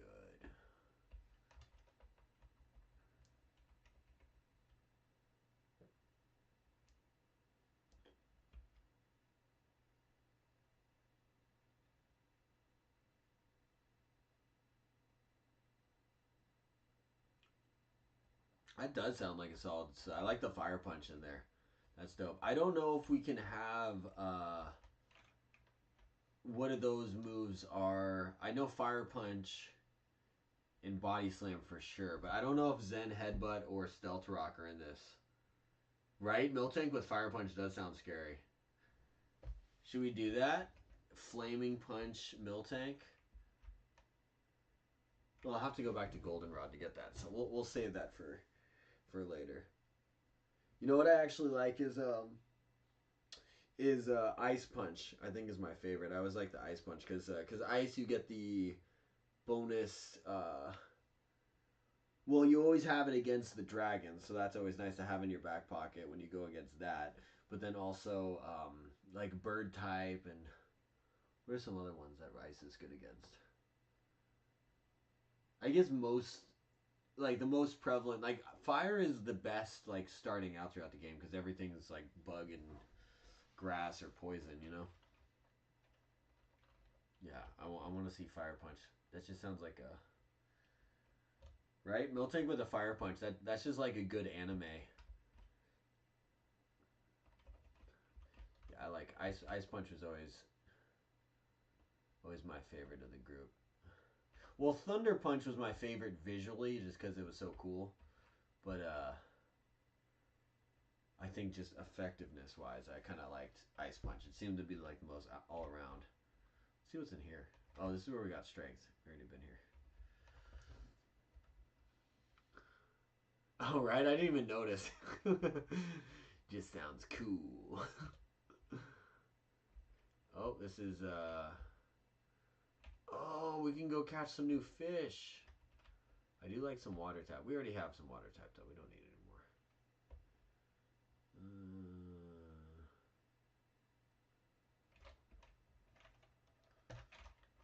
Okay, what do we want to get?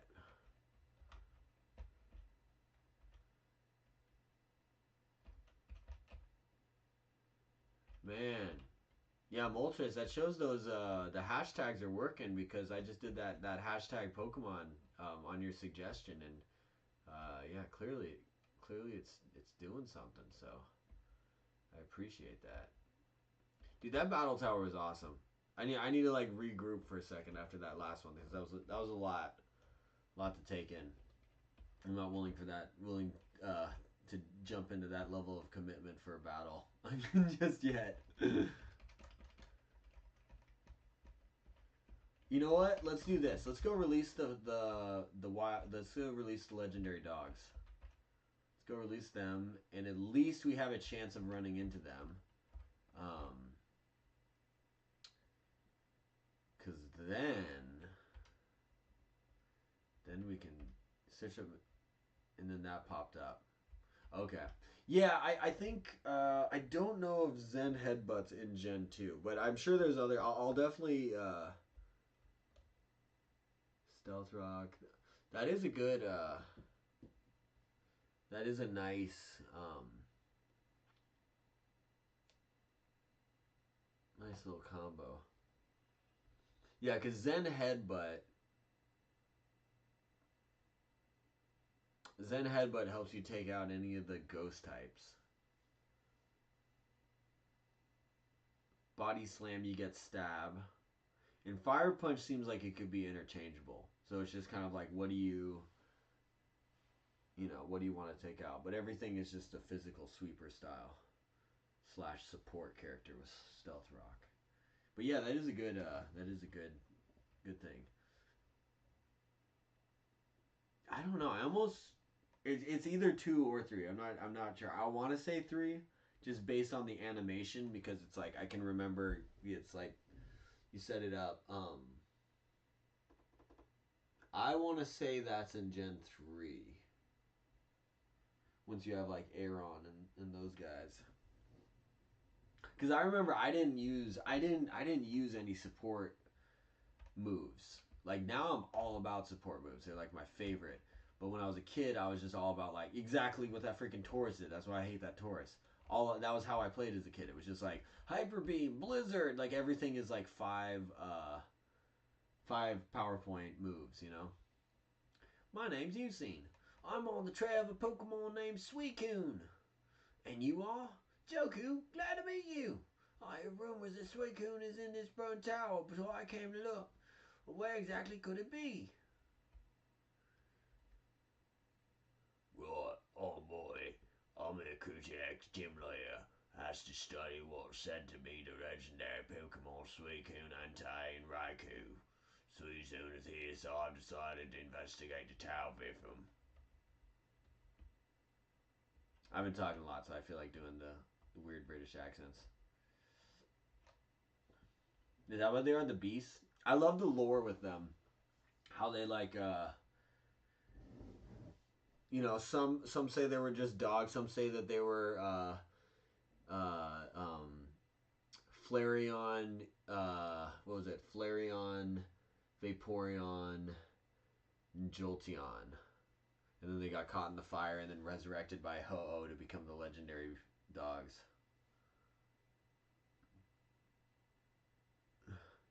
Yeah, exactly. There was never... Well, also, I'm pretty sure that's like how Gen 1 was meant to be played. So that style of play kind of like carried over. Like, I'm pretty sure Gen 1, like a lot of like the good support attacks really don't do shit.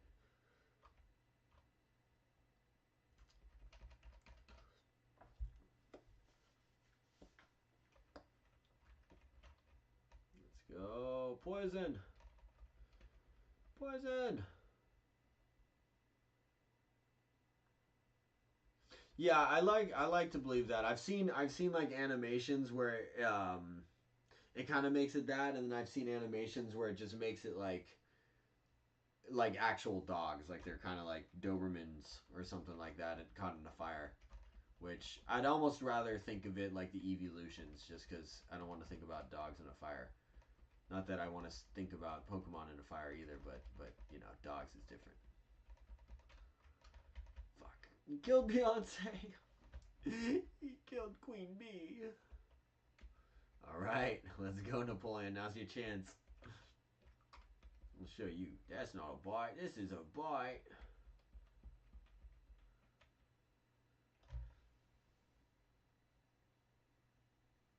Oh my god, yeah. Yeah, to actually like balance your team out accordingly is just so because then it's just like you have to like prepare each guy to like fit a role for that moment. But then what if another guy like takes out that guy before he can fit that role, so then you're screwed.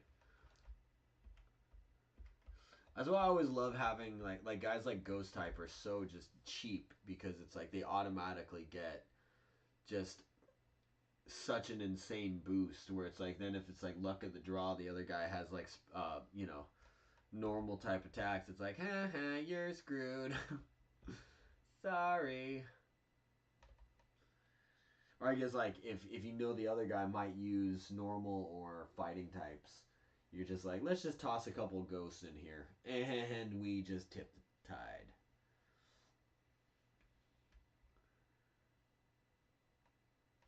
Also in Pokemon Fire Red, I saw my phone with soon. I use some cheats and bam, Beedrill is now my favorite Pokemon. Nice. What cheats did you use to get him going?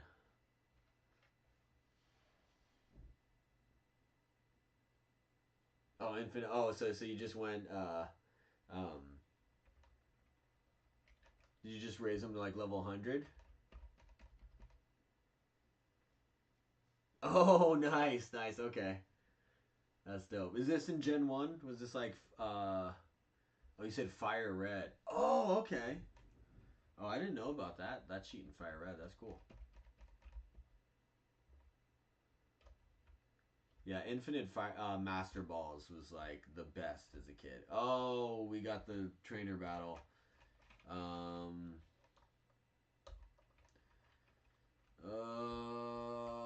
don't really want to deal with him right now. I don't think I came with the right guys. But fuck it, we took out Taurus, right? Oh, we just lost Beedrill too. I don't want to go back and heal though. That's some bitch ass shit. Who do we have? We'll be fine. We might not be fine, but we'll be fine. Let's start with Napoleon. Alright, Napoleon. Counting on you, buddy. Okay. Did I save? I hope I saved. Nothing after all the trouble of coming to this dump. No way! It's all your fault. That little bitch.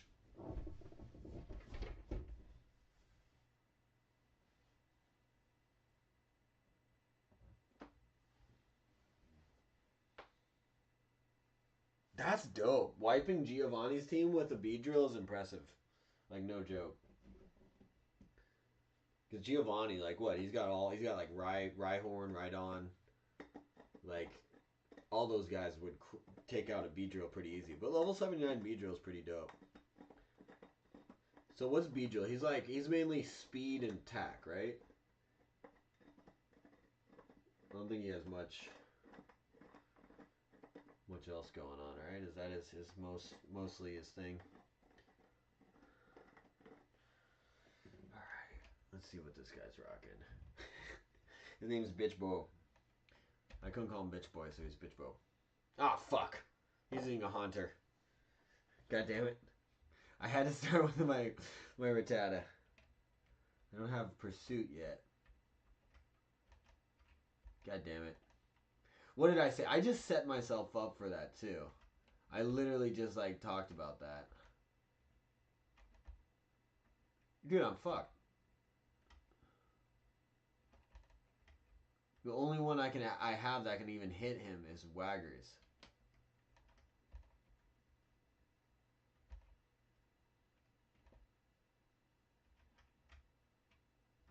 Oh, this was such a mistake.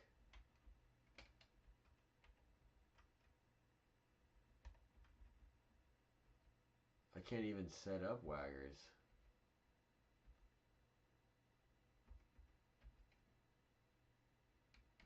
Alright, Jiggles. Yeah, right? Oh, okay, okay.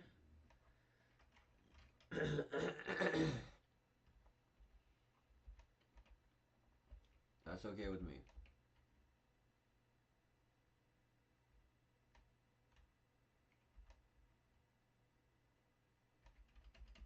You know what? I'm just gonna abuse I'm gonna use HP. Oh, okay, alright. I see you. I see you.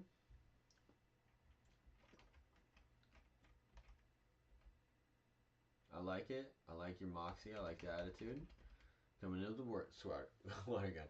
He just like stared me down. I just squirted him right in the face.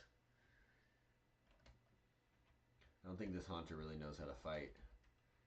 He's not making the right moves. Yep. You don't know what's going on, do you, buddy? He's just like, I licked the tadpole. Lick the tadpole.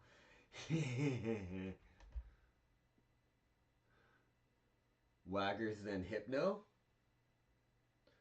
I don't have a Hypno.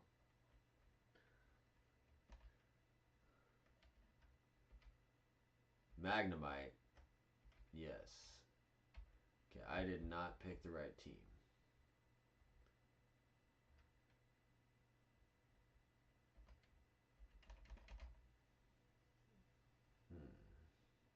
Hypno is one of my favorites. I do love Hypno.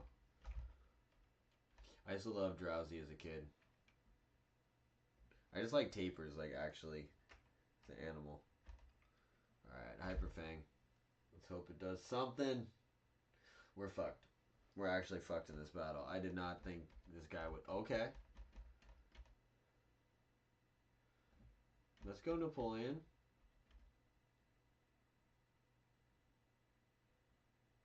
Oh, Hypnosis. I got you. I got you.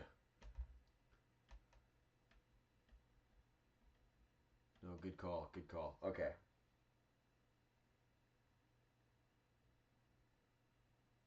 Napoleon the Rattata. I know, Napoleon still hasn't woken up yet. She's been asleep this entire time. She has not. It's been like 8 hours and I haven't heard. I heard her like one time and then she just went back to sleep. She hasn't run. She hasn't done anything.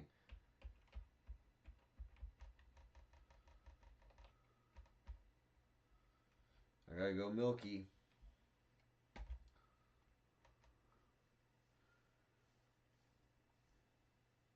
You named it Grape? That's cool. Is it a purple Drowsy?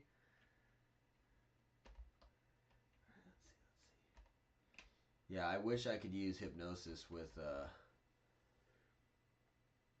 Poliwag right now, but he's not.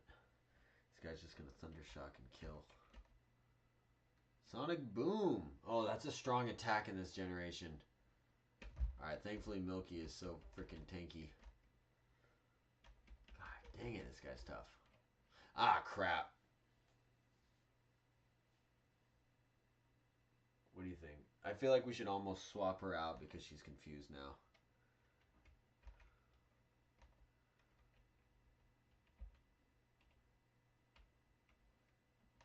Yep, that's what I'm gonna do.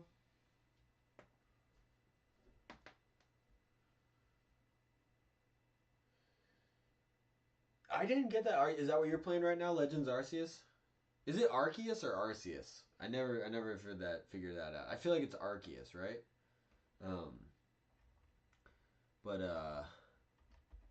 Yeah, I didn't get that far in that game. I kind of, yeah, buddy, Jigglypuff for the win. I kind of just, I got to a certain point in the game and kind of, I don't know, I get distracted in the other aspects of the game, like just, for instance, Legend of Arceus, I was just playing as Pichu. That was like my main thing. So I didn't get too far because Pichu's, you know, Pichu. Arceus with an S? Okay. Yeah, a lot of times with these things, I hear it's pronounced like multiple ways, so I'm never exactly sure, but I guess it doesn't really matter. I mean, I guess it does, but still. Alright. Sorry, Jiggly.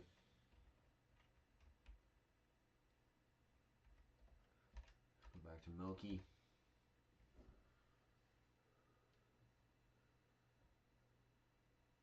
Yeah, the only reason, yeah, I called it, yeah, Arceus. I did that just because it's like Ark of the Covenant, you know, so I guess it doesn't really like have anything related to that, but just something about like Ark and like the first Pokemon, you know, I don't know, it just felt, but it could be Arceus too, yeah, so see, let's see if we get him. Stop!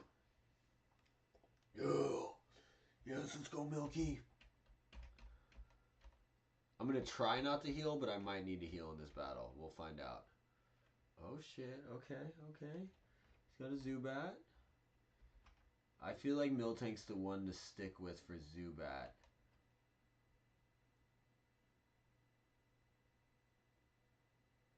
But let's not. Let's give Punchy a shot. Arceus. Arceus. Arceus. Arceus is kind of cool. I like that. Arceus. So has anyone here watched the Pokemon animation series? Yeah, I was actually showing Moltres last night. I have the original like manga series. but I was really into the first like season or two, like up to the Orange Islands. I love that era of Pokemon. And then I've watched a good amount of it, but I didn't really get too far. I've watched a very bit of across the seasons. I plan on watching it all someday. I know, yeah, I've watched a good amount, but like as it gets later on, it is kind of like there are great episodes. Like I actually love once they got to like what is it, Sun and Moon, when they changed yeah, I think it was Sun and Moon. They like changed the artist style, and then they introduced Beware. I love that. I just love that. They had Mimikyu. That was one of my favorites. So that was when I feel like they like gave a rebirth to the anime series. But like my favorite episode we were talking about the other yesterday is it's like the Maiden of Widow's Peak or something like that. Can't remember the exact name, but it's essentially like there's this like ghost haunting a place, but it's actually a Ghastly, and then the Ghastly like battles by like creating Pokemon, so it creates like a fusion between like a Venusaur and a Blastoise and creates a Venustoise, and then it like creates a Mongoose. It's just a Mongoose, not even a Pokemon, just a Mongoose, you know? Which Pokemon animation on YouTube? Oh yeah, Starter Squad's cool. I've seen Starter Squad. Um, you know what I actually really love is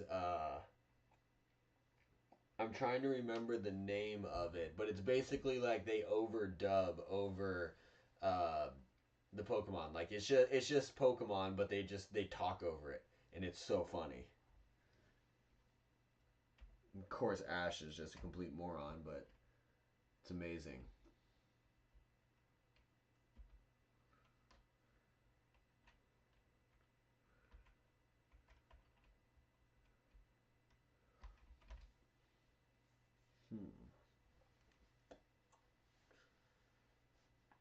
I think I'm talking. Well, they have the Pokemon Company anime series, where they go back, like what Pokemon Origins or whatever. I love that. That's super cool. But I also like some of the fan made stuff, which is I think what you're talking about with. Oh wait, hold on. Yeah, I've seen Starter Squad. Starter Squad's where it's like the 3D style, or almost like that old school Pokemon Snap kind of style anime. Um, it's pretty funny. What's the one I'm talking about though?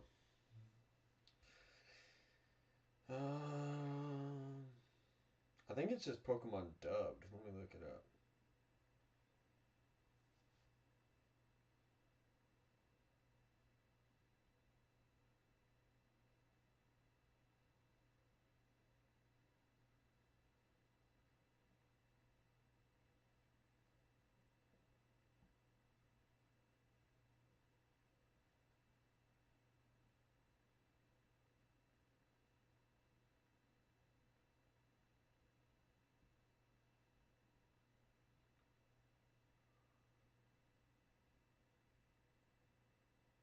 I'm trying to find what it's called.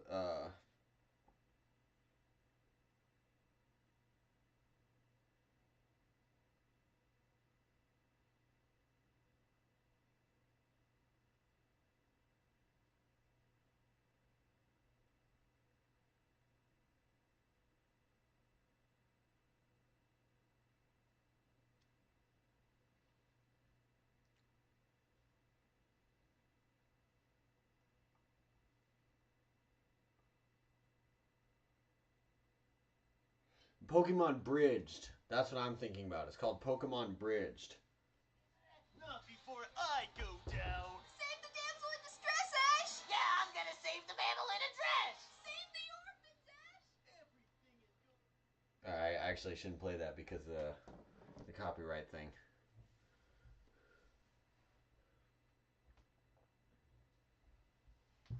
Yeah, the Origins one was cool. Wait, hold on one second.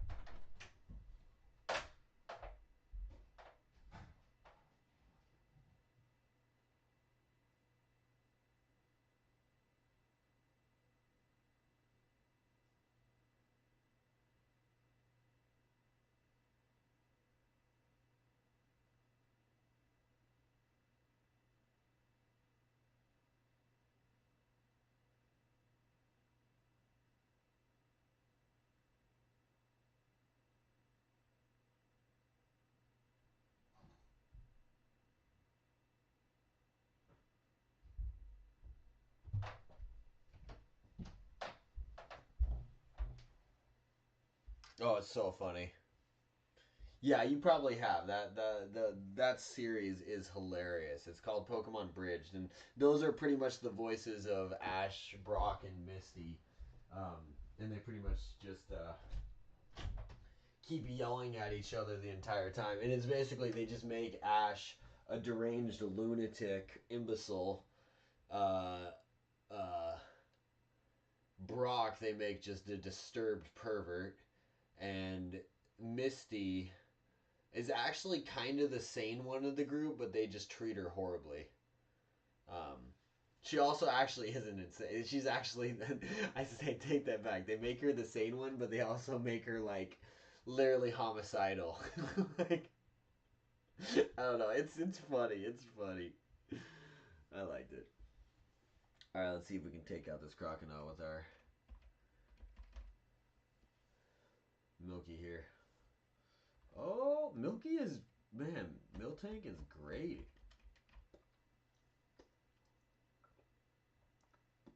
Holy crap. Holy crap. Dude. Talk about MVP for this game. Yeah, it's pretty old. I've watched that one like multiple times all the way through. I've watched that one and then the Dragon Ball Z dubbed one. I'm trying to remember what the name of that is. But same thing, they just go through Dragon Ball Z like every episode. Well, not every episode, but like a lot of most of the series through like the Cell Saga, and then they just talk over it and just make everyone really stupid, and it's funny. And the way they edit it too, it's just like they make it like different storylines almost. This is why I hate battling wimps. There's no challenging. I just beat you, you dumbass. Oh, whatever. Because it's my United States of whatever. Because it's my United States of whatever.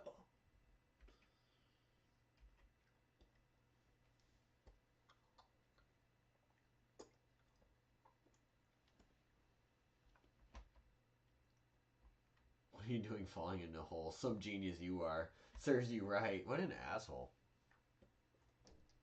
Moment of truth.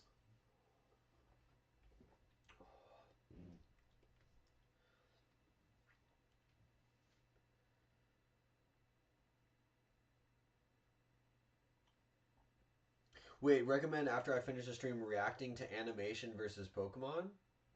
What is animation versus Pokemon? Is that like a specific video?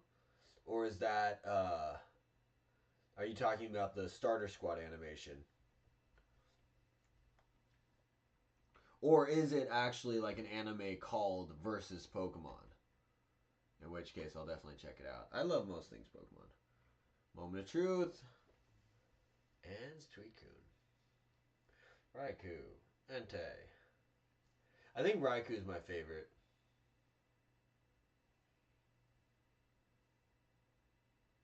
Raikou is always the out of the three. If I could have one, I would go for Raikou.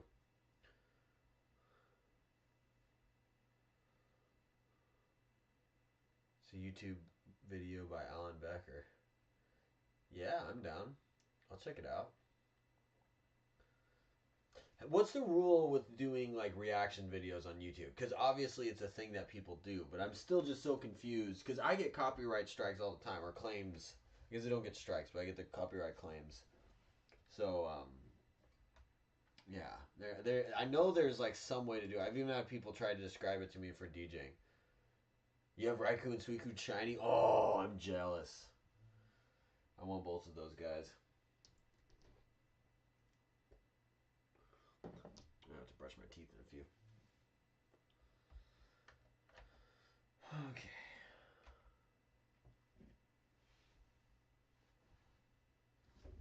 Alright, well, we unleash the beast.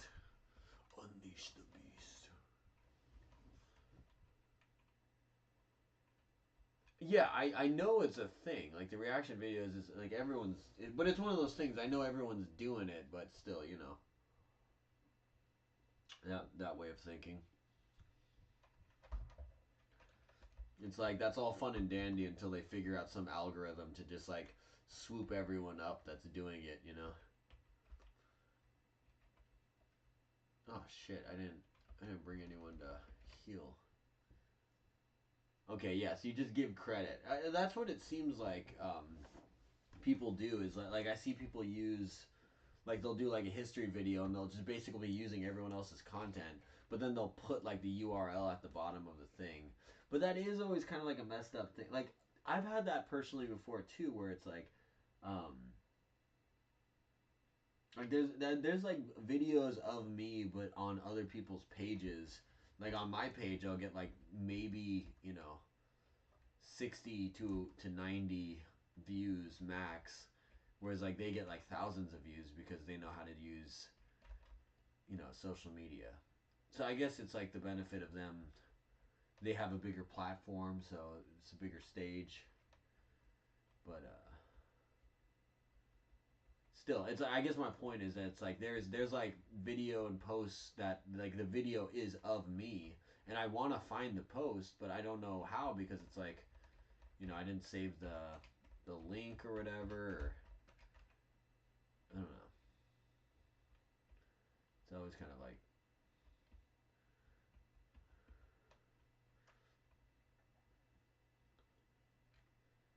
doing reactions of just re-uploading something.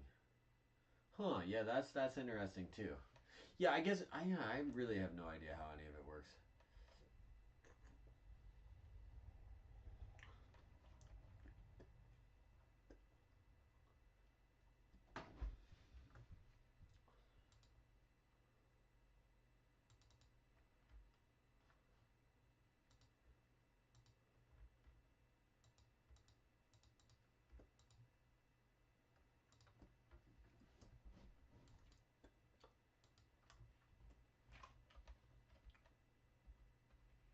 Take him out. Milky for the win.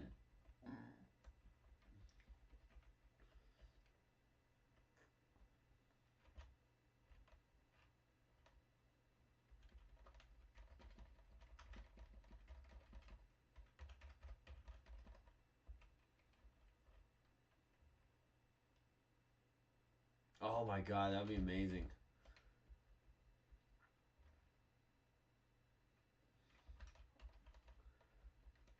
Oh yeah.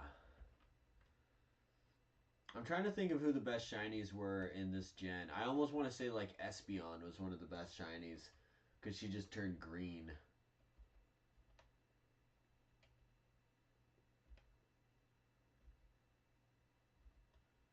Oh, this is Usine, okay. I forgot what a weirdo this guy was in this game. He's just obsessed with Suicune.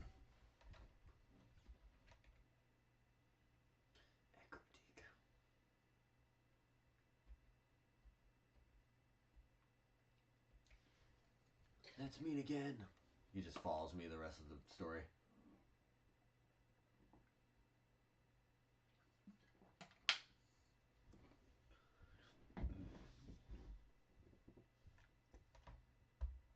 Oh, wow. I actually have never seen the shiny for Suicune in this game.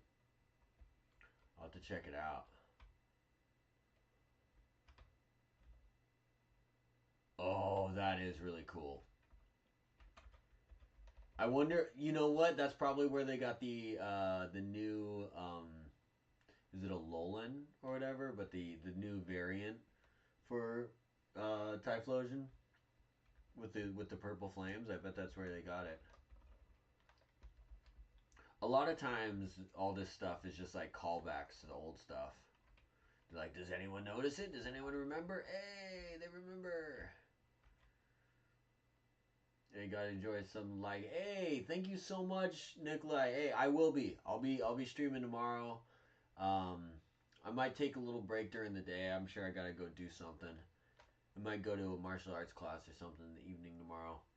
But what I was kind of thinking about doing is even if I have to leave, I might keep the stream going and instill the help of Napoleon or something, and then just keep communicating on my phone while I'm out and about, and then when I come back, we can continue the regular stream.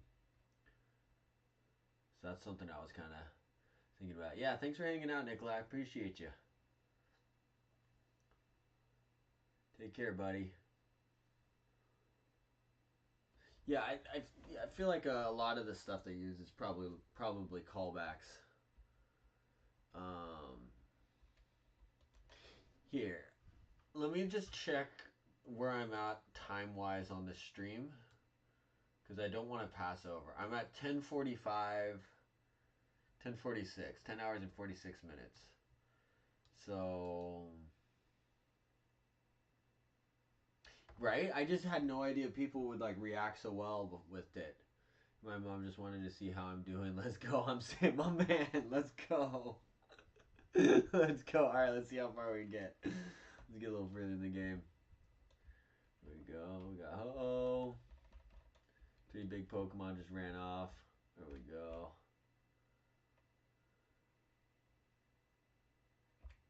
Who's this old man?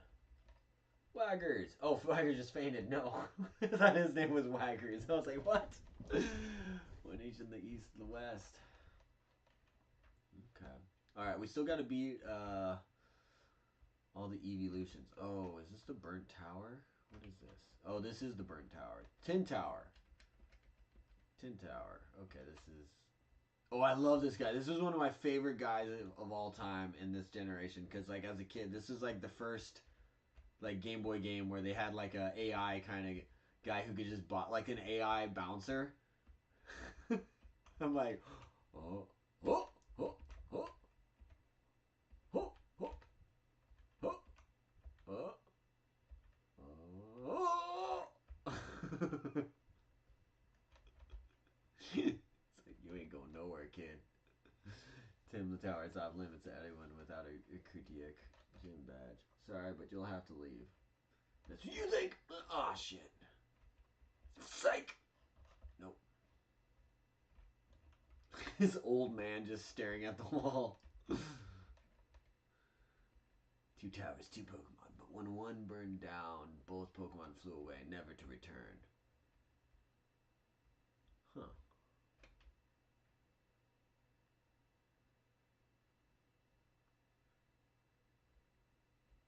Yeah, right. Yeah, that could have been that could have been a factor. Just like knew not to go here. Sometimes I like to just like explore every little. I just always like this. This has always entertained me as a kid. What is it? I'll say if you can catch Caterpie and fully evolve it, then you would be OP with Butterfree. That's true. That is true. Yeah. Butterfree is really freaking good, especially in these generations. I always liked Beedrill more than Butterfree, but I feel like Butterfree's stronger. Like, you think that Beedrill should be stronger, just visually it should be stronger, but Butterfree is definitely the all-arounder and then special sweeper. So I guess it's really just a special sweeper slash support versus just physical speedster. Hearing me in Gen 1 Psychic was so fun. Oh, I know. Yeah, me too. Ones that have abilities that delay status effects. Yeah. Oh yeah, that's true. Oh, man. Oh, nastiness. I gotta get a better chair here. Oof. You gotta steal my Pokemon. That's why I came to you. What are you talking about? Good job with the program, lady.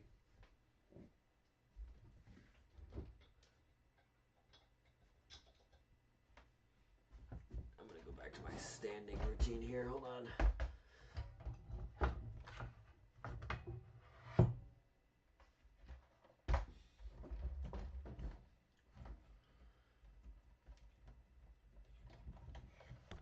Oops.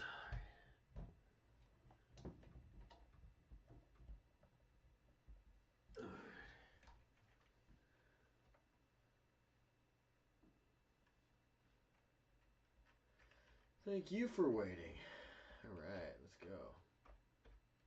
Alright, Nikolai, so you can abilities that delete status effects. Nikolai, I'll give you a little tour of my Pokemons.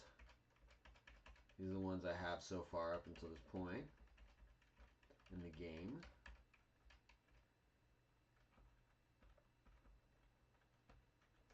Samesies, I gotta put him in the crew.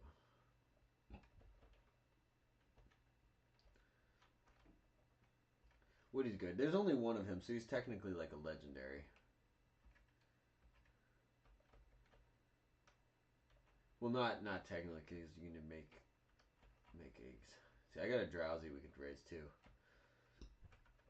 I do have a Caterpie. His name is Carl.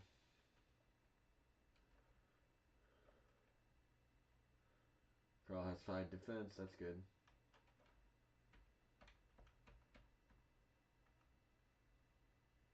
Hop it. I kind of want to raise this guy, Yoshi, my Bellsprout. Do you ever see the Pokemon episode where they went to a tournament and there was a Bellsprout who was just whooping everyone's ass, and the Bellsprout was supposed to know like Aikido or Judo or something like that, and so it's just like with its little leaf would just go boom and just like flip Pokemon through the air. But the whole concept was it was just supposed to be like a martial arts master Bellsprout. So everyone's going like, how is this Bellsprout so strong? He just uses the other Pokemon's energy against them.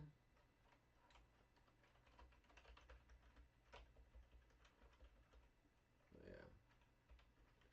If I didn't pick my Fire Star, if I went with Totodile, I probably would have played with Growlithe, but he's great. Growlithe is amazing. It's one of the best. Hi, Carl. It is pretty good. Okay, we got these guys. Yeah, I kind of want to just raise a Caterpie and a Weedle. That would be a good try and beat the game with those two. Except the only problem with that is then it's just like the game stops being like the game. There's no strategy. It's just like how many times can you spam tackle and and then use super potions or something. It's not.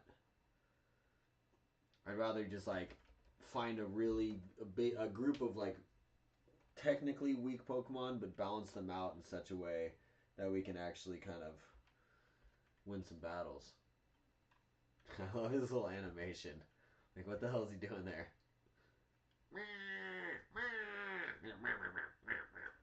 One more time.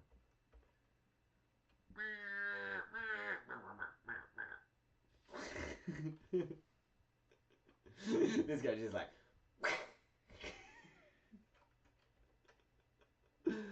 Oh, too much fun.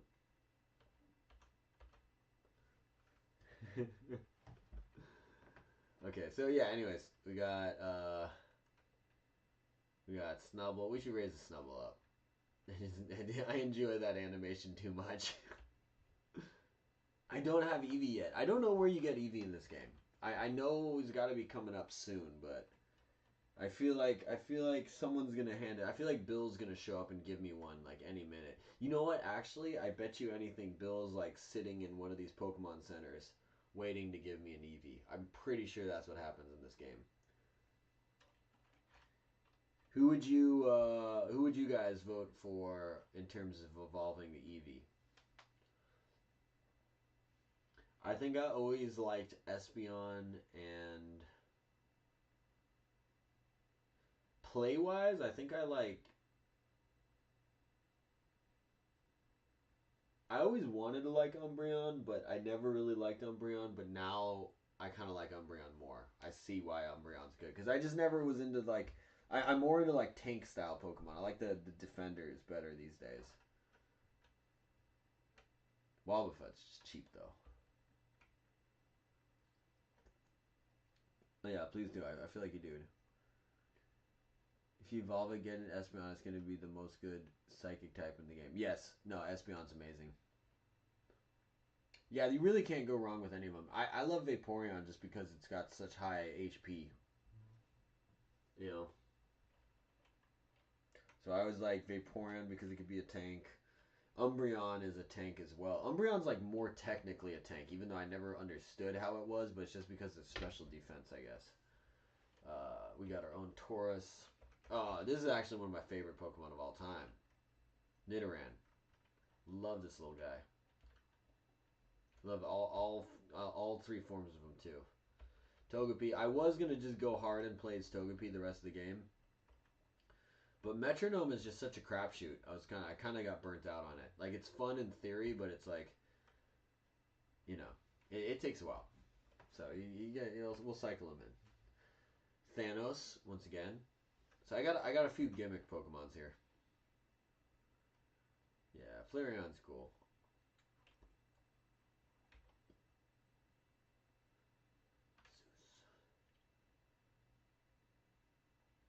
I think the only one I wasn't really a fan of was Sylveon, and then Pokemon Unite made me more of a fan, though. I'm like, oh, I get what this guy's about. That's cool.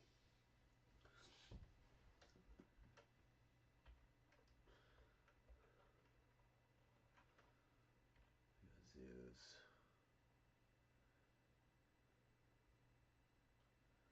Phone number and then PC from the sister. Claim your free Eevee. Oh, okay. Yeah, I knew I had something to do with Bill and Ekritik. Or however you say it. I don't know how to pronounce it.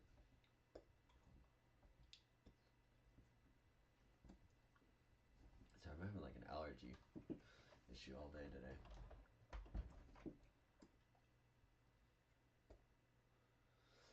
No, I gotta fix these cords real quick. This one cord is sagging on this other guy.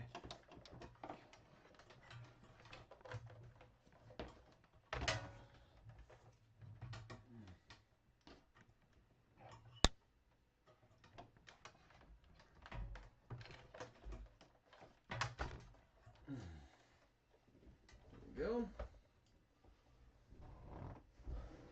You wanted to shiny hunt it? So when you're shiny hunting the free Eevee, do you just keep like claiming it until you get the shiny one, or how's that work?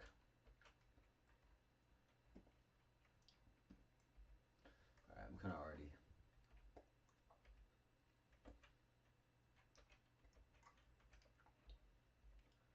Yeah, I'm going to ditch...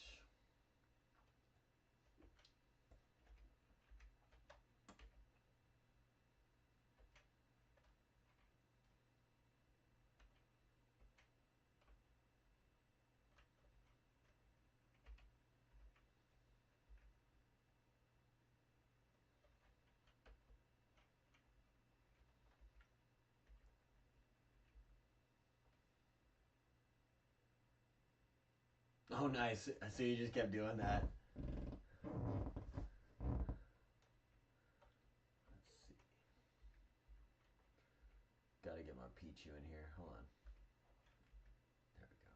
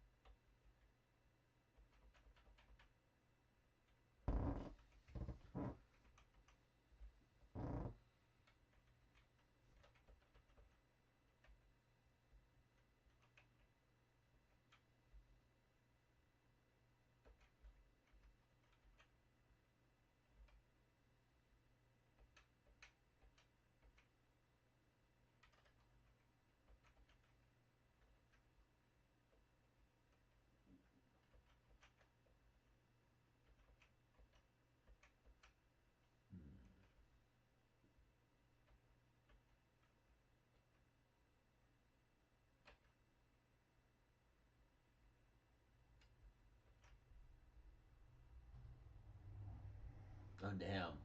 That's commitment right there.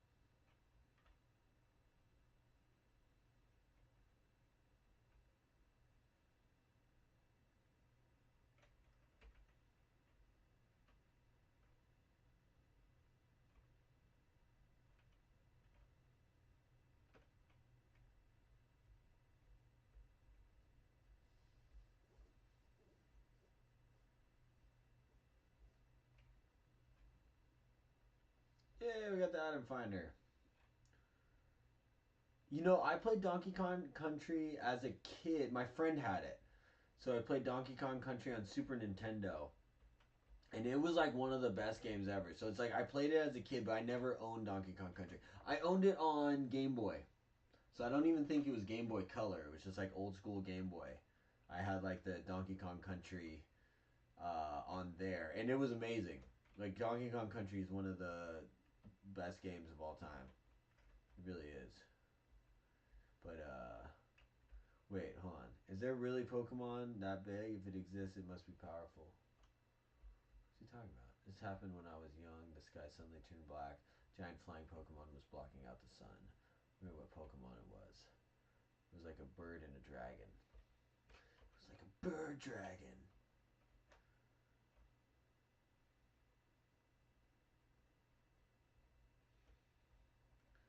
It's like a bird, a dragon, and a pig. Bird, dragon, pig. Dragon, bird, pig.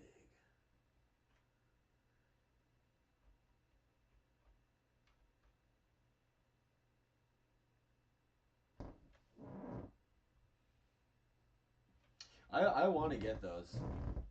I would, yeah, that would be cool.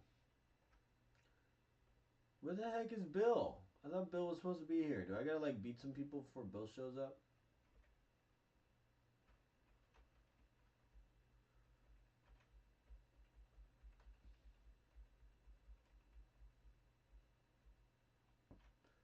Oh, he's gonna give me a gift. I need your gifts, old man. Need anything from you?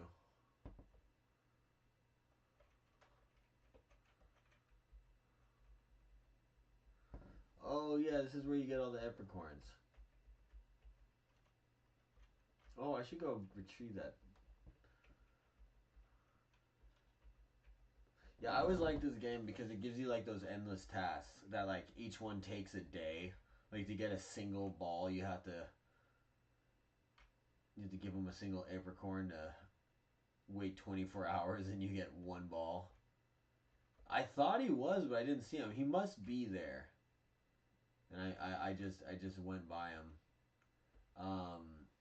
Well, I'm just running down to Goldenrod real quick. I'll do it speedy for him. So we get out of here. Just because I kind of want to try something real quick. I just want to see something.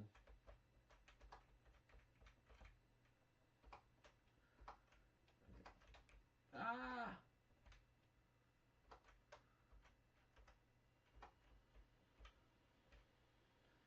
Alright, now we're in Goldenrod.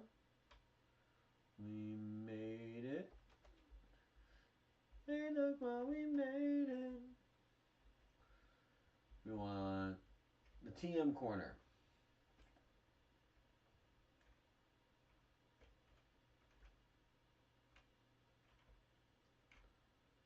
We want this guy right here. What's up? Electric punch. A fiery punch. An icy punch.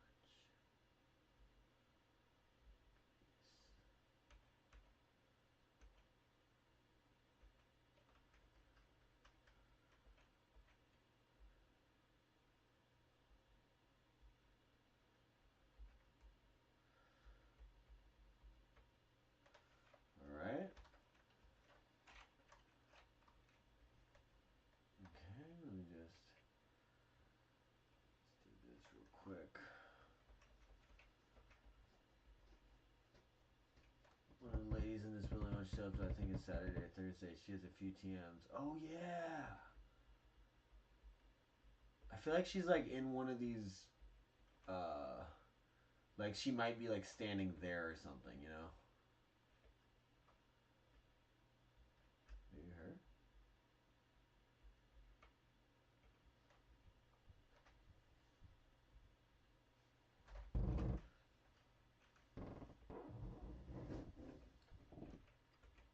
How about you? Nope, not what I'm looking for.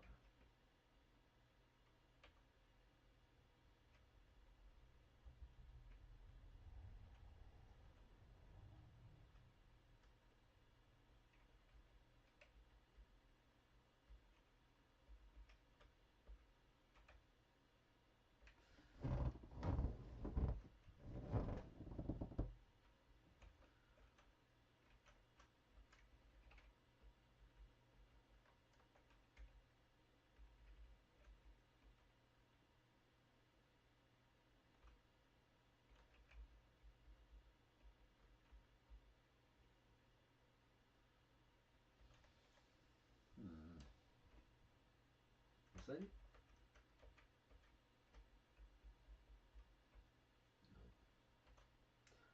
It's probably on the roof, honestly. I just needed to go one further up.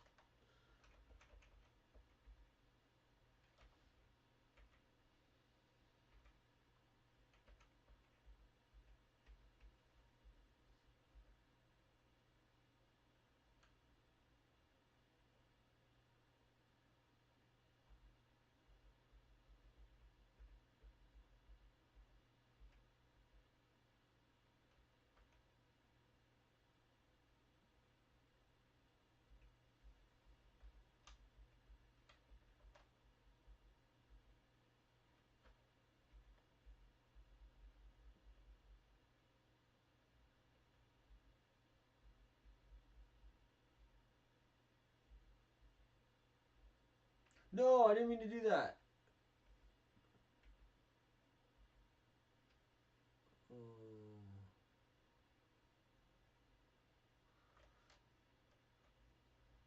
Do I care that I lost tackle? I would have gotten rid of tackle anyway.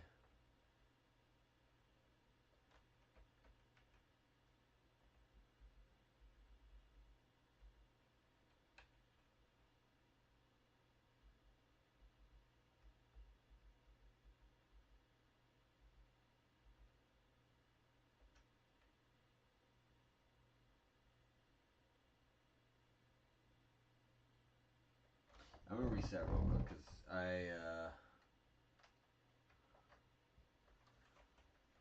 didn't want to lose tackle. Yeah, I don't think it was that great, but still, I don't want to lose it just yet because I'm also not convinced like that setup.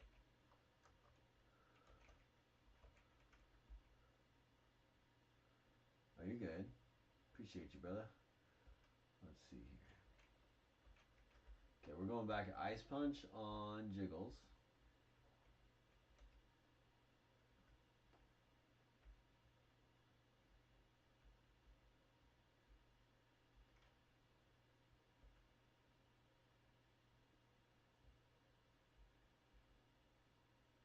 Welcome back.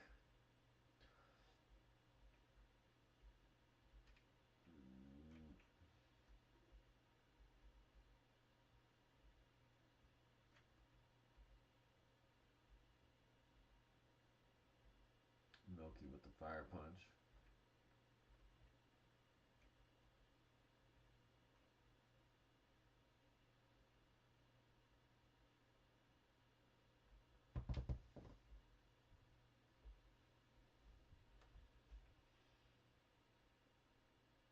Oh, right on, Kev.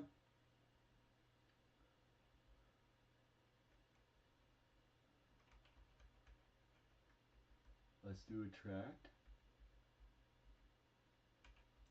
Make Milky the...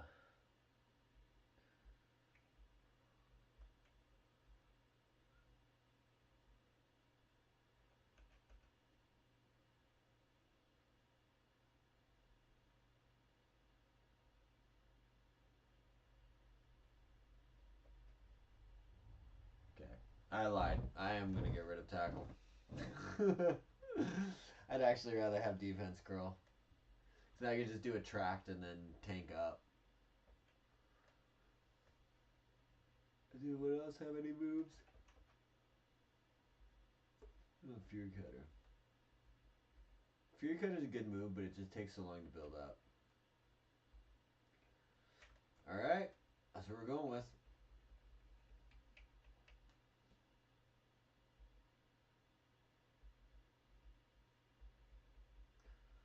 Let's go with this here. Oh shit, what time? Oh my god, I just looked up and it was 11:11:11. That's cool. These portals are being opened. Oh. Alright, well, on that note, before I forget, what I'm going to do is I'm gonna stop this stream right now, and then I'm gonna reopen the stream right up. Okay, so bear with me. I hope to see you guys in, you know, literally 1 minute. I'm just gonna turn this off, and I'm gonna turn it right back on. Okay. We all in agreement. We all group. 1, 2, 3. 1, 2, 3. Attack. Yeah, right. Must be good luck. And we'll take that as good luck. All right, so I'm gonna reset this one because I don't want to hit the 12-hour mark and then forget, and you know the deal. So I'm gonna do that, and then I'm just gonna restart the stream. So I will be right back.